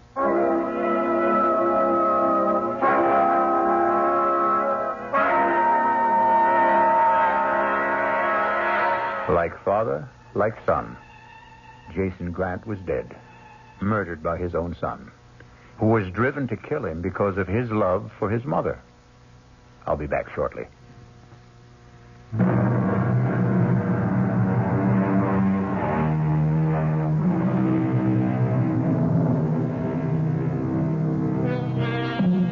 Tony Grant confessed and was sent to a mental institution.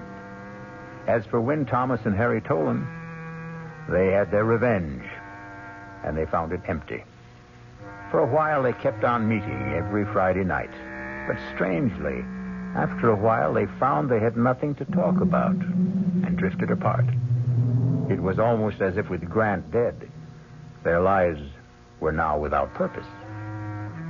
Our cast included Paul Hecht, Tony Roberts, Joan Lovejoy, Mary Jane Higby, George Petrie, and Joseph Julian. The entire production was under the direction of Hyman Brown. Now, a preview of our next tale. I'm just an old man. A very old man. Well, I took it for granted. No, I know nothing. Only what I see, what I feel. Did I harm her? No, I even think she's a little better.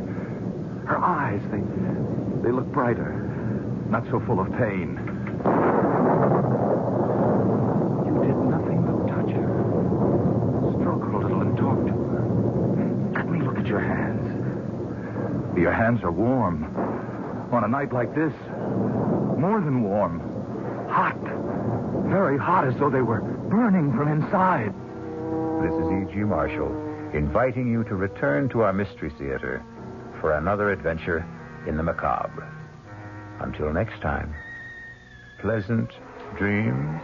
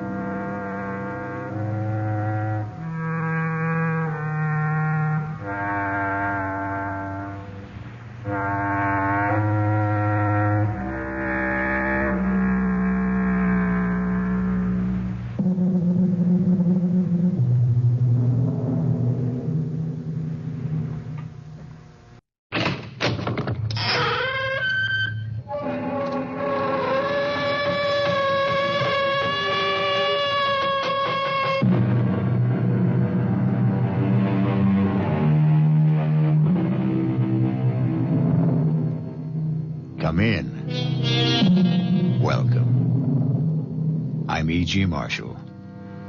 Welcome to the sound of suspense, to the fear you can hear.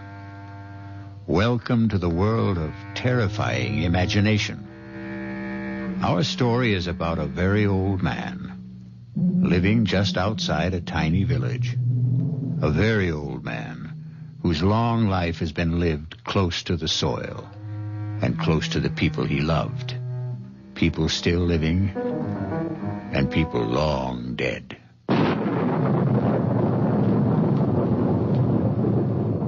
Lie still. Lie still, girl. Is it very bad? I don't know. She's very dear to me. If I should lose her... She's trying to raise her head. She knows I want to help her. Do you think you can? Young man, I never said I was a doctor. But I thought... the way I'm just an old man. A very old man.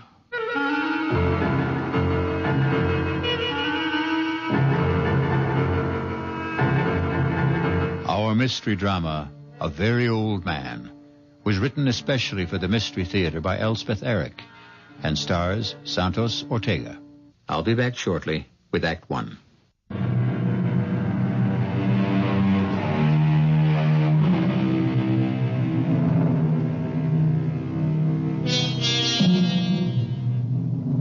Look long and carefully at the face of a tiny baby. Look carefully and long into the face of someone who is very old. Do you see the wisdom in both? The very young and the very old have wisdom. In between, there is only accumulated information. Oh, you're home. Good. Well, he's done it again. Who's done what? Are you talking about my father? You know I am. I warned him. I said, Stefan, if it ever gets around, you'll ruin my medical practice. People won't believe in me. They'll only... Manfred, come sit down. Now, what's he done? Well, the same thing. Where is he? Isn't he home? Not yet. He went to the cemetery as usual. But you still haven't told me what happened. Well, Anna Brandt came to see me about a month ago. Severe attacks of pain in the upper abdomen. All the symptoms indicated appendicitis. I sent her to Carlweiss for the operation. Of course, he examined her, too, and he agreed with me. No doubt about it, inflamed appendix had to come out. Well, he operated the next day. And that night, that same night, she had another attack. Well, so it wasn't... How could she have had another appendicitis attack when he'd just taken her appendix out? Well, he was as flabbergasted as I was. Yes, but what's it all got to do with my father? Stefan happened to be in my office the day Anna Brandt first came to see me. You know how he loves to hang around the office. Anna Brandt wasn't 10 feet out of the office when he told me there's nothing wrong with her appendix. Oh, not again. I can't have my father-in-law, who's been a farmer all his life, telling me, a doctor with a reputation, that I don't know what's wrong with my own patients. Of course you can't. For a minute, I did think back to that boy, the one with the asthma. What seemed to be asthma, anyway. The Rothberg boy. Father was right about him. I know. He made a lucky guess. Father went to see him every day.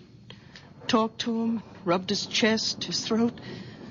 In 2 weeks, the boy was all right. The boy was hysterical, over-aspirated, nothing more. But this business with Anna Brandt, the day she came to see me, Stefan was asleep in the waiting room. I was explaining to Anna that I couldn't perform the operation, simple as it is, because of my hands, my arthritis. But I would send her to Carlweiss. Well, she accepted that. Everybody knows about my arthritis. And she said something pleasant to Stefan. That was the first I knew that he wasn't asleep. Well, he didn't answer her. He just stared at her as though he'd never seen her before. I reached for the phone to call Carlweiss. Stefan got up, came over to the desk, and took the receiver out of my hand. Manfred. Stefan, don't. It's not so.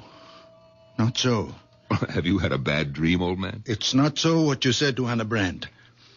There's nothing wrong with Anna Brandt's appendix. Stefan, don't start diagnosing again. You're not a doctor. There's nothing wrong. We had enough trouble after you diagnosed the Rothberg boy. The Rothberg boy never had asthma. All right, it turned out that he didn't. But that was a lucky guess. And it didn't do my reputation any good when word went around that you'd been right. I never told anybody. Yes, but the boy did. And his mother did.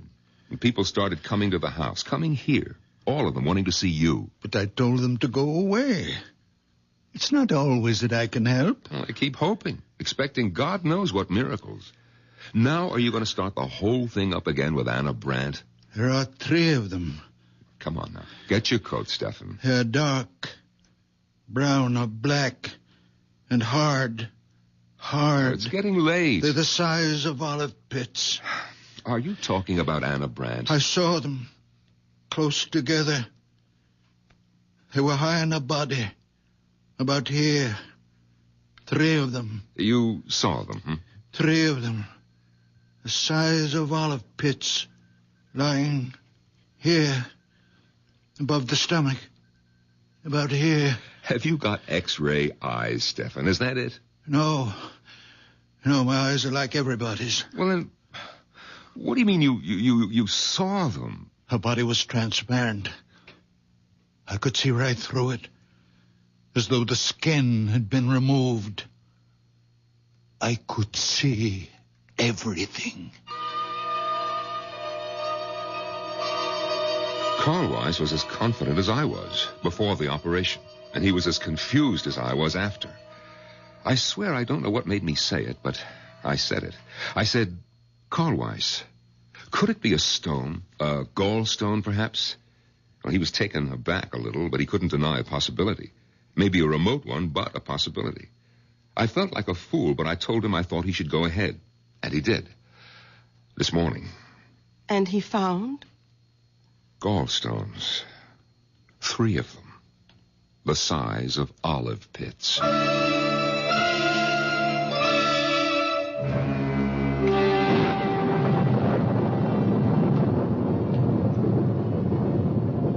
Lie still, girl. Is it very bad?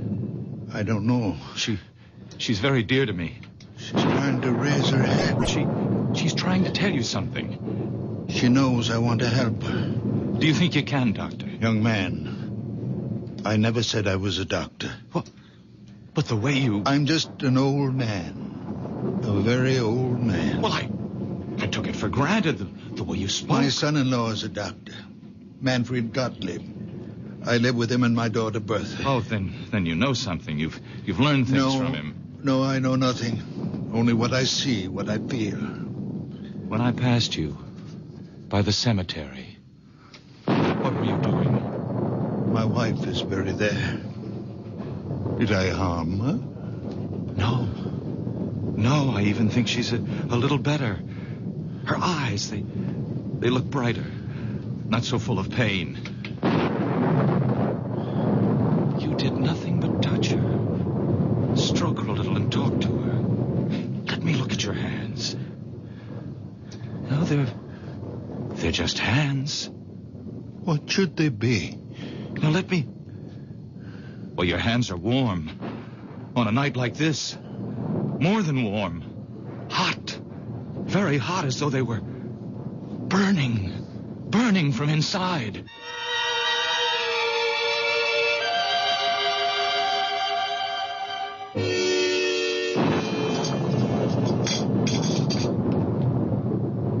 If it should get around about Anna Brandt... You don't think I'd tell anyone? Well, these things have a way of leaking out. Look, you're not going to tell Father, are you, that Carl Weiss found the 3 stones? You think I shouldn't? He wouldn't tell anyone. He didn't tell anyone about the Rothberg boy. It was the boy's mother who shouted it from the housetops. And look what happened.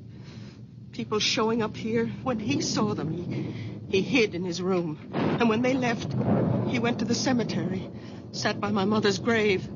You think that he's there now? Oh, I suppose. Sometimes he stays for hours. I wish he'd get home before the rain starts.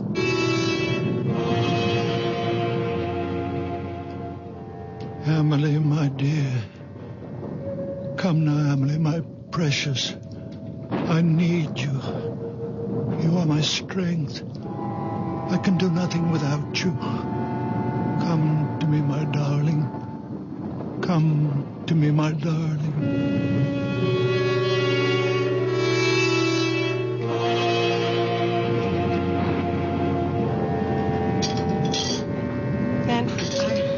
I don't want him to start thinking that any of this is real. He mustn't think that he has some magical power. Listen, if you treat him as though he were possessed in some way, he might begin to believe it, and then his mind... Who knows what might happen? Bertha, have you thought that, well, that perhaps it's already happened? No. That he is deranged? I won't believe that. He's my father. I love him. He's old and childish, and sometimes I'm impatient. I am, too, often. But only the way I'd be with a child. In many ways, he is my child.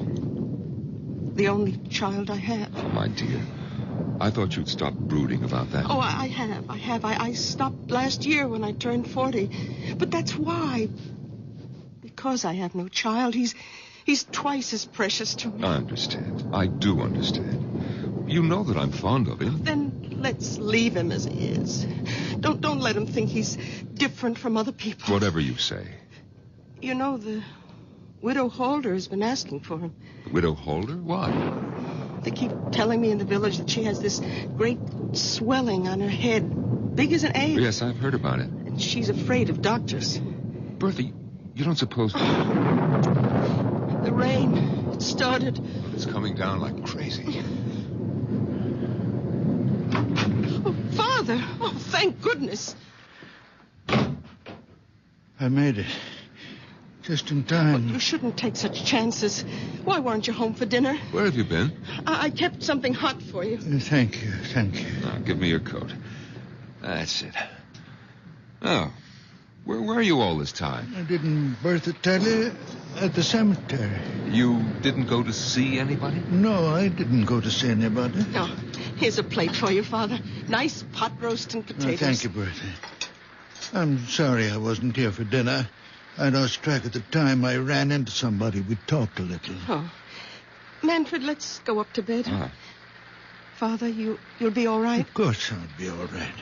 Go to bed. Oh. Good night. Good night, daughter. Good night, Stan. Oh, Manfred. Yeah? How is Anna Brandt? Anna Brandt? I thought about it tonight. In the cemetery. Is she all right? Yes, she's fine. I thought she was. I had a feeling... Good night. Enjoy your dinner. Good night. His asking about Anna Brandt? He hasn't even mentioned her since that day in the office. Bertha, could he have heard about Carl Weiss finding the gallstones? Oh, he'd have said so. He always says precisely what's on his mind. There are times when I wish he didn't. Listen, he's talking to himself in the kitchen. Sounds as though he's calling someone. Manfred, he's an old man. Leave him be. Oh, please close the door. Come to bed. It sounds like Amelie. What? Did you say Amelie? Wasn't that your mother's name? No. No, it was my sister's. Oh, Bertha, I never knew you had a sister. You never told me. It was so long ago, before I was born. Their first child. She only lived an hour. My mother told me they'd just agreed on a name. Father leaned over the crib to kiss her, and she was dead. But that was 45 years ago. All these years he's never mentioned her. What was that? The door opened downstairs. Well, he's gone out. In this rain. Where could he have gone? There's only one place. He's gone to the cemetery.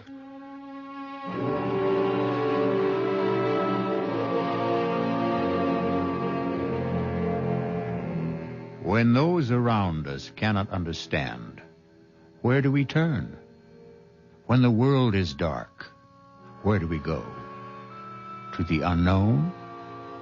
Or to the once familiar, the once well-known, the once well-loved? To those who have left the dark earth and moved into light. I'll be back shortly with Act 2.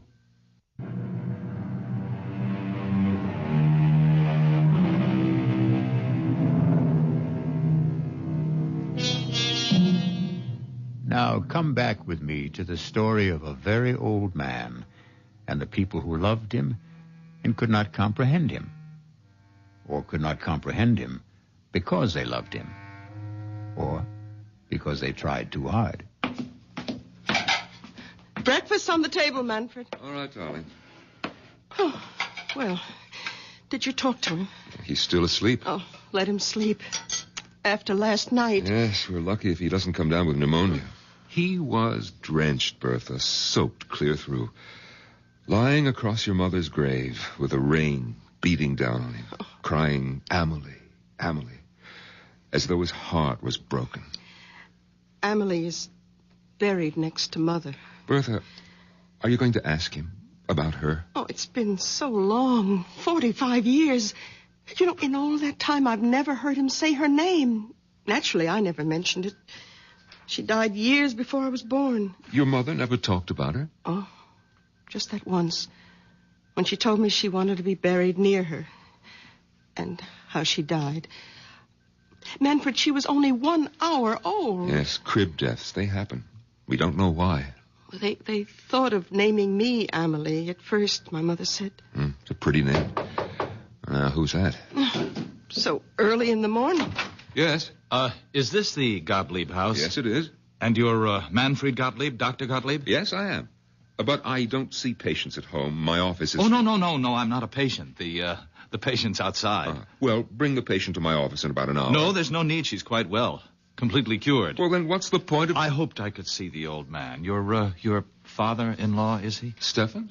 What's this about my father? Madame, good morning. Beautiful morning, isn't it? After last night, all that rain. You wanted to see my father? If I may. Well, what about? He's asleep. Oh, I'm sorry. Well, when he does wake up, would you tell him the patient recovered and is better than ever? Lively, frisky, enjoying life to the full, romping in the fields. What patient is this? You said she's outside? Yes, right there. Look, the picture of health. I don't see any... You don't mean...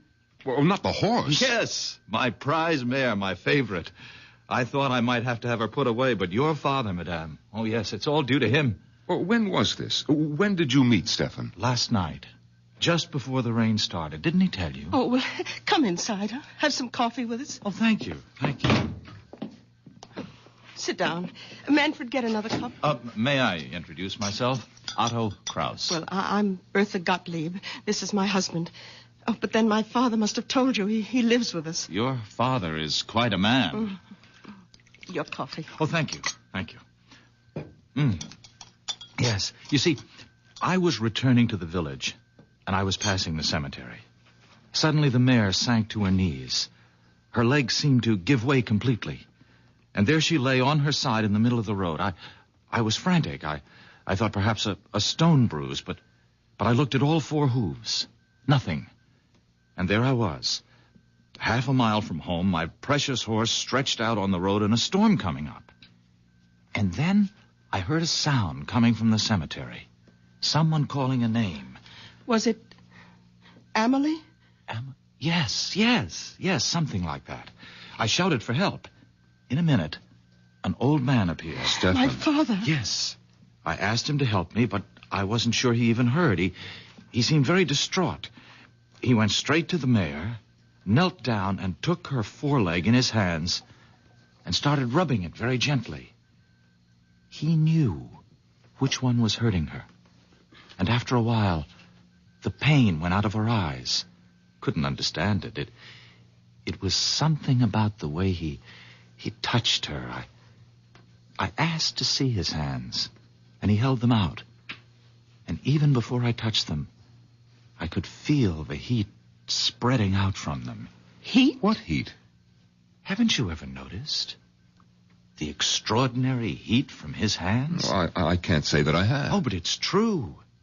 His hands give off a warmth. I can't believe you've never noticed it. Well, it could have been on such a wet, cold night. It only seemed that way to you. You imagined it. Oh, I suppose that's possible, but I didn't imagine it when the mare got to her feet. Well, she was all right? I walked her home. I couldn't quite believe it all. I bedded her down. And this morning, all I could think was I must tell the old man about it. There are stories going around about him in the village. Perhaps you've heard some of them? Well, I'm only here on a visit to see my aunt. I don't live here. Well, he doesn't really do anything. He's just around. And people love him. They like to think because he's such a sweet old man that he can do things doctors can't do. And because he's such a very old man, we wouldn't want him to start thinking that there was anything miraculous about anything that happened quite naturally. Well, you think it might affect him? Might affect his mind in some way? He's a very old man. It could happen. Well, I suppose it's possible she wasn't really laying. Of course it's possible. Only ask him, will you? About his hands, those amazing hands. Yes, we'll ask him. I mean, giving off that heat, I felt it, you know. Well, I'll be getting along. My aunt's expecting me. Well, we'll tell him you stopped by. Yes, I wish you would. Tell him, and please, tell him thanks. We'll tell him. Do you think we should wake him? Come on, it's time. Yes. We have to tell him about the young man. And the horse. But we won't make anything out of it. Nothing at all. Just say that he dropped by. To say thanks, yes. Father? Stefan, are you awake? What time is it? Oh, it's almost 9 o'clock. Why aren't you at your office?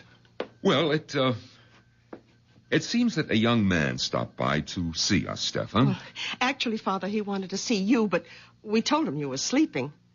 Why me? Well, it seems he met you on the road last night. Had a horse. A mare it was. That's right.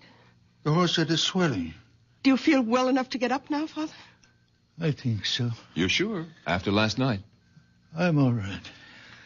All right, now just let me help you out of bed, Stefan. Yeah, I can manage. Give me your hand. Come on. That's it. Yeah. Here are your slippers. Yeah, I'll go splash some water on my face. And then you'll have breakfast. Bertha, his hands are as cold as mine. Colder. That young man did imagine it about his hands. Well, you know how it is. If your hands are cold, anyone's feel warmer, even if they're only a little warmer than your own. And he'd been riding back from the village on horseback. Yes, so of course his hands were very cold. Of course. My head is clearing a little. Oh, good. I'll go down and have some coffee ready for you. Thank you, Manfred. And 2 eggs, 4 minutes. Your clothes are on the bed, Father. Thank you, Bertha. Father, last night when Manfred and I came up to bed and you were eating your supper, anyway, that's what we thought you were doing. It's what I was doing. Well, we heard you talking. Was I talking? Well, you kept saying, we heard you say, Amelie. I said what? Over and over. Father, were you talking to Amelie? What do you know about Amelie? Only what Mother told me. What did your mother tell you?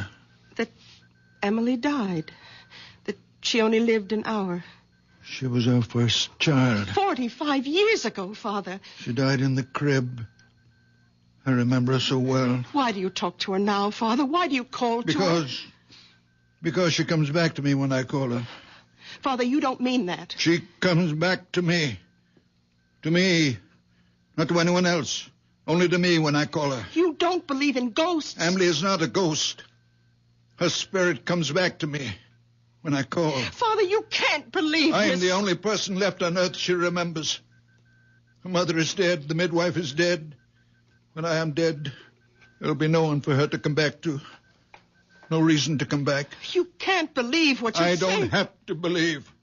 Or not believe. I know. I won't let you. You have nothing to say about it. Nothing. I will not stay in this house and listen to you tell me that my Amelie will not come when I call. I'm going to her now. Father, wait. Father, come back. Stefan, what's the matter? Get out of my way. Stefan! Father. Oh, Father. Well, he came tearing down the stairs. He brushed right past me. What's the matter with him? I talked to him about Amelie. I made him angry. Where's he gone? Do you know? To her. To Amelie.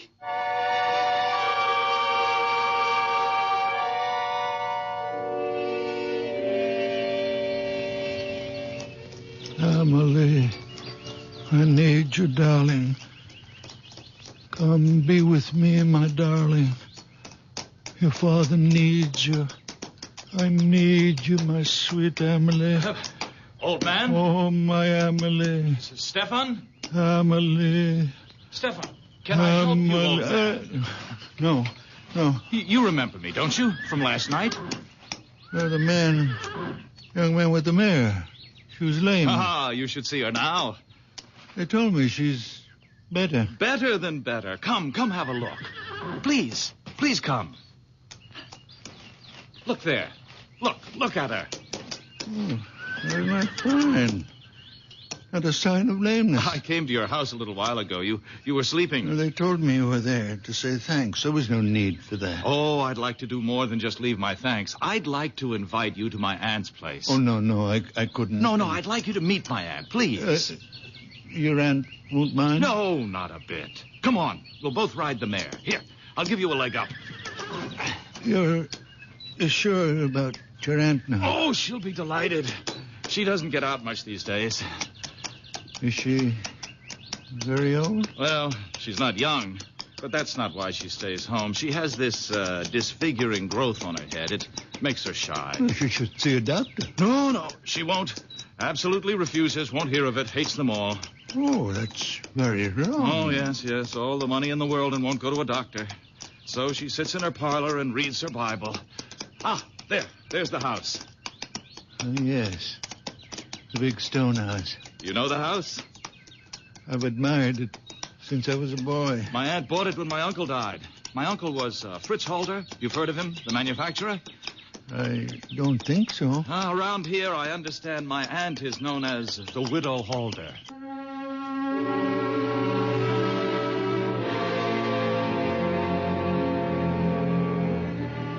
Some folks are afraid of one thing, some are afraid of another. Everyone who's afraid wants to run and hide. It's natural. Most natural thing in the world. But what may be hiding in the hiding place? That's the question. It could be something else to be afraid of. I'll be back shortly with Act 3.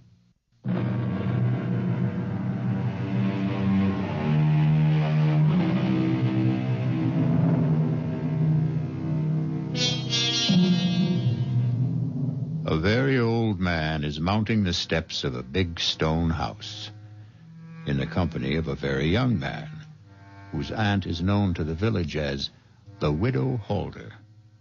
Listen now. My aunt is in. Otto? Ah, there you are, just where I knew you'd be. Come in, Stefan.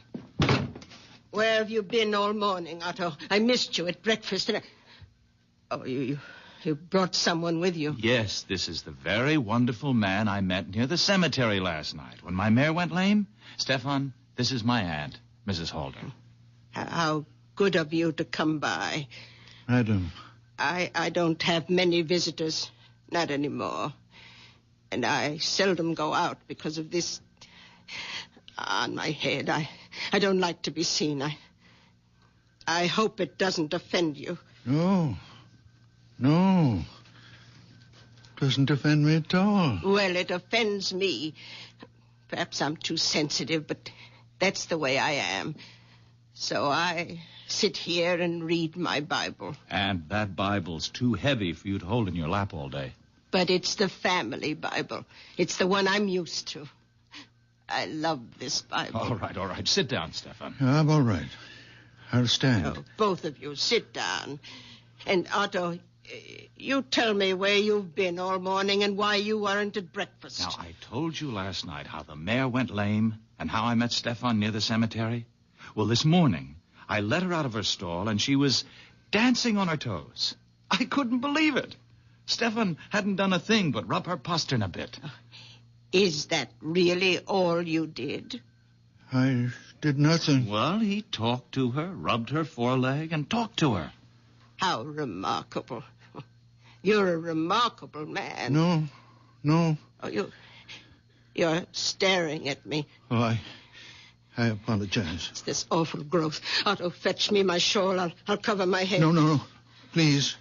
It's in my bedroom. I am not offended. I give you my word. Otto, don't go. No, it's all right. I'll be right back. Mrs. Holder, I am not offended. I am sorry I stared so. I will not stare again. Please forgive me. It's quite all right. Please, be calm. Sit down. I can't. Otto mentioned that you live with your daughter. Is that right? My daughter, Bertha. And your son-in-law. Manfred. They have children. No children. How sad. Oh, here comes Otto with my scarf. Mrs. Holder, forgive me, but I must take the Bible from you and... Oh! Stefan, have you gone mad? No, forgive me. I could not help myself. Aunt, are you all right? I think so. I saw him take the Bible off your lap. Stefan. He hit me with it. He brought it down on my head with all his strength. Forgive me, I didn't know what I was doing. I wouldn't hurt you, Mrs. Holder. I wouldn't hurt anybody. When I feel this way, I see things. I feel things. The Bible seemed to put itself in my hands. I didn't think what I was doing. I could not think. The feeling was so great that I must smash this thing on your head. That's all I wanted to do, Mrs. Holder, to get rid of it. And it looks to me as though you'd done that, Stefan. Aunt, go look in the mirror. I know I'm not always in control of myself. I do things. I don't know why. I see things. I don't know why. But I would never hurt anyone. It's unbelievable. The growth is gone. Will you forgive me? And there's no blood. No blood at all. All the same, I'm going to get you to a doctor. No doctors, no. No, a blow on the head like that. No, I'm all right. My head is clearing now. It was just the shock. And that awful, ugly thing is gone. I don't need a doctor. Let me take you to my son-in-law. He's a fine doctor, a nice man. Maybe you've heard of him? Manfred Gottlieb? Gottlieb? You will like him. Manfred Gottlieb is your son-in-law. A wonderful man. A good doctor. But you must be Bertha Gottlieb's father. You cured the Rothberg boy. And I've heard talk about Anna Brandt. Look what you did for Otto's mare. Look what you've done for me. Oh. Why, you're the man I've been trying to find. I've been asking for you. It was God's hand let you here. Let me take you to Manfred's office. I don't need him. I only need you.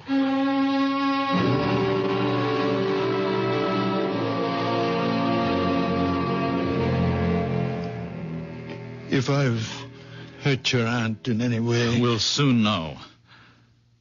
Otto, I don't want these spells that I have. I don't ask for them. Only sometimes the pain gets so great. What pain? Well, the pain of living. And it seems more than I can bear. I go to the grave of my wife and my baby daughter, my Emily. And I call to her, my little one, who only had 1 hour of life. And she comes to me and gives me comfort and courage and belief. I believe that even though I can do nothing about the great pain of living, there are other pains, and I can do something about them. I know I'm not quite myself when I'm like that. I know I'm not really strong or courageous.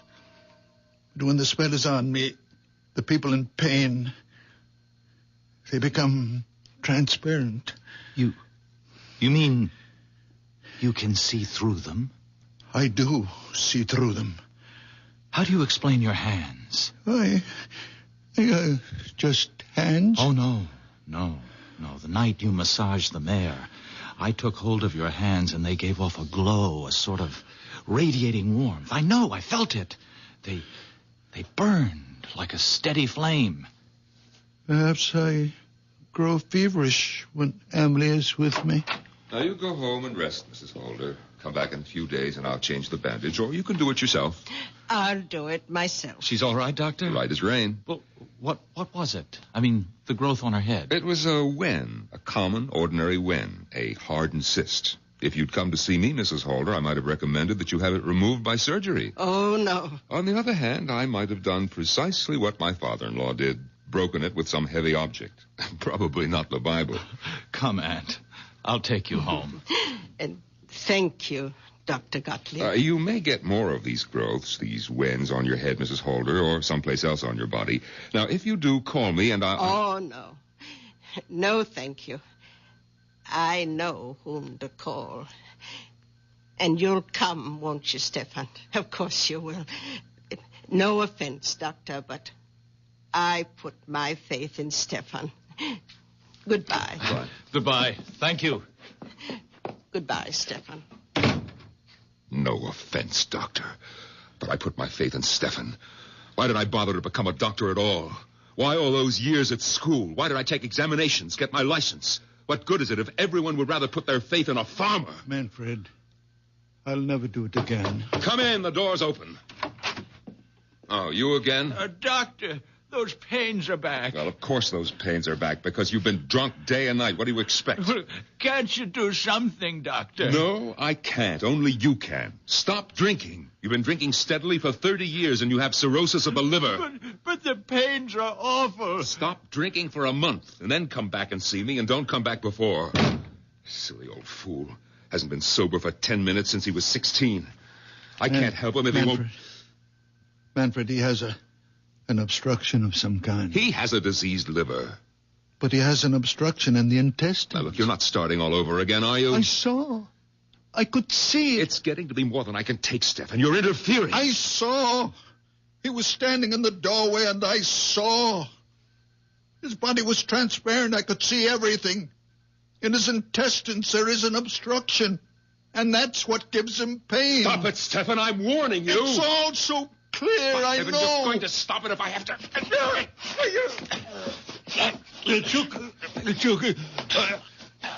Manfred, take the hands on my throat.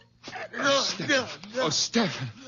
Stefan, I'm sorry. I didn't mean to do... Stefan. I'm all right. Give me that gun. I'm all right. Let me loosen your shirt.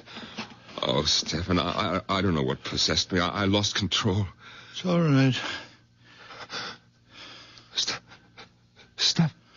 Stefan, look. Look at my hands. Look how they move. My fingers. No pain from the arthritis. What does it mean? It means... Well, it must mean the arthritis is better. It's gone, perhaps. Oh, Manfred. The way I unbuttoned your shirt. So fast. No trouble. No pain. Is it possible? It's true. Look. Look how I can move them, Stefan. The way you used to. Stefan, I felt the warmth Otto was talking about. The heat from your hands. When you were trying to tear my hands from your throat, I felt it. A warm glow. You really felt it? Yes, a glow. A radiance. Stefan, give me your hands. Yes. There it is. It's a fire. A fire.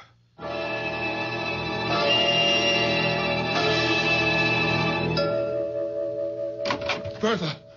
Manfred, please. I think you're wrong. No, how can I be wrong? Look at these fingers. Look how they move.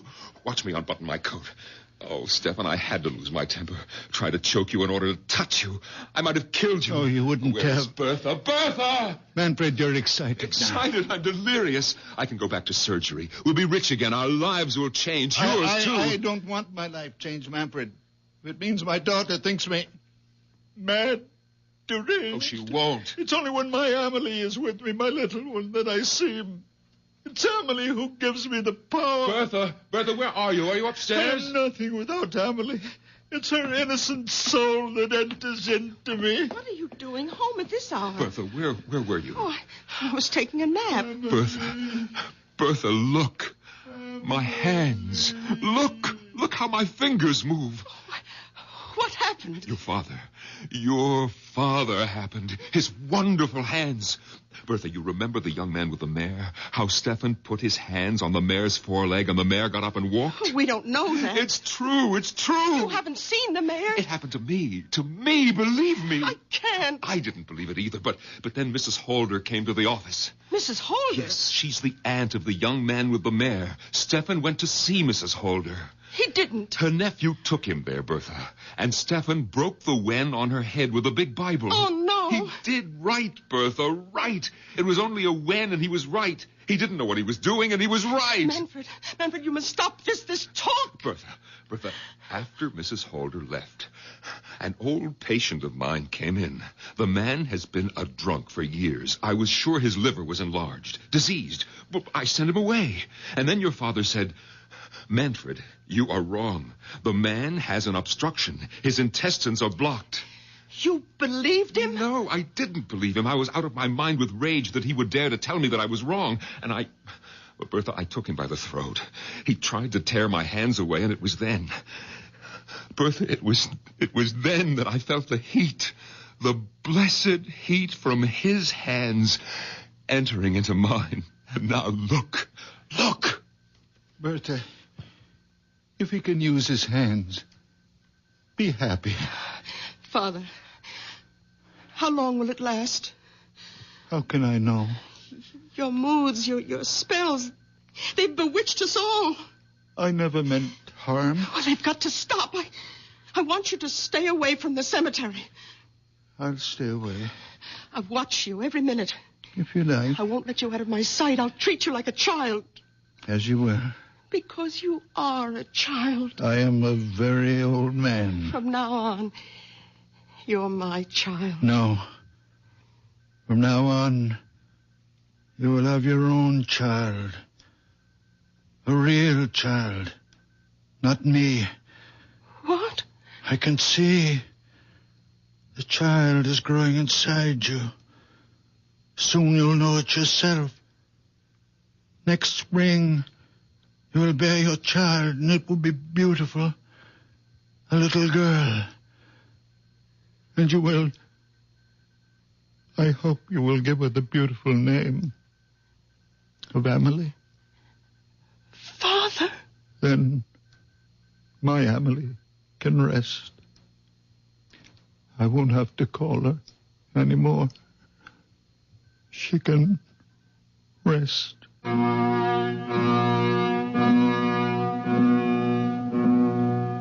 Did you believe our story? For that matter, did I? Now, really, what difference does it make if you believe it or if I do? For the truth is that none of us knows what transpires in the mind and heart of a very old man. I'll be back shortly.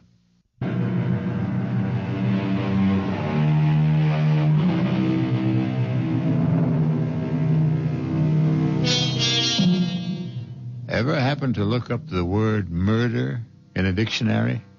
No? Then I'll tell you how the dictionary defines it. To kill with premeditated malice.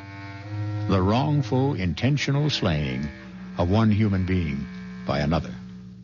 But don't let a wee bit of murder upset you, friends. The people on Mystery Theater don't mind being killed. Not a bit. Because every one of them is a deadhead.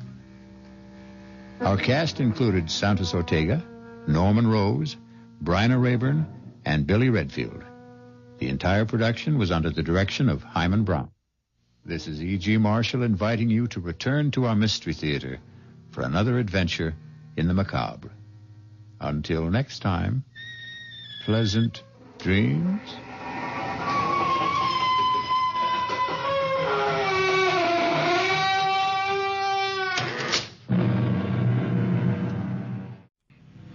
Of all the great killers of history, perhaps the deadliest and most terrifying is the automobile. Nero, Attila the Hun, Bluebeard, even artillery fire, and the ultimate, the atom bomb. At least they have a purpose, a reason, a rationale. But the automobile maims and kills mindlessly, senselessly.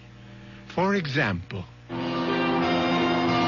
This is old Long Jack here in the studio on a lonesome, wet, foggy night. Saying if you're on wheel, real careful tonight. It's heavy, man, heavy. Oh, shut up, you fool. If you just let Big Daddy help you out, all you... You can't help me, Big Daddy. I must have hit something. Somebody. Split. I got a split.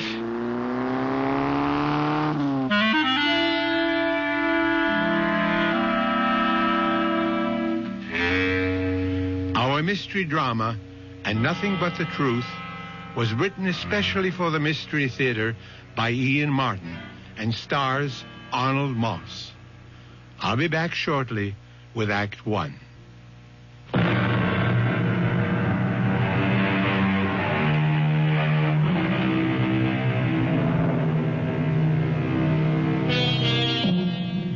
Was the accident we heard a few minutes ago another statistic of the road? An innocent victim, a careless driver, the victim's family broken and lost. A young man whose carelessness had blighted a bright new manhood and a promising career. Or was the driver lucky this time? Lucky in a way far beyond his hope or expectation. We are about to find out with David, the young driver, as he paces his living room floor, waiting for his father to come home. Dad? David. David, what are you doing up at this hour? I didn't hear you come in. I thought you'd never get home. Where you been? Well, now do I have to start answering to you for my whereabouts? What? What? Oh, you mean like Mother? Yes, like your mother. I'm sorry, Dad. Well, for your information, I was working, correcting term papers. It wasn't that I... David, I'm very tired. You all right, Dad? You look like you had an attack or something. Well, don't be silly. I said I was tired. What's wrong with you? You've been drinking. Yes, I wish I hadn't, but I did. Okay, son. Take it easy. Whatever it is, we'll work it out. Well, where's your sports car? Didn't you have it out tonight? Yes. I left it parked on the street. Well, you better put it away. There's no sense in leaving it out in this rain. Dad, I've got to talk to you. It's about the car. What about the car? I didn't know what to do. I hit the panic button. I ran. Well, what else did you hit? Someone. A man. I'm pretty sure. Down near the railroad. You know where the big curve comes around by the station opposite Franny's place? I think it was one of those old winos that hang around there. Dad, I swear I never saw him with all that rain and the fog. Was there anyone else around? I didn't see anyone.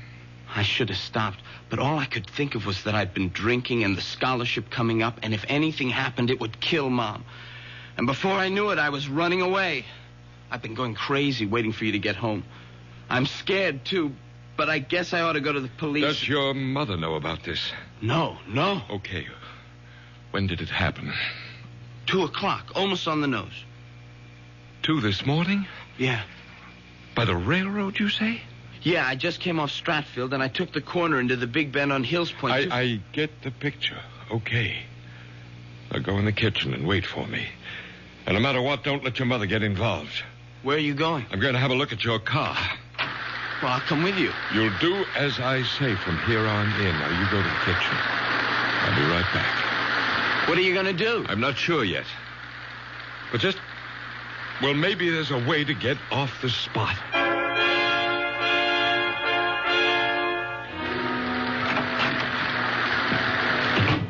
Is your mother still asleep? I guess so. She hasn't been down. There's a dent in your front right fender. Was that there before tonight? No. You sure? Yeah, I Simonized the car yesterday. Does it look bad? Well, not too... Well, it must have been a glancing blow. You mean maybe it's going to be all right? Maybe. Oh, I don't think I could have hurt him too bad. And a night like tonight, who'd be hanging around? It isn't going to be all that easy, David. They might be able to trace the car. How? You're missing a front right hubcap. There aren't that many Harley 584s in this town. So I'll have to give myself up. No. Let's figure this out. Was your mother up when you went out tonight? I don't know if she was asleep, but she wasn't downstairs. Well, then she didn't see what car you took. No? Did she see me leave? I mean, did she look out of the window or anything? No. She was just sitting in the big chair by the fireplace, crying. Crying? You know, the usual. That I was off once again to the arms of another woman, Like that.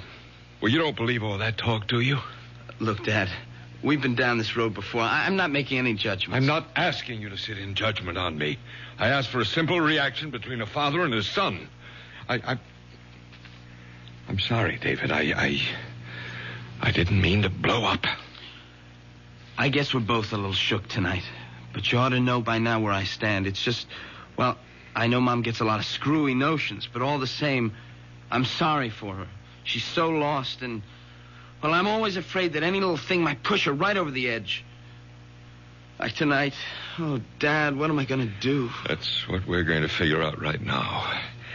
I got a few more questions. You say the accident happened at 2 o'clock or so, right? Just as I said, almost exactly. Now, how do you know that?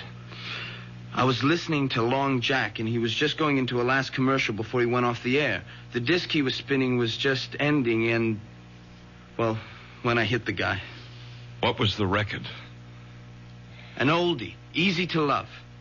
And you hit this man just after you turned off Stratfield into Hills Point. Yeah. He suddenly stepped off the curb. Like out of nowhere. How fast were you going? Gee, Dad, Now, come on, don't pussyfoot with me. Too fast. I took the corner pretty wide. Did you skid? Yeah, it was pretty slick from the rain. And there was no one else around? No. You're sure? Yeah, I opened the door to look out. There was no one. That's why I lost my nerve and cut out. Well, I better get down and find out. You stay right where you are. It's after 4. The longer I wait, the worse it will be for me. You're not going to be involved in this at all, David. What do you mean? I mean, you were driving the station wagon tonight. I was the one who was driving the sports car, and I'm going to the precinct house right now to report that I hit a man and left the scene of the accident. Dad, I can't let you do that. Don't be a fool. I'm not on the verge of getting a full scholarship to Harvard. I haven't been drinking. I'm not a teenager with 2 strikes against him as a driver to begin with. I'm a full college professor with a distinguished record who is coming home on a foul night with visibility almost zero, dead tired, after correcting 200 term papers. I can stand the gaff, and you can't. No, sir, Dad. I thank you and I admire you, but I hope to God I'm enough of a man not to hide behind my father's pants. You'd better think of it as your mother's skirts. Your mother couldn't care less what happens to me, but you're a different story. You get in big trouble over this, and it could kill her. Worse still, drive her over that edge we both worry about. But, Dad, Don't argue. This is the way it's going to be. You just let me handle it, and you keep your mouth shut no matter what happens. I don't know what to say. I'll tell you what you're going to say. Nothing. Nothing to anyone. But, Mom... Least of all to your mother. Okay, Dad, if that's the way you want it. Oh, how can I thank you? You're some kind of a guy. No, David. Just the most sensible way out of a bad situation. I'd better get down to the police. Don't wait up. I may be a while. It's still raining. You got the keys? Sorry, right here. And thanks, Dad, for everything. This will all work out for the best. I think I hear your mother moving about. If she comes down, what do I say? What we've agreed on is the truth. But I've gone to the precinct house to report that I'm a hit-and-run driver, right? Right. I'll never forget what you're doing for me. And for your mother. For all of us. Grant, that you? No, Mom, it's me, David. Oh, I thought I heard your father come home a little while ago. What are you doing at the front door? Oh, I better come down. What's going on? I heard voices. Angry voices. That was Dad and me. Not angry. We were just discussing something. Then where's Grant now? Yes, I heard a door slam. Did he go out again? Yes. Not another woman. Not 2 in one night. Why don't you give him a break once? He was at the college correcting papers. Then where's he off to now? Mom, it's kind of damp in the hall. Let's go into the living room and sit down. Don't tell me he's finally taken off for good with one of his bed partners. Oh, Mother, have a heart. Why can't you see what a right guy Dad is? Maybe I've known him too long. So what errand took him out of the house again at 4:20 in the morning? He's gone to the local precinct to confess to a hit and run.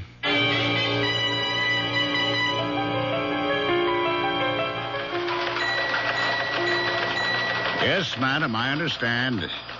I'll have some officers on the way immediately. Well, these are experts in the bomb squad. Oh, yes, ma'am. All the latest equipment. Thank you, ma'am. We do our best at the police department. Full moon time again, huh, Lieutenant? Oh, yeah, so the crazies are out on the broom tonight. There was some dingaling just saw a UFO land in her backyard. How was your hit and run? Oh, no sweat. Some old wino stumbled off the curb, got his rear end creased. They took him to St. Elizabeth's. Anything on the general bulletin? Nah, it's small stuff. Muggy in the 2nd precinct. It's a gas station hold up in the 5th. I want to hear something new. That's a 12th. Nothing. A code 2C, the man. Some citizen reports a smell of gas in his apartment house, possible suicide. It's nothing worth our brains. What's that in your hand? Oh, it's a hubcap. Clue from the scene of the hit and run. Oh, let me have a look in. English make. Probably from a Harley. Or some sport car like that. Found on the scene? About 75 yards away. No proof it had anything to do with the hit and run. How's the victim? Condition fair. When the ambulance picked him up, he only got struck a glancing blow. That still don't make no never mind. The perpetrator cut out. I want him brought in. Oh, so do I. But it may be a little rough. Even if we find the car this belongs to, it doesn't prove it was lost hitting the victim. Could have been loose and just fallen off. So you think we don't make the guy, huh? My educated guess is that the odds are not so high. Yeah, Brady, what is it? You don't say. Right with you now, huh? Well, how about that? Yeah, bring him right in. Educated guess, huh? I was wrong. Couldn't be wronger. Guy named Williams just came to the desk and confessed to making the hit and run. He's on the way in. You and he should get on together just dandy. Guy's a college professor.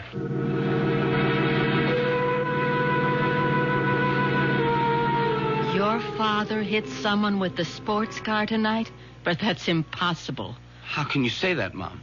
Because he wasn't driving that car tonight. How do you know? You didn't see him leave? No, but I was awake when he drove in, and I could swear, I know he was driving the station wagon. A father's sacrifice for his son. Surely a noble, if misguided, gesture. The question, of course, is, should a young man or anyone be encouraged to evade responsibility? And will the simple act of altruism remain just that? We'll find out shortly when Mystery Theater returns with Act 2.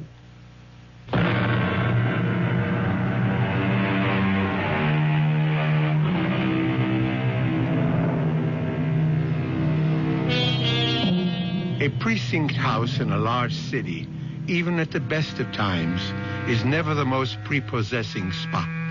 In the dog hours of the morning, dusty, dingy, tired paint peeling from the walls, half-empty coffee containers with cigarette butts floating in them, it's certainly one of the most depressing times.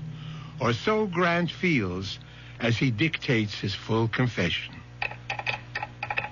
It was only when I was putting the car away in the garage and I noticed a dent in the fender and found that one of the hubcaps was missing. Then I began to realize with horror that I might have hit an animal, an opossum or something. It never occurred to me that it might have been a human being.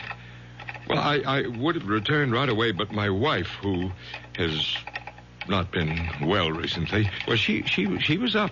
She was waiting for me, and I didn't want to alarm her. And so I coaxed her back to bed and to sleep, and I came here just as soon as I could. And this was what time, Professor? Almost exactly 2:00.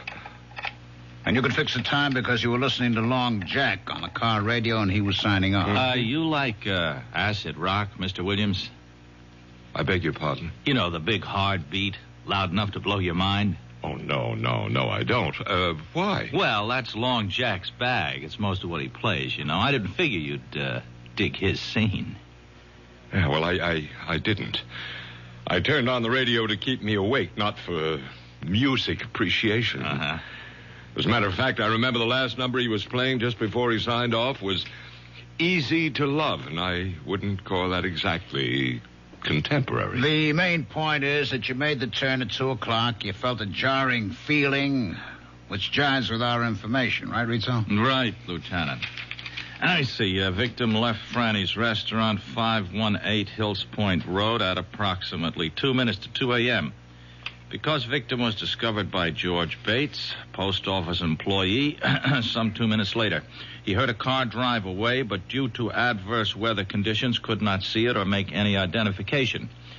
Victim was Dominic Capello, unemployed, 61 years old. Well, I hope he's all right. He's at the hospital. We don't know the extent of the injuries yet. I feel terrible, that poor old man. Professor Williams, let me point out something. From your story and our evidence, there is no clear-cut evidence that you did hit this man. Now, if I were you, before I went any further, I'd get a lawyer. Oh, there's no need for a lawyer. I'm quite willing to face my responsibilities. If you'll prepare a statement for me, I'd be very glad to sign it. All right. I'll leave you here with Patrolman Foster, who'll type up a statement. You just check it over when he's finished, and then if you still want to, you can sign. I'll be right back. Lieutenant, see you a minute outside. Okay. All right, Rizzo, what's biting you? I think the guy's lying. About what, for Pete's sake? Why would he lie? To cover up. Cover up who? How do I know? His daughter, son, wife. Why would he want to take the rap for them? That's what'll take some digging to find out. Oh, boy. 15 precincts in this city, 4 detective divisions, and I have to get stuck with you. You want to make a federal case out of one sneaky little hit and run where the guy comes in like a good citizen and confesses, and just for once make the job easy? What do you got to do? Go looking for trouble? Now, Lieutenant, it isn't just the few small discrepancies. It's the whole psychology of the man. Psychology? That's all I need. The new breed. Now, look, Rizzo, will you for once just forget the college education and get back in there and have that statement signed, sealed, and delivered, and stop making waves?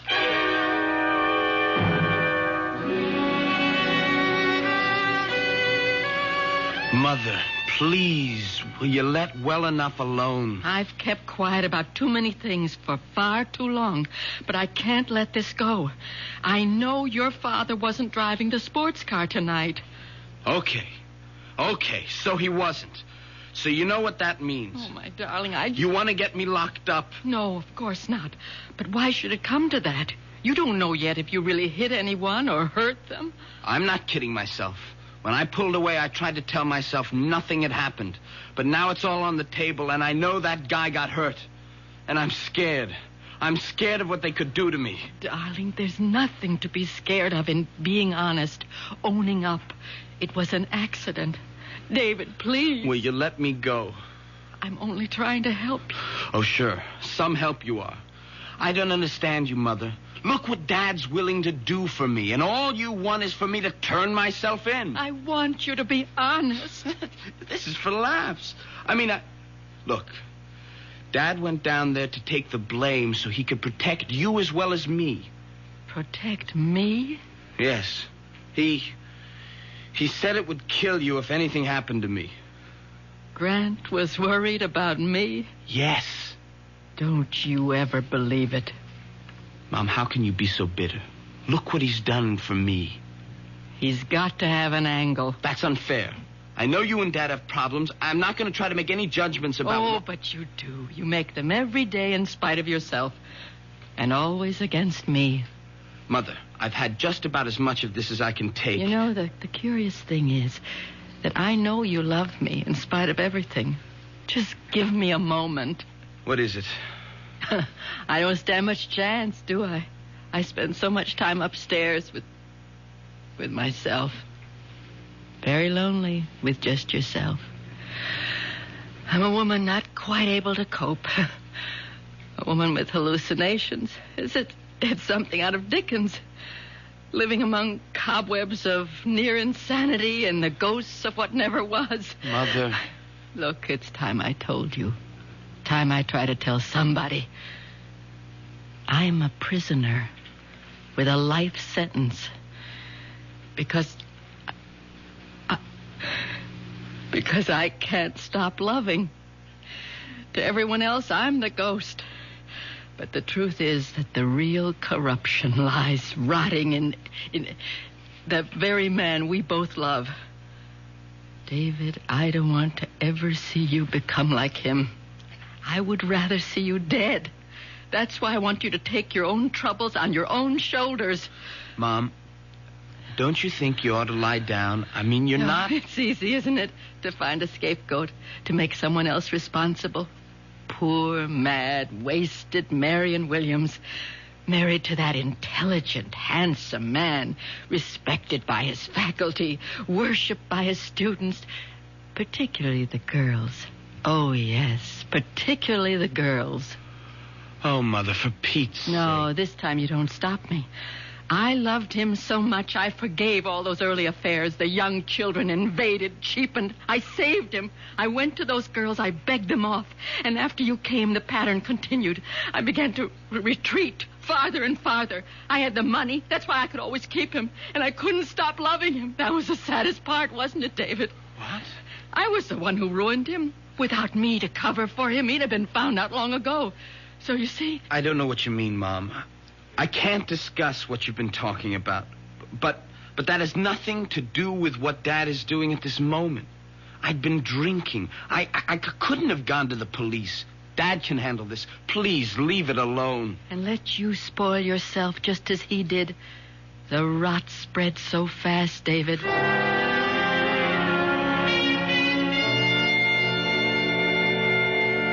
The incident was totally minor in mine till I returned home, found that there was a dent in my front fender.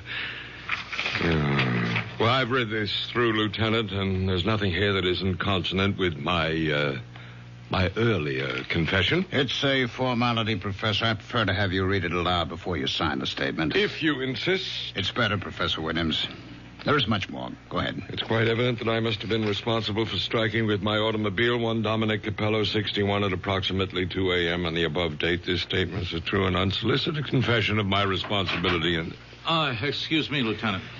Have you warned the professor again that he should have legal representation? No, I don't need a lawyer. I'll have to warn you, sir, that you may. The man was hit, just died in the hospital without regaining consciousness. It isn't just an accident anymore. It could be homicide. Oh, come on, Rizzo. Manslaughter. But it does change things, Professor. If you sign this, I'll have to book you. You should have a lawyer before you sign. Well, nonsense. I want to sign. Let's not waste any more time, and then I'll call my lawyer. All right. Detective Rizzo, will you witness this? Yeah. You'll have to be fingerprinted, Professor. Whatever you say, Lieutenant. Foster will take you to a phone first to call your lawyer about bail. Thank you. And thank you, Detective Rizzo. Don't mention it. All right, now, Rizzo, don't say it. I've got to. Something's out of kilter. I never saw a man so anxious to get arrested in my life. He just wants to get it over with and get back to bed. Now, who doesn't? It's wrong, Lieutenant. It's wrong. A cool, collected individual like that doesn't go around hitting panic buttons and taking a powder out of a bad situation. Now, Joe, drop it. Lay off. Don't give me any more of the psychology. I'm just a plain flatfoot who came up through the ranks by sticking to one thing, facts. Let's give the guy a vote of thanks for coming in. My psychology is we leave it lay, huh? You got any other hunches? Save them for the ponies. Okay? Okay.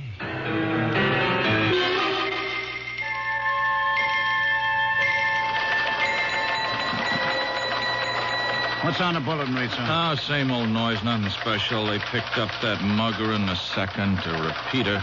What's happening with Professor Williams? Huh? Williams, the professor. You remember the guy we spent most of the night with? Oh, yeah. Well, he got fingerprinted and his lawyer sprung him. He's going home.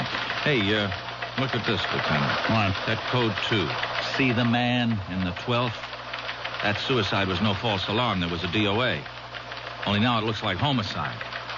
They figure the girl was strangled before the gas was turned. Oh, what do I care about some dame in the 12th? The 7th is my baby. Let the 12th worry about their headaches. I'm taking you off.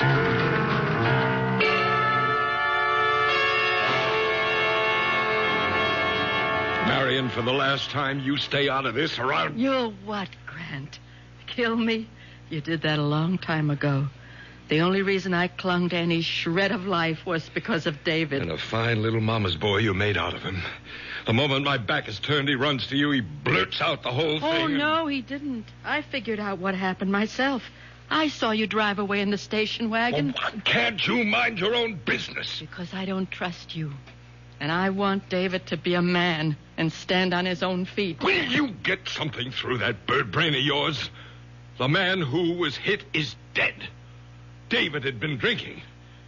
You won't be emancipating your son. You'll be burying him in jail. Is that what you want? You're hurting me, Grant. Is that what you want? Or will you keep your mouth shut and allow me to do something for my own son? Please, let me go. Not until I get your promise to leave things as they are. I don't want David to go to jail. All right, then. I can trust you. Yes. I only wish I trusted you.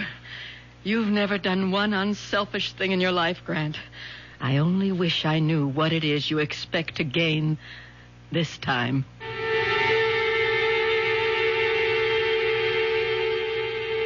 A torturing dilemma for a mother and a father. Is the father right to protect his son, or the mother to feel it would be better for her son to take his medicine?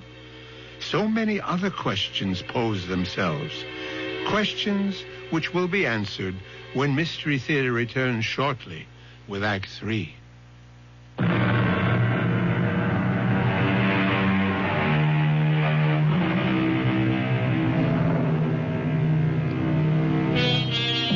Those questions I mentioned. Of course, Marion Williams would feel herself hurt by her husband's interest in other women. Or is that all in her mind, a figment fantasized by her obvious, shaky mental stability? But then there's also the doubt of Detective Sergeant Rizzo. Let's follow him for a moment.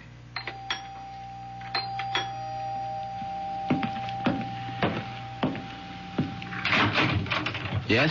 Is Professor Williams at home? No, he has classes this morning at the university. Oh, yeah, that's right. Excuse me, I'm Detective Rizzo. This is my shield. I wonder if I could talk to Mrs. Williams for a moment? I'm sorry, but my mother, she's still asleep. She's kind of an invalid. Oh, well, and I wouldn't think of disturbing her. You're Professor Williams' son, huh? Yes. Well, then how about you take the chain off the door and I step in and ask you a couple of questions? Have you got a warrant? Have a warrant? Now, what would I want a warrant for? Look, don't let me being a cop scare you. Oh, I'm not scared. You always keep a chain on when you open the front door? No, look, I'm sorry. You're wasting your time. My father told me not to answer any questions. Oh, then you know about the accident last night, huh? Yes, but I'm sorry. I've got to close the door. You drive, kid? Sir, your foot's in the way. Oh, yeah. So it is. Anyway, I figure you drive since you got a license. I looked it up in the bureau. Would you move your foot, please? Hold it just a minute. Here's your newspaper, huh? You might want to read about the accident. Page 4. You know, check out the details. Thanks for the paper. Sure. Here. Will you let it go, please? You, were not driving yourself last night, were you? I'll take the paper. Yeah. And now I know my hunch is right. Come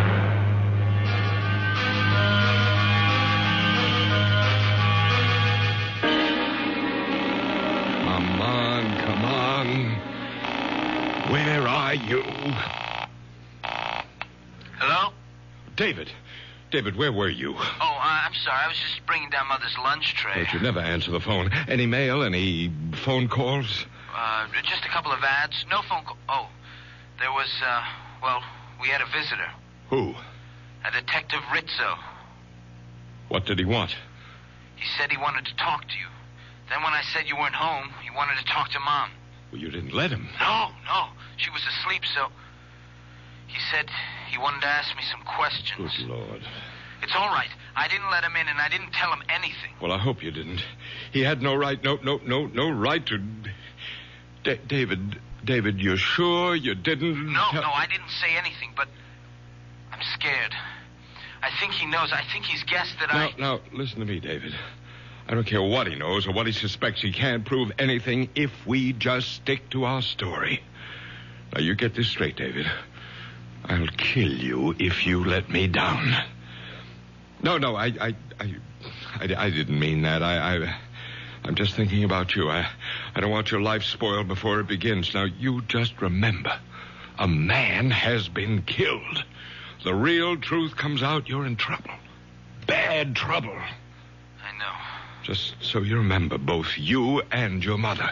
Okay, but supposing that detective turns up again... He won't. You just leave that to me. Just leave everything to me. I will. And don't think I'm not grateful. Oh, I don't know how I can ever pay you back. You just sit tight and stick to our story. That's all the payment I need.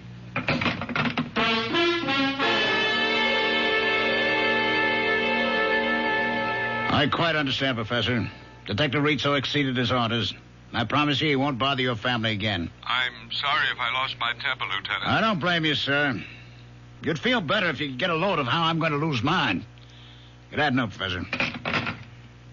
Detective Rizzo check in yet? All right, tell him to lug his rear end here on the double. I'd have bust him right down a patrolman. You, looking for me, Lieutenant? Yeah, come on in and close the door. Jarvis on the desk tells me the Williams guy was on the phone having a fit. Didn't I tell you to stop making waves? Well, yes, Did Lieutenant, I tell you but the Williams case was closed? It can't be closed as long as there's a charge. That's up to the judge. Now, we've done our part. We have a statement and a confession. That's all we're supposed to provide. Uh-huh. A phony confession. What does that mean? Now, look. That professor has a kid. Around 17, 18, huh? I talked to him today. I'll lay you dollars to donuts. He was the one driving the car when that accident... You have any proof of that? No, but give me an hour with that kid and I'll crack this case. Detective Rizzo. Strong-arm methods from a member of the new breed? I thought today's young cop was exchanging the third degree for a college degree. You know I didn't mean anything like that, but if you just give me a chance to get to the bottom... Why would a respected college professor, a guy as prominent in this town as he is, why would he risk his reputation to cover up something his son did? I don't know. I mean, this guy's a teacher. The last thing in the world he'd do is let his son run out on a responsibility. Yeah, that's the way I see it. Psychologically... Psychologically. Now, let's not get tangled up with that bull again, huh? We have a confession, Detective Rizzo. Lieutenant, give me a break. I got the strongest hunch. It isn't any stronger than mine. And mine is, if you don't let this lay like I told you, you're going to be back in your boondockers walking a beat as far uptown as these city limits stretch. Okay, Detective Second Grade, is this case closed? Or like you say, the case is closed.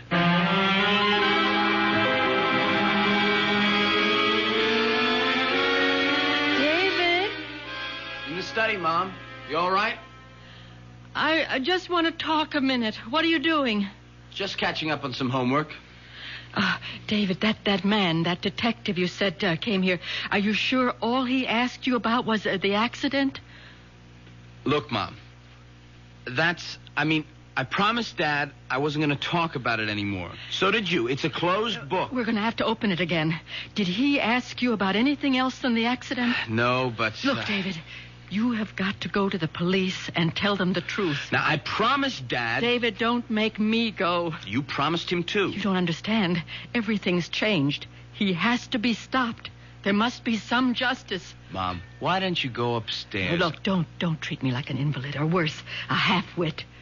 Have you read the newspaper that you brought up to me today? No. Do you know a girl named Susan Rowland? Susan? Yeah, kind of. I mean, she was a class ahead of me at school. I guess I rapped with her here and there, but we never dated or anything like that. That her picture? Yes.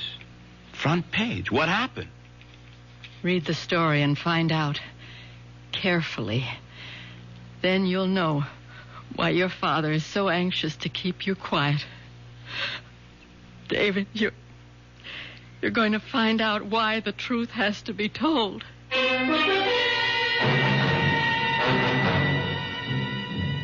Lieutenant Klamath here. How's everything with the tough, John? You know how it goes with lieutenants in the police department, from bad to worse. A little favor, George. Name it, you got it. You see the DOA we had on the bulletin? Possible suicide, now definitely homicide. The picture in the morning paper? Yeah, that's the one. Susan Rowland, 19 years old, college student. We're running a routine check on all our acquaintances. You got a make on anyone? No. Fingerprints all over the place, but not even a warm lead. Uh-huh. What can I do? Well, I'm running down blind alleys.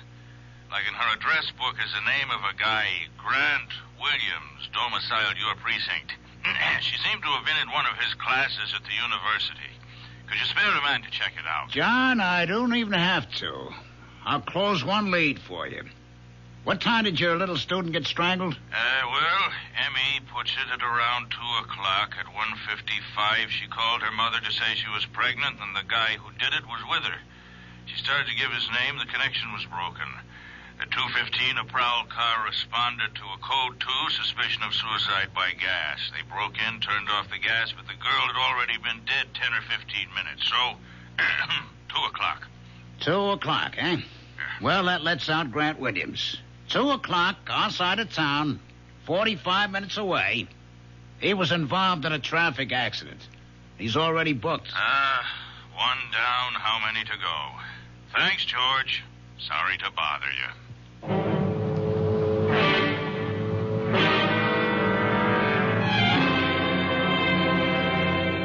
How long ago did he leave? Too late for you to stop him. Oh, I ought to kill you for this. Like you did that poor little girl. No. I didn't mean to. The little idiot refused to have an abortion. She wanted me to marry her. Marry her, for heaven's sake. Oh, and divorce your meal ticket. Marion, please help me. No, not anymore. Anyway, I couldn't even if I wanted to. But David, maybe I can still stop David. If you could, you'd still have to stop me.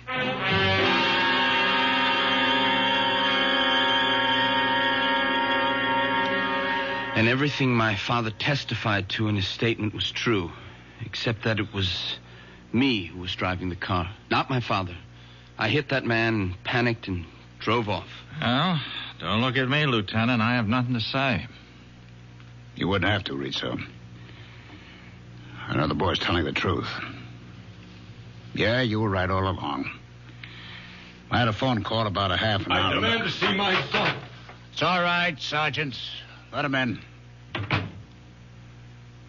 What is it, Professor Williams? David, I don't want you to say one word until I've talked to you and we can get legal advice. It's too late, Dad. I've said everything I have to say. You don't know what you're doing. For the first time in my life, I do. I'm taking care of myself. Oh, how could you do it, Dad, to a nice kid like Susan? I don't know what you're talking about. I can clear that up, Professor. We're booking you for the murder of Susan Rowland. Oh, you can't. I have an alibi. Correction. You had an alibi. But I'm not guilty. And you can't prove it. We will. With your help. What do you mean? It's ironic, isn't it? If you hadn't walked in here and made a false confession, we might never have had your fingerprints. That's what's going to nail you. You provided us with a whole set to match up. You were just a little too clever. You managed to hang yourself. All right, take him out and book him, Jarvis. Dad, Let him go, kid, huh? Let him go. There's nothing you can do for him. Now you go on with Foster. Let him type up your statement, huh? What's going to happen to him? He'll be found guilty, as he ought to. And me? You're taking a beating already. It's an accident. Won't be too tough. And things should be looking up from now on for both you and your mother. Go on, kid. Okay, Lieutenant.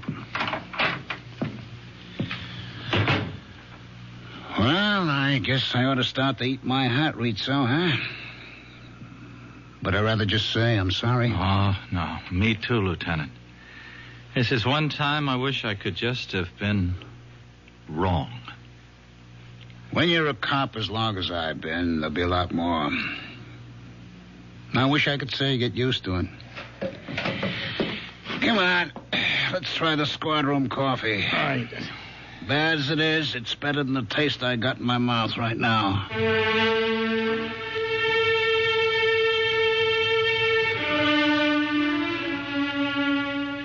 I'll be back shortly with a final thought. So Marion's intuition was right, along with Sergeant Rizzo, and David made the first long stride towards being a man. Something else I'd like to say about that. Not every story must have a moral, but I believe this one has. Not that crime doesn't pay, that's obvious, but that the acceptance of responsibility is a cornerstone of life. It is written, "You shall know the truth, and the truth shall set you free." Our cast included Arnold Moss, Ralph Bell, Clarissa Blackburn, William Redfield, and Christopher Tabori. Associate Director, Marlon Swing. This is Hyman Brown, Producer-Director, inviting you to return to our Mystery Theater for another adventure in the macabre. Until next time, then, pleasant dreams.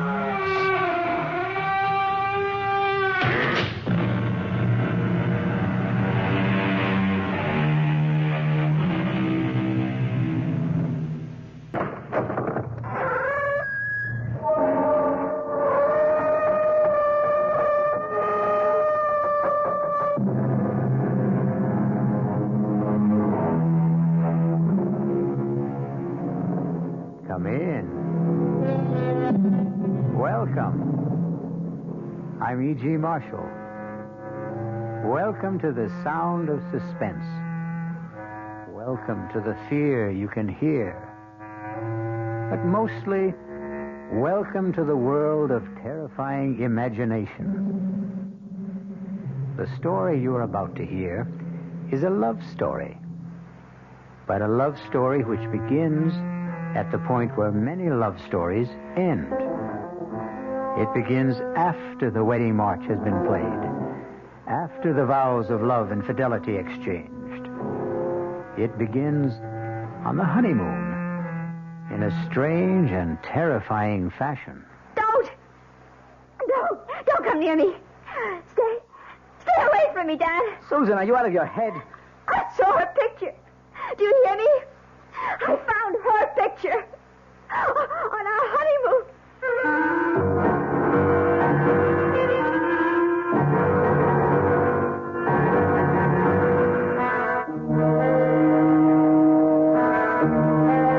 Our mystery drama, Deadly Honeymoon, was written especially for the Mystery Theater by Henry Slessor and stars Betsy von Furstenberg and Michael Wager. It is sponsored in part by Anheuser-Busch Incorporated, brewers of Budweiser, and by the Kellogg Company, makers of Kellogg's Special K cereal. I'll return shortly with Act One.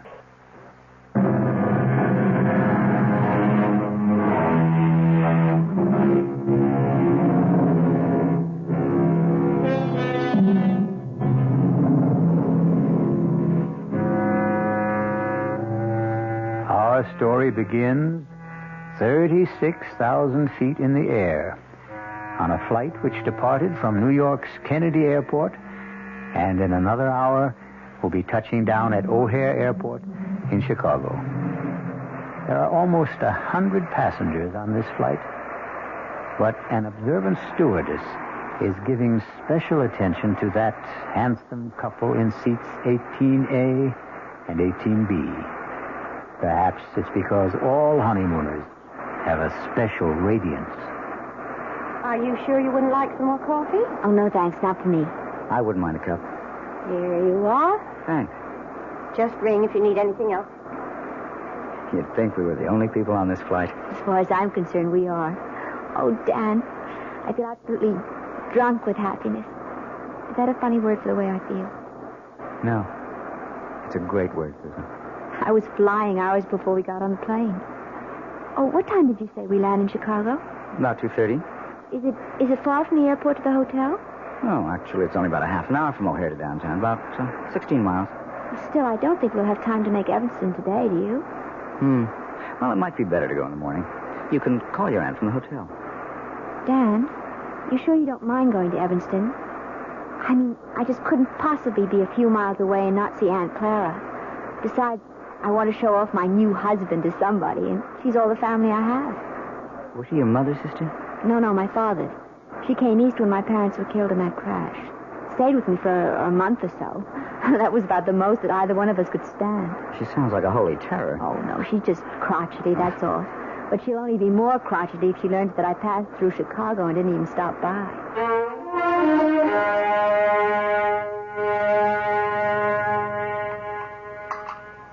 Well, and what kind of work are you in, Mr. Carey? All right, now, we like to say we're management consultants, Mrs. Rowland. But we also do quite a bit of executive recruitment. I don't understand a word of that. Dan helps corporations find the right people for important jobs, Aunt Clara. His firm is the biggest in the field. Isn't it, Dan? Well, it's always hard to measure business like ours. But it has offices everywhere, doesn't it? In most of the major cities, yes. And now Dan is going to take over the branch in San Francisco. He's going to manage the entire thing. Is that some kind of a promotion? Oh, of course it is. I asked the gentleman, Susan. Speak when you're spoken to. Oh, sorry. Yes, Mrs. Rowland, it is a promotion. Truth is, it's a job that everyone in my office has been after. Oh, it's just worked out so beautifully for us. I mean, Dan having to move to San Francisco. We're sort of combining a business trip with a cross-country honeymoon. And where do you go from here? Well, we're planning to stay 2 days in Chicago, and then we're going to Dallas. We're going to cross the Rio Grande into Mexico. I know a great little hotel in Monterey. Then we're going to Las Vegas. To gamble, I suppose? Well, it's no fun going to Las Vegas if you don't gamble a little. Your father never gambled for so much as a dime, Susan. That wasn't the way he made his fortune. Well, I promised not to bankrupt the family, Aunt Clara. Anyway, we're just staying in Las Vegas overnight, and then going to Los Angeles. 3 days later, I report to work. Thoroughly exhausted, of course. Well, that's your idea of a honeymoon. I hope you enjoy it. Susan, I suppose lunch is almost ready. You want to help me bring it out? Oh, yes, of course. Kitchen's this way in case you've forgotten. The truth is, I have. I'm glad to be able to talk to you alone for a minute, Susan. Did you like Dan, Aunt Clara? Isn't he good looking? Older than you, isn't he? What difference does that make? How long did you know him? Oh, we met at a party at the Williamsons. Do you remember my friend, Tracy Williamson? Didn't ask you where you met. I'm asking you when. Well, it was about 3 weeks ago. 3 weeks? Oh, for the love of heaven, Susan. Aunt Clara, the time you know somebody isn't always the most important thing. He's practically a stranger. How can you be sure of anything about a man you've known for 3 weeks? From the time we met, I saw Dan every single day. Susan, when a girl is all alone in the world, when she has independent means Please, of her own... Addie, don't start in about Dan being a fortune hunter. I don't have that much money, and it's all in trust anyway. And I assure you, Dan earns enough income to take care of us both very well. Well, I'm sorry, Susan. I know I don't have any control over what you do. You're too old for that. But I've seen something of the world, too, you know. And the most important lesson I've ever learned is never trust a stranger. Oh, Aunt Clara, that's ridiculous. Now, can we bring out the lunch?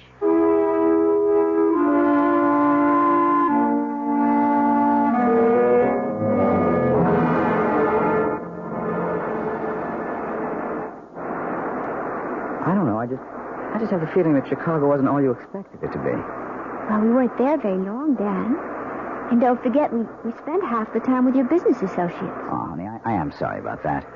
I suppose I never should have called Bill Kincaid to say we're in town. Should have known he'd insist on getting together. Oh, it wasn't that bad. I just didn't know what he was talking about half the time. All those office politics. Yes. Well, Bill loves to gossip. But you can see what I mean about the San Francisco job. Everybody in the company wanted it. They'll never get over resenting me for being picked. But I am sorry if you were bored. It's all right, Dan, really. After all, I inflicted Aunt Clara on you. She was okay. Well, I know you didn't find her very friendly. Well, why should she be? I think she's a very protective type. Anybody you married would get her jaundiced eye. Yes, I suppose that's true enough. Dan, how long did you know Terry Williamson? Who? Terry, my ex-roommate. We met each other at her house. Or have you forgotten that already? Tell you the truth, darling, I didn't know whose house I was at that night. Oh, so Terry wasn't the one who invited you? No. It was a man named Bob Chambers, one of the executive types. I got placed at General Utilities.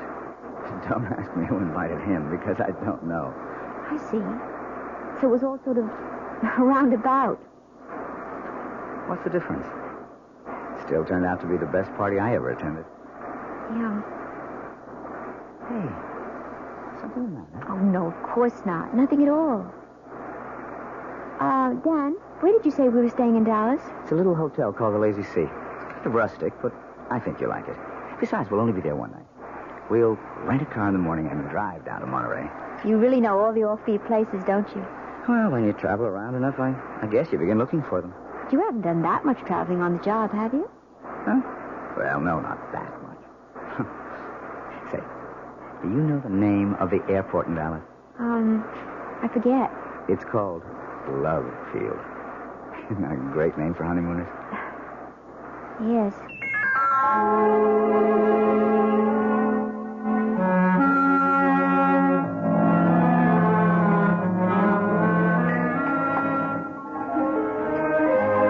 Hi, Susan. Oh, there you are. I was starting to worry. No, I had a little trouble with the phone lines back to New York, but I got through okay. Everything all right? Yeah, sure, everything's fine. Hey, you look a little strange, though. Oh, no, I'm all right. I had a drink while I was waiting for you. Say, you better watch that tequila. It sneaks up on you like a bandito. Actually, something sort of funny happened. What do you mean? Dan, when we were in Chicago in that restaurant, I forget the name of it. The place we went to with Bill? Yes, when you and your friend were talking about all the office politics back in New York, I saw this man looking at us. What man? Well, he was at the bar. I'm not even sure why I noticed him. He was wearing this plaid raincoat. I remember wondering if it had started to rain. I guess you were just bored with all our talk. Anyway, I saw him turn to look at us. Probably to look at you. Can't blame him for that. The funny thing is, as soon as you turned around, he got up very quickly and left. Susan, I don't remember seeing anyone in a plaid raincoat. And I'm afraid I don't see anything unusual about it. Well, I guess I didn't either. I probably wouldn't have given it another thought, but I think I saw that same man here again today. In Monterey? Oh, you're kidding. Well, I can't swear it was him. I didn't get a good look at his face the first time. All I really noticed was the coat. And you saw the coat again? Is that it? Yes. He was carrying it over his arm. Oh, darling. You know the story about the airport truck? Airport truck? No. Well, this guy on a plane looks out the window and sees one of those little red airport trucks. You know, fueling the plane, bringing food aboard, something like that. Anyway, the plane takes off from New York and lands in Chicago. Another little red truck comes out to meet it. The guy next to him says, "Hey, we made good time, didn't we?" And he says, "Yeah, but that little red truck really made time." Well, I can see that I didn't marry a great audience. Oh, I'm sorry, Dan. It's just, it bothered me a little. Oh, forget it. And speaking of airports, next up, the City of Angels.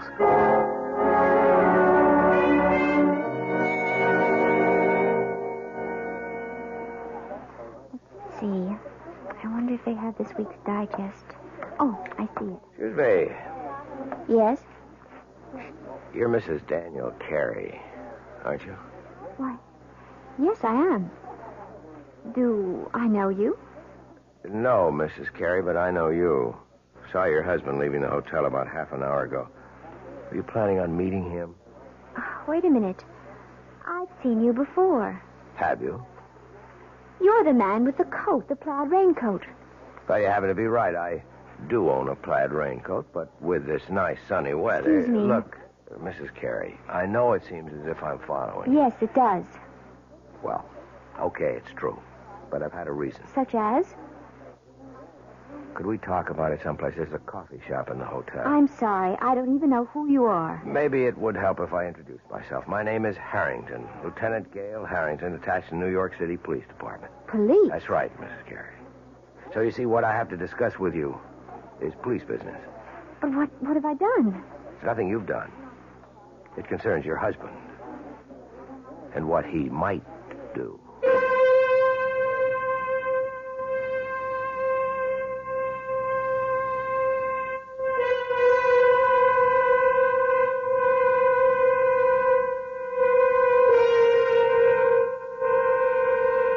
It looks like Dan and Susan Carey's honeymoon is in for a surprise. Or perhaps more than one. Maybe Susan will soon wonder if her Aunt Clara wasn't right about a number of things, including her cynical advice about trusting no strangers. We'll find out about the new stranger in Susan's life when I return shortly with Act Two.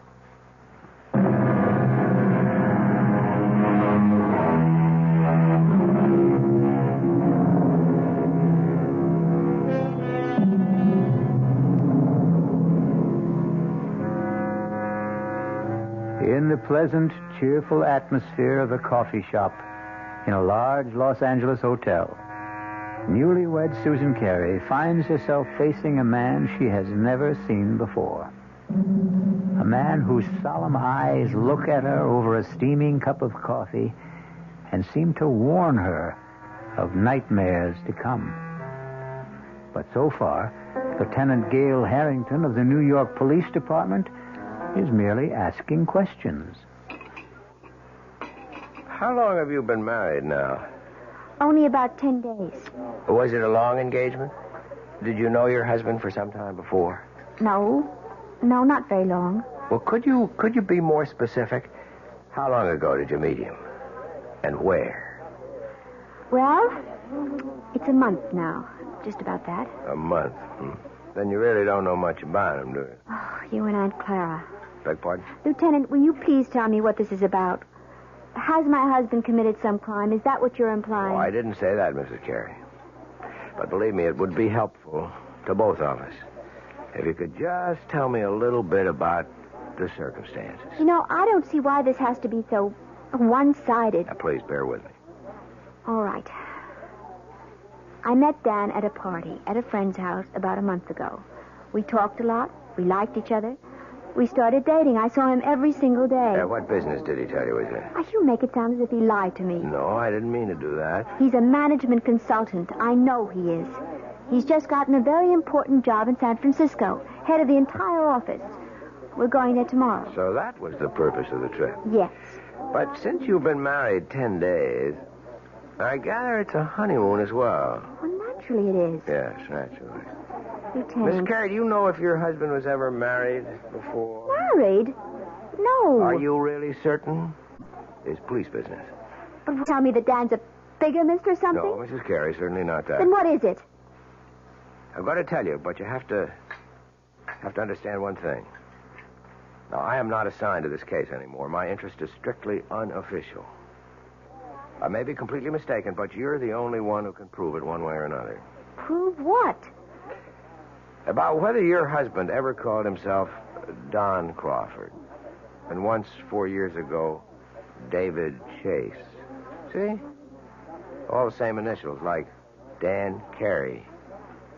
You are saying he's a criminal? Not just a criminal, Mrs. Carey. A wife killer. You're crazy. I hope so. Believe me, I do. Let me start at the beginning. If you still think I'm crazy by the time I'm finished, I'll be happy to buy you that coffee and go on my way. But if you think I'm not, if you have any doubts, then I want you to tell me so and let me help you. All right. Go on. I know you're wrong, but go on. I first heard of Don Crawford back in 1965 when I was attached to the homicide detail in the Los Angeles PD. Mrs. Crawford was the former Edith Burbank. She was the youngest daughter of a wealthy family in Baltimore. Only when I saw her, she was never going to enjoy her money anymore. She was dead. Her throat had been cut by one of those, quote, mysterious intruders, unquote, that the papers like to write about. Her husband, Don, was broken-hearted, naturally. They'd only been married 4 weeks. But her death also made him some money. Not a fortune, really. There was a mix-up about her will, and he ended up with nothing but a handsome payoff from the family. Mrs. Carey, you okay? I can't believe I'm sitting here listening to this. I won't be long, I promise. Anyway, I was assigned to the Crawford case, and I didn't exactly cover myself with glory. You mean you never found the mysterious intruder? That's right. So naturally, you decided that maybe there wasn't any. Let me go on, Mrs. Carey, okay? Yes, go on. Anyway, I ran into a similar case about 4 years ago. The murder of a young bride, fresh from her honeymoon. A broken-hearted groom named David Chase. I thought Chase and Crawford were one and the same man. But I couldn't convince the district attorney of the resemblance. But I am still convinced, Mrs. Carey. And you think Dan is the same person? Oh, he's changed again, of course. His hair is lighter than Chase's. He's thinner and paler. But there's something about the face I can't forget. And even if it's true, you still have no proof. Is that it? You couldn't solve your case, so you're holding on to your first solution. Wait, Mrs. Carey. Let me tell you why I was so sure that Crawford and Chase were the same man. It was because of the honeymoon. What? It's my theory that their honeymoons were identical. A compulsive honeymoon, you might say. That is ridiculous. Criminals are like that. Creatures of habit, most of them. Afraid to change a pattern, maybe for fear that their luck will change with it. What do you mean by it? I stumbled on the coincidence accidentally. But as far as I could trace it, Don Crawford and David Chase took their brides to the same places. They did the same things. And I knew that if I ever saw that pattern duplicated, I would have my killer. I hope I'm wrong, Mrs. Carey. But you are the only one who can tell me. And my first question is this. Was your first stop Chicago? Yes. Yes, of course it was. And you knew that. That's where we first saw you, in Chicago, in that restaurant. Okay. I just wanted to make sure. You can't possibly make something out of that. Dan wanted to see people in the Chicago office, and I thought it would be nice to visit my aunt in Evanston. She's my family. Was your next stop after Chicago in Texas? Yes. We went to Dallas. Dallas is a wonderful place to visit, Lieutenant. I don't see anything so peculiar about that. Both Chase and Crawford went to Dallas. They chose offbeat hotels. I guess they didn't care to be seen very much. Where did you stay in Dallas? It was a perfectly nice hotel. I don't think you could describe it as offbeat. All right. And then the next stop would be Monterey. You knew we were in Monterey because that's where I saw you the second time. By that time, Mrs. Carey, I'd made up my mind to follow you. Are you saying that these supposed wife killers you're talking about also went to Monterey? Yes, they did, and from Monterey to Las Vegas. Well, then you're wrong, Lieutenant. You're completely wrong. You mean you didn't go to Vegas? No. So there goes your famous theory, doesn't it? Well, I admit I'm We surprised. changed our mind about Vegas. We decided that we might be too tempted to gamble away all the money we had for the trip. Ah, so you did have it on the schedule. Well, yes. Yes, we did, but we didn't go. You really think that changes the pattern? The fact that you didn't go? Oh, please, I can't stand any more of this. I don't want to hear any more of it. Mrs. Carey, Edith Burbank was killed in Los Angeles, in her hotel room, this hotel. I'm leaving. I'm leaving Mrs. right Carey, now. wait. You're wrong. You've got Dan mixed up with someone else. Let me finish, please. Just one more moment. Please, no, please let me go.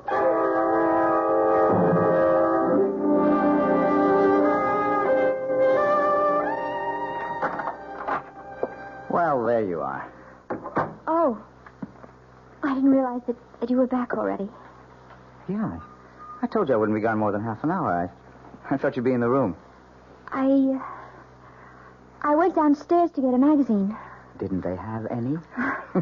Well, I guess I forgot to buy one. I got to looking in the windows of the dress shops, and I forgot my original purpose completely. Susan, are you okay? Of course. Why do you ask? I don't know. You've got that funny look in your eyes again. Have I? Doesn't matter. They're still the two most beautiful eyes in the world. Hey, what is this? Don't tell me the honeymoon's over so soon. Why do you say that? That was like kissing a snowman. I guess I just don't feel like myself today. I think maybe, all this traveling has worn me down a little. Oh, I'm sorry. Well, we don't have much further to go. Just one more plane trip to San Francisco. Yes. Look, maybe you'd rather not go out tonight. Maybe you ought to stay in, order some dinner in the room. I don't mind. But you wanted to go to that restaurant, the one you told me about. You've been looking forward to it. The landmark? Yeah. Well, I did want to try the place. Food's supposed to be really spectacular. But you've never eaten there before. Well, no, how could I? I've never been in L.A. before. I was thinking today that, well, you seemed to know the city so well when we drove around. You didn't seem to have the slightest trouble. The streets are very well marked in this town. It's really a pleasure to drive here. Look, you know what I think? I think you ought to take a nap before dinner. Yes. I was thinking of lying down, but I don't think I can sleep. Okay, then. Just read your magazine. Wait a minute, you haven't got one. I'll take care of that. Where are you going? Going to get my bride something to read. How about a nice magazine about cooking? You know, I never did ask you if you can cook. Just get me a news magazine of some kind, all right? Uh-huh, the brainy type. I should have known. See you in 10 minutes. I'll take the key so you won't have to get up. Yes. All right. Oh, dear God. It can't be true. There just can't be any truth to what that man said. He's made a mistake. Terrible mistake. Dan's luggage. His initials, D.C. Oh, but anyone could have those initials. Anyone. I wonder if it's open. Oh, for heaven's sake, what am I doing? Searching my husband's luggage like some kind of hotel thief. No, I won't do it. I won't. I'm not going to believe any of it. I won't.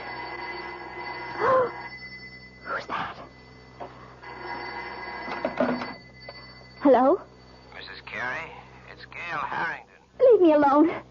Stop bothering me. You shouldn't have run off like that, Mrs. Carey. You didn't give me a chance to finish what I was saying. I told you, I don't want to hear any more. It isn't true. You've made a mistake, Lieutenant. Your husband is at the newsstand right now, Mrs. Carey. I can see him from where I'm standing at the house phones. And the more I look at him, the more sure I am that I'm right. No, you're wrong. I want you to hear the rest of the story about Crawford and David Chase and what they did on their honeymoon. Maybe what I told you before didn't convince you, but if you heard a few more things... I'm going to hang up, Lieutenant, right now. I wanted you to know where Don Crawford took his wife the night she was murdered in a room. He took her to a restaurant called The Landmark. You ever hear of it? Mrs. Carey? Hey, are you listening? No. No, I'm not listening. I won't listen.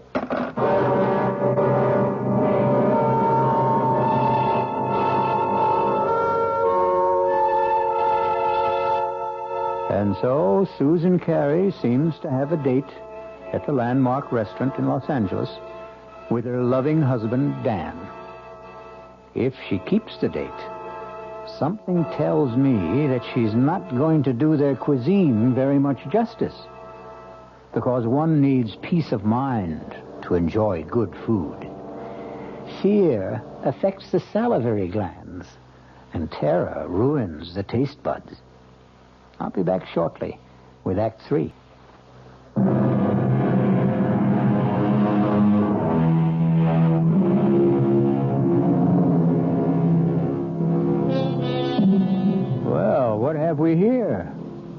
A quiet meal for two at the landmark restaurant?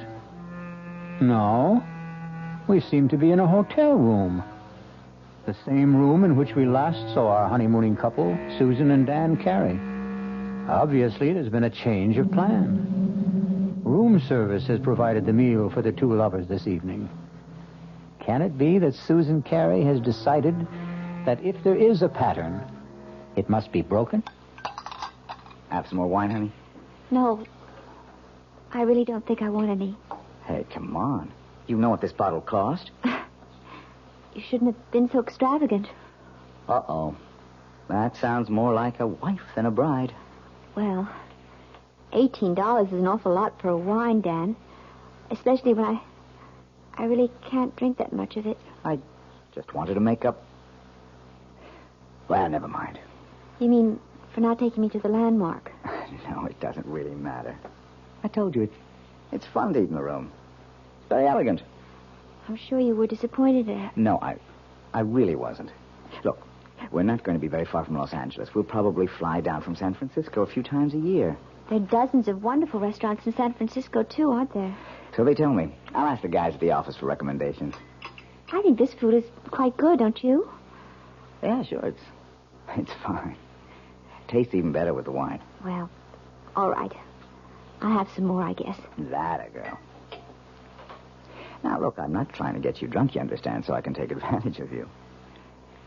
Although, come to think of it... Dan, oh, don't. You almost knocked the table over. Sorry, I guess I got a little carried away. You look very delectable in that robe. Oh, did you really like it? Irresistible. I didn't take much of a wardrobe with me. You said you were going to buy clothes in San Francisco. Yes, if I can find out where to go, I'll take you down to Union Square. I hear that's the place. Oh, I have told you about the weekend, haven't I? No. What about it? Well, I thought we'd get our first look at the town by taking one of those Circle Line cruises. Is that okay with you? Oh, yes, that sounds lovely. I love to see places by water. And if we can squeeze it in, we might go picnicking in Golden Gate Park. They've got this Japanese tea garden. It's supposed to be very nice. Yes. All sounds wonderful, Dan. Susan, I just wish you felt better.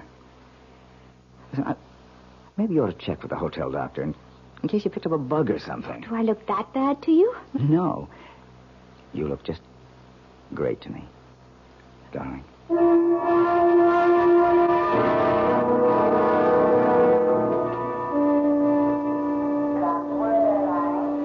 Yeah, I think that'd be a good idea, honey. Reserve the car ahead of time. Then we can pick it up right away in San Francisco. Whatever you think, Dan. You wait right here. I'll go over to the counter. It's all right. Be back in 10 minutes. All right, Dan. Mrs. Carey. Oh, no. Not you again. I didn't mean to startle you. Go away. Please go away. I don't want to see you anymore or hear anything you have to say. Now, I know that I seem to be persecuting you or something. As you can see, Lieutenant, I am in perfectly good health. I was not murdered in my sleep in that hotel room. Look, Mrs. Carey, I've only got a few minutes before your husband gets back. I just wanted to finish my story about this other guy, this David Chase. I don't care if you are a policeman. I'll call someone and have you arrested for bothering me. David Chase's wife didn't get killed in Los Angeles. She died in San Francisco. Where? In a hotel room? No, not there. But they stayed at the San Remo. Is that where you're staying? Yes, but millions of people do. No, there wasn't any mysterious intruder this time. In fact, Mrs. Chase's death was listed officially as an accident. She had a little too much to drink at dinner, and her feet got tangled up on top of a very steep hill. The fall broke her neck. It was her very first day in San Francisco. She and her husband had quite a day, too. They took one of those boat cruises to see the city. Then they went to Golden Gate Park, to the Japanese tea garden. Miss Carey, are you okay? No. No, I'm not okay. How could I be? That night they went to a restaurant called the Vendome. That's where the lady drank too much, at least according to her husband. Oh, dear God. Listen, Mrs. Carey, I can't follow you anymore. I've got a job to get back to. I want you to take this. Gun. Quiet. Don't draw anyone's attention to us. Just take it. If I'm wrong and you don't need it, fine. Just throw it away. No. I don't want I it. cannot have you on my conscience, don't you understand? All right. Yes, all right. I'll take it. I still say you're wrong. I hope so. But I don't think I am.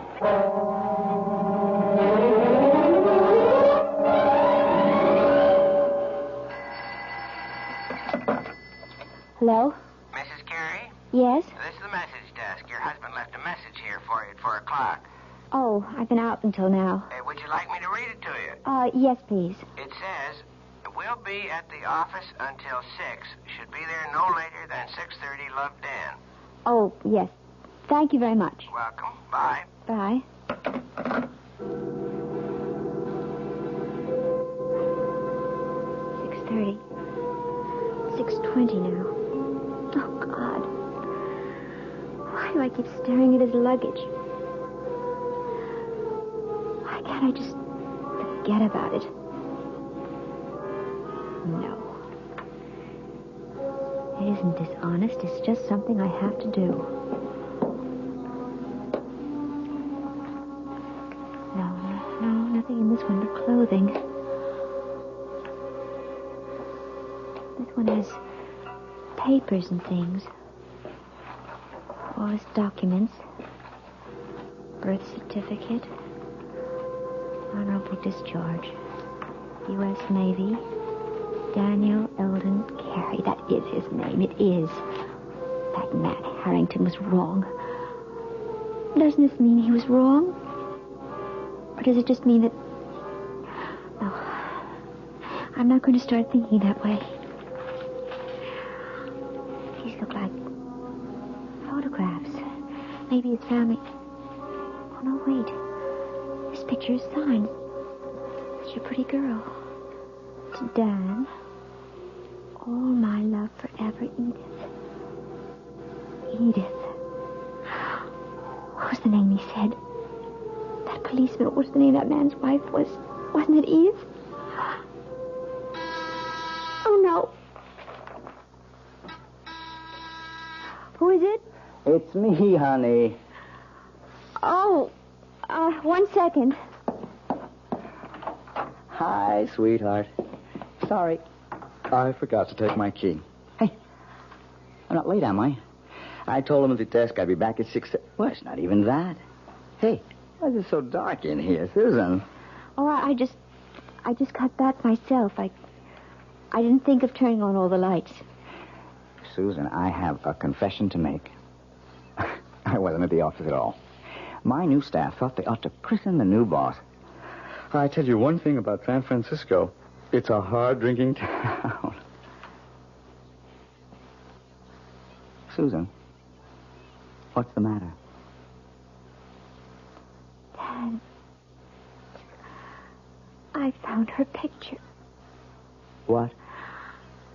I found her picture. Your first wife's. What are you talking about? I was never married. Then what's her picture doing in your luggage? Hey, what's going on here? You must be drunker Look than I am. near me. Stay away from me, Dan. Susan, are you out of your head? I saw her picture. Did you hear me? I found her picture. On our honeymoon. Now, wait a minute. Wait a minute. Do you mean Edith? I know all about her. Yes, and about the other one. She drank too much, too, didn't she? She was drunk, too. Now, look, will you calm down? Is that what you were planning to do tonight? Get me drunk? At the restaurant? You were going to take me out to dinner tonight, weren't you? Of course I was. I asked one of the guys at the... Well, I can tell you the restaurant he picked. Do you want me to tell you the name of the restaurant, Dan? It's the Von Dome, isn't it? What? Well, yes. I mean, it is. How did you know that? Because I know it all. I know everything. Oh! No, don't come here. I'll call the police. Now, Susan, look. I don't know what the trouble is, but you've got to be sick. You need help. No, don't come any closer. You've been acting funny ever since we left Chicago. I'm warning you. Look. My God. I've got a gun. Susan, put that down. I'm not going to end up like them. Give me that thing, Susan. Don't. Oh, don't, Susan. Daphne. Susan. I don't want to shoot you.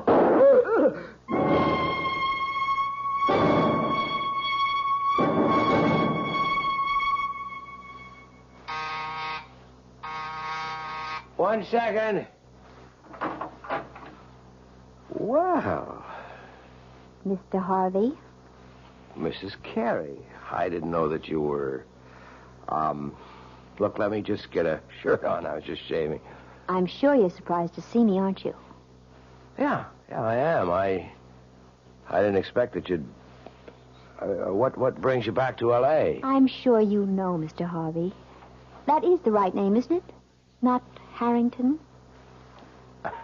I guess that means you know all about my little joke. The gun wasn't a joke, was it? The gun was real. Now, look, I can tell you're upset, but I didn't mean any harm. I mean, I like Dan. I really You do. despised my husband, Mr. Harvey. Why don't you admit it? You hated the fact that he got the job you wanted in San Francisco. And all you got was an assistant manager's job in Chicago. You are wrong. I just thought it'd be a good gag, a good joke on Danny boy. Yes. I've heard about your reputation. The great practical joker. You thought of a great one this time. Yeah, but that's all it was. You gave Dan the itinerary for our honeymoon trip. You were just being helpful, of course. You gave him all the names and places, all the benefit of your traveling experience. That was the gag. See, I thought if Dan took you to all the places I listed for him... You even knew about Edith, the girl he was once engaged to, the one who died. She became his murder victim in your little fantasy. What did you think would happen, Mr. Harvey? Did I get frightened enough to kill Dan so that you might get the job he took away from you? Listen, is Dan all right? I thought you might want this back, Mr. Harvey. Your gun. Oh, now, wait a minute. Don't do anything stupid. Oh, you don't have to worry. I found out that I'm a terrible shot. That Dan's alive? See for yourself. Hello, Marty. Dan! Thank heavens you're okay. Look, Dan, I didn't mean for anything serious to happen. See the bandage, Marty? Just a flesh wound in my arm. I'll be okay. I'm glad to hear it, Danny. Honest, I am. Mm-hmm. But I am learning to use my left arm, though. Wait a minute. Yeah. Oh, no, don't, please. I didn't mean it. Don't hit me again. Relax, Marty. I've got better things to do. I've got a honeymoon to finish. Although with any luck, it'll never end.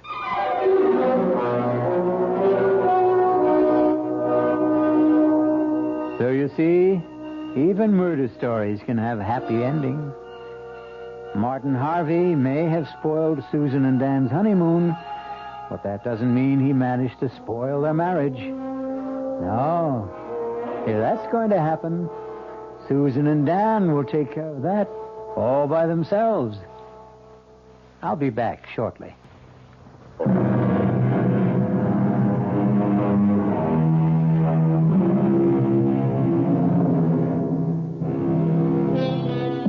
A purist might claim that the story you have just heard isn't a murder story, since no one was actually killed.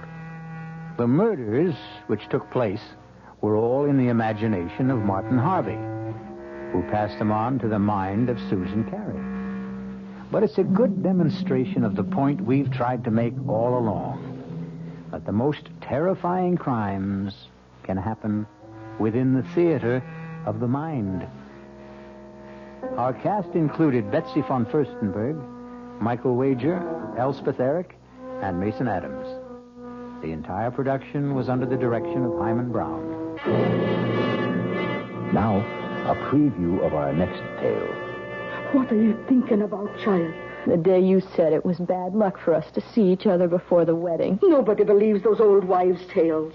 Nobody believes so many things that are outside the ordinary. Did you see Michael's body after?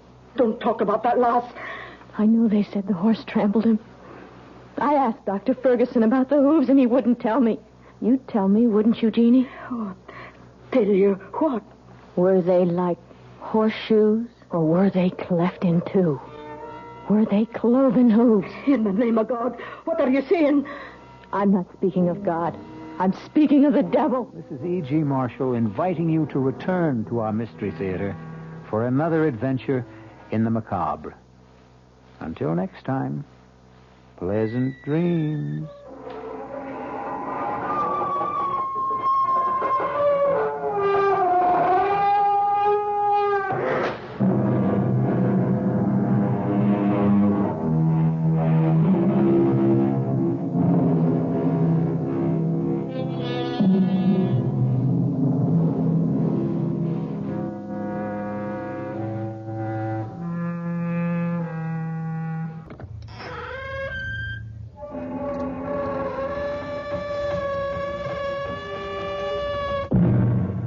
Come in. Welcome. Welcome to Mystery Theater.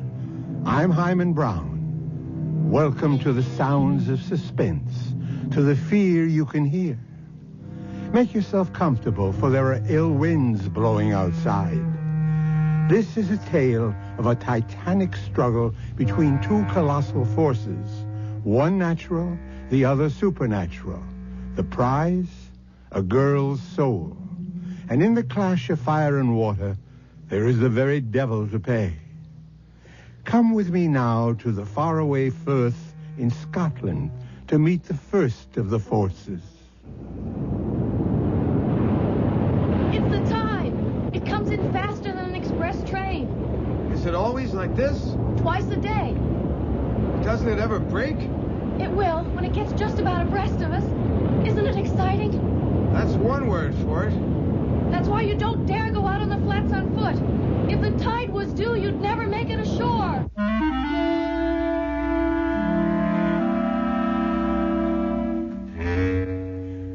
Our mystery drama, Speak of the Devil, was written especially for the Mystery Theater by Ian Martin and stars Jada Rowland and Nick Pryor.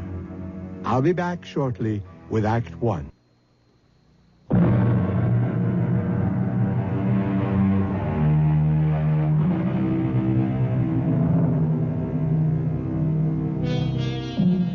They say he who dreams on the Solway will wake in another world. Not only is the tide a terror, but so are the quicksands, and far worse than either, the bogies, the warlocks, the unnamed things that haunt Scottish history. The Scots word for our story is eldritch.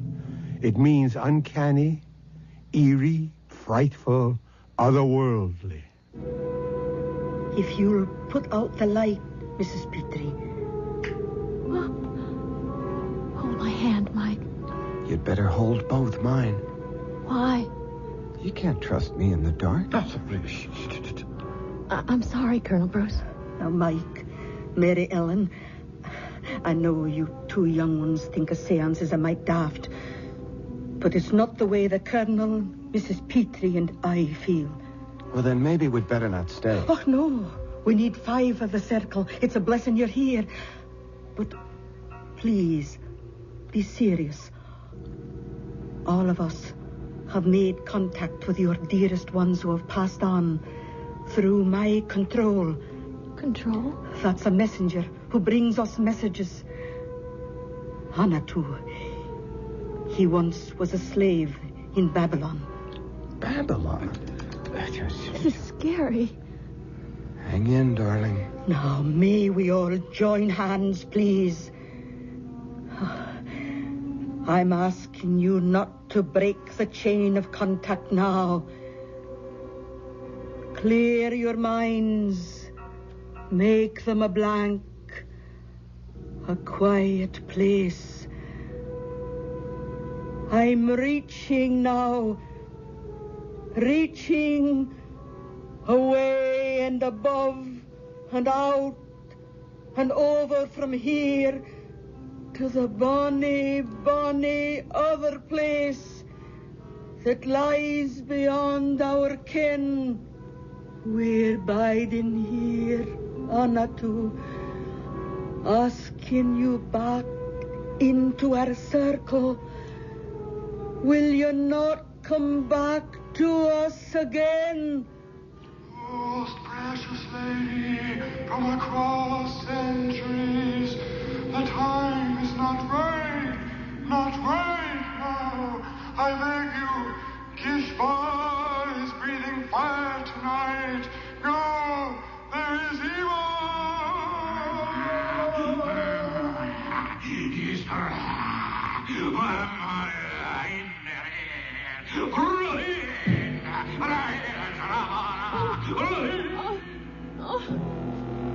Stop it, in heaven's name. Someone get the light. Yes. It burned. Ellen, where's that damn light? Mary Ellen, are you all right? Yes, sir. What's all that smoke? Oh, that's just the incense we burn. I'm the one to blame for meddling in the business of the Lord. We'll not ever have a seance in this house again. I'm afraid that I loosed some devil out of hell this night.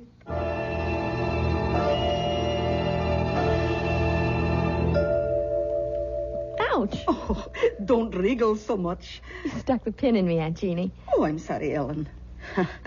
Oh, but it'll take more than a pinprick to burst your happiness. Thank you, Aunt Jeannie, for letting me come home to be married. And for such a heavenly day. Oh, well, I'll accept the thanks for bidding you back to where you grew up. When Dad died so suddenly, I was lost. I didn't know what to do. Well, you did just the right thing. You came home. You're two modern young people who are a lot smarter than we old people are. And as proud I am to be part of the gamble you're making in your lives. I am all goosebumps. I'll get back into my jeans and sweater. I've got a skin, just like I had last Wednesday night. Oh, don't mention it. I should never have had you children in that circle. It was so scary. What happened? I don't know. It was some kind of trick, wasn't it? I don't play tricks. Well, it was Maggie, your mother, who had the second sight, you know. That wee wisp, so delicate and so vibrant. When she died, it tore the heart out of me. But Will went off to America and left me to bring you up. Well, it put my heart back. And then when you were 15 and almost grown up and he wanted you to join him, I was left alone again. How could I stop you going? I didn't want to go. I know, but you were his flesh and blood. I found a way out of my loneliness. Nights when the roar of the tide used to come boiling up the firth outside the windows there, I thought I could hear Maggie calling to me. Or when the wind was skirling out of the northeast, I'd hear her voice on the wings of the blow. And I began to think maybe I had the call too. That's when I started the seances. Until the other night? Yes. I'll never hold a seance again. So the subject is closed. I realize I'm just a foolish old woman. I've never been so scared. Well, promise me to put it out of your mind. What's past is past. Your future is all that matters. It seems so right to be back. As if something were calling me. Oh, you're cold. I'll stir up the fire. No, don't bother. I just miss my American central heating. I think I'll go outside in the sun for a minute or two. Oh, go take a good brisk turn down the road while I finish this hem. That's a good idea. But don't go down the Firth road. Take the high road. Why? Well, I saw your Michael off this morning for the Solway. You don't want to run into the bridegroom on the wedding day. It's bad luck.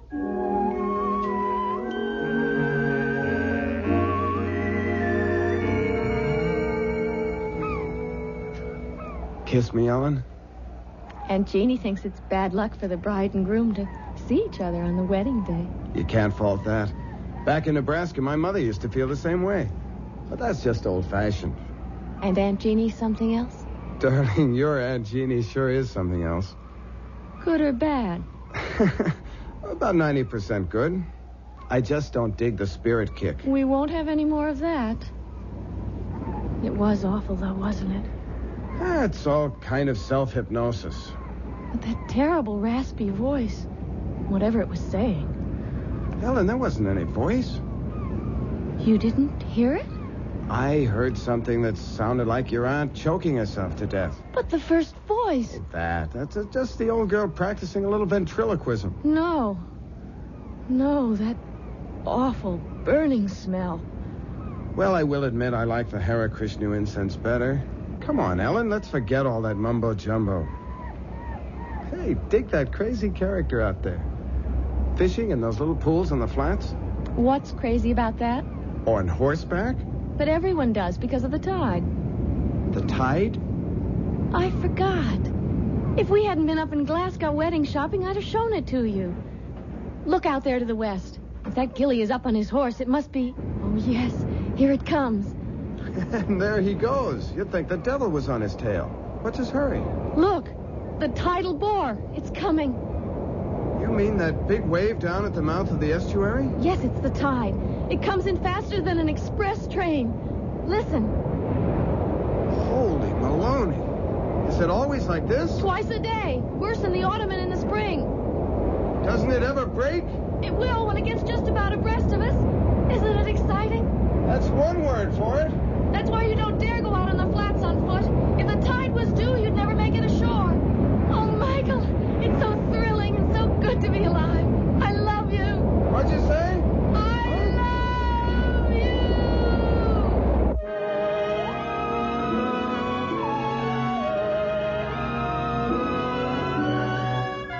Mike? What, sir? Husband? Read that loud and clear. On my way. What's taking you so long? Just brushing my teeth. Please come to bed. Why didn't you say that in the first place? Will you come under the covers? I'm freezing. I'll put some more coal in the fire. I don't want coal. I want my brand new husband. You got him. Oh. What is it, darling? Nothing. It's just that funny smell. It's the coal smoke. Remember, you don't want coal to keep you warm. Just me. Oh, my darling. Yes. Yes. Yes.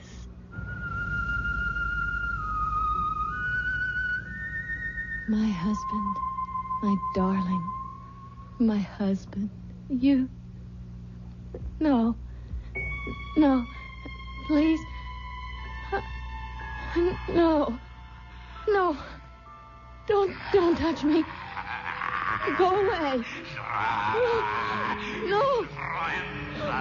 Oh, no. Michael. Your breath. Oh, the hair. Oh, no. I cast you out.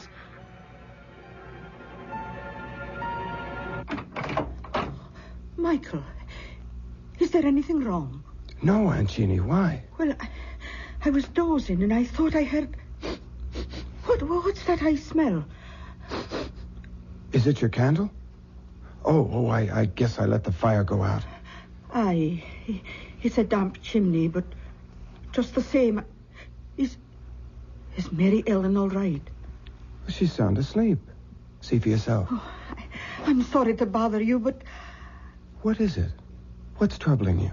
I don't know. Maybe I was the one that dreamed it. Oh, be gentle with her, Michael. She's so sensitive and delicate. Like her mother that died all those years ago. We'll keep her from any harm. Good night, Aunt Jeannie. Oh, good night, Michael, dear. If we can. If it's in human hands to be able to. Snuff my candle out if you will, old Ricky. But hear me this. You'll not have Mary Ellen. You'll not have her like my sister Maggie. Old Ricky could be translated Old Smoky. It's another name for the devil. Jeannie should know better than to mention him, for the old proverb says, speak of the devil, and his horns appear. Let's see when Mystery Theater returns shortly with Act 2.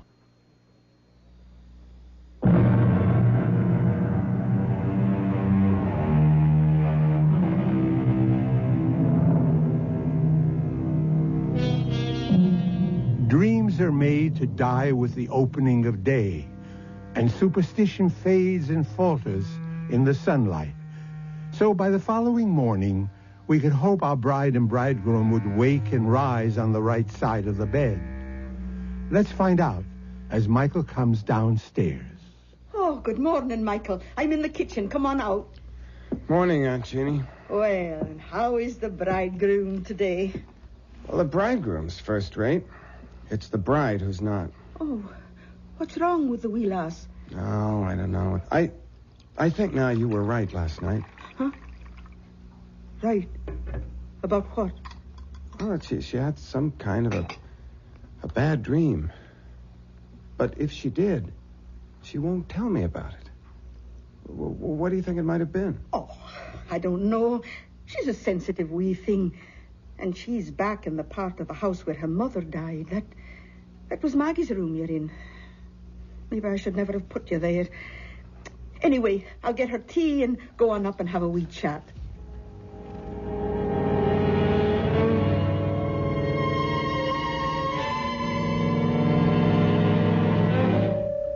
And I couldn't tell Mike. I couldn't. Not after my wedding night. How could I dream anything so vile and hideous? That great, gross presence bearing down on me. Breath so sick. The lips slavering. And that awful fur all over.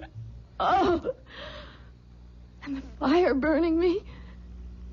That scorching smell. Oh, Aunt Jeannie. What a nightmare. Oh, wished now. Then that's all it was. But it seems so real. Well, it wasn't. Because when I came by, you were sleeping sound. Oh, drink your tea now. Oh, it's a good thing you married that nice American boy with his head screwed good and tight. Mike.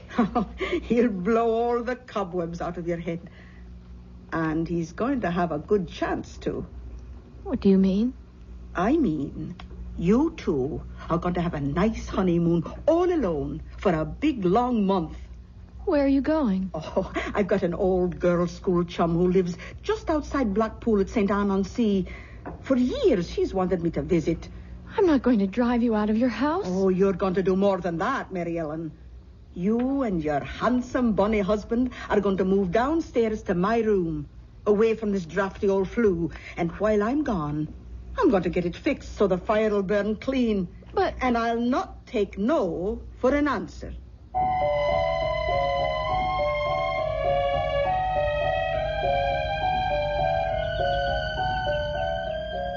I thought Scottish weather was supposed to be terrible.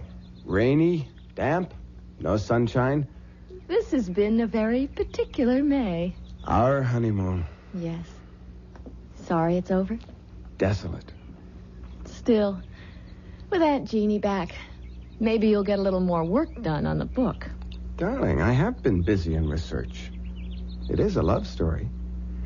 Speaking of that, do you think... Look down the road. I can't. Your front's in the way. That's Dr. Ferguson bringing Aunt Jeannie back. Our month is up.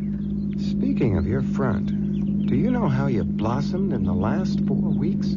All right, Playboy, let's concentrate on other physical problems. How do we get out of a hammock without breaking a limb? Welcome home, Aunt Jeannie. Oh, Mary Ellen, precious. You've turned into a real Scots lassie.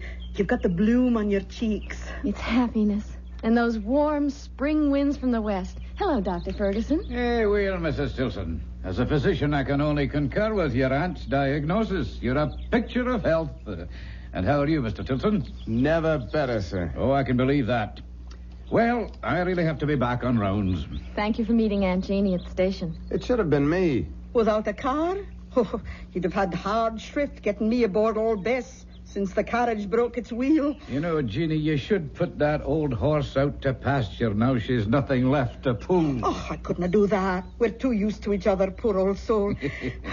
All right, Dr. Ferguson. Away you go. Right you are. See you soon. I'll take your bags up to the house, Aunt Jeannie. Oh, give me a hug first.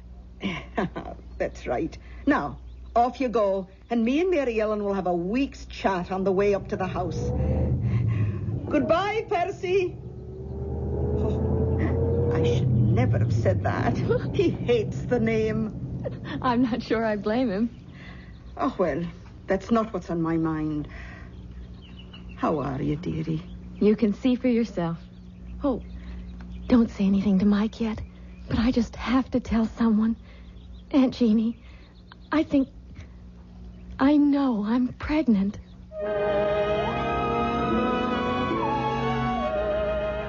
Well, Mrs. Stilson. Tell me, am I pregnant? Oh, the tests will prove it, but I'll bet on it. And let me say that you're the loveliest expectant mother I've ever had under my care. Well,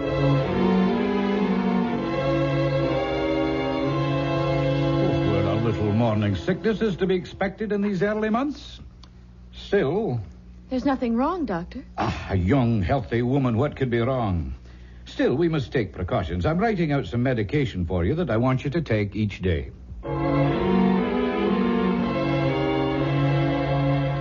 But what does Dr. Ferguson say is causing it? It's nothing, dear. Just some little hitch. Honey, we both had thorough physical checkups before we came to Scotland.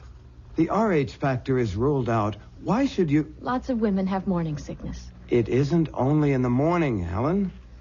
I'll talk to Dr. Ferguson. Maybe we should change the medication.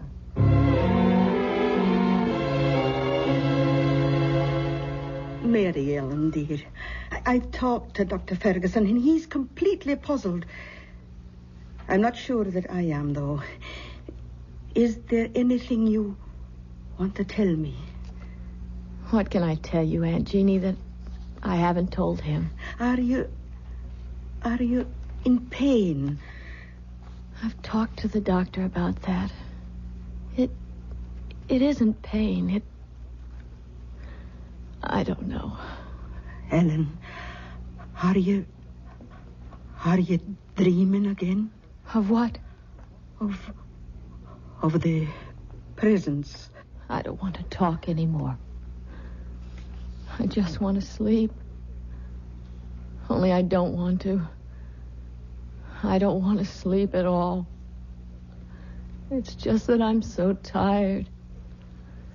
So tired.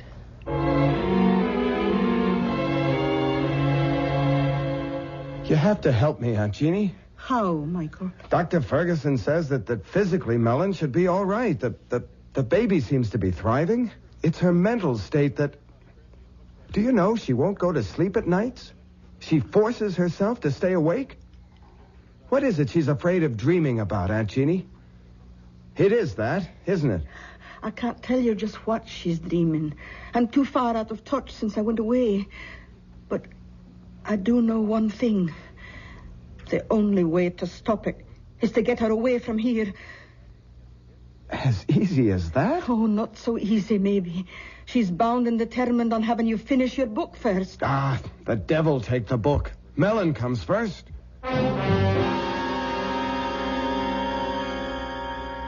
You sure you don't mind, Michael? I'm very sure. We're going home. To have your baby 3,000 miles away. Oh, darling. I don't know what to say. It can't be too soon for me. Well, it's sooner than you think. We're booked out of Glasgow tomorrow afternoon, home for America. I don't know. I should be feeling all sorts of things, I know, but the only one I can really feel is relief. Oh, such blessed relief. Oh, for the first time, as long as I can remember, days, weeks, I just want to go to sleep. Good night, darling. Rest. Sweet dreams. You'll keep me safe. You won't let me come to any harm. For better or worse, in sickness and in health, until death do us. Sleep, poor baby. Rest. I love you, Michael. I love you. Keep our baby safe. Don't let...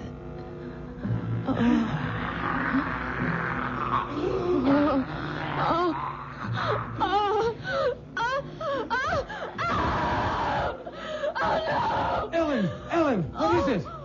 Oh, I don't know. It's pain, like a knife.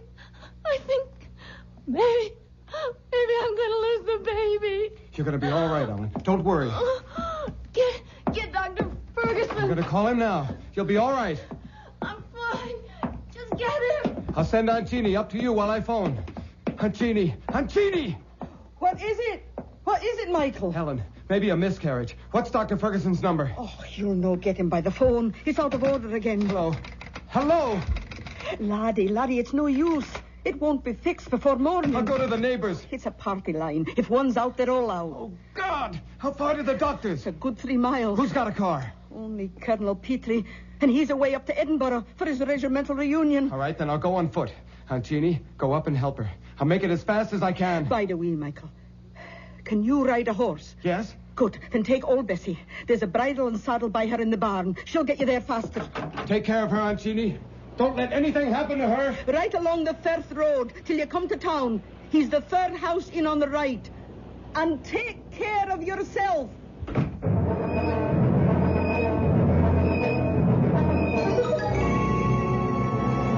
What's taking Michael so long?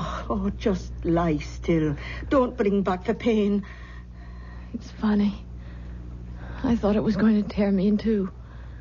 And then within 10 minutes after Michael left the house, it just stopped suddenly. As if...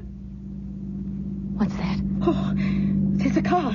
That'll be the doctor. I'll let him in. Bide quiet now. Oh dear. Oh, come on in, doctor. What took you so long? Oh, I tried to phone you the moment I found out, and I got here as soon as... Yes. Oh, then you know. Of course I know.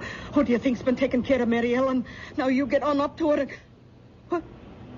Where's Michael? Oh, Jeannie, Michael is dead. Dead? How? Oh, here, let me close the door. Oh. Was Michael riding to try to fetch me? Of course. She thought she was losing the baby. What happened to him? Bess must have thrown him. Oh, she never threw a body in her life. She was as gentle as... Something must have frightened her, driven her frantic. Jeannie, this is a terrible thing to tell you, but I examined the boy, and his body was covered with hoof marks. He was literally trampled to death.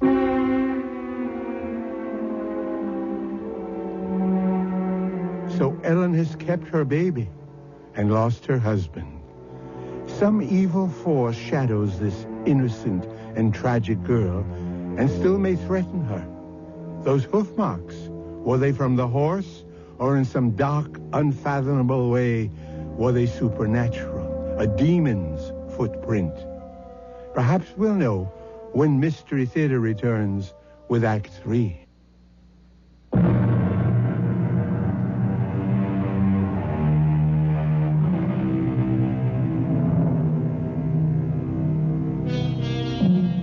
For 2 weeks, Ellen, after the first wild emotion when she heard of Mike's death, has retreated into herself, her face white and drawn, her eyes black and empty, like 2 holes burned in a blanket.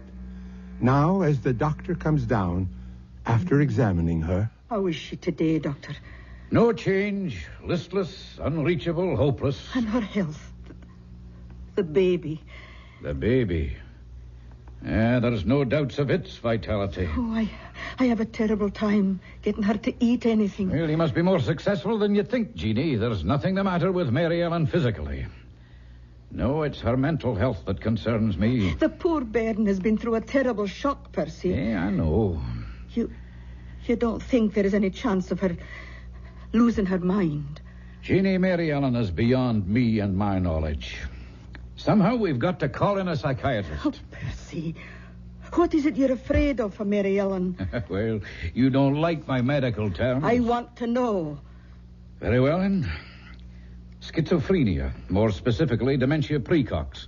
Paranoid type, I'd guess. Oh, well, what does all that mean? Withdrawal from life, delusions of all kinds, persecution, unseen enemies, that sort of thing. Oh, the second sight.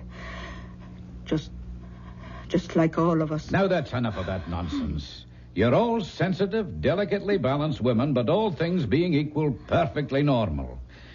Well, I have other calls to make. Oh, well, I'll walk you to the door. Any instructions for Mary Ellen? Oh, just that she keep on with the sedation I've provided.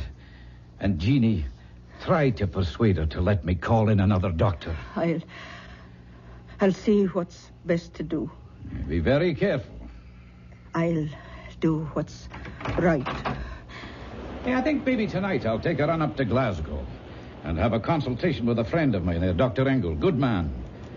Maybe I could persuade him to run back down here with me just to observe her. Oh, bide a wee till I see what I can do first, eh? All right. Another day or so can't do any harm. I hope.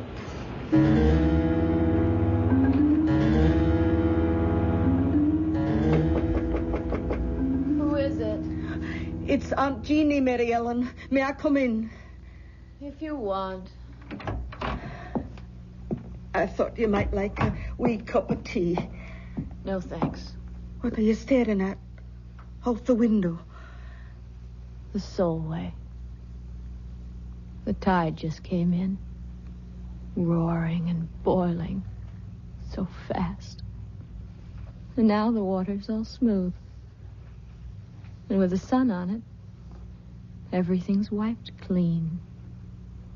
I wonder if it heals as it washes over. What are you thinking about, child? I'm thinking about the first time I showed the tide to Michael. The day we were married. The day you said it was bad luck for us to see each other before the wedding. Oh, I was just joking about superstitions. Nobody believes those old wives' tales. Nobody believes so many things that are outside the ordinary. So many things they say don't exist but might be. Did you see Michael's body after? What? Did you see the marks of the hooves? Oh, don't talk about that, lass. I know they said the horse trampled him. I asked Dr. Ferguson about the hooves, and he wouldn't tell me. You'd tell me, wouldn't you, Jeannie? Oh, tell you what? Were they like horseshoes? Or were they cleft in two? Were they cloven hooves? In the name of God, what are you saying? I'm not speaking of God. I'm speaking of the devil. Or some demon that haunts my dreams. Now, this is no time for foolish fancies. You mustn't let dreams spill over into your real life. Or is it the other way around? Oh, Mary Ellen, I don't know what it is you have on your mind, but... You can get me to Michael. Let me talk to Michael. He'll know. He can tell me what to do. Take me to Michael and Jeannie. Take me to him. Oh, how can I, Mary Ellen? You know I know he's dead. I know he's passed beyond. But you can reach him. You can hold a seance. No. Oh, no. I swore I never would again after... After what happened that night when something got loose? Some evil presence? Something from... Auntie, you let him loose. The least you can do is help me undo the harm. I can't. I won't. I'll get the doctor. You dare to bring him here and I'll kill myself. I swear it. Child, you're out of your... No. Not yet. But if you don't have that seance and let me find out from Michael what to do, I will be. I'll lose my mind. You've got to promise. Promise. Oh, calm down, child. Calm down. Tonight. Now. No, that isn't possible. There have to be more than two to form a circle. Then call in the colonel and that other woman, anyone. Just promise me. Promise. I need him. I need Michael. Promise, Aunt Jeannie, promise. May God forgive me. I promise.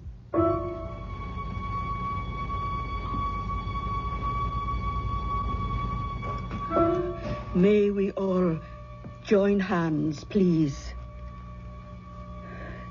Clear your minds. Make them a blank, a quiet place, open and hushed.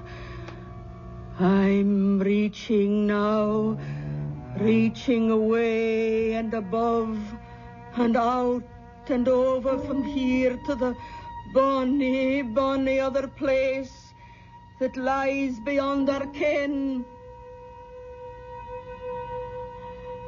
Can you hear me, Anatu? Can you come to me into our circle? Oh, Natu, we're reaching for you. Oh, I can't make contact. Ask for Michael. I have no way to him. Then let me. Oh, try it. Everyone, concentrate. Be still. Be still. Michael. Michael, I need you. Come to me.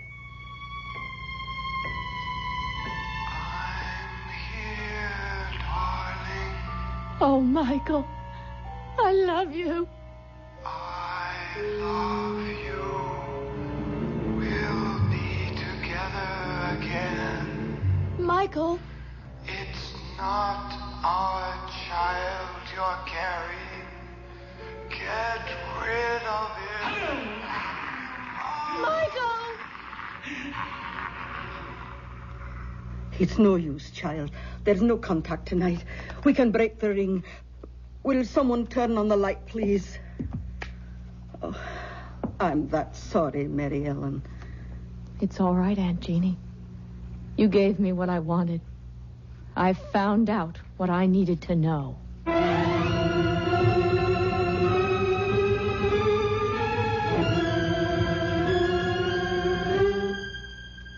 Oh, I'm afraid that's quite impossible, my dear. You're not as backward as that, Dr. Ferguson. Then help me. I can't, dear. It's too late. What do you mean, too late? When you came to me a few weeks ago and we determined your pregnancy, you must have known that I would know it was already well advanced. But it wasn't. Michael and I were only married a month before that. You should know that. Well, of course I know that, my dear, but facts are facts. You're carrying a child that's past midterm, and abortion now is just too dangerous. Past midterm. 4.5 months. My guess is at least 5. That fast? Oh, God, no. It mightn't wait. It could be born any minute. There's no one to help me but myself. Well, I'll drive you home, child, and I'll give you something to get a little rest.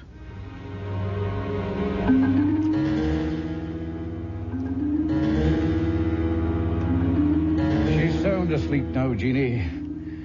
Let's go downstairs and talk. Poor wee angel.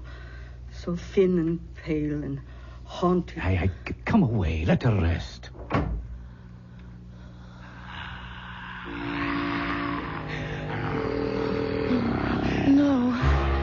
No. What you gave, you'll never take away. Never? It's never going to be. Help me. God, help me. The tide. Yes, that's the way. Full moon. The time was right. And for our own protection, I see no other way, Jeannie. But to lock her away... Well, we're not locking her up. It's a sanitarium. It's a really lovely place. I don't think I could do it to her. I'll care for her. Jeannie, dear, if Ellen had preeclampsia or a threatened miscarriage or any one of a number of other diseases of pregnancy, she would have to be hospitalized. Now, think of it that way. All right, Percy, if you think it's best. It's the only way. Oh, no, Doctor. Mine is the only way. Oh, that sounded like the front door. Ellen. Oh, I'll check upstairs. You look outside. Oh, but I thought you said she... Oh, dear Lord. I got the premonition. Mary Ellen? Mary Ellen! Are you out there? Jeannie, it's me. She's gone. No. I gave her enough sedation to knock her out, but she's gone. Oh, but where? She's out on the first. Come on, Jeannie. We've got to catch her before the time.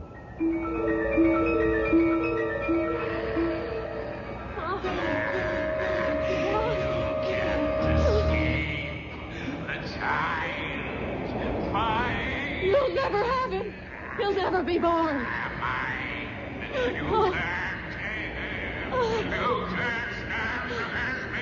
One way, you filth from hell. One thing you cannot stand against. The ancient enemy.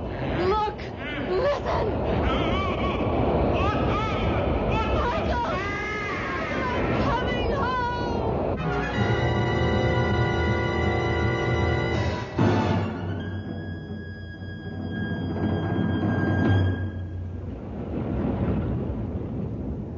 There wasn't a chance. We couldn't have saved her. My poor, wee, motherless lamb.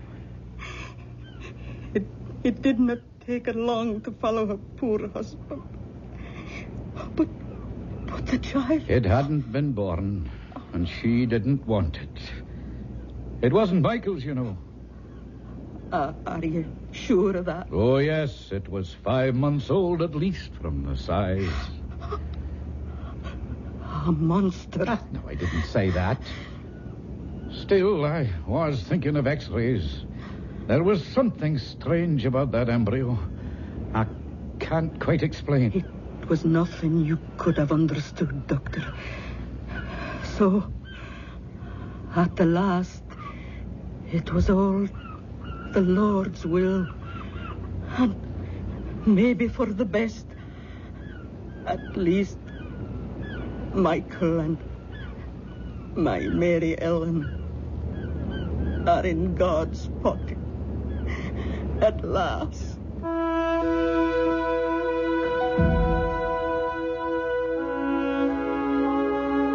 I'll be back in a moment with a final thought.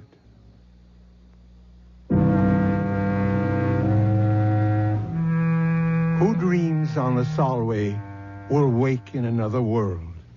Our story has come full circle. For us, it's the end. Let's hope that for Ellen and Michael, it's only a beginning. If you believe some incubus possessed poor Ellen, driving her and her husband to their death, there's another explanation. Insanity did run in her family. So either way, even if there were the devil to pay, it was still all in the mind. Our cast included Jada Rowland, Nick Pryor, Bryna Rayburn, and Ian Martin. Associate Director, Marlon Swing. This is Hyman Brown, producer-director, inviting you to return to our Mystery Theater for another adventure in the macabre. Until next time, then, pleasant dreams.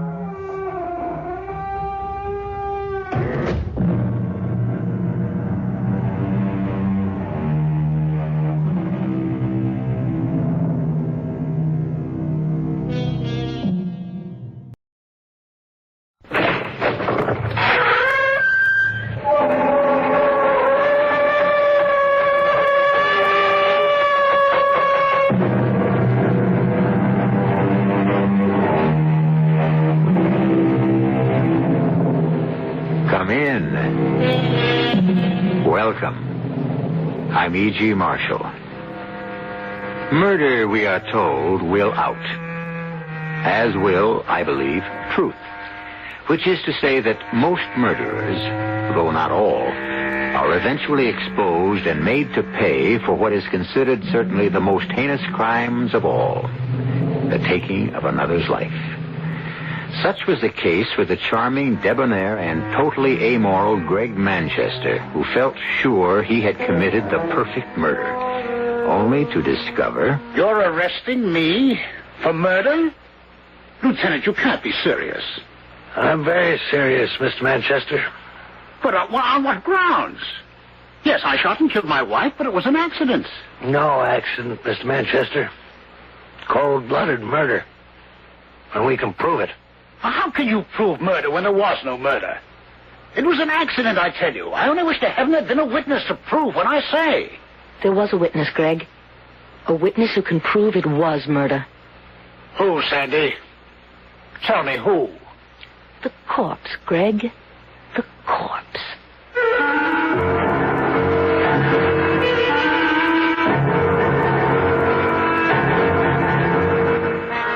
Our mystery drama, The Eye of Death, was written especially for the Mystery Theater by George Lothar and stars Joan Hackett.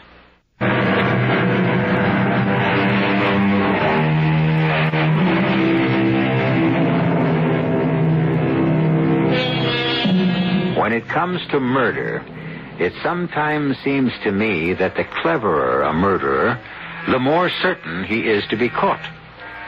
For, as the annals of crime reveal, he tends to outsmart himself. Dr. Crippen, Landru, George Joseph Smith, to mention but a few, all without exception flattered themselves on having committed perfect crimes, when in truth they had trapped themselves by overlooking one single minor little detail, as did a certain gentleman named Gregory Manchester. Listen. Murder? You are accusing me, Sandy, of planning to murder your mother? Is that what you said? Don't twist my words, Greg. I said it wouldn't surprise me if she had a fatal accident and died suddenly. Oh, Sandy, don't even speak of such things. Just the thought makes my heart skip a beat. I'm sorry, Rose.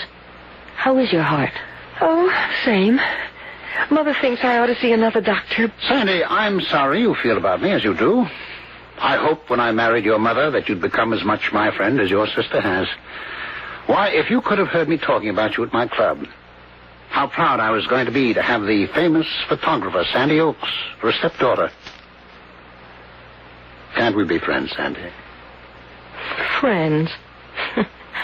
Sorry, Greg, but your charm is wasted on me. You charmed my mother into marrying you, charmed her into turning over all of her money to you, charmed her into taking out a $100,000 life policy with you as a beneficiary, Well, but... now, my dear, why not? After all, Sandy, I am her husband. And a fast worker. Married less than a month. You certainly haven't wasted any time getting this marriage to pay off for you. Oh, now you're accusing me of marrying your mother for her money. Is that it, my dear? You can believe it. Oh, now, Sandy. Rose, it's true, and I'm telling you straight out. This clothes horse with his blonde hair and his Sir Walter Raleigh manners is nothing more than a sharp operator. A con artist. And that's what I've come here to tell my mother, and I will tell her if she ever gets out of that bath and comes down here. Sandy, you're all upset. Upset? I'm steaming, and I've been steaming ever since I heard about this new life insurance policy. When Mother phoned and said that she'd just taken out a $100,000 policy with dear Greggy as a beneficiary, I could have... Oh, what is that? What? Oh, it's a stain on the ceiling. It's a water stain. The bathroom is just above us here. Oh, now, don't tell me the tub's overflowed. What?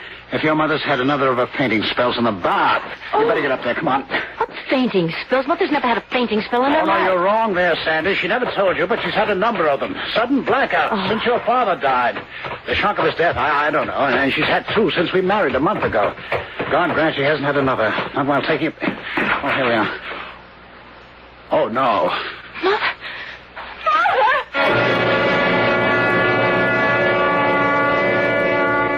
He killed her, Joe. He killed her. Now, sweetheart, Joe, he did. He drowned her in that tub. All of that talk about sudden fainting spells, blackouts. No way, Joe. No way. Now, look, my dear, lovable bride-to-be, I don't like Gregory Manchester any more than you do, and I couldn't agree more that he's the phony you claim he is, but you're no fool, Sandy. A camera nut, maybe, with that camera of yours always slung around your neck, but you... Joe, photography is my business, and I don't know how many pictures I'd have missed if I didn't keep this high-powered Instamat ready at all times. And really, I don't know why it bothers you. Well, it's nothing. Oh, excuse me. Yes. Yes. Have them come right in. Manchester and your sister. I'm going to try to get Rose to move in with me now that Mother's gone. Come in, Rose. Mr. Manchester. Thank you. Hello, Sandy. Hello. How are you feeling, Rose? Oh, all right. I want to talk with you privately after the reading of Mother's will. What about, Sandy? Later, dear. Well, we're all here, so I'll get started. I, Geraldine Oakes Manchester, a resident of the city of... Wait a minute, Gerald. Yes? Geraldine Oakes Manchester? Your mother made a new will after she married Mr. Manchester, didn't she tell you? No. But she told me she was going to. She didn't. I'm sure I know why. Another slap at me, Sandy. Are you implying I changed her mind about telling you? If the shoe fits, Greg? Now, hold it, please. We're here for the reading of a will, and I suggest we get on with it. I, Geraldine Oakes Manchester, a resident of this city...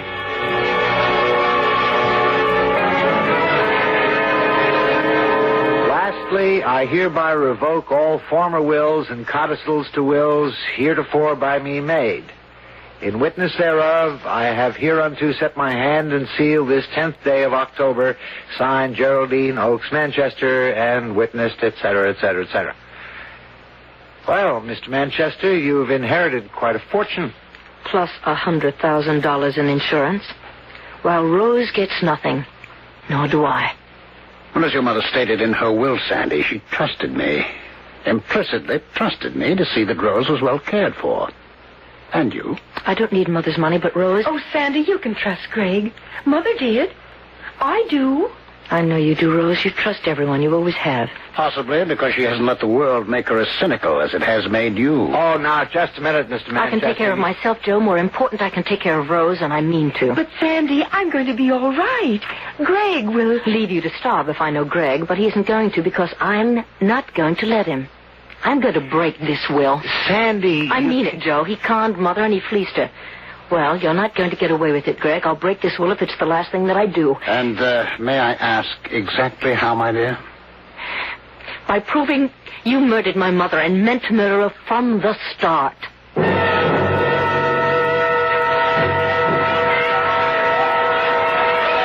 Have some more shrimp Creole, Florence? Oh, Greg, darling, I couldn't. I simply couldn't. You know I'm on a diet. Oh, nonsense. This is no time to stay on a diet. In the first place, it's Mardi Gras week. In the second, I brought you to the finest restaurant in New Orleans. Oh, you dear, delightful man. And in the third place, why anyone with your figure feels the need to diet, that baffles me utterly. Oh, you are a dear and delightful man. Greg Manchester, you are almost as...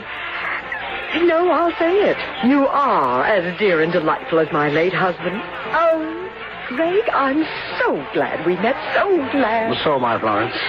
You know, only a week ago, I was the loneliest man on earth. Oh. Lonely in the way only the bereaved can be lonely. Even though it's months since Geraldine passed on, I thought I would never get over her loss. And then, my dearest. You don't mind if I call you my dearest? Of course not. Well, I met you, and life became worth living again. Oh, Greg, do you know that's exactly the way I feel? I thought as much. We've known each other only a week, my dear, but what a week it has been. Oh, yes. And for my part, Florence, you won't be offended. No. Well, for my part, you're the woman I've been looking for since my own dear Geraldine passed on. Oh. The woman I felt sure I would never find. Oh, Greg. Greg, you dear man. Then you're not offended. Offended? It wouldn't be if If you what, darling? If I asked you to become my wife. Oh, dear, I have offended you. No. Oh, you've made me so happy. I think I'm going to cry. In fact, I know I am. Greg, what? Is something wrong? No. But excuse me a moment, Florence. I'll be right back.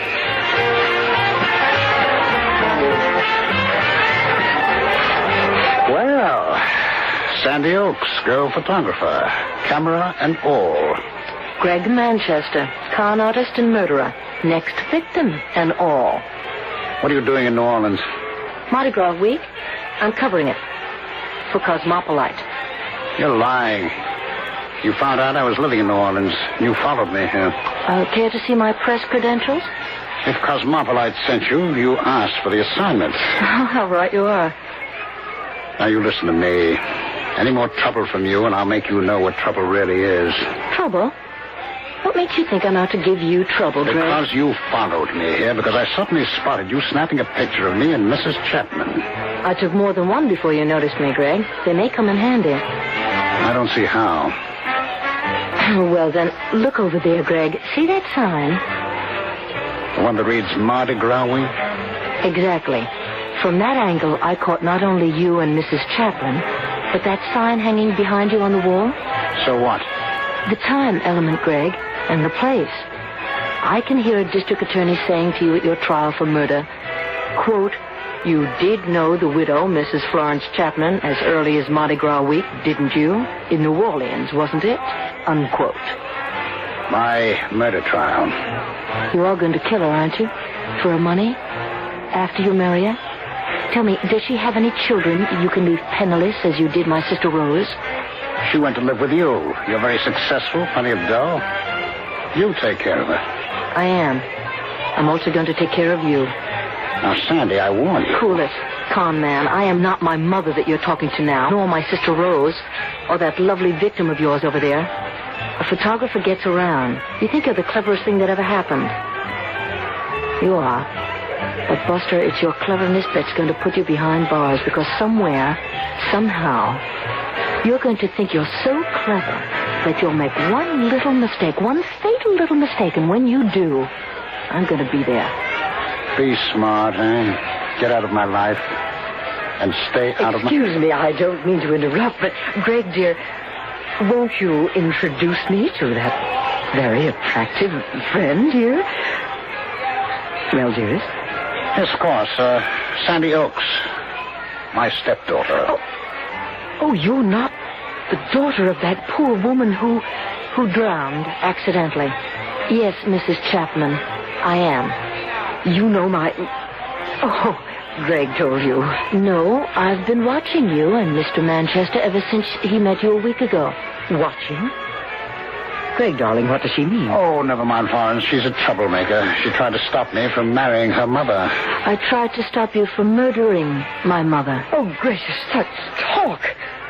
You're in a restaurant. Mrs. Chapman, let me give you a tip. A tip that will save your life. Say goodbye right now to this charming, well-dressed murderer. Say goodbye and go on living. Well, Greg, I believe you're right.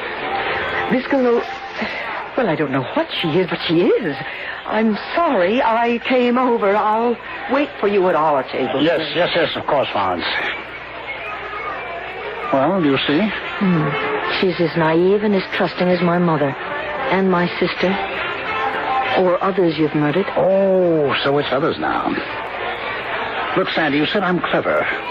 Well, I am clever. A hell of a lot cleverer than you are, doll. And I guess the only way to get you off my neck is to prove it. And just how will you do that? The only way I know. Murder.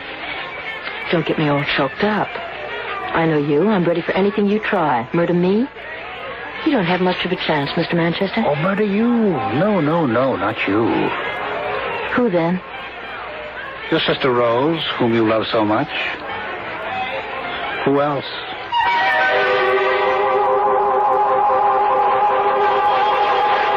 Inevitably, it had to come to this. The challenge. The squaring off. The gauntlet flung down between a cold-blooded murderer and a self-sufficient girl like Sandy Oaks, who's been around. Is she right? Will Greg Manchester make that one fatal mistake she says he will? Perhaps we'll find out when I return for Act 2.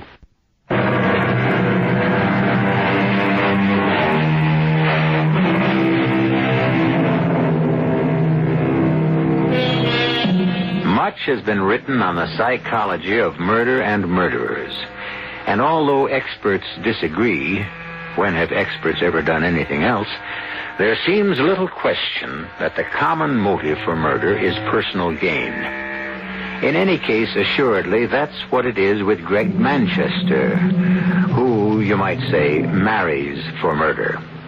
But now Sandy Oaks, veteran freelance photographer, has set out to prove that Manchester murdered her mother, even as Manchester threatens that if she doesn't leave him alone, he will kill her invalid sister, Rose. Sandy, your mother drowned in her bath after suffering a blackout. My mother never had a blackout, a fainting spell in her life. Manchester spread that story to cover himself. Yeah, but you can't prove it. And until you can, I'm warning you, drop it. I'm not afraid of a suit for libel or slander, if that's what you mean. What I mean is, I'm afraid for your life, if what you say is true. It's Rose's life I'm worried about. If anything happened to me, she'd be alone and penniless. You don't ever have to worry about Rose while I'm around. You know that. Of course not. But, good Lord, I didn't realize it was this late. I've got to rush. What? Just when I was about to invite you to lunch? I'm sorry, darling, but I'm due at the Metropolitan Photographic exhibit in half an hour. I promised to advise the committee on how to hang the prize exhibits. Oh, including one of yours. Which reminds me, I owe you an apology. An apology because I won a prize? Well, I'm always kidding you about carrying that fancy camera of yours, but if you hadn't had it with you and shot from the hip that day, you'd never have caught that picture of an old man being mugged. And the muggers. Oh, the cops nailed him because of what I photographed. Which reminds me, I've got to see Lieutenant McCoy at headquarters after the photo exhibit. What for? The information I dug up in New Orleans about Greg Manchester, now, it may not mean anything to you, darling, but I'm hoping it will mean plenty to Lieutenant McCoy. It means nothing to me, Sandy, nothing at all. But, Mac... Sandy, I checked it out. Yeah, sure, Manchester was married before he met your mother. And sure, his wife died of an overdose of sleeping pills, but the coroner's verdict was death by accident. Oh, Mac, you put me away. You really do. I don't get you. His wife dies of an overdose of sleeping pills, and he inherits over $50,000. He marries my mother. She dies by drowning. He inherits every cent she has, plus an insurance of $100,000, taken out less than a month before. 2 deaths, 2 so-called accidents, and Greg Manchester hits the financial jackpot. That doesn't strike you as fishy? Oh, yes, but Now he's going to marry this other wealthy widow, Florence Chapman, less than 3 months after my mother dies. Sandy... Oh, and he threatens to kill my sister Rose if I don't lay off. And you sit there and you tell me that you don't think that Manchester is a cold-blooded murderer? No, I didn't say that. I said he's clean, Sandy. As a cop, I got to play it by the book, the rules of evidence. Maybe Manchester did kill your mother and his previous wife, but I haven't got a shred of evidence to prove he did, and neither of you. Well, have you? No, but I'm going to get it. Sooner or later, Manchester is going to make one slip. One little slip, and I'm going to be there when he does. Taking pictures of him as he does, I'll bet. It isn't funny, Mac. No, I'm just cracking wise about you and your trusty companion, that camera. Laugh. But it caught you a couple of muggers, and Mac, it may catch me a murderer.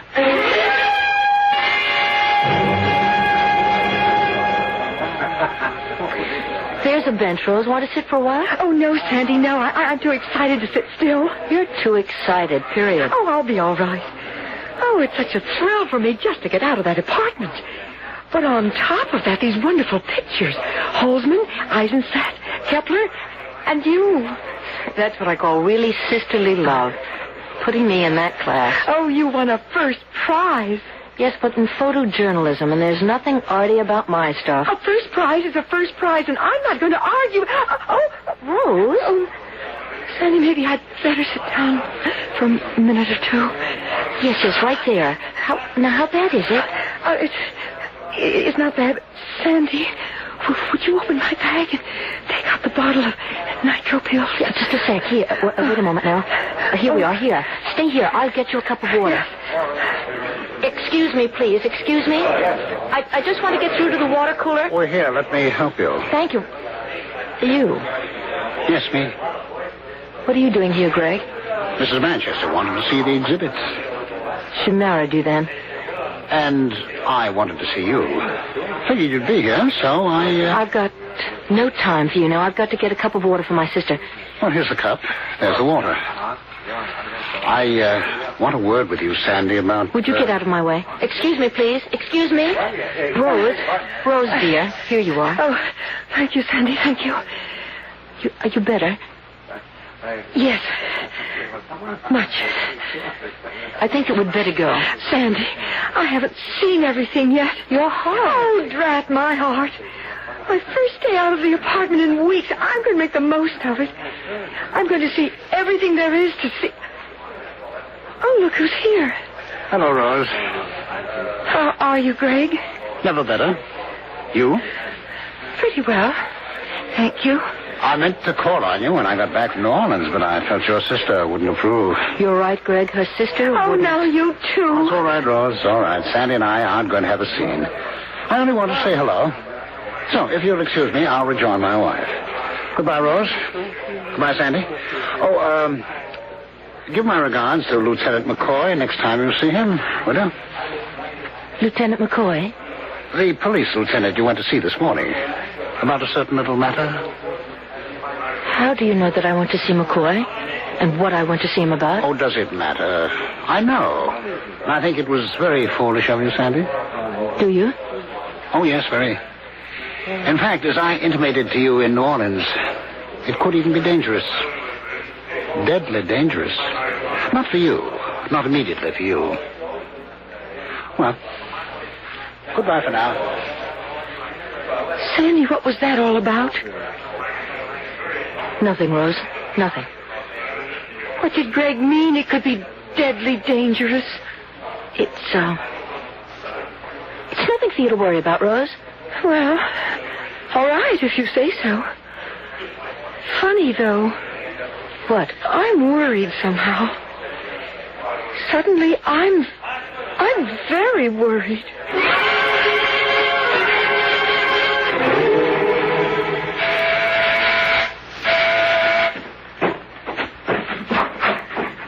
Joe. Oh, nice to see you. Come in. How are you, Rose? Oh, I'm fine. Now, no fibs to your brother-in-law-to-be. What? I talked to Sandy on the phone. She said your heart gave you a little trouble at the photography exhibition this afternoon. Oh, nothing my nitro pills couldn't handle, and did. Oh, good. Where's Sandy? 3 guesses. The dark room. Give the man a cigar. Or would you rather have a drink? A drink, and I'll make it. Sandy said you ran into Greg Manchester at the exhibition. Yes. I'm worried, Joe. About what? Greg said a funny thing to Sandy. It seems he heard somehow she'd gone to see Police Lieutenant McCoy. McCoy, about something. He didn't say what. And Sandy wouldn't tell me, but anyhow, he said he thought she was very foolish to do anything like that. And that it could be deadly dangerous. Those were the words he used. Deadly dangerous. I see. Sandy didn't tell you? No, she didn't. But not for her.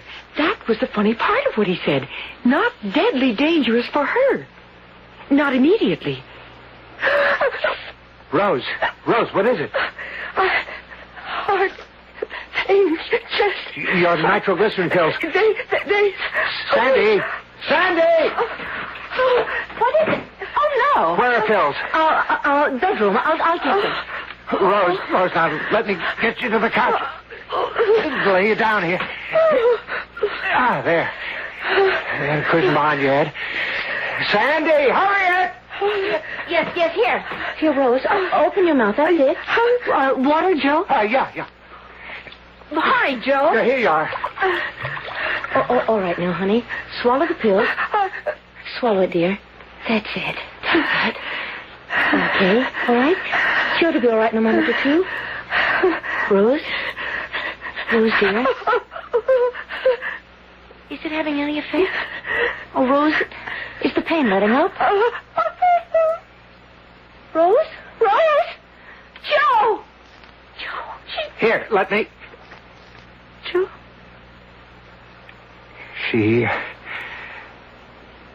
She's gone, Sandy. No. Afraid so, sweetheart. He's done it. He threatened he would, and he has. Greg Manchester? He said he'd kill her if I didn't lay off, and I didn't, and he has.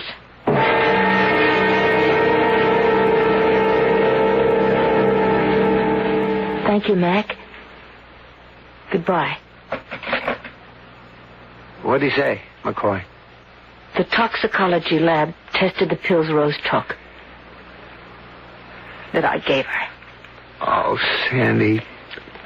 All right, come on now, honey. The pills. They found that they were triple strength. Triple the amount of nitroglycerin prescribed for Rose. That's impossible.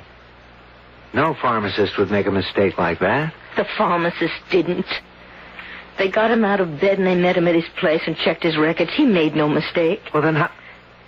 Sandy, how? Greg! Sandy. Don't ask me how he did it. He got into the apartment maybe while we were out. Rose and I didn't change the bottles. I don't know. It doesn't matter. All that matters to me is that he did it. And I know in my bones I know that he did it.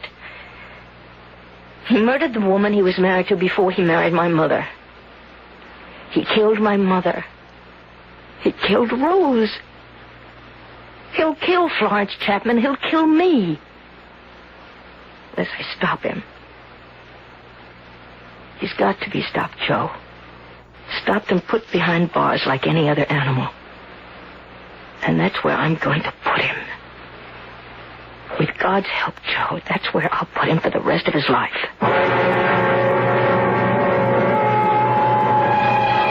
Brave words. Words spoken under the pressure of emotion. Well, I think I can tell you at this point that Sandy did put Greg Manchester behind bars for the rest of his life when he made that one fatal slip. I was about to say that he overlooked something. But the fact is, he never saw it. But Sandy did. Or, to be more precise, her camera did. I'll return in a moment for Act 3.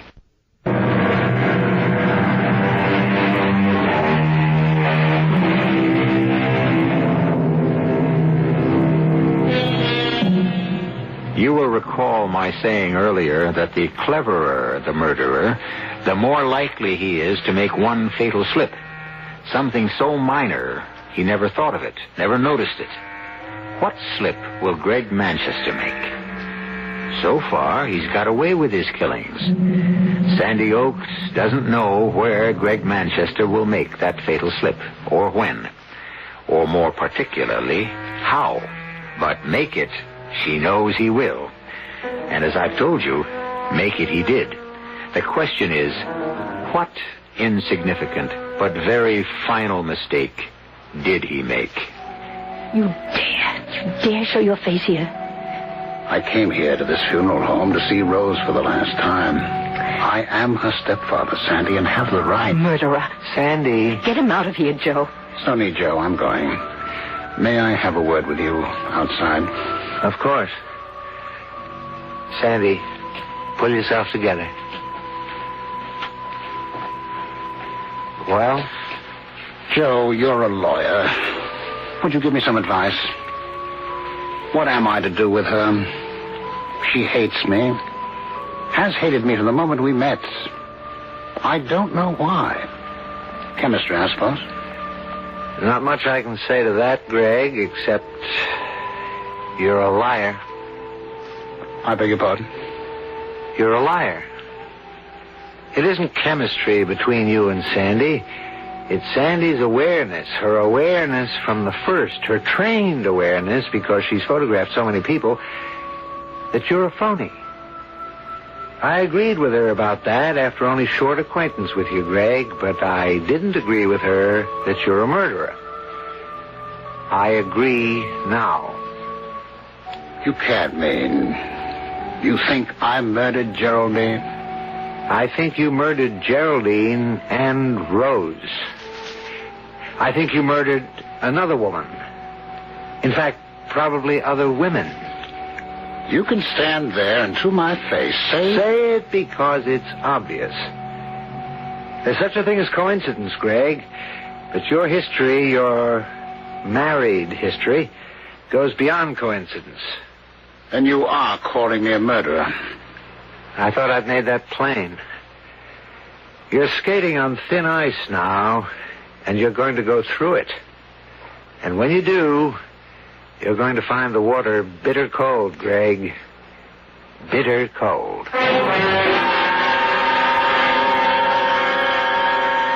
Won't you sit down, Miss Oakes? Thank you, Mrs. Manchester. Let me say, I only agreed to see you when you phoned and said you wanted to talk with me alone. I only agreed because you are his stepdaughter. Mrs. Manchester, I wanted to see you because someone should warn you. Greg Manchester is a murderer. What are you saying? He murdered my mother. He murdered my sister Rose. He murdered the woman he was married to before he met my mother. He's going to murder you. My dear, do you realize the gravity of this accusation? The important thing is that you realize What I realize is that you are a bitter and malicious young woman who, for some reason, I am totally unable to understand, wants to malign a man who has never done anything but good for you. Good? What do you mean? Your mother left him all her money, didn't she? Yes. He was also the beneficiary of her life insurance, wasn't he? Yes. And all of this, the fortune he might have had, he turned over to you and your sister. Is that not so? It certainly is not so. Greg told me. Then he lied. He tricked my mother into giving him control of her money, power of attorney, and all of that, and then taking out a $100,000 life insurance policy, and then he killed her. Can you prove that? No. I can't, not yet. But whether I can or not, I think what you should keep in mind is that at least 2 previous wives have died suddenly and mysteriously after giving him control of their money. Have you? Why, yes, I have. Oh, but I can't believe this. I won't believe it. My husband is one of the most dear and delightful men I've ever met. Thank you, my dear. Thank you for your trust in me. Greg, we didn't hear you come in. Well, I'm glad you didn't. Otherwise, I'd not have overheard my stepdaughter's accusations. Sandy, I must ask you to leave. And please, don't come back. Goodbye, Mrs. Manchester. And good luck. Well, I hope that's the last we see of her. I'm sure you didn't believe the lies she must have told about me. Why, no, of course not, Greg. You don't sound altogether sure, Florence. Why, yes, I am. Only, Greg, you told me you had handed all your former wife's fortune over to her daughters. No. What? Well, you misunderstood me. I said that I intended to do it. But I haven't had time to get around to it yet. It's quite involved, you know. Certain legalities which take time, and...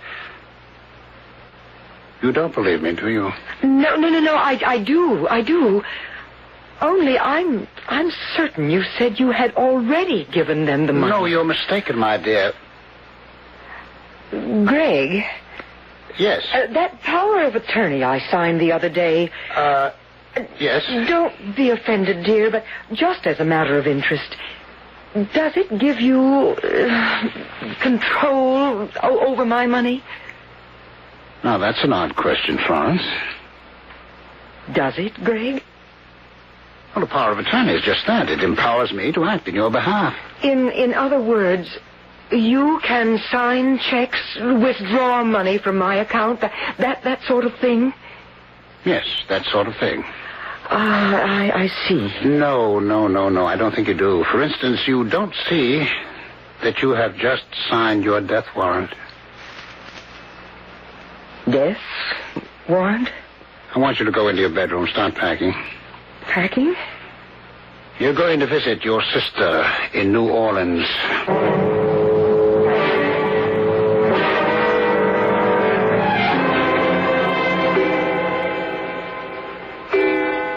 Midnight. Make the call, Florence. Make it or I'll shoot you right now.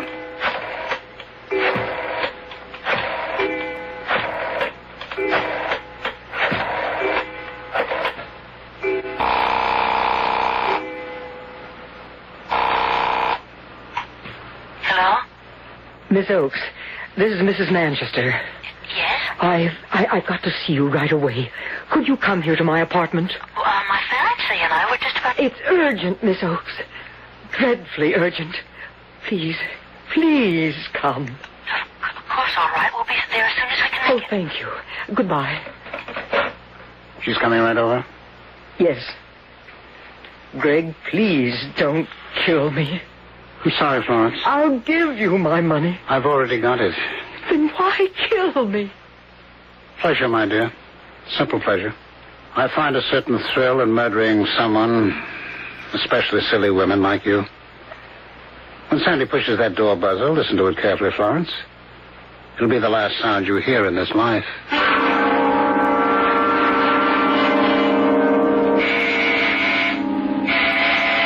Greg!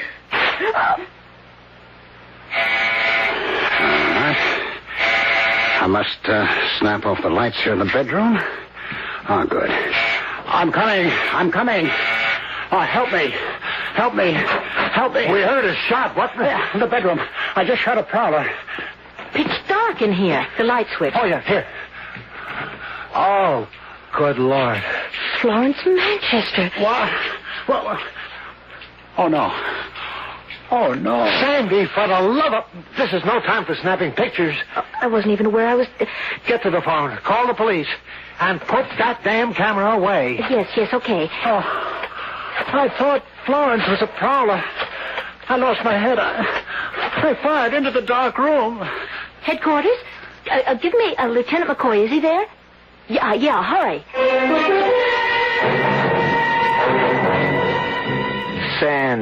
Sandy, please. Look at it, Joe. Look at it and tell me, what do you see?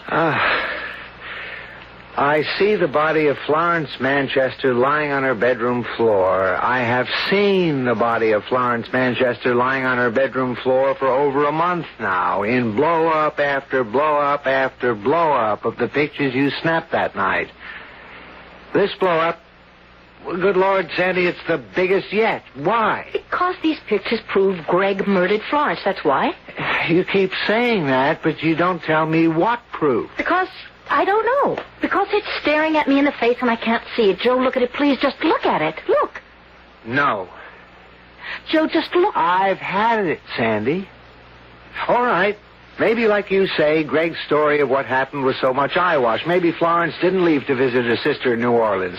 Maybe she didn't come back unexpectedly while he was asleep in his bedroom. Maybe he didn't hear a noise in her bedroom, think it was a prowler, panic, and shoot into the darkened bedroom. Eyewash. All eyewash. But don't... What is it? Eyewash. Give me that blow-up. Ooh, with pleasure. That's it, Joe. That's it. What's what? The proof that he murdered her. The proof I've been looking for but couldn't see, Joe. Florence Manchester's eyes. Look at her eyes.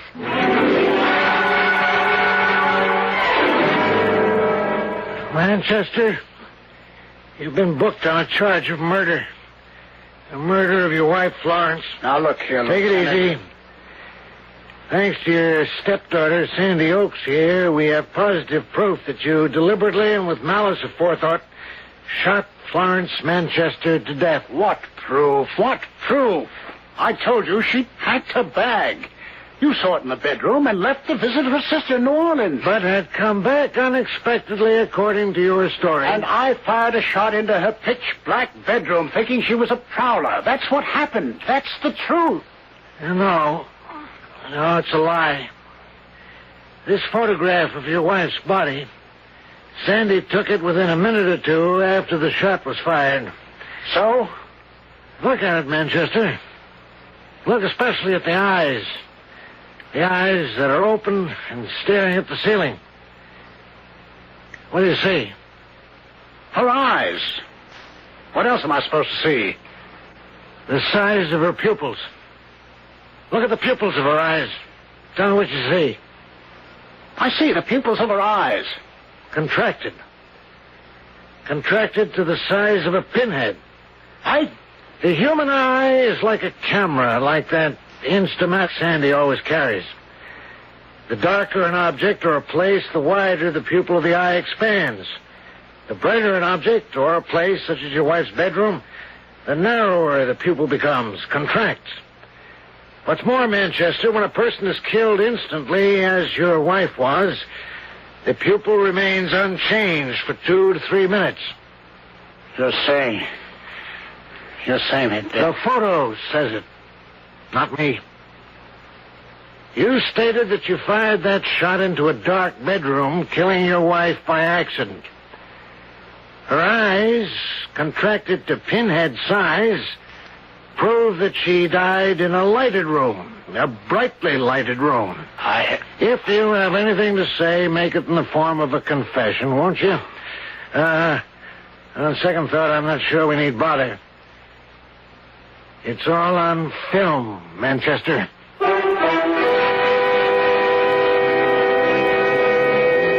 A picture, they say, is worth 1,000 words. And so it would seem that Lieutenant McCoy is right. No words of Manchester's in his defense could possibly disprove the truth of his wife's dead, accusing eyes. I'll be back shortly.